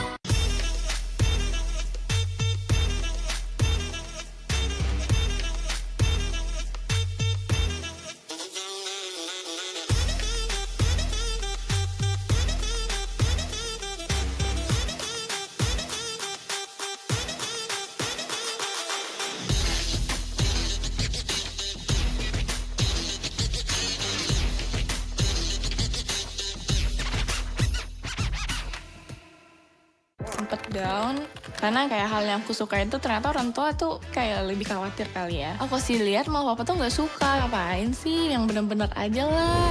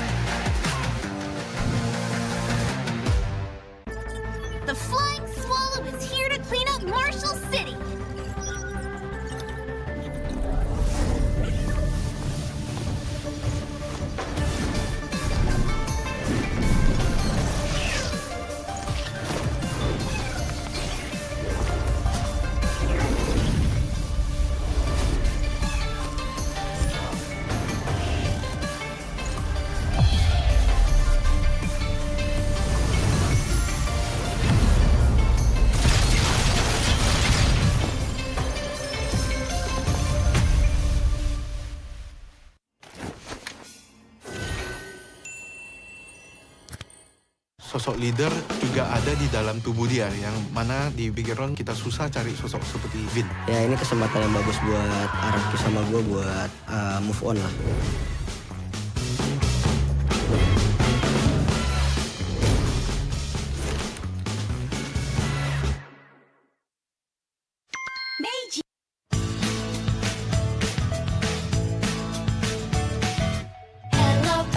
Hello panda, semua suka biskuitnya. Biskuitnya enak, isinya lezat, rasa coklat dan strawberry. Hello panda, semua suka biskuitnya. Biskuitnya enak, isinya lezat, rasa coklat dan strawberry. Hello panda, biskuit isi yang enak.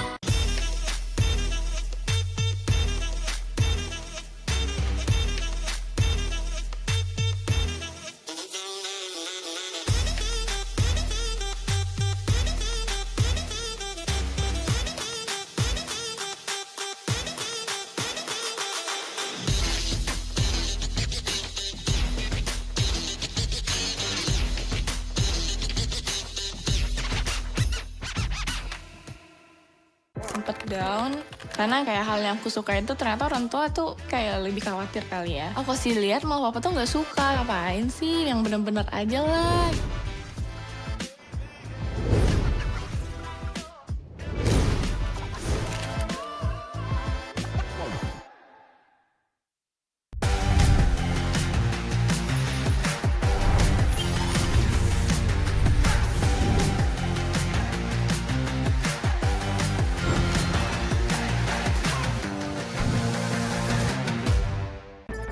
The Flying Swallow is here to clean up Marshall City.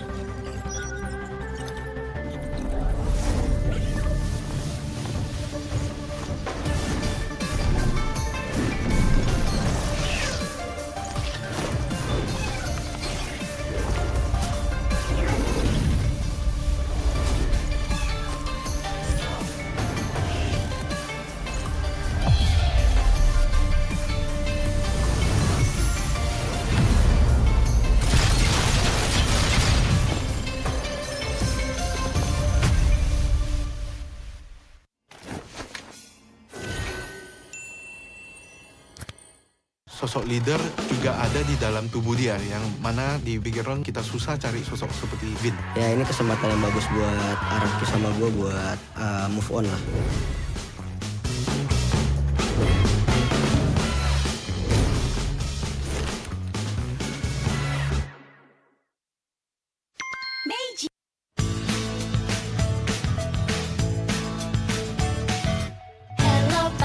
Hello panda, semua suka biskuitnya. Biskuitnya enak, isinya lezat, rasa coklat dan strawberry. Hello panda, semua suka biskuitnya. Biskuitnya enak, isinya lezat, rasa coklat dan strawberry. Hello panda, biskuit isi yang enak.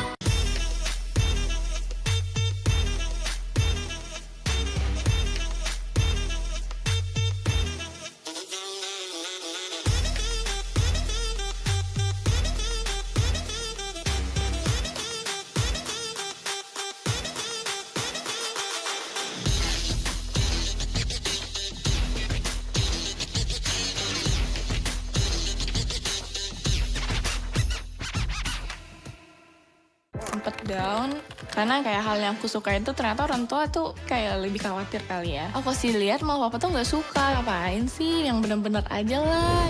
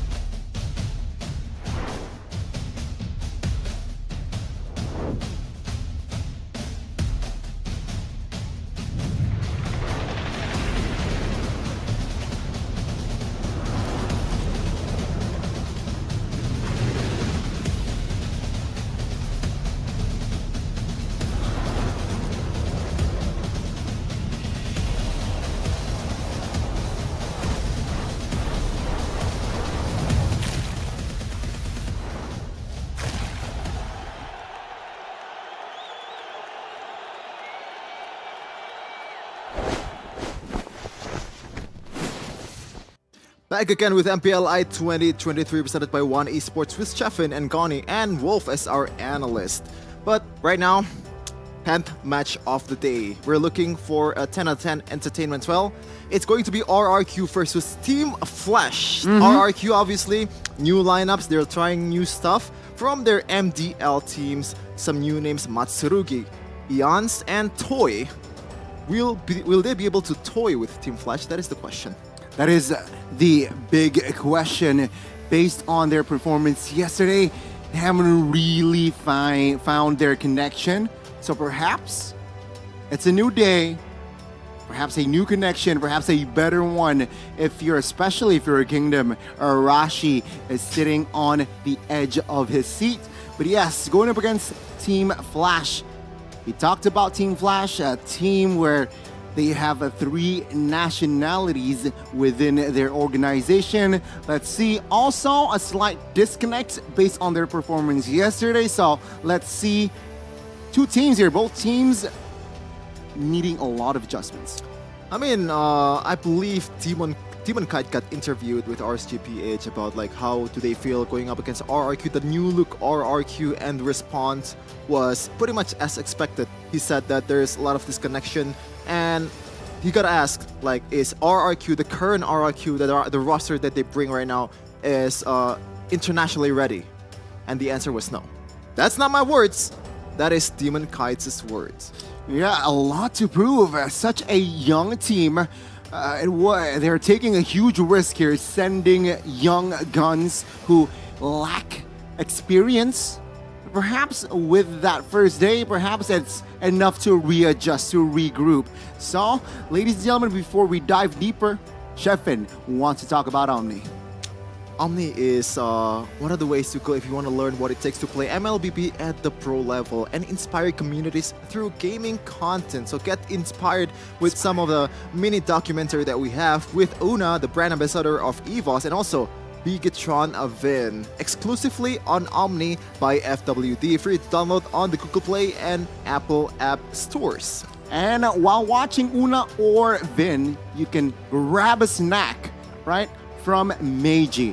Because, well, ladies and gentlemen, we have the privilege here. Thank you so much, Meiji, of course. Hello, Panda. Now, it's so good. I mean, I'm still eating it right now. It doesn't get boring. It really And there's doesn't. just a lot of variety of flavor, so you can try a lot of stuff and pretty much not get bored. You know what? This is for Monday. This is for Tuesday, Wednesday. It's always available on every day of the week. And of course, ladies and gentlemen, One Esports have the app. So check it out, download exclusively where Google Play and Samsung Galaxy stores. It is exclusive to Samsung. Check it out to stay on top of trending news and exclusive, of course, with this app. You can dive deeper into the meta, plays, builds, and rivalries of MPLI with the One Esports app. It's your one-stop destination to all the news of Mobile Legends, Bang Bang, and you can also follow the news on One Esports' socials in Discord, TikTok, Instagram, X, Facebook, YouTube, and Twitch. Basically everything you need to know in the world of MLBB esports. A lot of options here to stay relevant. Use it, and of course, One Esports has a lot of content, and again, you need to stay relevant. And ladies and gentlemen, if you want diamonds, Chefin has 4,000 diamonds to give away. We're not giving it away for free, Gotti. We're giving it away for a challenge. A challenge to name that hero below here. Spoilers, again, it's always Bauman. If you answer anything else, I don't know what to tell you. But if you're wrong, you can still get diamonds from Wolf. Or maybe through other measures as well. With signing up with One Esports, you can also get 4,000 diamonds. Or aside from that name, that hero challenge. So we have a total of 8,000 diamonds to give away this time. You just have to register for updates and stand a chance to win diamonds just by signing up. Scan the QR code below, and there you go. You will have and grab that chance. Now, we got that out of the way. Let's talk about the next match. Group D action, finally. RRQ versus Team Flash. I mean, in terms of experience as the organization itself, obviously RRQ has it in the bag. They've been in a international tournament multiple times, and we're going to see who is going to be playing for the King of Kings in this particular match. Let's see.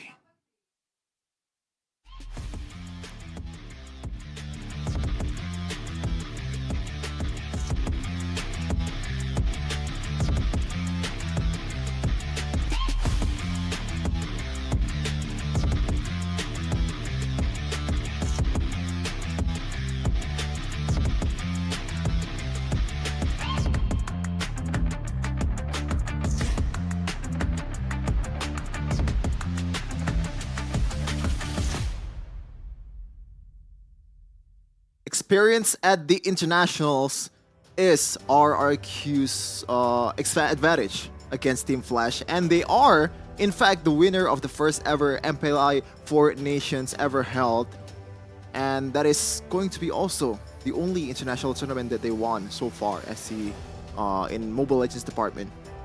So let's see here again with the influence from Zaya. Let's see, will he be able to lead this young team, of course, and let's see their opponents. Team Flash.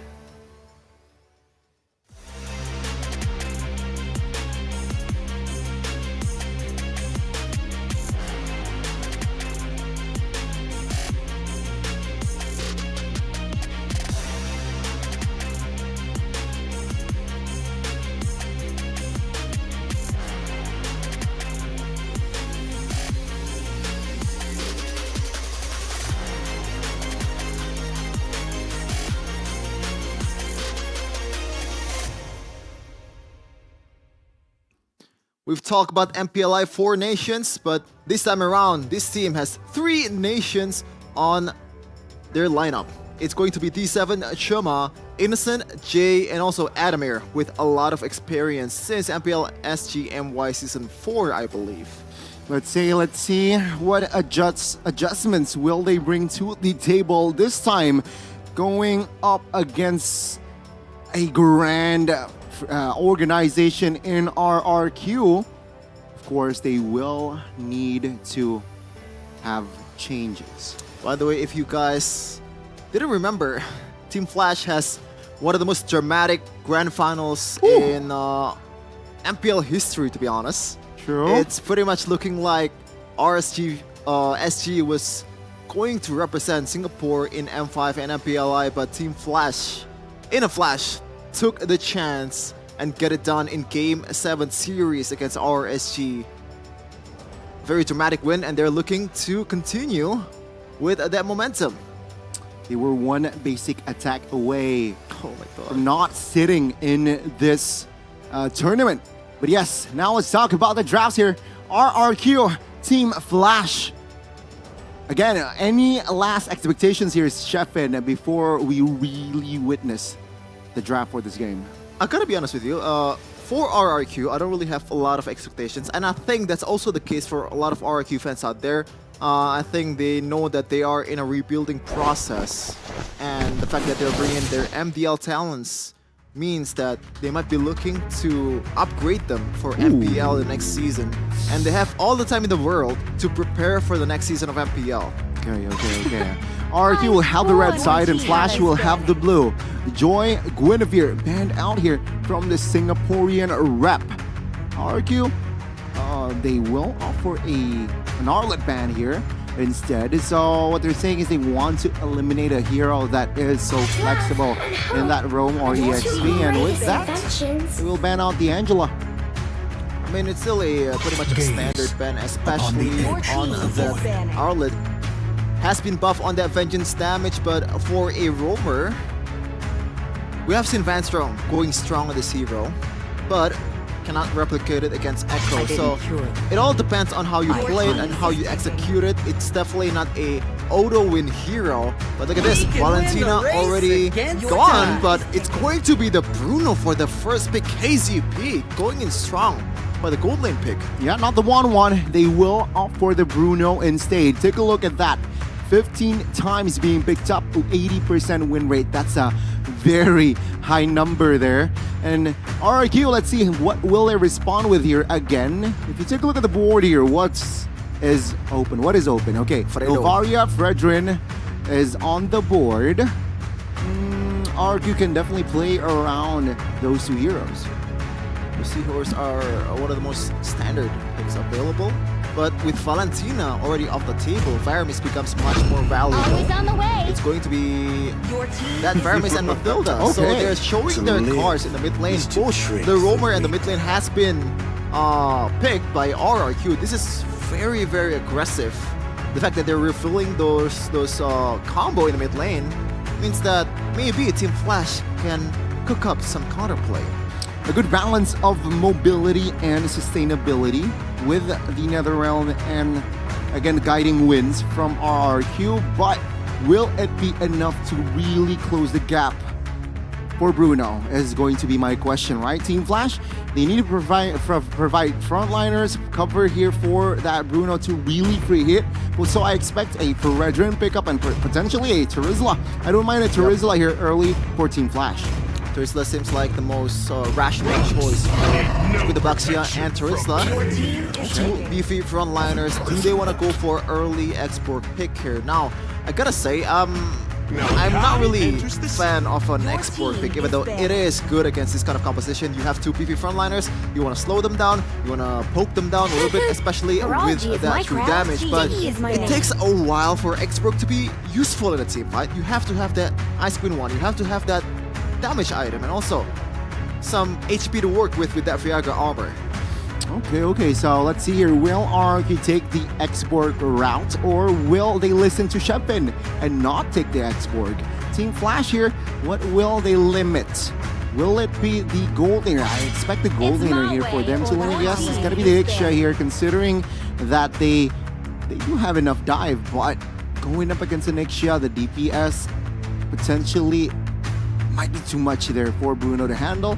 So last ban for RRQ, they might go for another roam ban here. But what will they go for here? What is bad against a Kai? Actually, don't know. Good question. So far, Team Flash has not picked the roamer and also the mid laner. The falling you might want to go for there you go. Novaria already been banned. It's a bit of a nuisance, as we saw earlier in the day. Against a Faramis, against a Kai, it can poke them down before the objective fights, so that heavy spin will be baited out.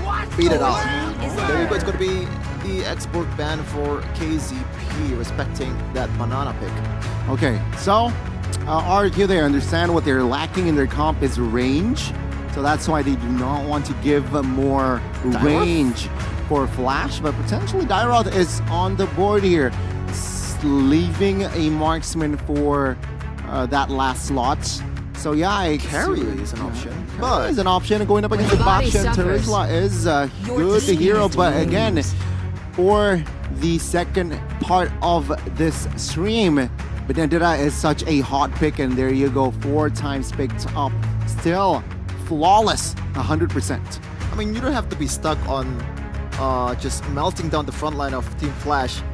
The other way to do it is bypassing those frontliners and going for the back lines immediately with Benedetta from Banana. We know that this guy go hand in hand with Benedetta. Bennett, Banan. There you go, BNN. A good one, Jeff, and I see you. No, that's not a good one. I see you, I see you. We've seen a lot of good plays from Banana with the Benedetta. I think he can play this hero to the maximum level, but it's going to be that Franco. Possibly. Gaze the stars. Another hero for the back line. Oh, wow. Whoa. Whoa, debut? Okay. Debut MPLI? I believe Team Flash has used this in MPL SG Finals. Okay. So they are familiar with how to play Luoyi. And I think, okay, me personally, as a caster, I think Luoyi has some uses in pro plays that hasn't really been maximized by a lot of teams. And it makes sense. Sure, it's a vulnerable unit against Benedetta, but apart from that, again, the range from RRQ, a lot of melee heroes, even Faramis and Mathilda, they're short range, and Luoyi can definitely exploit that fact. RRQ, they need an answer, and that is going to be a hero. The 1-1. Okay, so two easy targets for 1-1.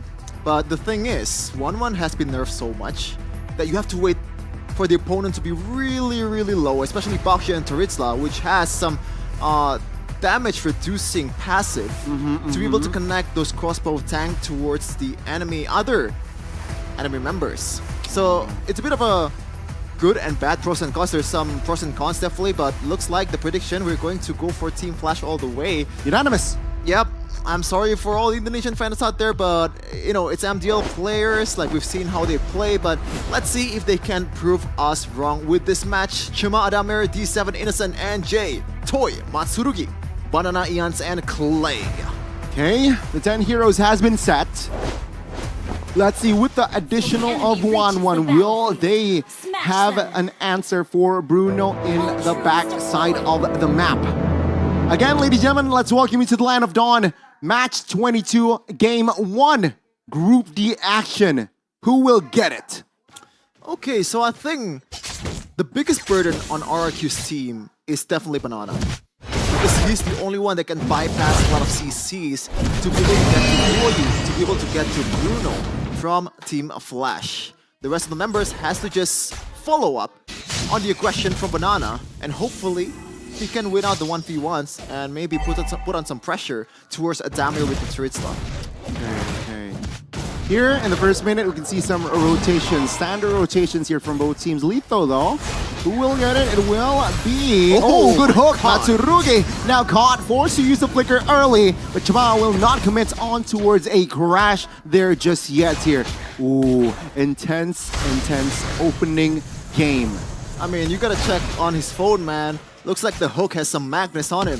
Even though he dashes away, Matsurugi still gets hooked up by the hooks from D7. Remember, this guy is also pretty much very famous for his Franco in Cambodia. A lot of good Franco players in MPLI 2023 counting. Of course, a lot of good Franco players indeed. And let's see here, will D7 show us another display of a good Franco? And this is one of the problems of RRQ right now. Toy can somehow... It can win the lane, especially when you get a good first kill towards the Bruno. Combined with that Inspire, you have a bit more early game pressure and laning phase pressure to be able to win the lane. But overall, I think in a normal trading blow, Innocent will win the match against Toy, and also can also get that gold crab quite easily. Okay. Remember, Matsurugi has no flicker in this first turtle contention.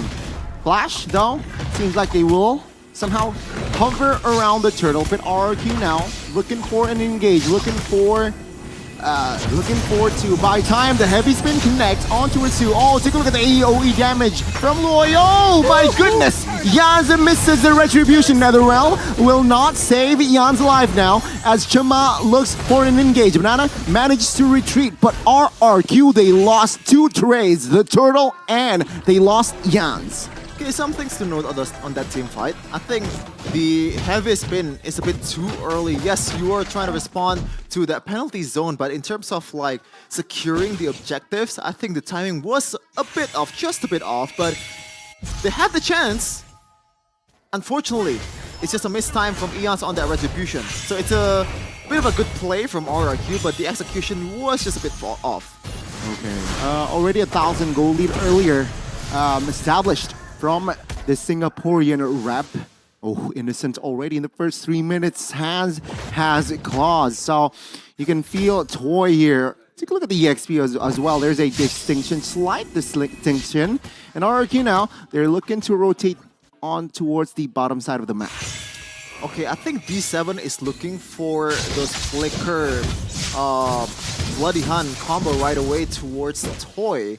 Now, in early game, when no one else is in the vicinity, that's alright to do. But in the late game, when you have a lot of people backing you down, oh, meanwhile, Jay. Oh, good teleportation there. RRQ, though, will... Okay, good deny. Team Flash, even though they've wasted a Poissance from Chima there, but RRQ now already very cheeky here with the setup. Innocent, though, it seems like he sniffs this one out. Okay, back to my point earlier. Toy can definitely get taken down with a Bloody Hun flicker combo, but you have to realize this is an Akai. This is also a Banana with a Petrify. which can cancel out that bloody hunt quite easily. You have to make sure that everyone is safe, like no one else is in the vicinity, or Eons can get there in time until Toy gets taken down, gets bursted down by Team Flash's members. And that setup was all for nothing, as again, the neutral objective is up. 5 members now in the pit. Chama now pinned down. Again, it's too early perhaps, but Chama taking a lot of damage and will be taken out. Crossbow of Tang is there. Netherrealm also Papa J out of nowhere. This Luo finds the newts. Now Matsurugi in trouble, looking for an escape route. Gets it. The hook misses, but Clay will be taken out here. Surely 1 HP. Oh my goodness! Clay survives and RRQ finally, they won a trade. Did you see that tiny bit of healing from Clay, from the hill itself?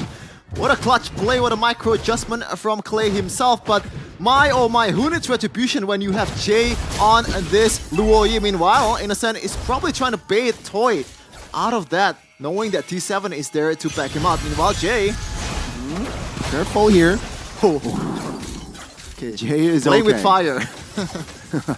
And let's see here for Man rotating towards the bottom side of the map. Retribution pops as well. Chama is there with the shield unity and the hook as well. Matsurugi will be taken on, not just yet. Netherrealm saves about enough time there as Soy claims the structure here in the bottom side of the map. Turret for kill. I think that's quite advantageous to RRQ. I think I prefer in the long a run, turret. yes. Especially when the only one that dies is the roamer, Matsurugi. The only death in the game so far for RRQ, and they're looking to make that permanent. Heavy spin, pinning one member down, and that is Jay. He will fall in the hands of Toy, and RRQ wins another trade on the bottom side of the map. Very vulnerable. Luoyu with a flicker, no dashes whatsoever.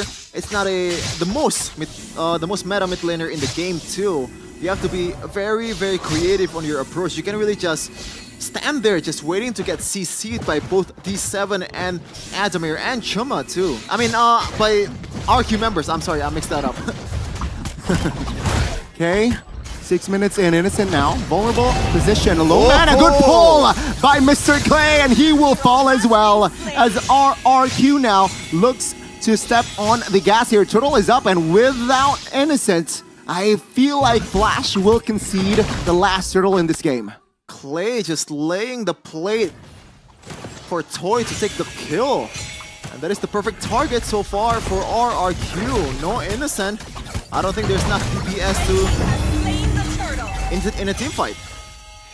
And RRQ now slowing down tempo. Top lane should be their next agenda perhaps from RRQ, or if they're ambitious and they see an opening, perhaps the mid structure can be the next target here from RRQ. Flash, they need to regroup here. They are in a disadvantaged spot, but economy-wise, not that far behind. Oh, an intelligent play by RRQ. They know that they cannot take care of this bottom lane. They want to go for it. Meanwhile, in the top lane though, retaliation. But I think that is still a W for RRQ, as it's the inner turret compared to the outer turret. Innocent's not that innocent, so he finds a kill, grabs it first time, and there you go. Team Flash still looking to defend this mid. Heavy spin from the backside. Adamir caught here. Take a look at the damage. It's 3 members of RRQ. Free-hitting crossbow tank pops as well. Finds Adamir, but they manage to save the turret in the mid. Though, RRQ now still holding on and maintaining pressure. This is why Franco is such a risky hero to play, man. You have to rely on, is it your day? Is it not your day? Is the hook gonna land? If it's not, like, what are you gonna do about it? Franco is pretty much a walking HP bar. Okay. Let's see here again, RRQ rotating top. They will grab the structure top side as well. Flash has no play to counter it. And yeah, Team Flash will sacrifice another turret here in the map. What RQ has been doing really great so far is taking the initiative on the siege. They know they have the resources, they know they have Clay that can bypass through walls, and getting some good pulls for Toy to pop off with the crossbow tank. They also have Eons which has a lot of uses in a siege situation because of the heavy spin. You can get people to your vicinity. You can also zone people out of the turret. A lot of uses from this guy, and RQ has been using that to the maximum potential. Okay, the Lord is up. I'm sure Team Flash will play around Loi's ult now as they're clumping up already in the top side of the map here. No, they will walk instead. So now, RRQ, they have time here to perhaps... Oh, there you go. The ultimate use just for Loi to reposition. Watch out, Banana. Looking at this. Oh, Banana misses at the final blow, but the Lord will fall to another non-jungler player. Now RRQ finds the collapse. D7 taken down. RRQ perhaps looks for another kill and they get it. Adamir falls, and that is 3-4-1 plus the Lord for Flash. How? 2 times is enough, Eons. I think he got CC'd at that time, but what are the chances? That's the damage from the penalty zone, right? That is minuscule amount of damage compared to the retribution and all the stuff that RQ has. Man, this match is very entertaining, as sure, it's still the first Lord, so it can... Oh, they're going to trap it. They're going to use this as a trap. Chima now with Shield Unity, crashing on towards Jans. RQ, they're ready with 4 members. Benedetta is rotating towards them as well. Wow. But yeah, Flash, good instinct. They will not really commit. They will now pull back, and RRQ will also regroup here in the 10th, 11th minute of the game. I like that discipline from Toy. He knows that he's not going to be able to kill Chima, and he's not forcing the situation. If that was Miracle, he would have gone for sure. Okay. Again, this is the first Lord, ladies and gentlemen. It is still very low. Okay. Now RRQ, will they be able to find the counterplay here?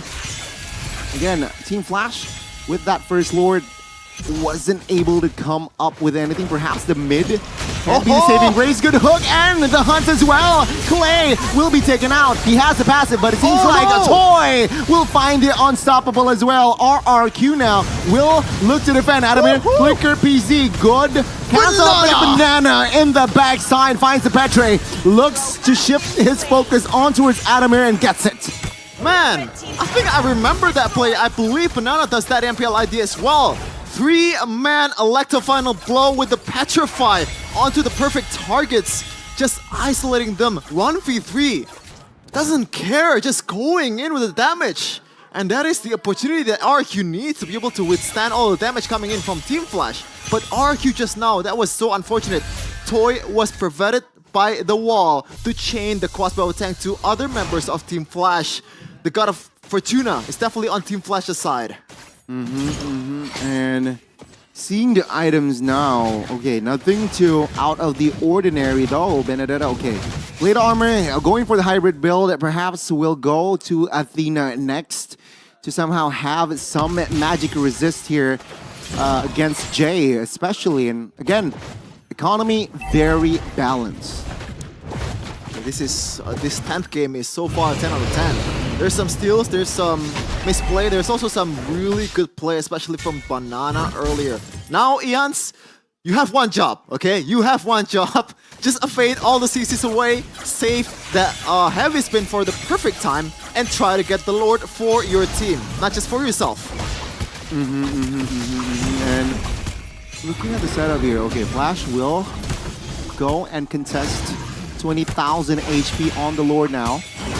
Oh, take a look at Loi J. Very sneaky. 3 members. Yes, now suppressed. And good night, Panda. And take a look at the fight, the collapse. Matsurugi the front side, but the damage will not be enough. Petrify connects Netherrealm to save the day. Toy finding the important crossbow attack. And that is the equalizer. Adamir taken out. And Clay with the balls innocent finding a kill. Oh my goodness, Innocent is kicking more boss than Draymond Green! With the flicker as well, towards the front. But my oh my Jay, what a play though, that was very risky and he took the chance. Perfect target in Eons, the one who has the retribution to be able to secure the Lord. Okay, Lord toyed around by Toy. RRQ, they have regrouped. The Panda is now on the board as well. Let's see, Team Flash, they want to find another cheeky contest, but the turtle and the Lord for Toy! What the heck is going on in this game? What? It was Jay, Adamir, now Toy. I don't know what's happening with Nogani. Another round popped now. Innocent finding a kill, unstoppable on the board. It's a 2-for-1 for Flash. And RRQ, they cannot push with this Lord. Flash now finding a structure in the mid, important mid as well, and RRQ, their lead is diminished. I don't get it, Connie. Like, it's just blink and you'll miss it. And right now, Team Flash has the advantage. Even though Toy somehow as the 1-1, okay? This is probably one of the weakest marksmen in terms of like the single basic attack damage. How are you stealing the Lord from all those AoE damage and any retributions that Team Flash and RQ has? No idea. 15 minutes in, it's still anybody's game. RQ and Flash, they shared a Lord, but again, their base turret is rather healthy. Now, Team Flash, though, has the economy. Can they play this around with that fact? RQ looking for a setup in the top side turret. Flash can play around with Jay's ult. They definitely can play around with Jay's ult. They will. But, okay, there's a big but here, Connie. You have to realize that RQ right now knows what Jay is up to. Like, they know he cooked, and they're not gonna let him cook again. They're already clumping up S4 though. Standing by here, and it seems like in response, RQ is also clumping up, just looking for that surprise attack, right? Sneaky play. But no, they will slow down the tempo here, and again, they will reset. At this point, I'm expecting anything at this point. Who's gonna steal the Lord, guys? Like, it was okay. Jay did it. Adamir, Toy. So it's the least, the least expected member. So I'm gonna predict that D7 is going to take the Lord next time with the hook. At this point, Matsurugi might even get a newt now. Okay, let's see. Items check. You can Rose Gold for 1-1 on his way here for Toy. I like the decision here to go for that Deadly Blade. Oh no, what's the... Halberd. Halberd for Bruno, enhancing the damage especially towards Benedetta from Banana and also Eons with the Franco. I mean, the Akai, because this is one of... Oh, okay! Final blow, Petrify committed. D7 has the immortality, but Matsurugi with the 3-man knockup now. Crossbow attack was huge, but it's not enough to take anyone down. Another round to save his life now. The front side though, Adamir and Chuma soaking all the damage with the heavy spin, almost connecting on towards a member there from Flash. No casualties from that fight. Wait, no casualties? Oh wow! There really is no casualty. Like how? How in the hell? But Banana though, that was an Uno reverse card. Wow. Like he's trying to get hooked, but he responds with the Electro Final Blow and the Petrify. But Innocent, really good job on staying alive on that team fight, even though Eons gets a good engage onto him. With the flicker, he can still get away, and he's still 5-0-3, 5-1-3. Pretty good KDA for Gold Laner at this point. D7 will try to make a play. All the spells burns except the red tree. Now, Crossbow tank at the backside. D7 will fall first. Now, look at Banana placement. Suppress, Winter Trenchant, and as well as ult will be popped, but the Lord will be the main focus as Chama falls. And this is a Lord for RRQ as they also claim the triple. Okay, finally a team fight where someone wins. RRQ 1.6k gold lead as they get the Lord. Now, they have Jay, they have Adamir, they have some place to work with, but there's some bad things here for Team Flash. It's a Franco, it doesn't really offer you much high ground potential, but it does give you some, threat. Especially for the DPS of RRQ. Will they be able to play this perfectly? Team Flash on the defense. Oh my god! The damage there, and the Rose Gold triggered instantly. Base turret though will be the target. RRQ gets the first one. They will look for the second in the top side of the map as Toy will move on towards the bot. They will get all base turrets as Flash now will take care of the Lord. A heavy spin, connecting on towards Adamir, but the damage will not come through just yet. Oh, in the backside, Banana looking for a cheeky kill. Jay taking out the base, too open to expose, and RRQ should get this one. Bloody hunt, but take a look at that. The Kings of Kings prevail, and RRQ claims a win. Finally a win for RRQ with their newfound lineup. A lot of MDL players, Matsurugi, Eons, and Toy combined with the power of the veterans from Banana and Clay. They'll be able to get the W against Team Flash. RRQ found a glimmer of hope in this MPLI 2023 group stage. A very, very absurd match. But the Indo rep this time will find the game. I want to hear it from Wolf. Yeah, that was fun. That was really fun. I want to hear from Wolf, like how like what's the plan on the Lord takes? Like how the hell did it happen? You know what? Let's just take it to Mr. Wolf himself. Take it away.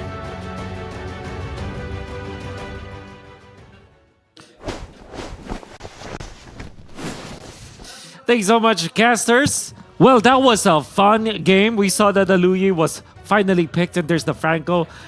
And interestingly, Team Flash, they just want to win with difficult heroes. They got the Franco, they got the Louis, the cheese strat that is so difficult to pull off in the metagame that we have right now. It looked like they were able to do it. They almost got it, but in the end, it wasn't enough. Let's look at some of the important details in this game. And I think that I'm going to fast forward to the last one, the winning play coming out from RQ. And this is something that you will definitely see in the highlights. There was a fight before the last Lord where nobody died, right? And even the caster said that, wow, that's surprising. Nobody died in that case.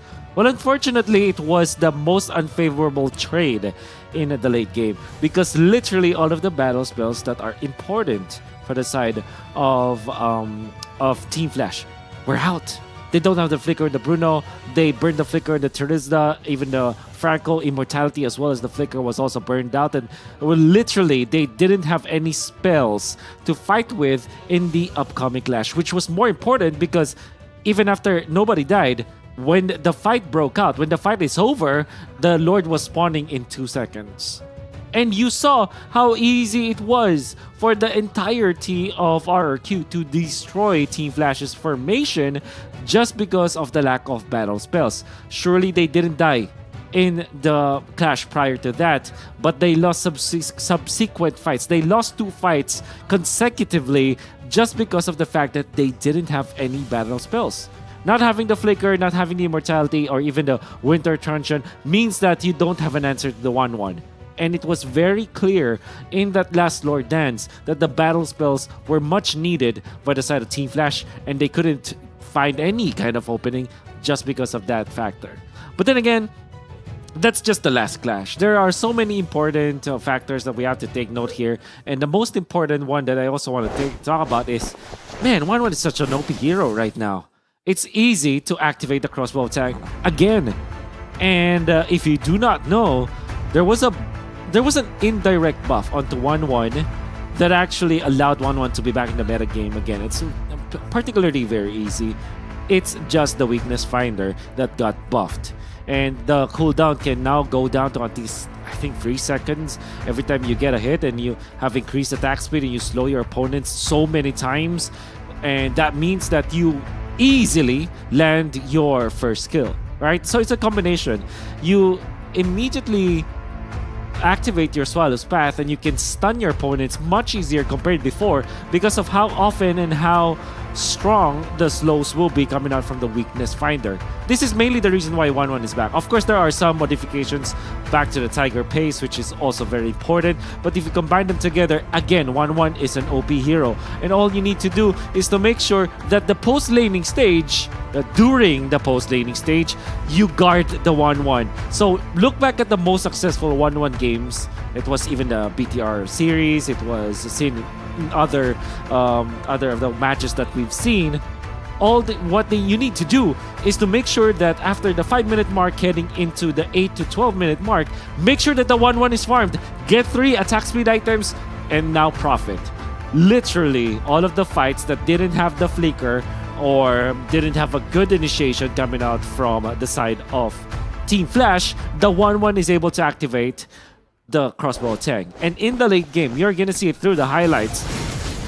3 important crossbow of tank activations coming out from the 1-1 meant that Team Flash didn't have the team fight. But then again, that's just the last splash. Surely Team Flash made it so difficult for Team RRQ to eventually take this game. And by the way, just like to take note, the team fight participation for Toy is 100%, 11-1-6, only dying once, and the only death actually for the 1-1 was the cheeky play that they did with the ultimate coming out from Jay. Ultimate coming out from Louis, the teleportation. Big props to Innocent being very aggressive in this particular game and taking advantage of the strength of the Bruno, but this was one clash that the 1-1 was able to get that Lord and then fly afterwards. Eventually will be taken out because of the teleportation play that we saw. Pretty nice to see.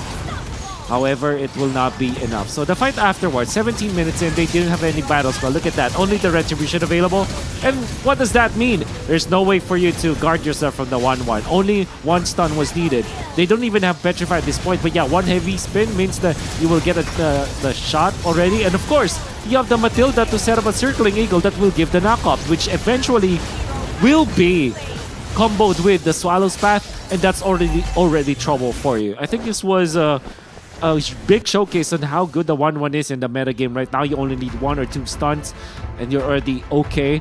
And the fact that he went for the Rose Gold Meteor made sure that even after the initiation coming out of Team Flash, it will not be enough. The Louis Damage is not going to be enough afterwards. The fact that you only need 3 procs on your weakness points on your 1-1 to make sure that you activate your ultimate, that's actually pretty strong. And the fact that also the slows coming out from the weakness finder is super duper good nowadays.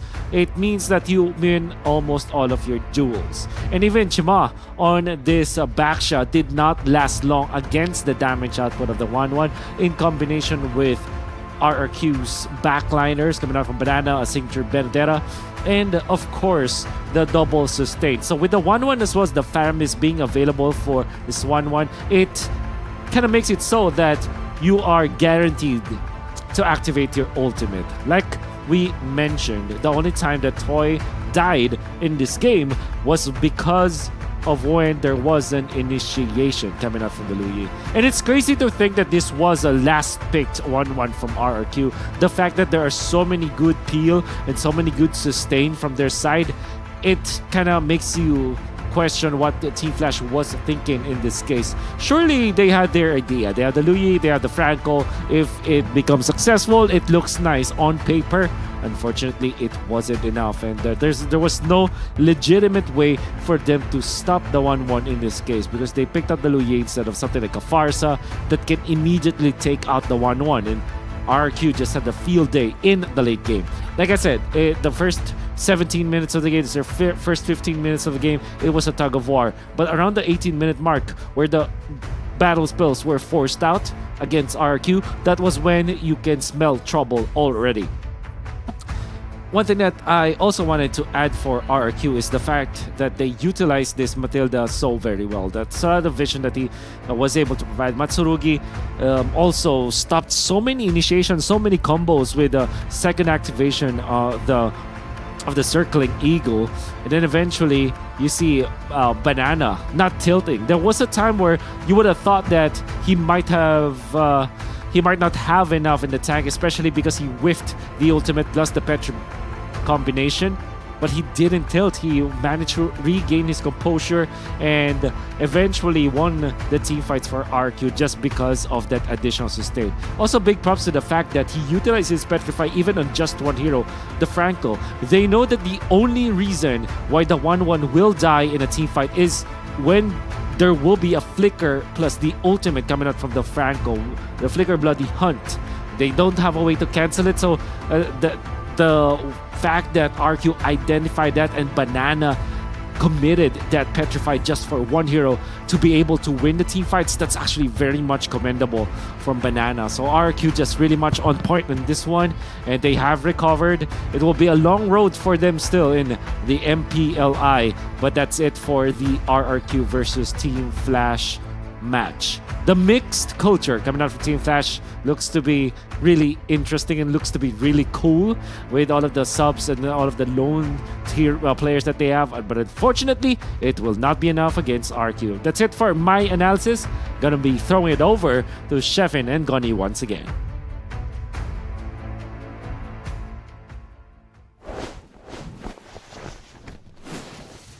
I mean, it is very entertaining, right? Especially Team Flash. I think the right word to describe what they're doing right now is ambitious. They have 3 countries participating in a team. They also pick Aloy, a hero that we've never seen in a while in pro scene. And I think that is ambitious, right? That is a very, very ambitious one. And unfortunately, with that loss, I believe Team Flash will not participate in the playoffs. Now, let's move on and focus to See You Soon and RRQ, who will grab the top spot. Perhaps See You Soon has a better chance, but RRQ has also a chance to equalize to make the 2 points. We have to prepare for the next match to come, so do not go anywhere. Stay tuned with One Esports and still watch MPLI 2023 after this very well-deserved break.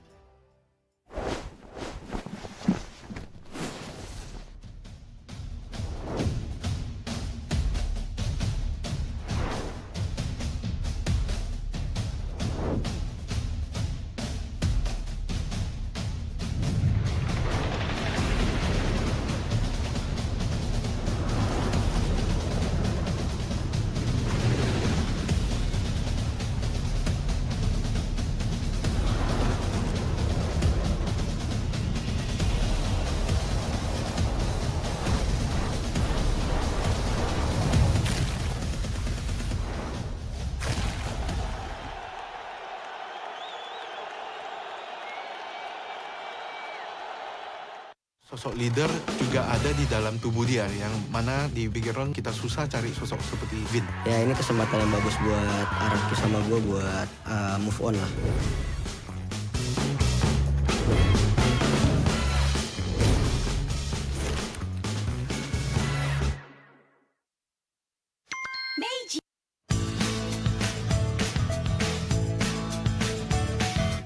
Hello panda, semua suka biskuitnya. Biskuitnya enak, isinya lezat, rasa coklat dan strawberry. Hello panda, semua suka biskuitnya. Biskuitnya enak, isinya lezat, rasa coklat dan strawberry. Hello panda, biskuit isi yang enak.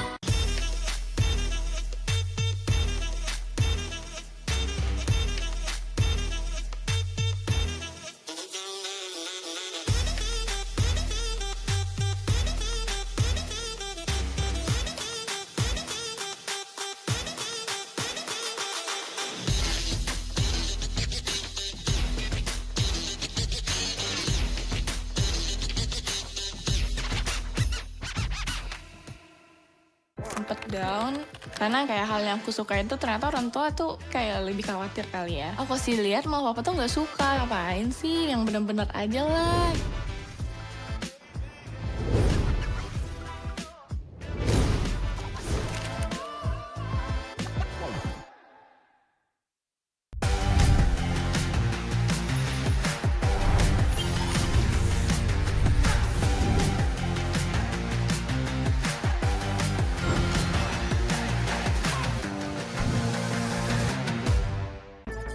The Flying Swallow is here to clean up Marshall City.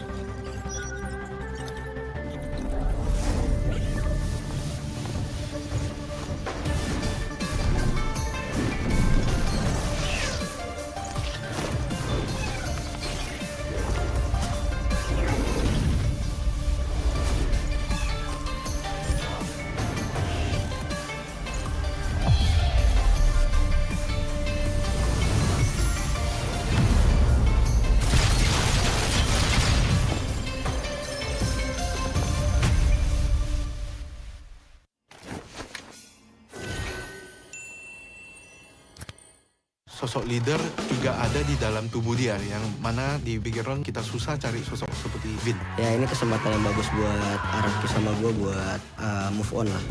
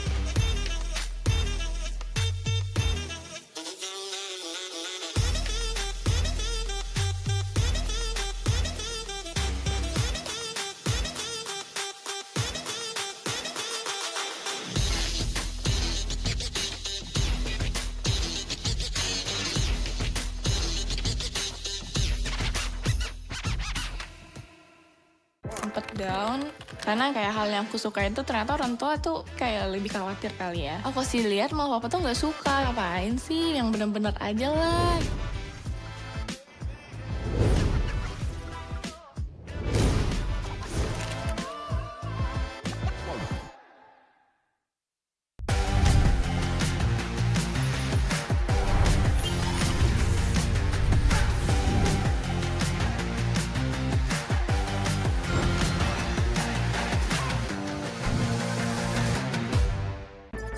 The Flying Swallow is here to clean up Marshall City.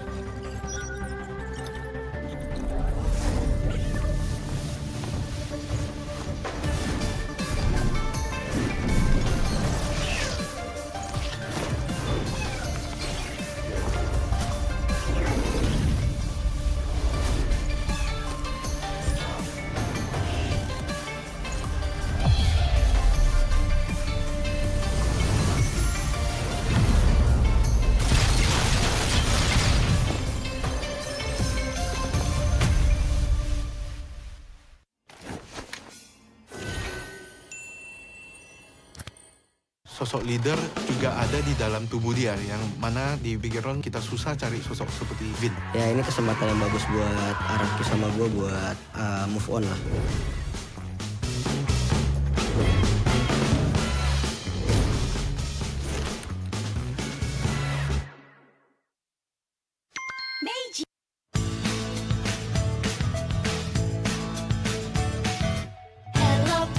Hello panda, semua suka biskuitnya.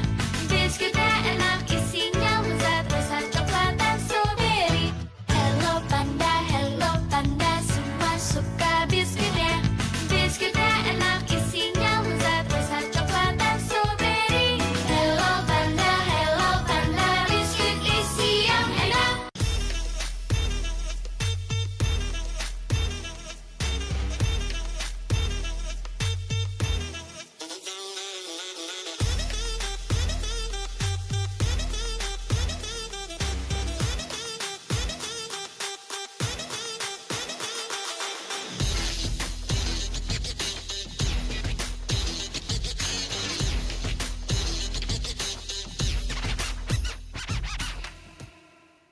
Sempet down karena kayak hal yang aku suka itu ternyata orang tua tuh kayak lebih khawatir kali ya. Aku sih lihat malah papa tuh nggak suka, ngapain sih yang bener-bener aja lah.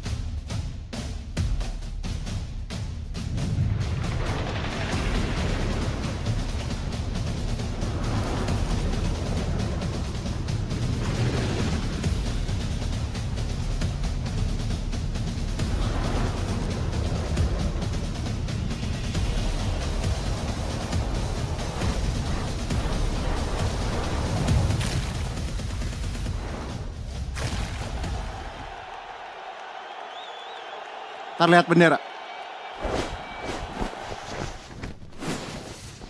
Entering 11th match of the day with See You Soon versus RRQ back-to-back games. Let's see, will they be able to extend the win streak to 2 and maybe secure a place onto the knockout phase? But, of course, the opponent is not easy to face. It's See You Soon. It is not going to be easy considering their previous performance, which was yesterday. See You Soon displayed an excellent performance of teamwork and also execution. So expect intensity, high level intensity of a match against RRQ, who will bring that momentum from that previous match. We finally see a connection between the young guns, the newbies, and also coming from the veterans, Banana and Clay. Okay, Goni, I've talked about some of the Franco players that we have here in MPLI 2023. We have some veterans in Vin, some of the young guns coming in. Apparently, I watched some mini documentaries on Panda. They suck at being alive. Let's just put it that. Whoa. But they're good at being mascots though. They're one of the cutest animal on the planet. That is why a lot of pandas are used as mascots. But also, we gotta shout out the One Esports app, man. If you want to dive deeper into the meta, plays, builds, and rivalries of MPLI with the One Esports app, you can download it on the Google Play and also Samsung Galaxy stores exclusive to Samsung. Again, ladies and gentlemen, stay relevant and also follow us on social media. Discord, TikTok, Threads, Instagram, Facebook, YouTube, Twitch, everything we got in store, follow it. Stay relevant with Chefin and One Esports. And also Wolf, because he is like one of the major owners of One Esports apparently. I don't know if that's fake news or not. Oh, is it? Maybe I gotta beg some money to Wolf. What? Yes. And of course, let's now focus on the diamonds, right? We got 8,000 diamonds to give away. Not just give away, but we can give a challenge. Okay, there's 2 ways you do that. If you want to prove that your eyesight is as good as Farsa's, because she's blindfolded, but she can still see through the blindfold and somehow still land those feathered airstrike. You can challenge it with this challenge. Name that hero to win 4,000 diamonds. Let's see. Look at the long hair. Look at the legs. You know. Just try to guess who that hero is. I actually don't have a clue.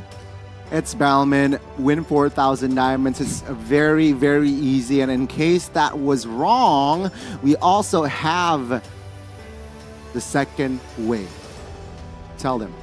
You have to sign up for One Esports. It's easy. There's no labor. There's no money involved. You just can register for updates and also register for diamonds. 4,000 diamonds. Just check that QR code here on the bottom of Connie to check out the chance of yours to win 4,000 diamonds for free. Again, for the low price of 0. 0, very simple, yet impactful. Right? Again, with that, let's see which team is more impactful in this coming match. Both teams here, I believe, shared a point, and they need a point as well to secure the second position, I believe. So let's see here. Will it be See You Soon, or will it be RRQ that accompanies RSGPH? So will they say See You Soon to RRQ, or will they See You Soon to themselves? That's the question for See You Soon right now. Big but RRQ, question mark. A lot of young guns, and what I see from young guns and a lot of young players is they tend to be hot-blooded. And if they're hot right now, they're just gonna continue to be hot. The blood, not the, you know.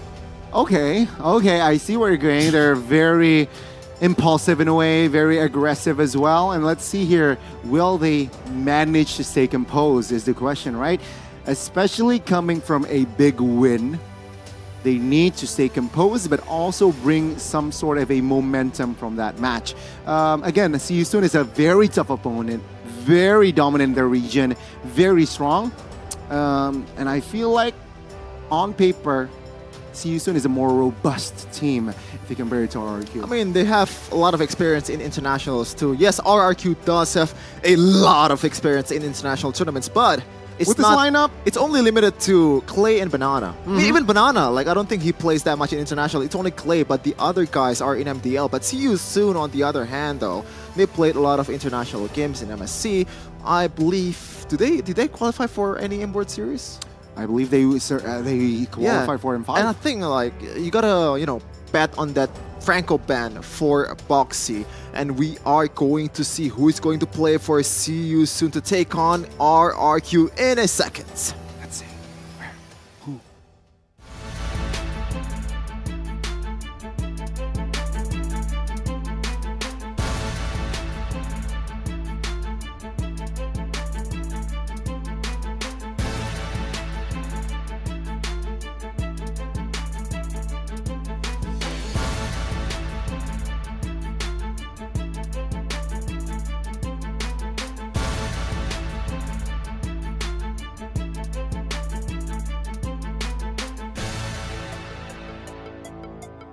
MP. Kemarin MP.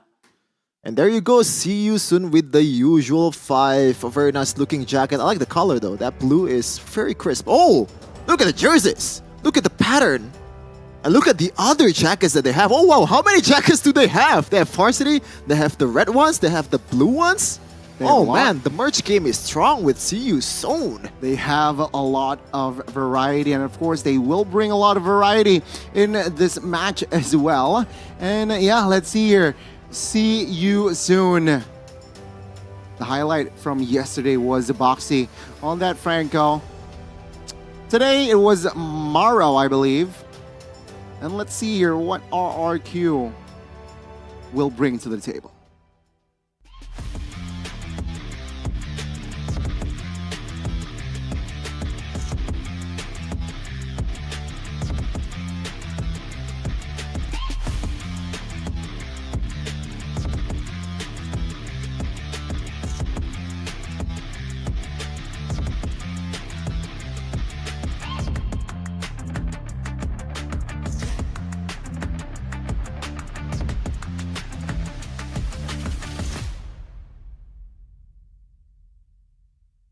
Rex Regum Keon, the King of Kings, is in the fray. It's in MPLI 2023. Will they make a change on the lineup? I do not think so, considering they have the momentum already. And Toy playing a really good game on that 1-1. Almost perfect KDA, 100% kill participation. And I gotta say, he's been proving the doubters wrong, because a lot of people has been giving a side eye to the pick on Toy. I mean, 1-1 is a very, very annoying hero in that gold lane, especially if he has already the 3 items that he needs: Corrosive, BHS, and of course, Wind of Nature at the end. It's a deadly, deadly item, a power spike. It was so hard to catch 1-1. And apparently you built Golden Staff as well. Golden Staff as well. Yeah, in that match earlier, Toy actually built that item. So the Trinity built the usual 3 attack speed items: Corrosive, DHS, and Golden Staff has been used. And still with Coach Isaiah and I believe the analyst Rave. Is actually an ex-player of RRQ. That is an interesting placement of a hot patch. Very specific. Pose. Very specific, perhaps. Maybe he had a nosebleed or something. Maybe. That's part of being a pro player. That's a lot of people don't understand. It takes a lot of work. It takes a lot of grind, and you have to sacrifice a lot of time to be able to get to the level of other players in the game. And they try to catch up with the top of the Predator. Maybe Onyx, maybe AP Bren. Maybe. I think that's the only S tier teams that I have in the world right now. Ooh, they might be a hot take, but I don't think that's a hot take. I think that's a reasonable take. Yeah, reasonable take. I think a lot of people agree with that. But enough of that. We're going to cast RRQ versus See You Soon in this match. Again, Zaya in the house for RRQ here. What will he cook this time? Meanwhile, See You Soon. After seeing RRQ's performance earlier, will they ban the 1-1 early, or will they deny it and pick it up for themselves is going to be the question here, ladies and gentlemen. I think the Mathilda can also be an expensive pick here for RQ. So they also need to somehow take care of that. It's always a pick and ban on Mathilda, right? So far in this second shift, I believe. So a lot of utility, you can heal, you can give shields. Those two is already very, very annoying to deal with. Also with the addition of the Flash of the Oasis, one of the most annoying item in the game. Me as a Kadira user hate that item with passion, man. Like I really hate that item. Since every when? time I'm trying to burst someone in the backline, I thought I had the damage. But nope. And somehow, look, those HPs, it's going back again. Oh, Okay, man. Okay. But real talk, since when are you a Kadita user? A lot of time. A long okay. time. Okay. Okay, we haven't played that much probably Together, but yeah? I have like 80-something% win rate on Kadita. Ooh. I'm allowed to brag. Okay. From 10 games. But yes, No! RRQ with the blue side pick here. They will ban out the Arlet, Angela, and Mathilda. See you soon though. They will ban the Guinevere, Fanny, wow. and 1-1. There you go. That's the answer.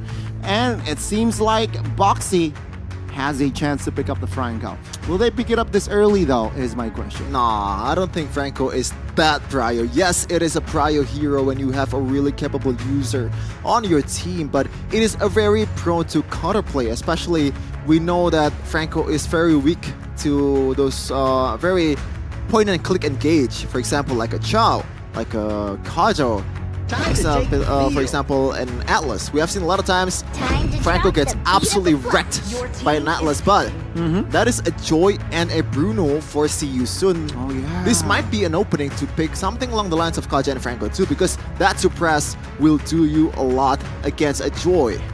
But again, RRQ, if Matsurigi is a Kufra player, I think Kufra can be given to Matsurugi this time. Let's see though, Terizla is also open, which I feel like can be given to Banana here in the first phase. Nolan is open. What? Nolan is also open, you're right. But if RQ picks Nolan, that's an easy Phoveus pick, I think, for See You Soon. And also denies a counter for that Joy, because Joy really loves her dashes. And maybe it's also, you know, a bit of an annoying pick to deal with when you're playing Bruno, but it's going to be that Fredrin and Benedetta. I think, okay, Phoveus is still kind of good in this kind of situation, but I don't think it's going to be picked. It's a bit more situational.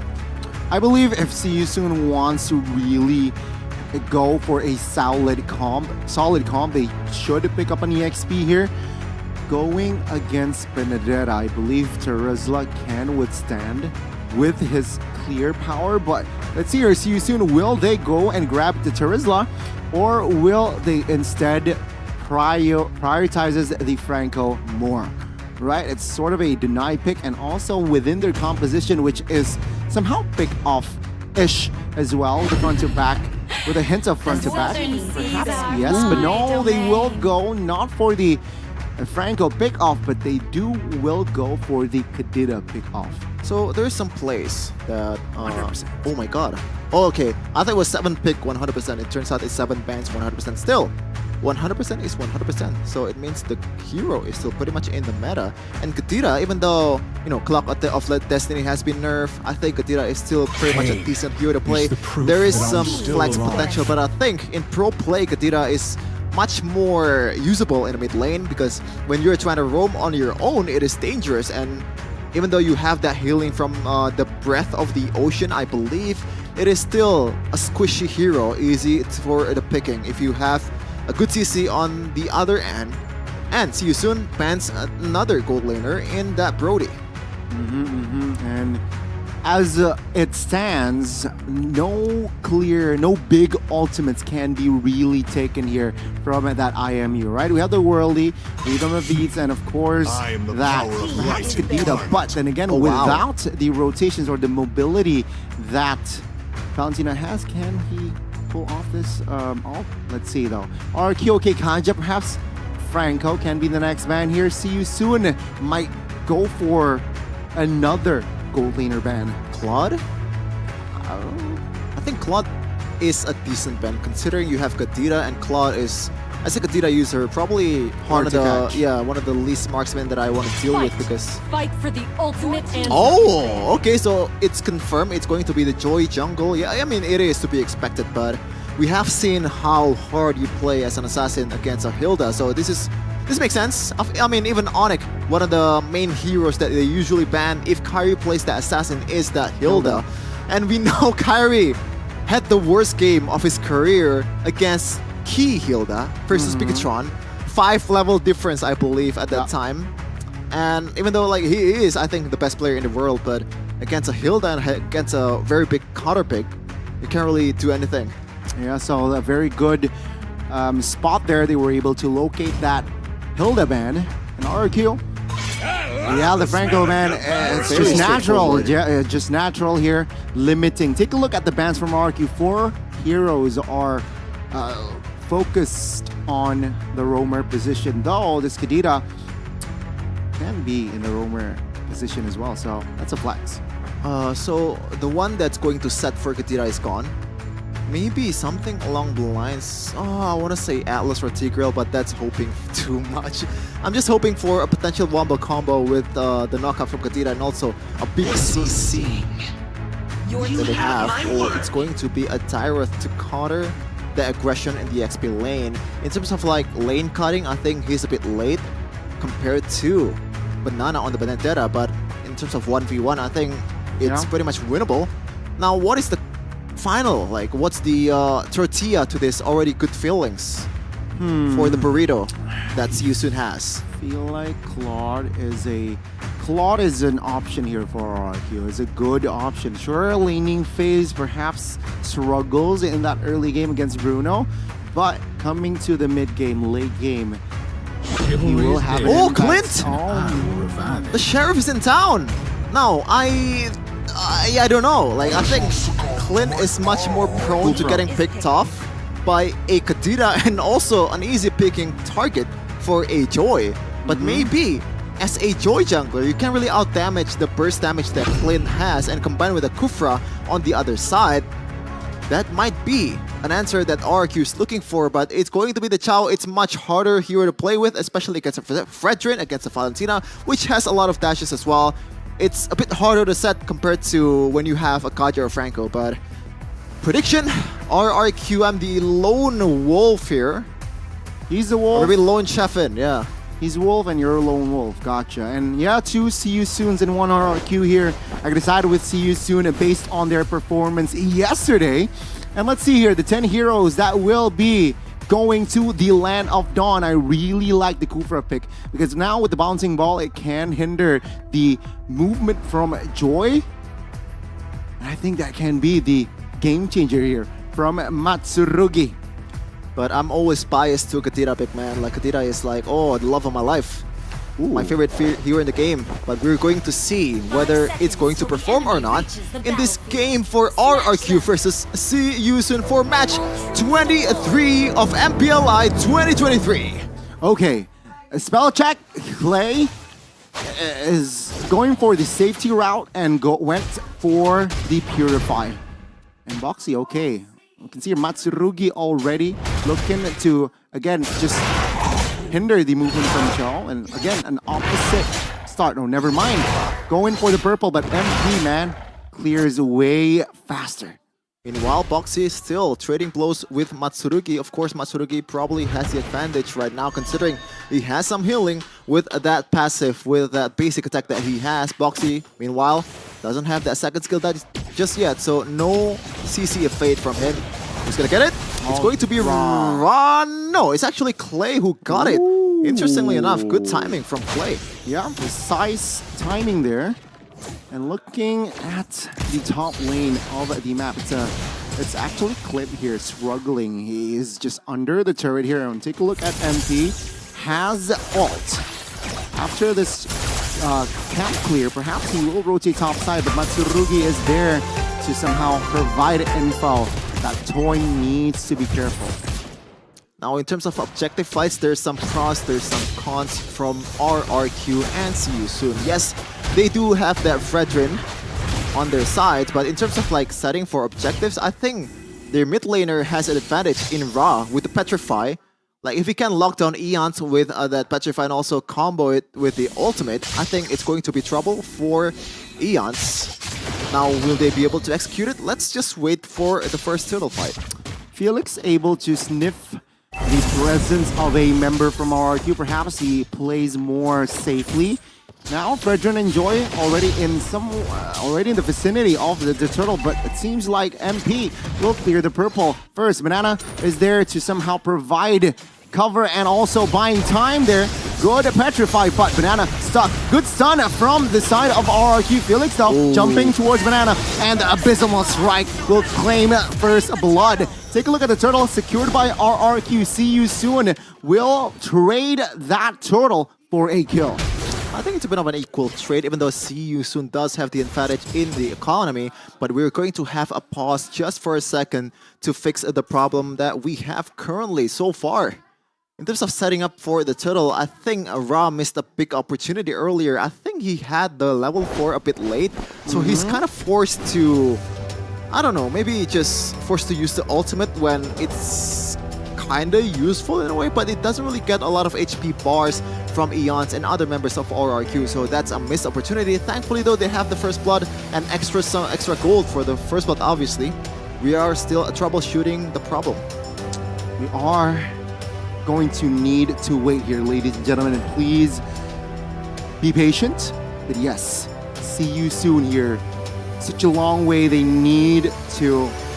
desperately need to win here, Chef, and they desperately need to win to represent their country here. Man, what does it feel like? It's both a very proud moment to have. Obviously, you are the representation of your country, and also a big burden on your shoulder, man. Like, I think, especially a lot of members of RRQ probably in this building, Clay knows it the most, like how it feels like to just carry a name of your country on your shoulder. And gotta say, there's some up and downs in Clay's career. Some of the response from a lot of people has not been very uplifting, let's just say that. Okay, interesting, but looking at the players here, they're already on their phones, perhaps signifying that they are in a lot of dawn. hot patches. Never mind. A lot of hot patches. Yeah. They need to be fit. They need to stay warm. Yeah, especially the hand, man. Like, one of the a lot of people don't really realize that your hand is obviously it's important for a pro player of mobile pro player to be able to have a well-functioning hand. Like, if you didn't know, like, a lot of pro players that's already getting to their 30s, for example, Donkey is one of the prime examples that we have. He retired because one of the problems that he has is some injuries that he has with his thumb, I believe. Also the case for R7. So yeah, I think there has to be some improvement on how to take care of players, and I think there has been some improvement. A lot of teams started to have like physiotherapists, some massage daily for their players. So I'm liking the improvement on this team. Yeah, a very good one. And take a look at the improvement that RRQ is trying to build now. Poxy almost being the casualty there. Half HP. Matsurugi, though, burns a flicker in that process. So now 3 minutes in. It's just a kill. Arguably a low kill game here. But, okay, they will not go for a high tempo, but MP looking for a chunk. Top side, Jan's quite low. Good knockup though. Matsurugi now, half HP. Jan's still fairly low and will be taken out by Kusei. I mean, there's nothing Jans can do at a time. He just deal more damage. Probably the best way to approach that situation. He's already dead, so might as well just deal some damage to give more pressure towards your opposing team. But Matsurugi and Clay, I believe they both take that movement speed boost and also Wilderness Blessing, so we can expect a lot of more faster ganks on the top lane and the bottom lane for these two heroes for RRQ. Let's see here. Will that tempo be increased? Let's see here. Already Felix cleared bot. Meanwhile, Banana will ignore the wave. Will that be Matsurugi? And decision. Oh, good catch by Matsurugi. Now Boxy very low. Ian will secure the kill, but Banana will be taken down by Felix. It's a 1-for-1 now as RRQ looks to engage more, but See You Soon does not want business. Take a look at Joy. Does not care for the turtle. He will, though, secure the orange. And a good response from Clay. He knows what's going on, and MP will still be able to secure that without Clay getting his life as he secures that Calamity Reverse, Tarlium Sight. And what I've seen in that team fight, Gani, those two marksmen actually was present on a mid lane team fight. That's something that you don't see very often. Meanwhile, Ians, good are you getting something here? Yeah, good catch here. MP, though, will be able to find some Good space. cover. Oh, in the top side of the map, Boxy fairly low. And RQ, will they engage more? Ian's jumping in. MP will not engage more as Boxy. He succeeds in recalling Ian's, catching Felix in the act. But no damage will come through just yet. Good pressure from RQ getting that top lane though. But on the other side, See You Soon will not just lollygagging. They're just gonna take the bottom lane turret without any pressure whatsoever. It's actually a solo turret take from Kusei. Okay, have to seize for Banana. Even though he's down 0-2-0, he still wants to deal damage here in this game. You can see here that they're so aggressive. No commitments on towards the fight just yet here. RRQ, they want to regroup and just clear the jungles, but man, MP is so active that he is at level 10, Ian's at level 8. I mean, being active is what a Joy jungler should do. We've seen Call TZ being an absolute menace on this hero, but what I've seen though earlier, Gani, Felix actually, I believe, built Anti-Cuirass as his first item, so this is once again a utility Zeroth to be able to enable Kusei, because Kusei does have a damage that's relying so much on the pure physical stats that he has, and also some critical damage. And he'll play a 3-man gank, perhaps. Toy, good call there, as Matsurugi also actually pops his own conceal. But with the turtle spawning, of course, both teams will shift their focus, though MP will move towards the mid instead of the turtle, realizing that their team is nowhere near, so they will trade the turret for the turtle. Good petrify from Banana, but MP will escape, and yes, they will sacrifice this turtle. Yeah, I think I prefer the turret rather than a turtle, and it really, I mean, wow. Roxy. Catch Matsurugi, though, will be bursted down by Felix and Ra. Now See You Soon will hover around, perhaps looking for another angle. Boxy misses the way of Dragon, and Jans, though, will be the one soaking the damage from Kusei and will be taken down. And See You Soon now, stepping on the gas battle. But there's a pause. Goodness, that was See You Soon controlling the tempo. Ooh, Matsurugi, that was a bit of a misplay, I gotta say. Going for the, I believe it's the third time or second time he's going for Boxy. Yes, it is a target, but you have to realize where the other members are. If you get counterplayed, then it really doesn't mean anything. Those engages will be useless, as Boxy will be the one who escapes with the W. And so far, See You Soon, I believe, racking up about 2k gold lead. And they're looking to see RRQ soon. No, that's not right. I was gonna say something along the line of like, I'm making a sentence about See You Soon, but I cannot do that. Okay. Now let's see. Hopefully this technical pause will be resolved soon, ladies and gentlemen. Please be patient with us. But yes, See You Soon now is having a more control, entering mid-game. And I think mid-game is where RRQ needs to show more of their firepower, meaning they need to have a sense of control in going for team fights or letting it go, conceding it. And I think they need to be wiser here in the mid-game. It's mostly just trades, right? In the early game to mid-game just now. And the trades has been won by See You Soon. They trade some turrets for a turtle. I think that's a W any day of the week. You get some gold for a gold for your opponent, also a gold for yourself, and some map pressure in the process too. So I think that's some really good traits from CU Soon. They know what they can take.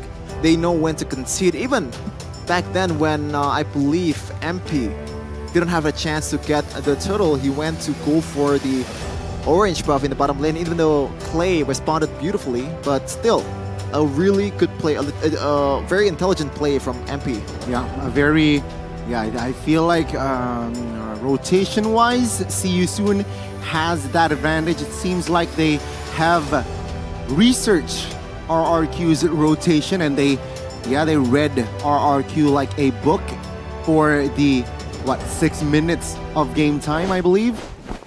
So let's see. Let's jump back to the Land of Dawn. 8 minutes rather of game time. 2.5k gold lead currently for CU Soon. Felix, look at those HP bars, man. You can tell that this Tyrant is very much durable in a team fight, as the Retribution will secure Eon's the purple buff, but now will try to take that bottom lane turret without contest, but he's choosing to recall. Interesting. CU Soon looking to siege the top inner. RRQ, are they late to the party?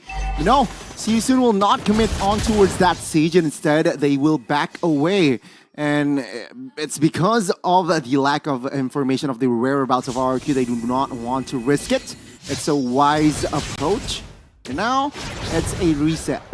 9 minutes in. Boxy looking for an engage. Way of Dragon has not been committed. Oh, take a look at the all-in. Toy will secure a kill. In the front side, though, Matsurugi flickers out of the way. Now, Felix also uses his flicker, but Banana finding an angle, looking for a kill, does not get it. But MP, out of nowhere, there almost claims a kill. It's a fight that ends with Boxy taken out. There was almost a counterplay from MP. Unfortunately, he misread the movement from Eons as he's able to dodge the beats from MP. Still though, not much of a W, I would say. It is a W for RRQ, but it's not that huge. They're staving off about 200 gold lead from CU Soon, but now this is the time where they shine. They have Eons as the utility jungler. Meanwhile, Boxy, conceal play with the flicker as well, and Way of Dragon will connect on towards Eons. Matsurugi looking for damage control, but it seems like Felix will escape with 1 HP, and actually it will be Matsurugi taken out as well. CU Soon claims 2 people and the Lord. Beautiful play from Boxy. That pause just now might be, you know, an error from Boxy that flicker play didn't connect because there's some problems. But when those problems are gone, he's gonna do those flicker TikTok plays. Out of nowhere as well. Hussein now with the Malefic Roar, so expect a lot of damage here. Boxy though, little too ambitious there. But then again, they have a turret as a trade. Sure, that's a win, but that's just a roamer. It is just a roamer, and they're looking to convert more in the top lane. RRQ though, will they be able to defend this inner turret? Still hitting the turret is the Lord doing. It looks like MP will get the bottom one, but the top lane still alive. But very much a W for CU Soon. Yeah, 10% HP I believe on that turret as well. So yes, now CU Soon will wait for their main engage tool to go back up and join the fray, but Felix, feeling himself there in front of the enemy's lines, but no, RRQ, they will not commit onto its Felix just yet. CU Soon rotating with the conceal as well. Felix jumps in, Boxy finds Clay, but the damage will come through. Clay 1 HP as Felix will secure that kill. Eons, the lead in next. Toy in the backside will not be able to survive as well, and Matsurugi will fall as Banana is the sole live member for RRQ. I mean, look at that, man. Toy, he was in the back. Okay, there is no CCs coming at him, and somehow he still goes down. This is one of the worst part about being a Clint. You don't really have a lot of escapability, and when you have a Chow coming at you with a flicker, you can't really do anything. No. You have to rely on some of the covers that your team provides you. Meanwhile, CU Soon just taking all the towers available. Only one left for RRQ to defend. 9k gold lead in 12 minutes for CU Soon. Without the Lord as well, that was just a... Oh my god. Wait a Gani. Look at the jungler right now. Okay. 5k difference. 5,000 gold gap. out of 8.7k, 5k of them is MP on this Joy. He's almost full item by now. That is one nasty Joy. And remember, it was actually... the Joy was available for RQ to pick up. They instead used the Valentina, opt for the Matilda pick. Let's see. See you soon. Man, MP is just unstoppable at this point here, Boxy. With the flicker, Way of Dragon, and Banana will fall. Boxy being fancy in this game, a lot of TikTok plays, and also a lot of content to be made on his social media, getting all the followers. Again, see you soon. Very, very disciplined, very organized, and RRQ, they look lost. They really do. They really do. I mean, look at the KDA. This is kind of weird, right? Ra as the Kadira. You thought he was the executioner? No, he's there just to enable his team. Felix, you thought he's like the enabler for Kusei. No, he's racking up all the kills, but really it doesn't matter. As the only member from See You Soon who goes down currently in this game is Boxy 039. Even though he died 3 times, but his impact has been present in this game. Very much so. The only member who dies is the Roamer. This is the perfect target, or like the least perfect target for RQ. Okay, see you soon. We'll look to end the game with this Lord. Can RRQ withstand the pressure from See You Soon? Let's see, bottom base turret will be taken out. MP looking for the backside. Banana now will be the target, but ooh, take a look at that. Rock taken out. Jans loses immortality. The damage will come through, and there you go. See You Soon somehow crumbles. RRQ looking for a reset, and See You Soon will not engage. More MP finding an angle, but a little too ambitious there, and RRQ, they were able to equalize. Oh, Banana, the saving grace. You can say See You Soon slip on a banana peel at that time. Beautiful, beautiful electro final blow, and also the petrify onto the perfect targets. And those are the first deaths for MP and Ra in this game. Still a lot of thing to, bypass for RQ. A big mountain to climb. There's still a lot of turrets to be taken down. Meanwhile, Kusei, this is the big item. Wind of Nature, secured. Okay, mid turret now will not be defended by See You Soon members here, as they will definitely have a hard reset. There was a 10,000 gold gap now down to 7. It's still a huge or a massive gap, but it means that See You Soon will definitely be more calculative in the next or a few minutes, in the coming minutes. I mean, for sure. And I think right now, Ra, in terms of objective taking, that's interesting sounds right there. Goni is like the soundboard of MPLI, if you guys don't know. But yeah, in terms of objective taking situation, okay, I think Ra doesn't really have to pick the right target at this point. You can go for Matsurugi because that eliminates the potential engage for RRQ. You can go for Eons to eliminate the potential objective taking, that retribution from RQ, or even better, take the DPS away and go for a team fight, a full-on 5v5, and that way you can get a lot more than a Lord, to be honest. Well, it seems like it's a do or die. RRQ, surely firepower-wise, they have a lot less if you compare it to... Oh, See You Soon, Boxy now. Good catch there. Matsurugi in the front side will not be able to survive. MP in the backside. Toy! But Toy will not survive from MP. MP climbs at the double. Eons falls next as Clay might be the next victim. The damage surely is enough as Kusei eyeing, hunting as Clay is now trying to escape, looking for an escape route. Take a look at the mid side of the map as well. It's a 1 kill. It's a solo kill from MP as well as Clay looking for a desperate play. It's over.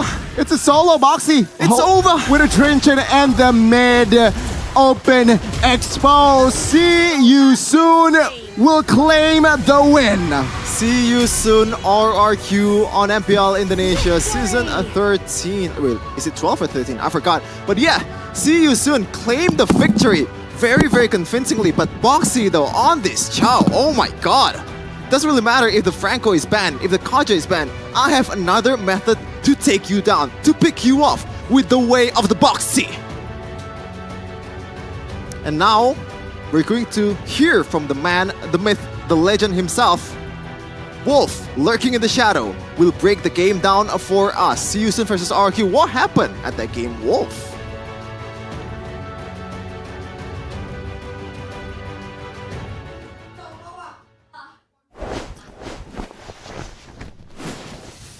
I believe that the term that happened, I learned this in Indonesia, it's adu mekanik. Is that a correct term?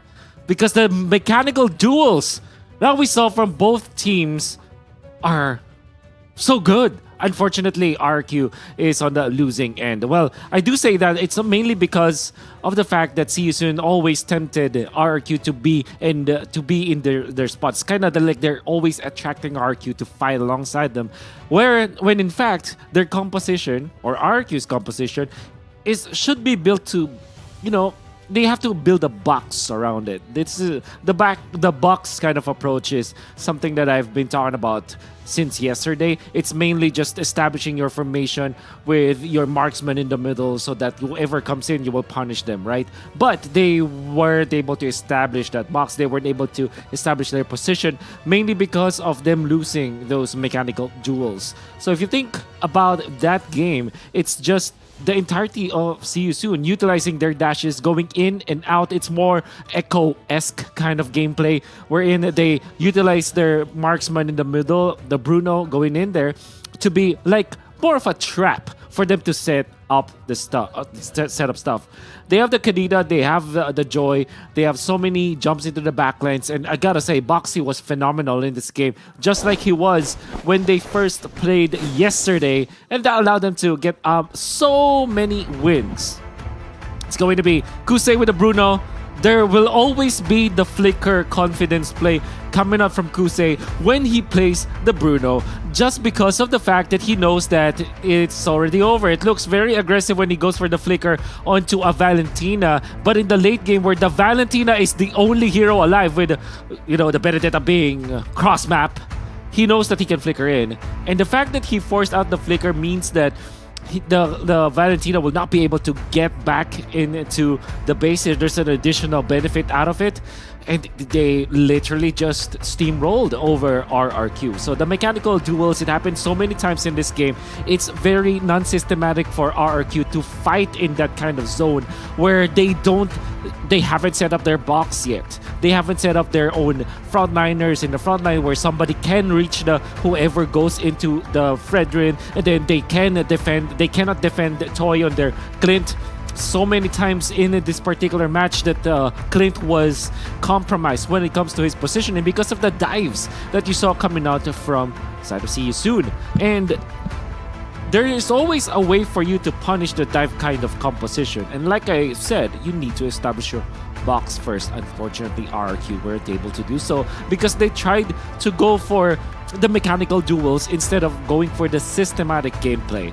We do know that RRQ, they aren't just the pushovers. Even when you look at a Banana, the way he plays the Benedetta, he's not as effective in this particular match compared to other matches, which is weird to say because Benedetta is like his signature hero pick, but you can see so many times that he will kind of whiff his electro final blow or at least being dodged by opponents, which means that a massive combo is already done. And look at this, one isolation, Ian's on the front line, no more box. Eventually, this is chaos. They will try to go and fight under See You Soon's area of influence, and that means that they will not win the team fights once again.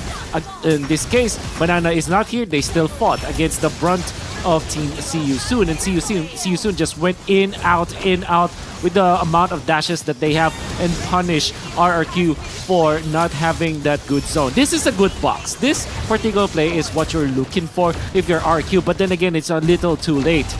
They will eventually defend, but it will not be enough. And then Boxy with another play. They take out one hero and then another afterwards. It's just one after the other. Banana far too late with the Petri Electo final blow. Already they have compromised the positioning of their gold laner, which meant that they didn't have enough afterwards. So the lack of peel and lack of protection coming out from RQ betrayed them in this case, going up against Team See You Soon. And don't get me wrong, I like Ado Mechanic, dude. I want to see more of those. But then again, in the grand scheme of things, if you want to win a championship, if you want to win a tournament, you have to be systematic. Unfortunately, that is the case for the meta game that we have right now. But See You Soon, they definitely thrive in that case. I think that the aggression that you get from both Felix as well as MP, you know how they are now synced together. This is a squad that has been playing for an entire season, actually won the championship and went through all of the gauntlet just to get out and win the championship, and now get into MPLI, showcase their skills.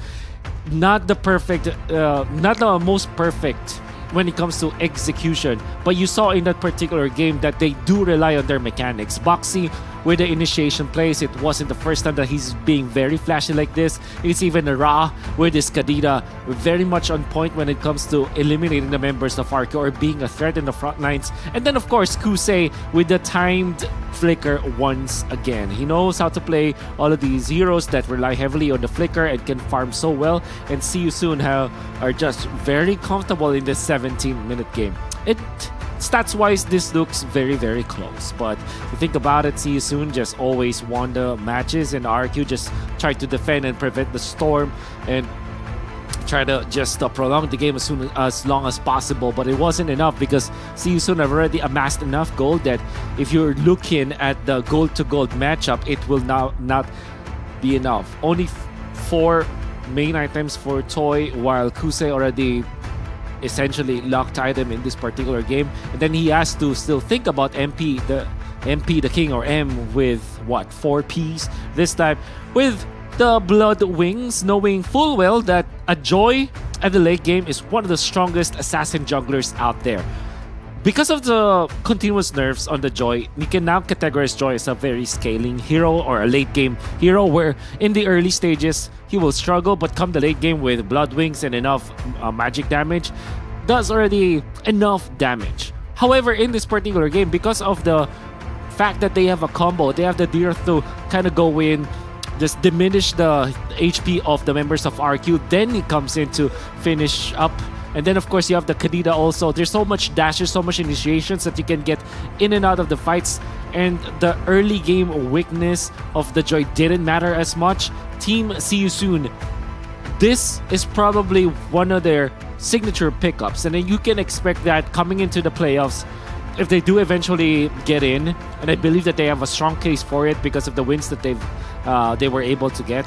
What I'm trying to say is, this is something that you can expect from See You Soon. This is their comfort. If they want to try and duel with their mechanics time and time again and just go in and out of the fight, just utilize the strength that they have when it comes to their mechanics, this is something that you could expect from See You Soon.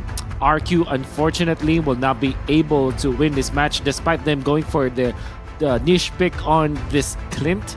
It made a lot of sense in the end, but the fact that there's only the Fredrin as well as the Kurfat to protect the Clint, it will never be enough. They would rather have someone to also go into the backlines to match the damage output of Team See You Soon, but it wasn't enough. Of course, Banana on the Benedetta, it's still phenomenal. I mean, although his record is really bad and he whips some of the Electro final blows, you can see that he does know how to manage the lanes, but it will not be enough. They were demanded more inside of RQ, and unfortunately, it just didn't work out. That's gonna be See You Soon going winning against RQ 7-5 when it comes to kill score. That's my thoughts on the game, and maybe the gentlemen out here have a lot more to say, so I'm gonna be throwing it over to the casters.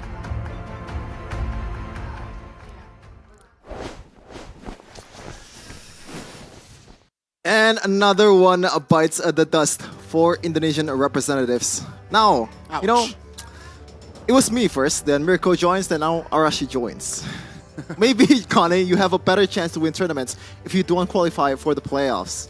Because so far, wow. Yup. Wow, it is very brutal. This year, MPLI in 2023 is very brutal here. And again, See You Soon displaying a very convincing performance. I think they can go all the way. I think they can make it. Perhaps they can be champions.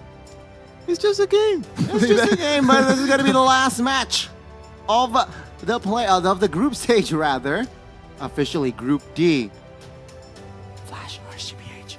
Who do you got? If you're wondering why, maybe Team Flash is saving Hades for this matchup because they know they're Filipino brothers more than anyone else in the game, but will have a break to prepare for the next match, a big match between Team Flash and RCPH. So stay tuned and do not go anywhere for more MPLI 2023 action. See you soon. Literally.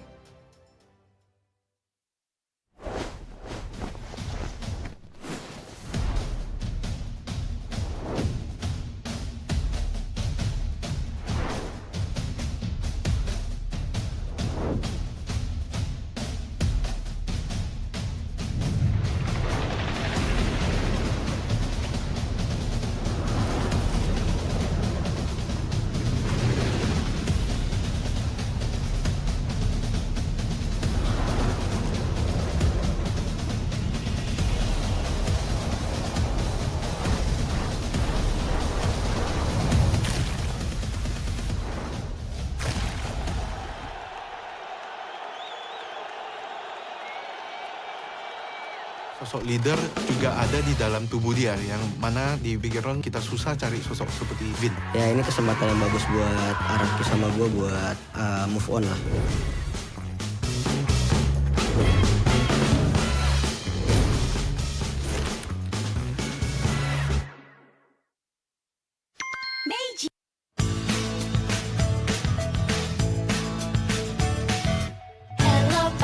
Hello panda, semua suka biskuitnya.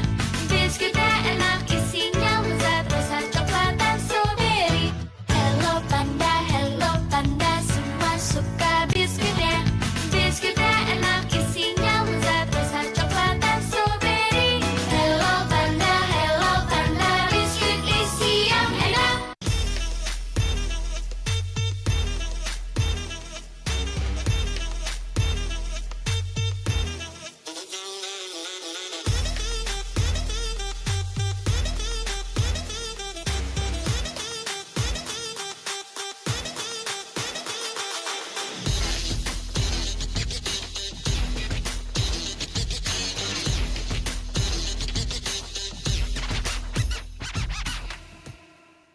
Sempet down karena kayak hal yang aku suka itu ternyata orang tua tuh kayak lebih khawatir kali ya. Aku sih lihat malah papa tuh nggak suka, ngapain sih, yang bener-bener aja lah.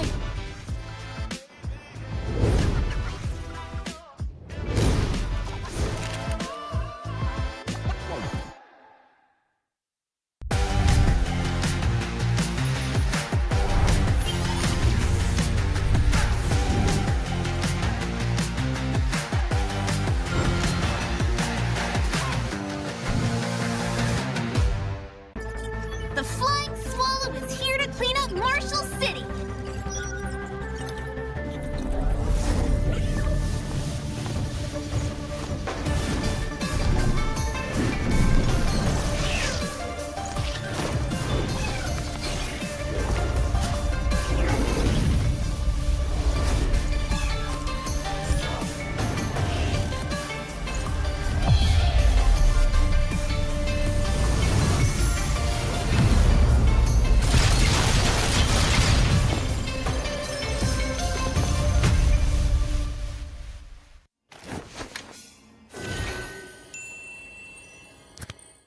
Sosok leader juga ada di dalam tubuh dia, yang mana di Bigetron kita susah cari sosok seperti Vin. Ya ini kesempatan yang bagus buat Araki sama gue buat move on lah.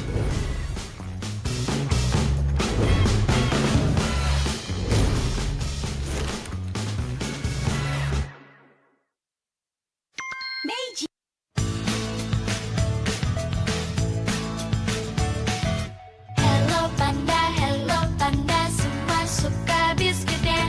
Biskuitnya enak, isinya lezat, rasa coklat dan strawberry. Hello panda, semua suka biskuitnya.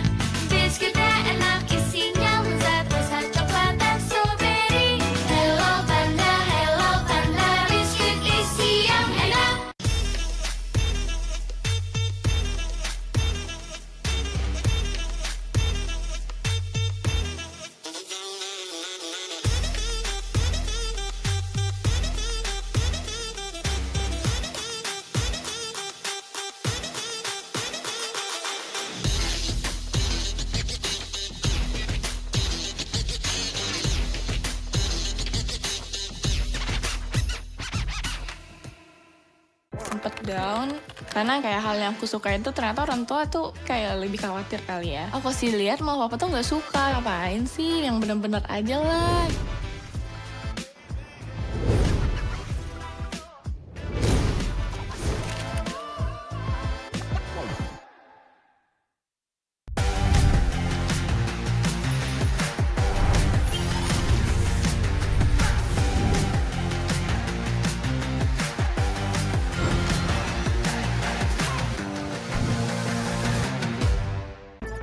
The Flying Swallow is here to clean up Marshall City.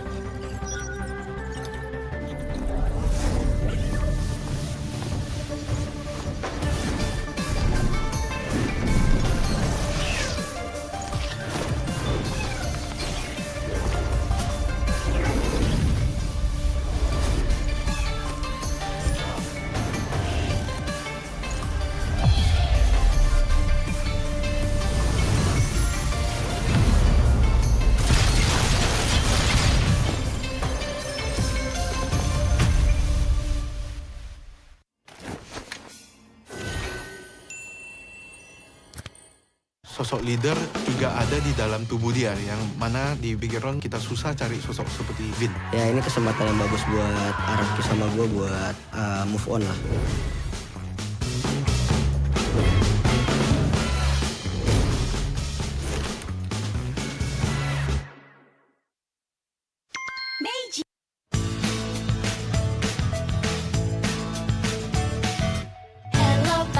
Hello panda, semua suka biskuitnya. Biskuitnya enak, isinya lezat, rasa coklat dan strawberry. Hello panda, semua suka biskuitnya. Biskuitnya enak, isinya lezat, rasa coklat dan strawberry. Hello panda, biskuit isi yang enak.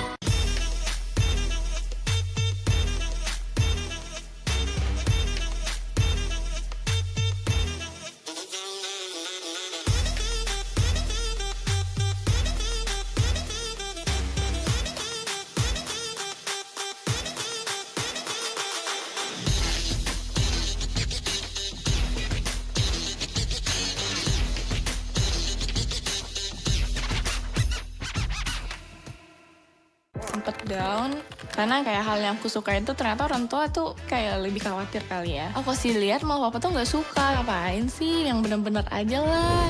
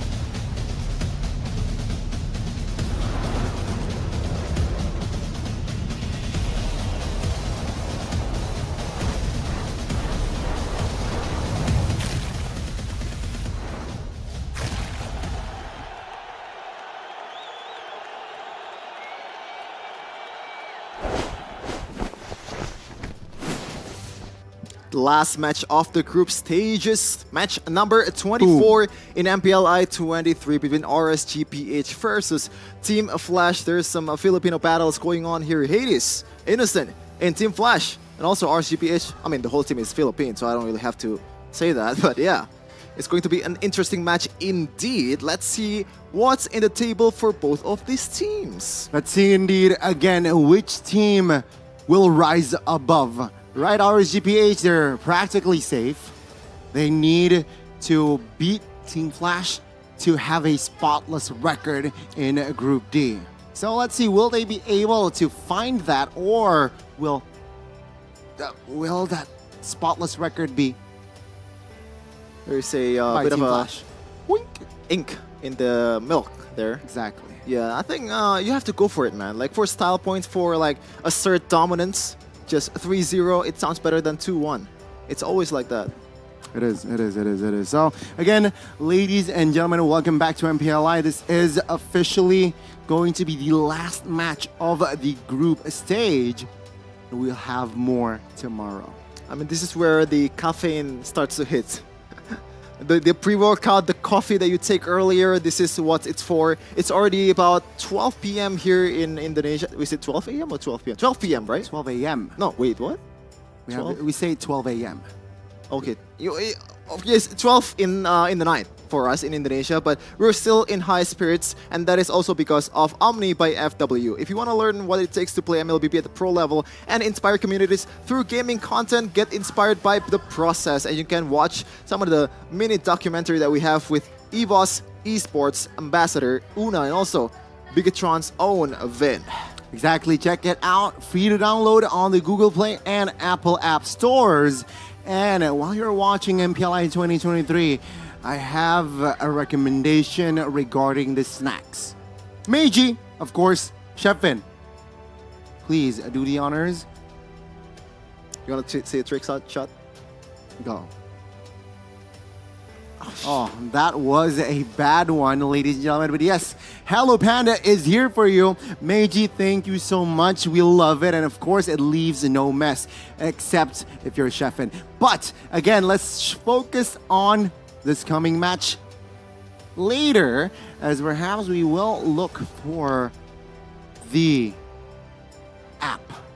Ta-da! One Esports app is also up and available at the Google Play and Samsung Galaxy stores. Check it out to stay on top of the trending news and exclusive with this app. Just stay relevant with this app and also stay relevant with our social medias, because we have TikTok, we have Instagram, we have Threads, YouTube, Twitch, everything on the board.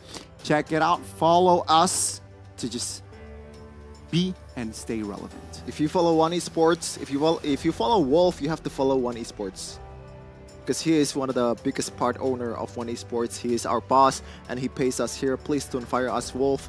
Yeah, One Esports is a way to stay updated with all things in MLBB, MLBB Esports, even updates, builds, or any patches that's available in the game, to be able to know like what's going on in my favorite game right now. How do I play better? And if you follow One Esports, you definitely know about the challenges that is in store for you. 4,000 diamonds, if you can name that hero, and that is Valman. I think it's a bit, I think the joke is a bit old by now. That's a cheat code. Yeah. But yeah. Change the hero, I'll change my answer. Long hair, there's a bow there. Let's just try to take this seriously. Long hair, bow. I think it can only be Hanzo. Yes, 4,000 diamonds, and if you get that wrong, don't worry, we got it covered. Just register and sign up. Win!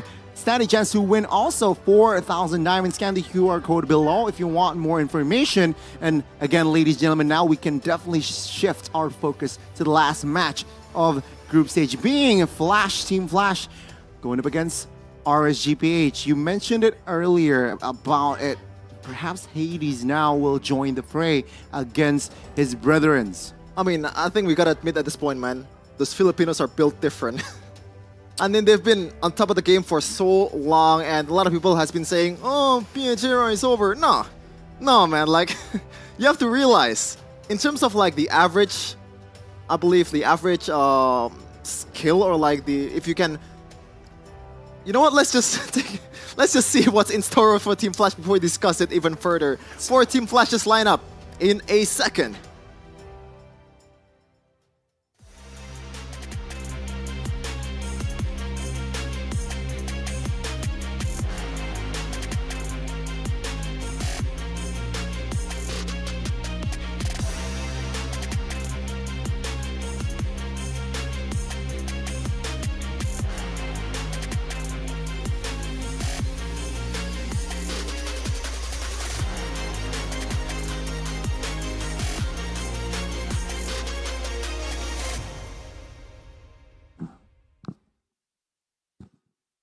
Team Flash still in the building for the last match of MPLI 2023 group stages. Still with Adamir, J, D7, Choma, and Innocent. There's still one Filipinos, guys, so, you know, it is still a Filipino, even though Hades is not playing. Nope. But they're still going to go for that W. Yeah, no Hades here, even though it will be up against the Giants, the champions of MSC 2022. And that is RSG Philippines. Now, speaking of, let's see the VT.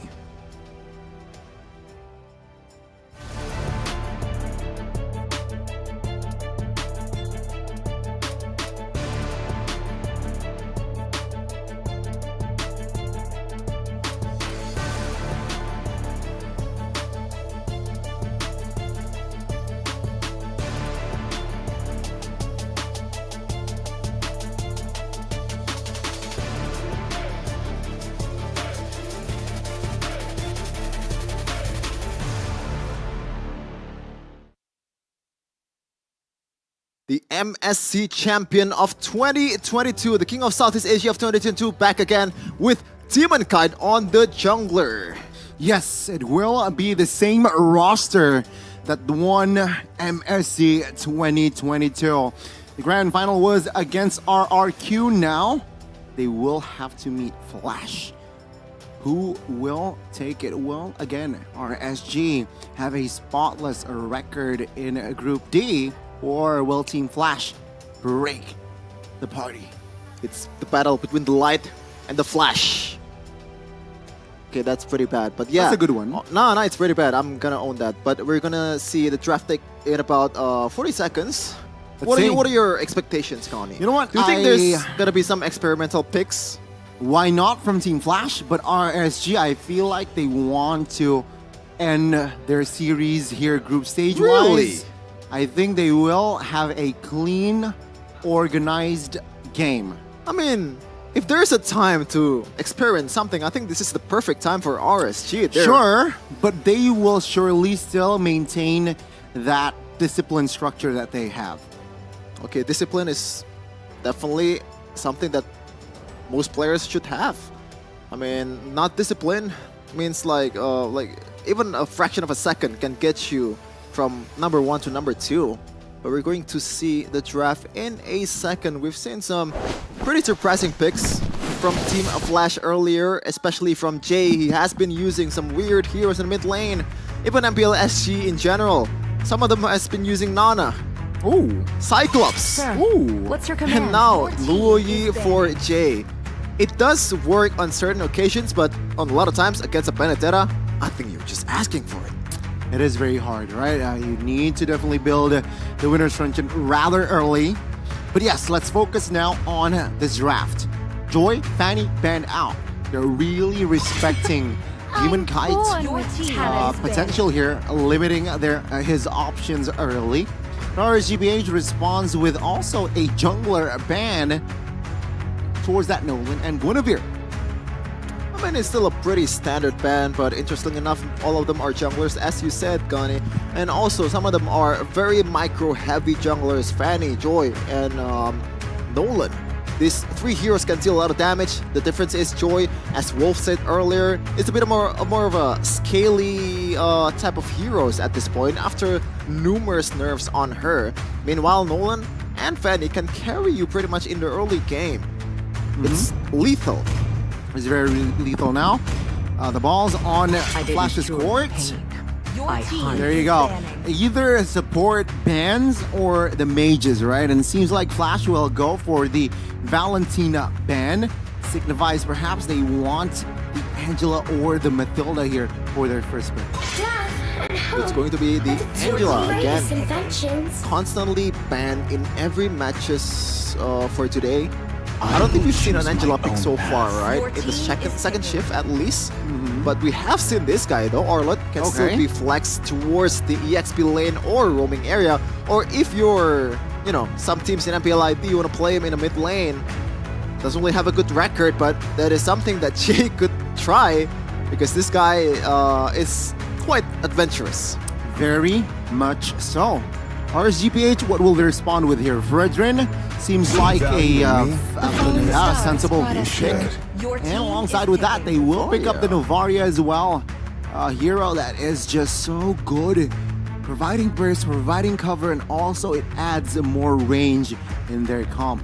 So yeah, we saw what Aqua can do on this Novaria yesterday. So I expect the same today. It's a really good pick against an Arlott, can poke you down from afar and also pretty much not in range of Arlott's threat. Okay, even with the flicker, I don't think it's easy to catch Aqua with the Novaria that's gonna just stay in the back, spotting up people and sniping them one by one. Now, what is going to be the answer for Team Flash? If this is a ranked game, pretty much, you know, seeing Ling getting picked, but no, it's going to be that Martis. Interesting. So I think Martis, so far we have seen some success. It's either good or bust, I think. Okay. A lot of times it can carry you in early game with those decimation. Getting some good ganks in early game can get you far in the late game, but as a lot of people said, Martis is one of the hardest falling jungler in the game. Fair argument. So let's see here, how will Flash balance their composition out? They have the Matilda who can definitely provide mobility. Suppose that the first phase is RSGPH sticking with their comforts here. Again, Nats can definitely pop off on that Yuzong. Sure, no clear backliner from Flash just yet, but with that Yuzong pick, it negates or eliminates the possibility of a Beatrix pick, of a Barca pick, and perhaps a marksman that is also very has low mobility, perhaps an Ixia pick as well. So there you go, RGPH. They opt for a 1-1 ban. You have a marksman that is so mobile. Speaking of mobility, another marksman that has a lot of mobility is the Airthel. The question is, do they want to play against an Airthel? I don't think it's much of a trouble compared to the 1-1 itself, because 1-1, if you're chasing 1-1 with a Yuzhong, man, you're just asking for that crossbow tank, man. Because you have that, you know, built-in purifier with the second skill. But on the other side, though, Team Flash banning this Edith can still be flex? No. I think, yeah. EXP lane already for Yuzhong, yeah. So it's more of a roam ban for Light. They know that Light can play those pick-off heroes quite well. No, really well. Some of the matches that he played in MSC was quite phenomenal as well. Especially on the Kufra. This guy plays a mean Kufra. Much better than you, Gani. I was about to say thank you for the compliment, but RSGPH here. Will they ban the Earthel out or the Claude potentially? It's gonna be the Claude here, another hero or another marksman that is mobile. And RSGPH understands that with the Yuzong already committed, they need to ensure that backliners are weak, or in a sense are very immobile. And let's see here, Flash, they can definitely ban the Kufra, or remember yesterday Light rocked a Florin, right? Ooh. It's something new from Light, but it's a possibility considering that RSGPH has that last pick. Gotta say, Florin, I think it's a bit of a bad pick here, Gone, especially in the hands or like in front of Arlott. We've seen how Fanstrong can do with this hero, and if you're a Florin in the front line, you're just asking for it, man. In terms of early game too, Florin has to be a bit more, I'd say, adventurous. She has to open some maps. She has to kind of spearhead the fight at times. And in the late game, you can play a bit more passively, but I don't think you want to wait for that. As RSGPH picks that Bruno, 16 picks 75% win rate. That is crazy. Bruno, one of the marksmen that is so annoying yet so reliable in the gold lane. Alongside with 1-1, in my perspective, and in Flash, here they can go for DPL. Okay, they need DPS.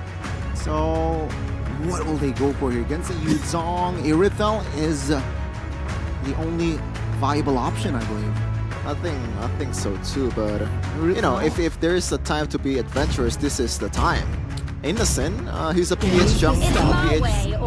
Oh, okay, it's PH. No, Ixia. Oh my god. I mentioned earlier that with the Yuzong pick, it's somehow negates the possibility of an Ixia pick, but no. Flash like, I don't call your bluff. I gotta say, I'm really not liking this. This is just, again, asking for it, man. Like, you already have Yuzhong on the opposing side, as you said, Connie, and these two heroes are prone to get sniped by Aqua. Like, there is some plays that I can see going on, especially with the synergy of that guiding wind, also full barrage. But you have to be very conditional about it. When you have a lot of CCs on the opposing side, this is probably going to be another CC heavy roamer in that Chao, and that is a trouble for both Ixia from Innocent and also Jay with the Louis, which doesn't have any mobility skills whatsoever. Do they want to pick the Purify for Louis or Louis Flicker? possible, but Ixia no but way. Ixia no way. Without a Flicker, she's just a turret practically, right? And this is going to be the talent prediction, unanimous on the caster stands here. English broadcast. RSGPH will win. Let's see, it's Flash RSG. Who do you got? Damer D7 Chuma Innocent J versus Aqua Nuts Amon Light and Demon Kite. Yes, ladies and gentlemen, this is match 24. Last match. Oh, I just realized this is a group stage. This is a light Chao. It's a light Chao, yes. Oh, this is, oh man. Okay, so the Martis does well, but we're gonna see how the other heroes will fare against a light on this Chao in the last match of the group stage of MPLI 2023 Team Flash versus RSGPH. Let's say RSG looking to have a undefeated record in Group D. Flash again looking to, let's say, try to break that possibility. D7 here opted for a Purify. Well, makes sense going up against Lights here on the Cho, who is very, very aggressive already. And there you go. Even with the spell burnt, he will fall. That's first blood for RSG. Okay, like this is a bit too much aggression in the early game, but just want to clarify, guys. I'm saying Demon Kite as a joke is 2 E's instead of 1, the usual one of Demon Kite. I know it's Demon Kite, okay? Okay, let's see here again. The first minute here, already I've got a kill for RSG. Will that set the tempo? Aggressive tempo. And again, Amon and Innocent in the bottom side of the map there. You can see here, Adu Mechanic. As Wolf would say, as a Filipino instead of Indonesian. But yeah, Amon has been playing that laning phase quite well, I would say. Those two, like if you're a Bruno player, you know what I mean? Those two balls that can be popped consecutively has been used by Amon to be able to trade blows with Innocent. He has been having some, you know, he's baiting the skills and dodging it away. Meanwhile, Light being that nuisance in the jungle. Yep, indeed. Demon Kite taking some heat. Will be able to escape this time, but RSG looking for a re-engage potential here. Chima jumping in, but does not find the connection. So the turtle will be up, and of course both junglers and teams will shift their focus towards that turtle pit. I think the advantage is still towards Team Flash side, even though Nuts is there with the Black Dragon form. But you have to realize this is Chama with anti-CC. Oh, Light is already level 1, never mind. Yep, Wave Dragon is already in his arsenal. Not yet committed just yet though. Nats will try to petrify Oh my Chuma God. without Mortal Coil in hand. He will fall, and that will be the turtle for RSG. Appraisal's Wrath on towards Adamir. Here in trouble as Light and Naz will reinforce Demon Kite, and Adamir will flicker away. No petrify, so Adamir will have space. And also, Peep, that Bruno earlier, Iman, actually recalled once before the turtle. I mean, that doesn't really matter, but Adamir though, that was a really good dodge, but so far RSGPH with 3 minutes game time. Oh, there you go, Eman, once again with the micro plays. 3 minutes in a game, 1.2k gold lead, and Light is looking to extend that with a Way of the Dragon after this. Has claws already secured here for Eman in the 3rd minute of the game. Okay, very slow tempo here, but already a significant gold lead for RSG. 3 minutes, 1,500 gold lead. I mean, they're just stealing everything, stealing the kills, stealing the camps from Chuma, and this is a Martis. He has that early game to be able to pop off in the mid game. If you're not there in the early game, it's gonna be hard for you to stack up some damage and to be that utility jungler that Team Flash needs. All you have is waiting for your teammates for you to be able to use that decimation. You have to be a bit more independent, I would say. Eman in trouble, maybe. Oh, let's see. Eman now looking for my a God. cover, but no, Innocent will secure that kill here. Great setup by Flash there with the ult from Jay. I mean, the team name doesn't lie, man. Team Flash in a flash. 5 people in the bottom lane. Even though in the top lane, it looks like there's going to be some gold plating from both Demon Kite and also Nuts. Here, Flash looking to gain more from that kill, but seems like RSG will have enough wave here to, again, just save the bottom lane. Adamir, though, in a 2v1 situation, not too fancy with his situation right now, and Adamir surely will fall. Sustaining a bit, but there you go. Now securing the kill with the help of that taunt from Demon Kite. And the top outer turret will go down for sure in the hands of Nat. Eman can still stay. Oh my goodness, here we go. Jay coming in again. Yeah, Jay looking for a flank, and that might be just it. Eman now Oh, very what a low. dodge. Full Mirage will find the kill. Extra 180 gold at that to Innocent's pocket. Now, top lane, Chuma here, quite low in a 2v2, but man, the damage is more than enough to take him down. Nats, again, such a menace. I mean, we thought that Aqua, maybe Light will be the star of the show in the early game, but so far, Demon Kite and Nuts is the combo. We're taking down people from Team Flash. That is a bit unexpected, but so far, look at Jay, man.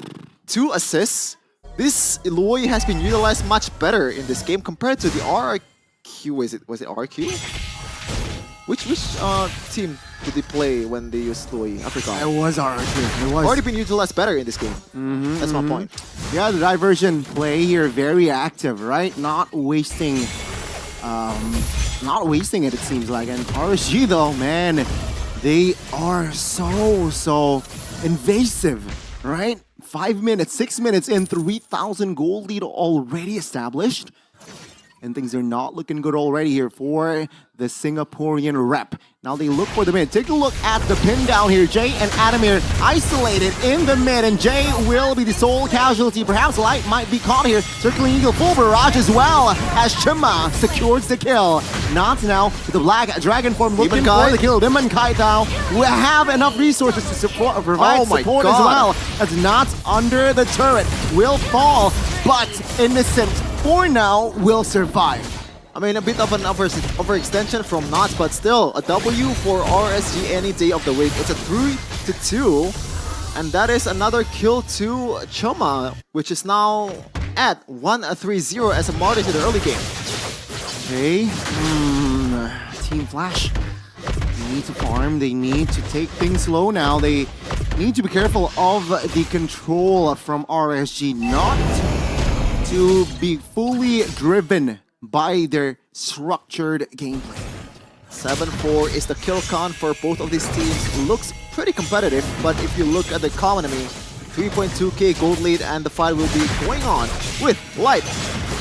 Good final flash on towards Seal. Demon Kite will secure the retry. He is though level 11, while Chuma is level 8, and Innocent goodness, he even popped and burned his flicker, but will be taken out. Now RSG again being so invasive in the jungles of Flash, looking for a potential play. Good delay, but Nats looking for an opponent perhaps, but no, he will not commit it. Big Black Dragon coming in from Nuts. Didn't really get anyone, but you know, it is a style points and also some serangan mental, as we would say in Indonesian, a mental attack. But in the bottom lane though, Innocent losing 1v1 against Eman. That is very unfortunate, especially when Innocent is 3-0-1 before that, and Eman getting taken down twice with the help of Jay earlier. Well, they need to assess the situation here from Flash here. Again, they don't need to take unnecessary fights, but again, the invasive movement from RSG somehow just forces Flash to again oblige the fight. Let's see, RSG already entering the top lane of the map. And Flash, they want to slow things down, but they can't. 4-1-2 for Nats as an EXP laner. He's been the killer for RSGPH right now. 6k gold lead, a bit too much to handle in this early game. Only 8.5 minutes elapsed, and that is humongous. Meanwhile, Light getting one again! Innocent being the victim as well. That is a huge blow for Flash and RSG. They are asserting their dominance. I mean, Light just being there is already scary, especially with that KOF Yoriyagami. Is it Yoriyagami? I think so. Skin. One of the most intimidating skin in the whole game. Yeah, indeed. Flash now struggling to find his orange, their own orange buff. Who will grab it here? No. 4 level difference for Chama and Demon Kite. This is not looking good, is an understatement. And they're looking forward to snowball again with this next Lord. I don't think Chama will contest this. He doesn't even get the chance to contest this. Meanwhile, Demon Kite will try to force the issue.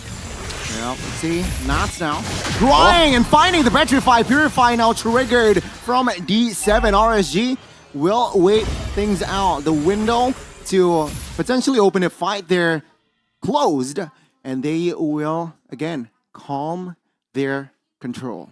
Didn't really get anything, but that is a W trade. Flicker, Purify for a Petrify from Not. I think that I'll take that any day of the week, especially when the Royi doesn't have an escape skill. And that is trouble for Jay in the future. Let's see, they look to end the game fast. Chama, very low, taken down. Demon Kai securing that kill. And RSG, they will look for more. Flash, though, will not go for business. They will reset HP first, as this Lord will definitely trigger the passive from this base turret here. Flash still holding on though, will try to defend the top lane base turret. They did. Now focus on the mid, but take a look at our RSG. They will not force anything just yet. And that is the right decision to make if you are RSGPH, considering that in terms of high ground defense, they are pretty much very strong. Even Jay on its own is already trouble for RSGPH, even though he's pretty much down a lot of gold. But Innocent is also, he has some maneuverability to be able to defend some of the inhibitor turrets that he has. But unfortunately though, if you already exhaust the full barrage onto one turret, you have to defend the other. And then at that point, it's kind of useless for Ixia. He's kind of like Claude. You have to wait for the ult to be able to be, you know, impactful. Yeah. Valuable in a team fight. Nats! Oh no! With Nats as well. Innocent, out of position, and Eman secures that kill. Good diversion play as a defensive maneuver, but now Demon got caught in under the turret, but no, he will have available resources in hand to escape. That was a very fast kill on towards Innocent, but now RSG maintaining pressure with the flicker play. Adamir survives with that guiding wind, but RSG, goodness. What? I mean, you can check formation, man. Yeah, you have to wait for the information too, Gani. When you try to go into that bush, you have to wait for you to open that bush.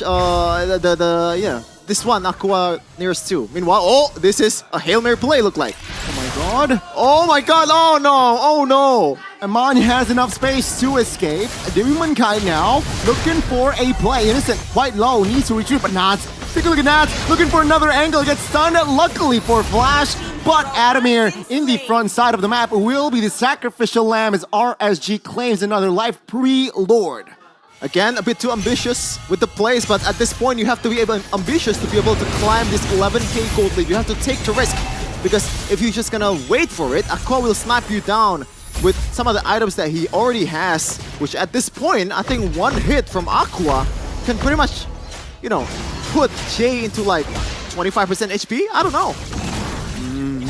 Well, I mean, let's see here, right? They have a wave clear here from Flash. I'm not saying it's great, but they have a wave clear. Block wings. With Jay and Innocence here, we need to get at least a delay, perhaps, here with this Lord push. 12,000 gold lead, though. I mean, that's almost just too much. Yeah, just like Onyx and MPLI did, they just wanna race with the 1k gold per minute timer. 13 minutes in. 13, and they catch up, yeah. Yeah, 13,000 gold already in hand of RSG. Now, RSG playing this rather slowly.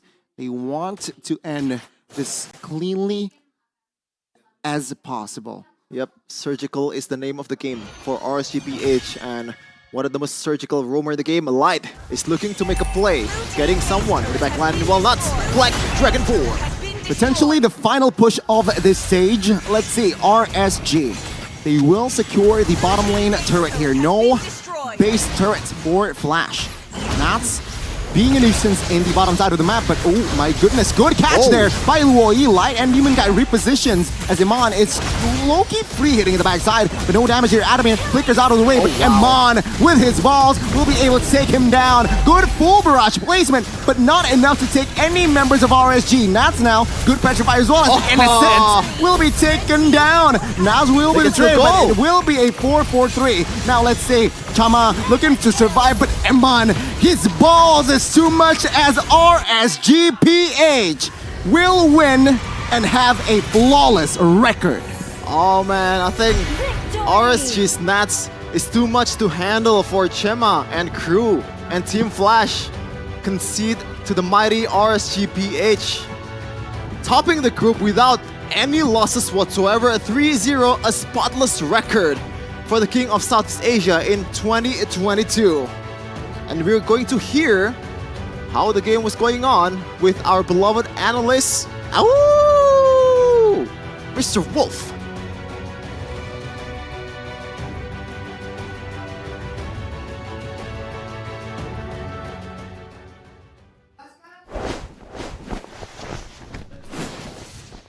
The dominance of RSG Philippines is unmatched in their group. At least we saw in that game when Team Flash tried to go for the cheeky Louis pick. And the Matilda Iksha, which I think is a very strong combination, but it didn't work this time. And there are many things that we can consider. And after all of the things that I thought about, I just came up with the idea that maybe the reason why RSG Philippines won this game is that they stuck through the strongest heroes in the metagame. That's just how simple it is. And the fact that this is actually their comfort. If you're looking at the Matilda Iksha, this is a hero composition that RSGPH also wants to utilize because they know that they can utilize Amon in this way. You go to the backlines, if you get dove by the Yuzhong, there's the Matilda to save you. Unfortunately, that didn't happen because it was Team Flash with this Louis. So overall, the general formation that Team Flash wants to do is they want to go in, and they tried so many times to get into the backlines with their teleportation play so that they'll land the good ultimate so that they can be able to utilize their Iksha in the front lines, which is weird because they're playing up against both Fredrin as well as the Yuzhong. And it was pretty evident that it was a problem. You can see all throughout the game that there was that mission that Demon Kite was able to do, particularly in the mid game where he wants to find Innocent. He does not rely only onto the Yuzhong. He actually gets into the front, onto the back lines, gets into the face of that Iksha, and when the Iksha tries to escape with the flicker, with of course the Matilda helping him out, he has to now think about the Yuzhong. So that's the idea for RSG Philippines. Overload the members of Team Flash. Now, they just have good metagame heroes, if you think about it. And then when we transfer now to Team Flash, surely they have the Matilda and the Iksha, very strong combo, but this Louis just just stay in it. It does not give them enough long range reach. It has a lot of damage on its own, but you kind of have to get up close and personal. And many times, Nats just feasts on these heroes, on their static heroes into the backlines, including the Louis. Like, after the ultimate, there's really not much when it comes to the sustain now for the Louis. And when Nats Yuzhong goes for the Dragon form and goes for those static heroes, for example, the Louis as well as the Ixia, now there's a lot of problem for the Matilda. Who is he going to save? Imagine if they chose to go for something like a Farsa or something like a Lilia, two heroes that are quite contested by the Yuzhong, but at the same time not so much as a Louis would, because at least they have the reach and the long range damage output. Unfortunately, that wasn't enough. And also, Hunter Strike very early taken by Nats. I think this is also one of the games where you can say that Nats really mastered this hero. The combo was there. He gets the Hunter Strike very earlier on. And he went for the Oracle, knowing that there's significant amount of magic damage from the side of Team Flash. But at the same time, it is used to also sustain himself afterwards. You can see that the combination was there. Blade Armor obviously is great versus the composition overall of the side of Team CU soon. Oh, so Team Flash, as he's able to just get into the face of that Ixia. Even when the Ixia tries to go for the play where he's trying to sustain, the Blade Armor also supplements that. And obviously, because of the quantum charge that he has, there's a lot of chasing potential coming out from the entirety of RSG Philippines. Or if we're talking about like literally just how the game that was played out, it's easy to really bank on RSG Philippines' draft because it's really straightforward. It's RSG-esque, as you would say. You have the Bruno for Eman, for example, very signature hero. You have Natsus Yuzong, he's particularly good at this hero. You have Demon Kite with utility jungler, and all of these all together, you know already that they are very strong when it comes to this kind of composition. Whereas if you're looking at their opponents, it's Matilda, Ixia, it looks easy to execute, but it's not that easy to execute because you need to get into the late game first. Surely you can save the Ixia, but in the early to the mid stages of the game, the Ixia will not have enough damage to be a problem to the backliners of RSG Philippines. Let's look into the highlights and understand more what happened in that game. We will see that in the early stages, Chima was left alone by his teammates. Well, you can see that RSG Philippines, they love the box and they have established it once again. We'll go back to taking out the important heroes, like always punishing Chima when he is trying to go for those objective team fights. And -1 onto Adamir, more than enough. You can see the juggling you see from Nats as well as Demon Kite for them to be able to take the kills once again. Novaria obviously coming out from Aqua, another signature hero, and of course Light with the setup plays, the vision that you can provide. You can see the Ixia still doesn't deal out the damage that you might need, and he doesn't have the ultimate anymore. And the fact that Chima overstayed into the front lines, he got poked by both Aqua as well as Eman, and then it was Demon Kite as well as Nats to finish it off. Nats with the ultimate once again finds Innocent, and this is a big problem. You can see that even after he attempted to be saved by the Matilda as well as the Lugie, it wasn't enough. The damage output coming out from RSG Philippines were just too good. This is the Bruno, this is Novaria. So much damage in the early stages of the game, and so much dive that you can get out of the Yuzhong as well as the Cho. You know, I'm saying a lot of stuff here, but I think it's pretty evident that the simplest explanation on why RSG Philippines won this game is that they utilize the heroes that are very strong in the metagame. It's just as simple as that. And they know how to play it. It's their signature picks. It's a very RSG-esque kind of lineup, and they were able to win it so easily because of that. Aqua going early for the Blood Wings, it wouldn't matter as much, but he can understand why he did this. He doesn't want to be taken out easily. He wants to survive a little bit and just provide the ultimate, the slow, and of course the constant threat of that Astral Sphere. And then Light going in for the team shield after the Atikiras is also very important because it is what allowed him to get into the front lines, because we know that the damage from the Louis is outright strong, but if you survive that, you're already A-okay. And then Demon Kai also going for Athena shield and the typical defense items that he needs. You can see Eman with just 14 minutes already gets all of the items that he's needed, including the Blade of Despair in this game to really just put output a lot of damage against Team Flash. Because if you're looking at Team Flash, there's not a lot of armor from their side. Like even Matilda, surely there's the Twilight armor, but there's no actual armor that can stop Eman from dealing the damage. And if you're looking at Innocent, if you're looking at the Ixia together with Arlot as well as the Martis, innately these heroes, they don't have much HP. That's why the Blade of Despair worked so well in this particular game, despite BOD being least of priority when it comes to playing the Bruno in the metagame that we have right now. 3-0-8 and 3-0-9 for both Demon Kite and Aqua respectively, and we know that they played perfectly all throughout. This wasn't the zero death game coming out from ours. This isn't the only zero death game for Demon Kite. He plays it so well. I think that this is the MPLI meta has shaped to be one of RSG's specials, and I would expect RSG to go deeper into the playoffs as they head into the upper bracket. Our Team Flash, unfortunately, they will not be moving on. It's very difficult to pull off what they tried with all of their lone players, but it is what it is. They will be bowing down and bowing out of the tournament. RSG Philippines staying one of the favorites for sure. With the way that they showed us their three games, I mean, is it's just pretty standard if you think about it. All of the heroes they picked up, they're not that niche, they're not that creative. All they focused on was their own gameplay. All of the heroes that you saw from RSG Philippines are very RSG Philippines kind of heroes, especially when you correlate the metagame that we have right now and their MSC run. You have Demon Kite with aggressive utility junglers. You have Aqua with long-range nuke mages. You have Lightweight setups.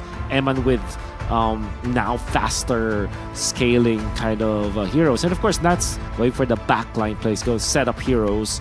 And we know that it is a very strong lineup coming out from RSG Philippines. That's it for us for the group stages, and we've had a lot of fun. We already know the 8 teams that will be playing. I'm sure that the casters, the gentlemen that we have right here, will be showing us which teams will be there for our top 8 for MPLI 2023. That's it for our analysis. I hope you enjoyed that, and I hope you do watch out for our next analysis. That's going to be tomorrow and until the Sunday. It is now Wolf now signing off, and I think that I'm going to be passing it over to the casters.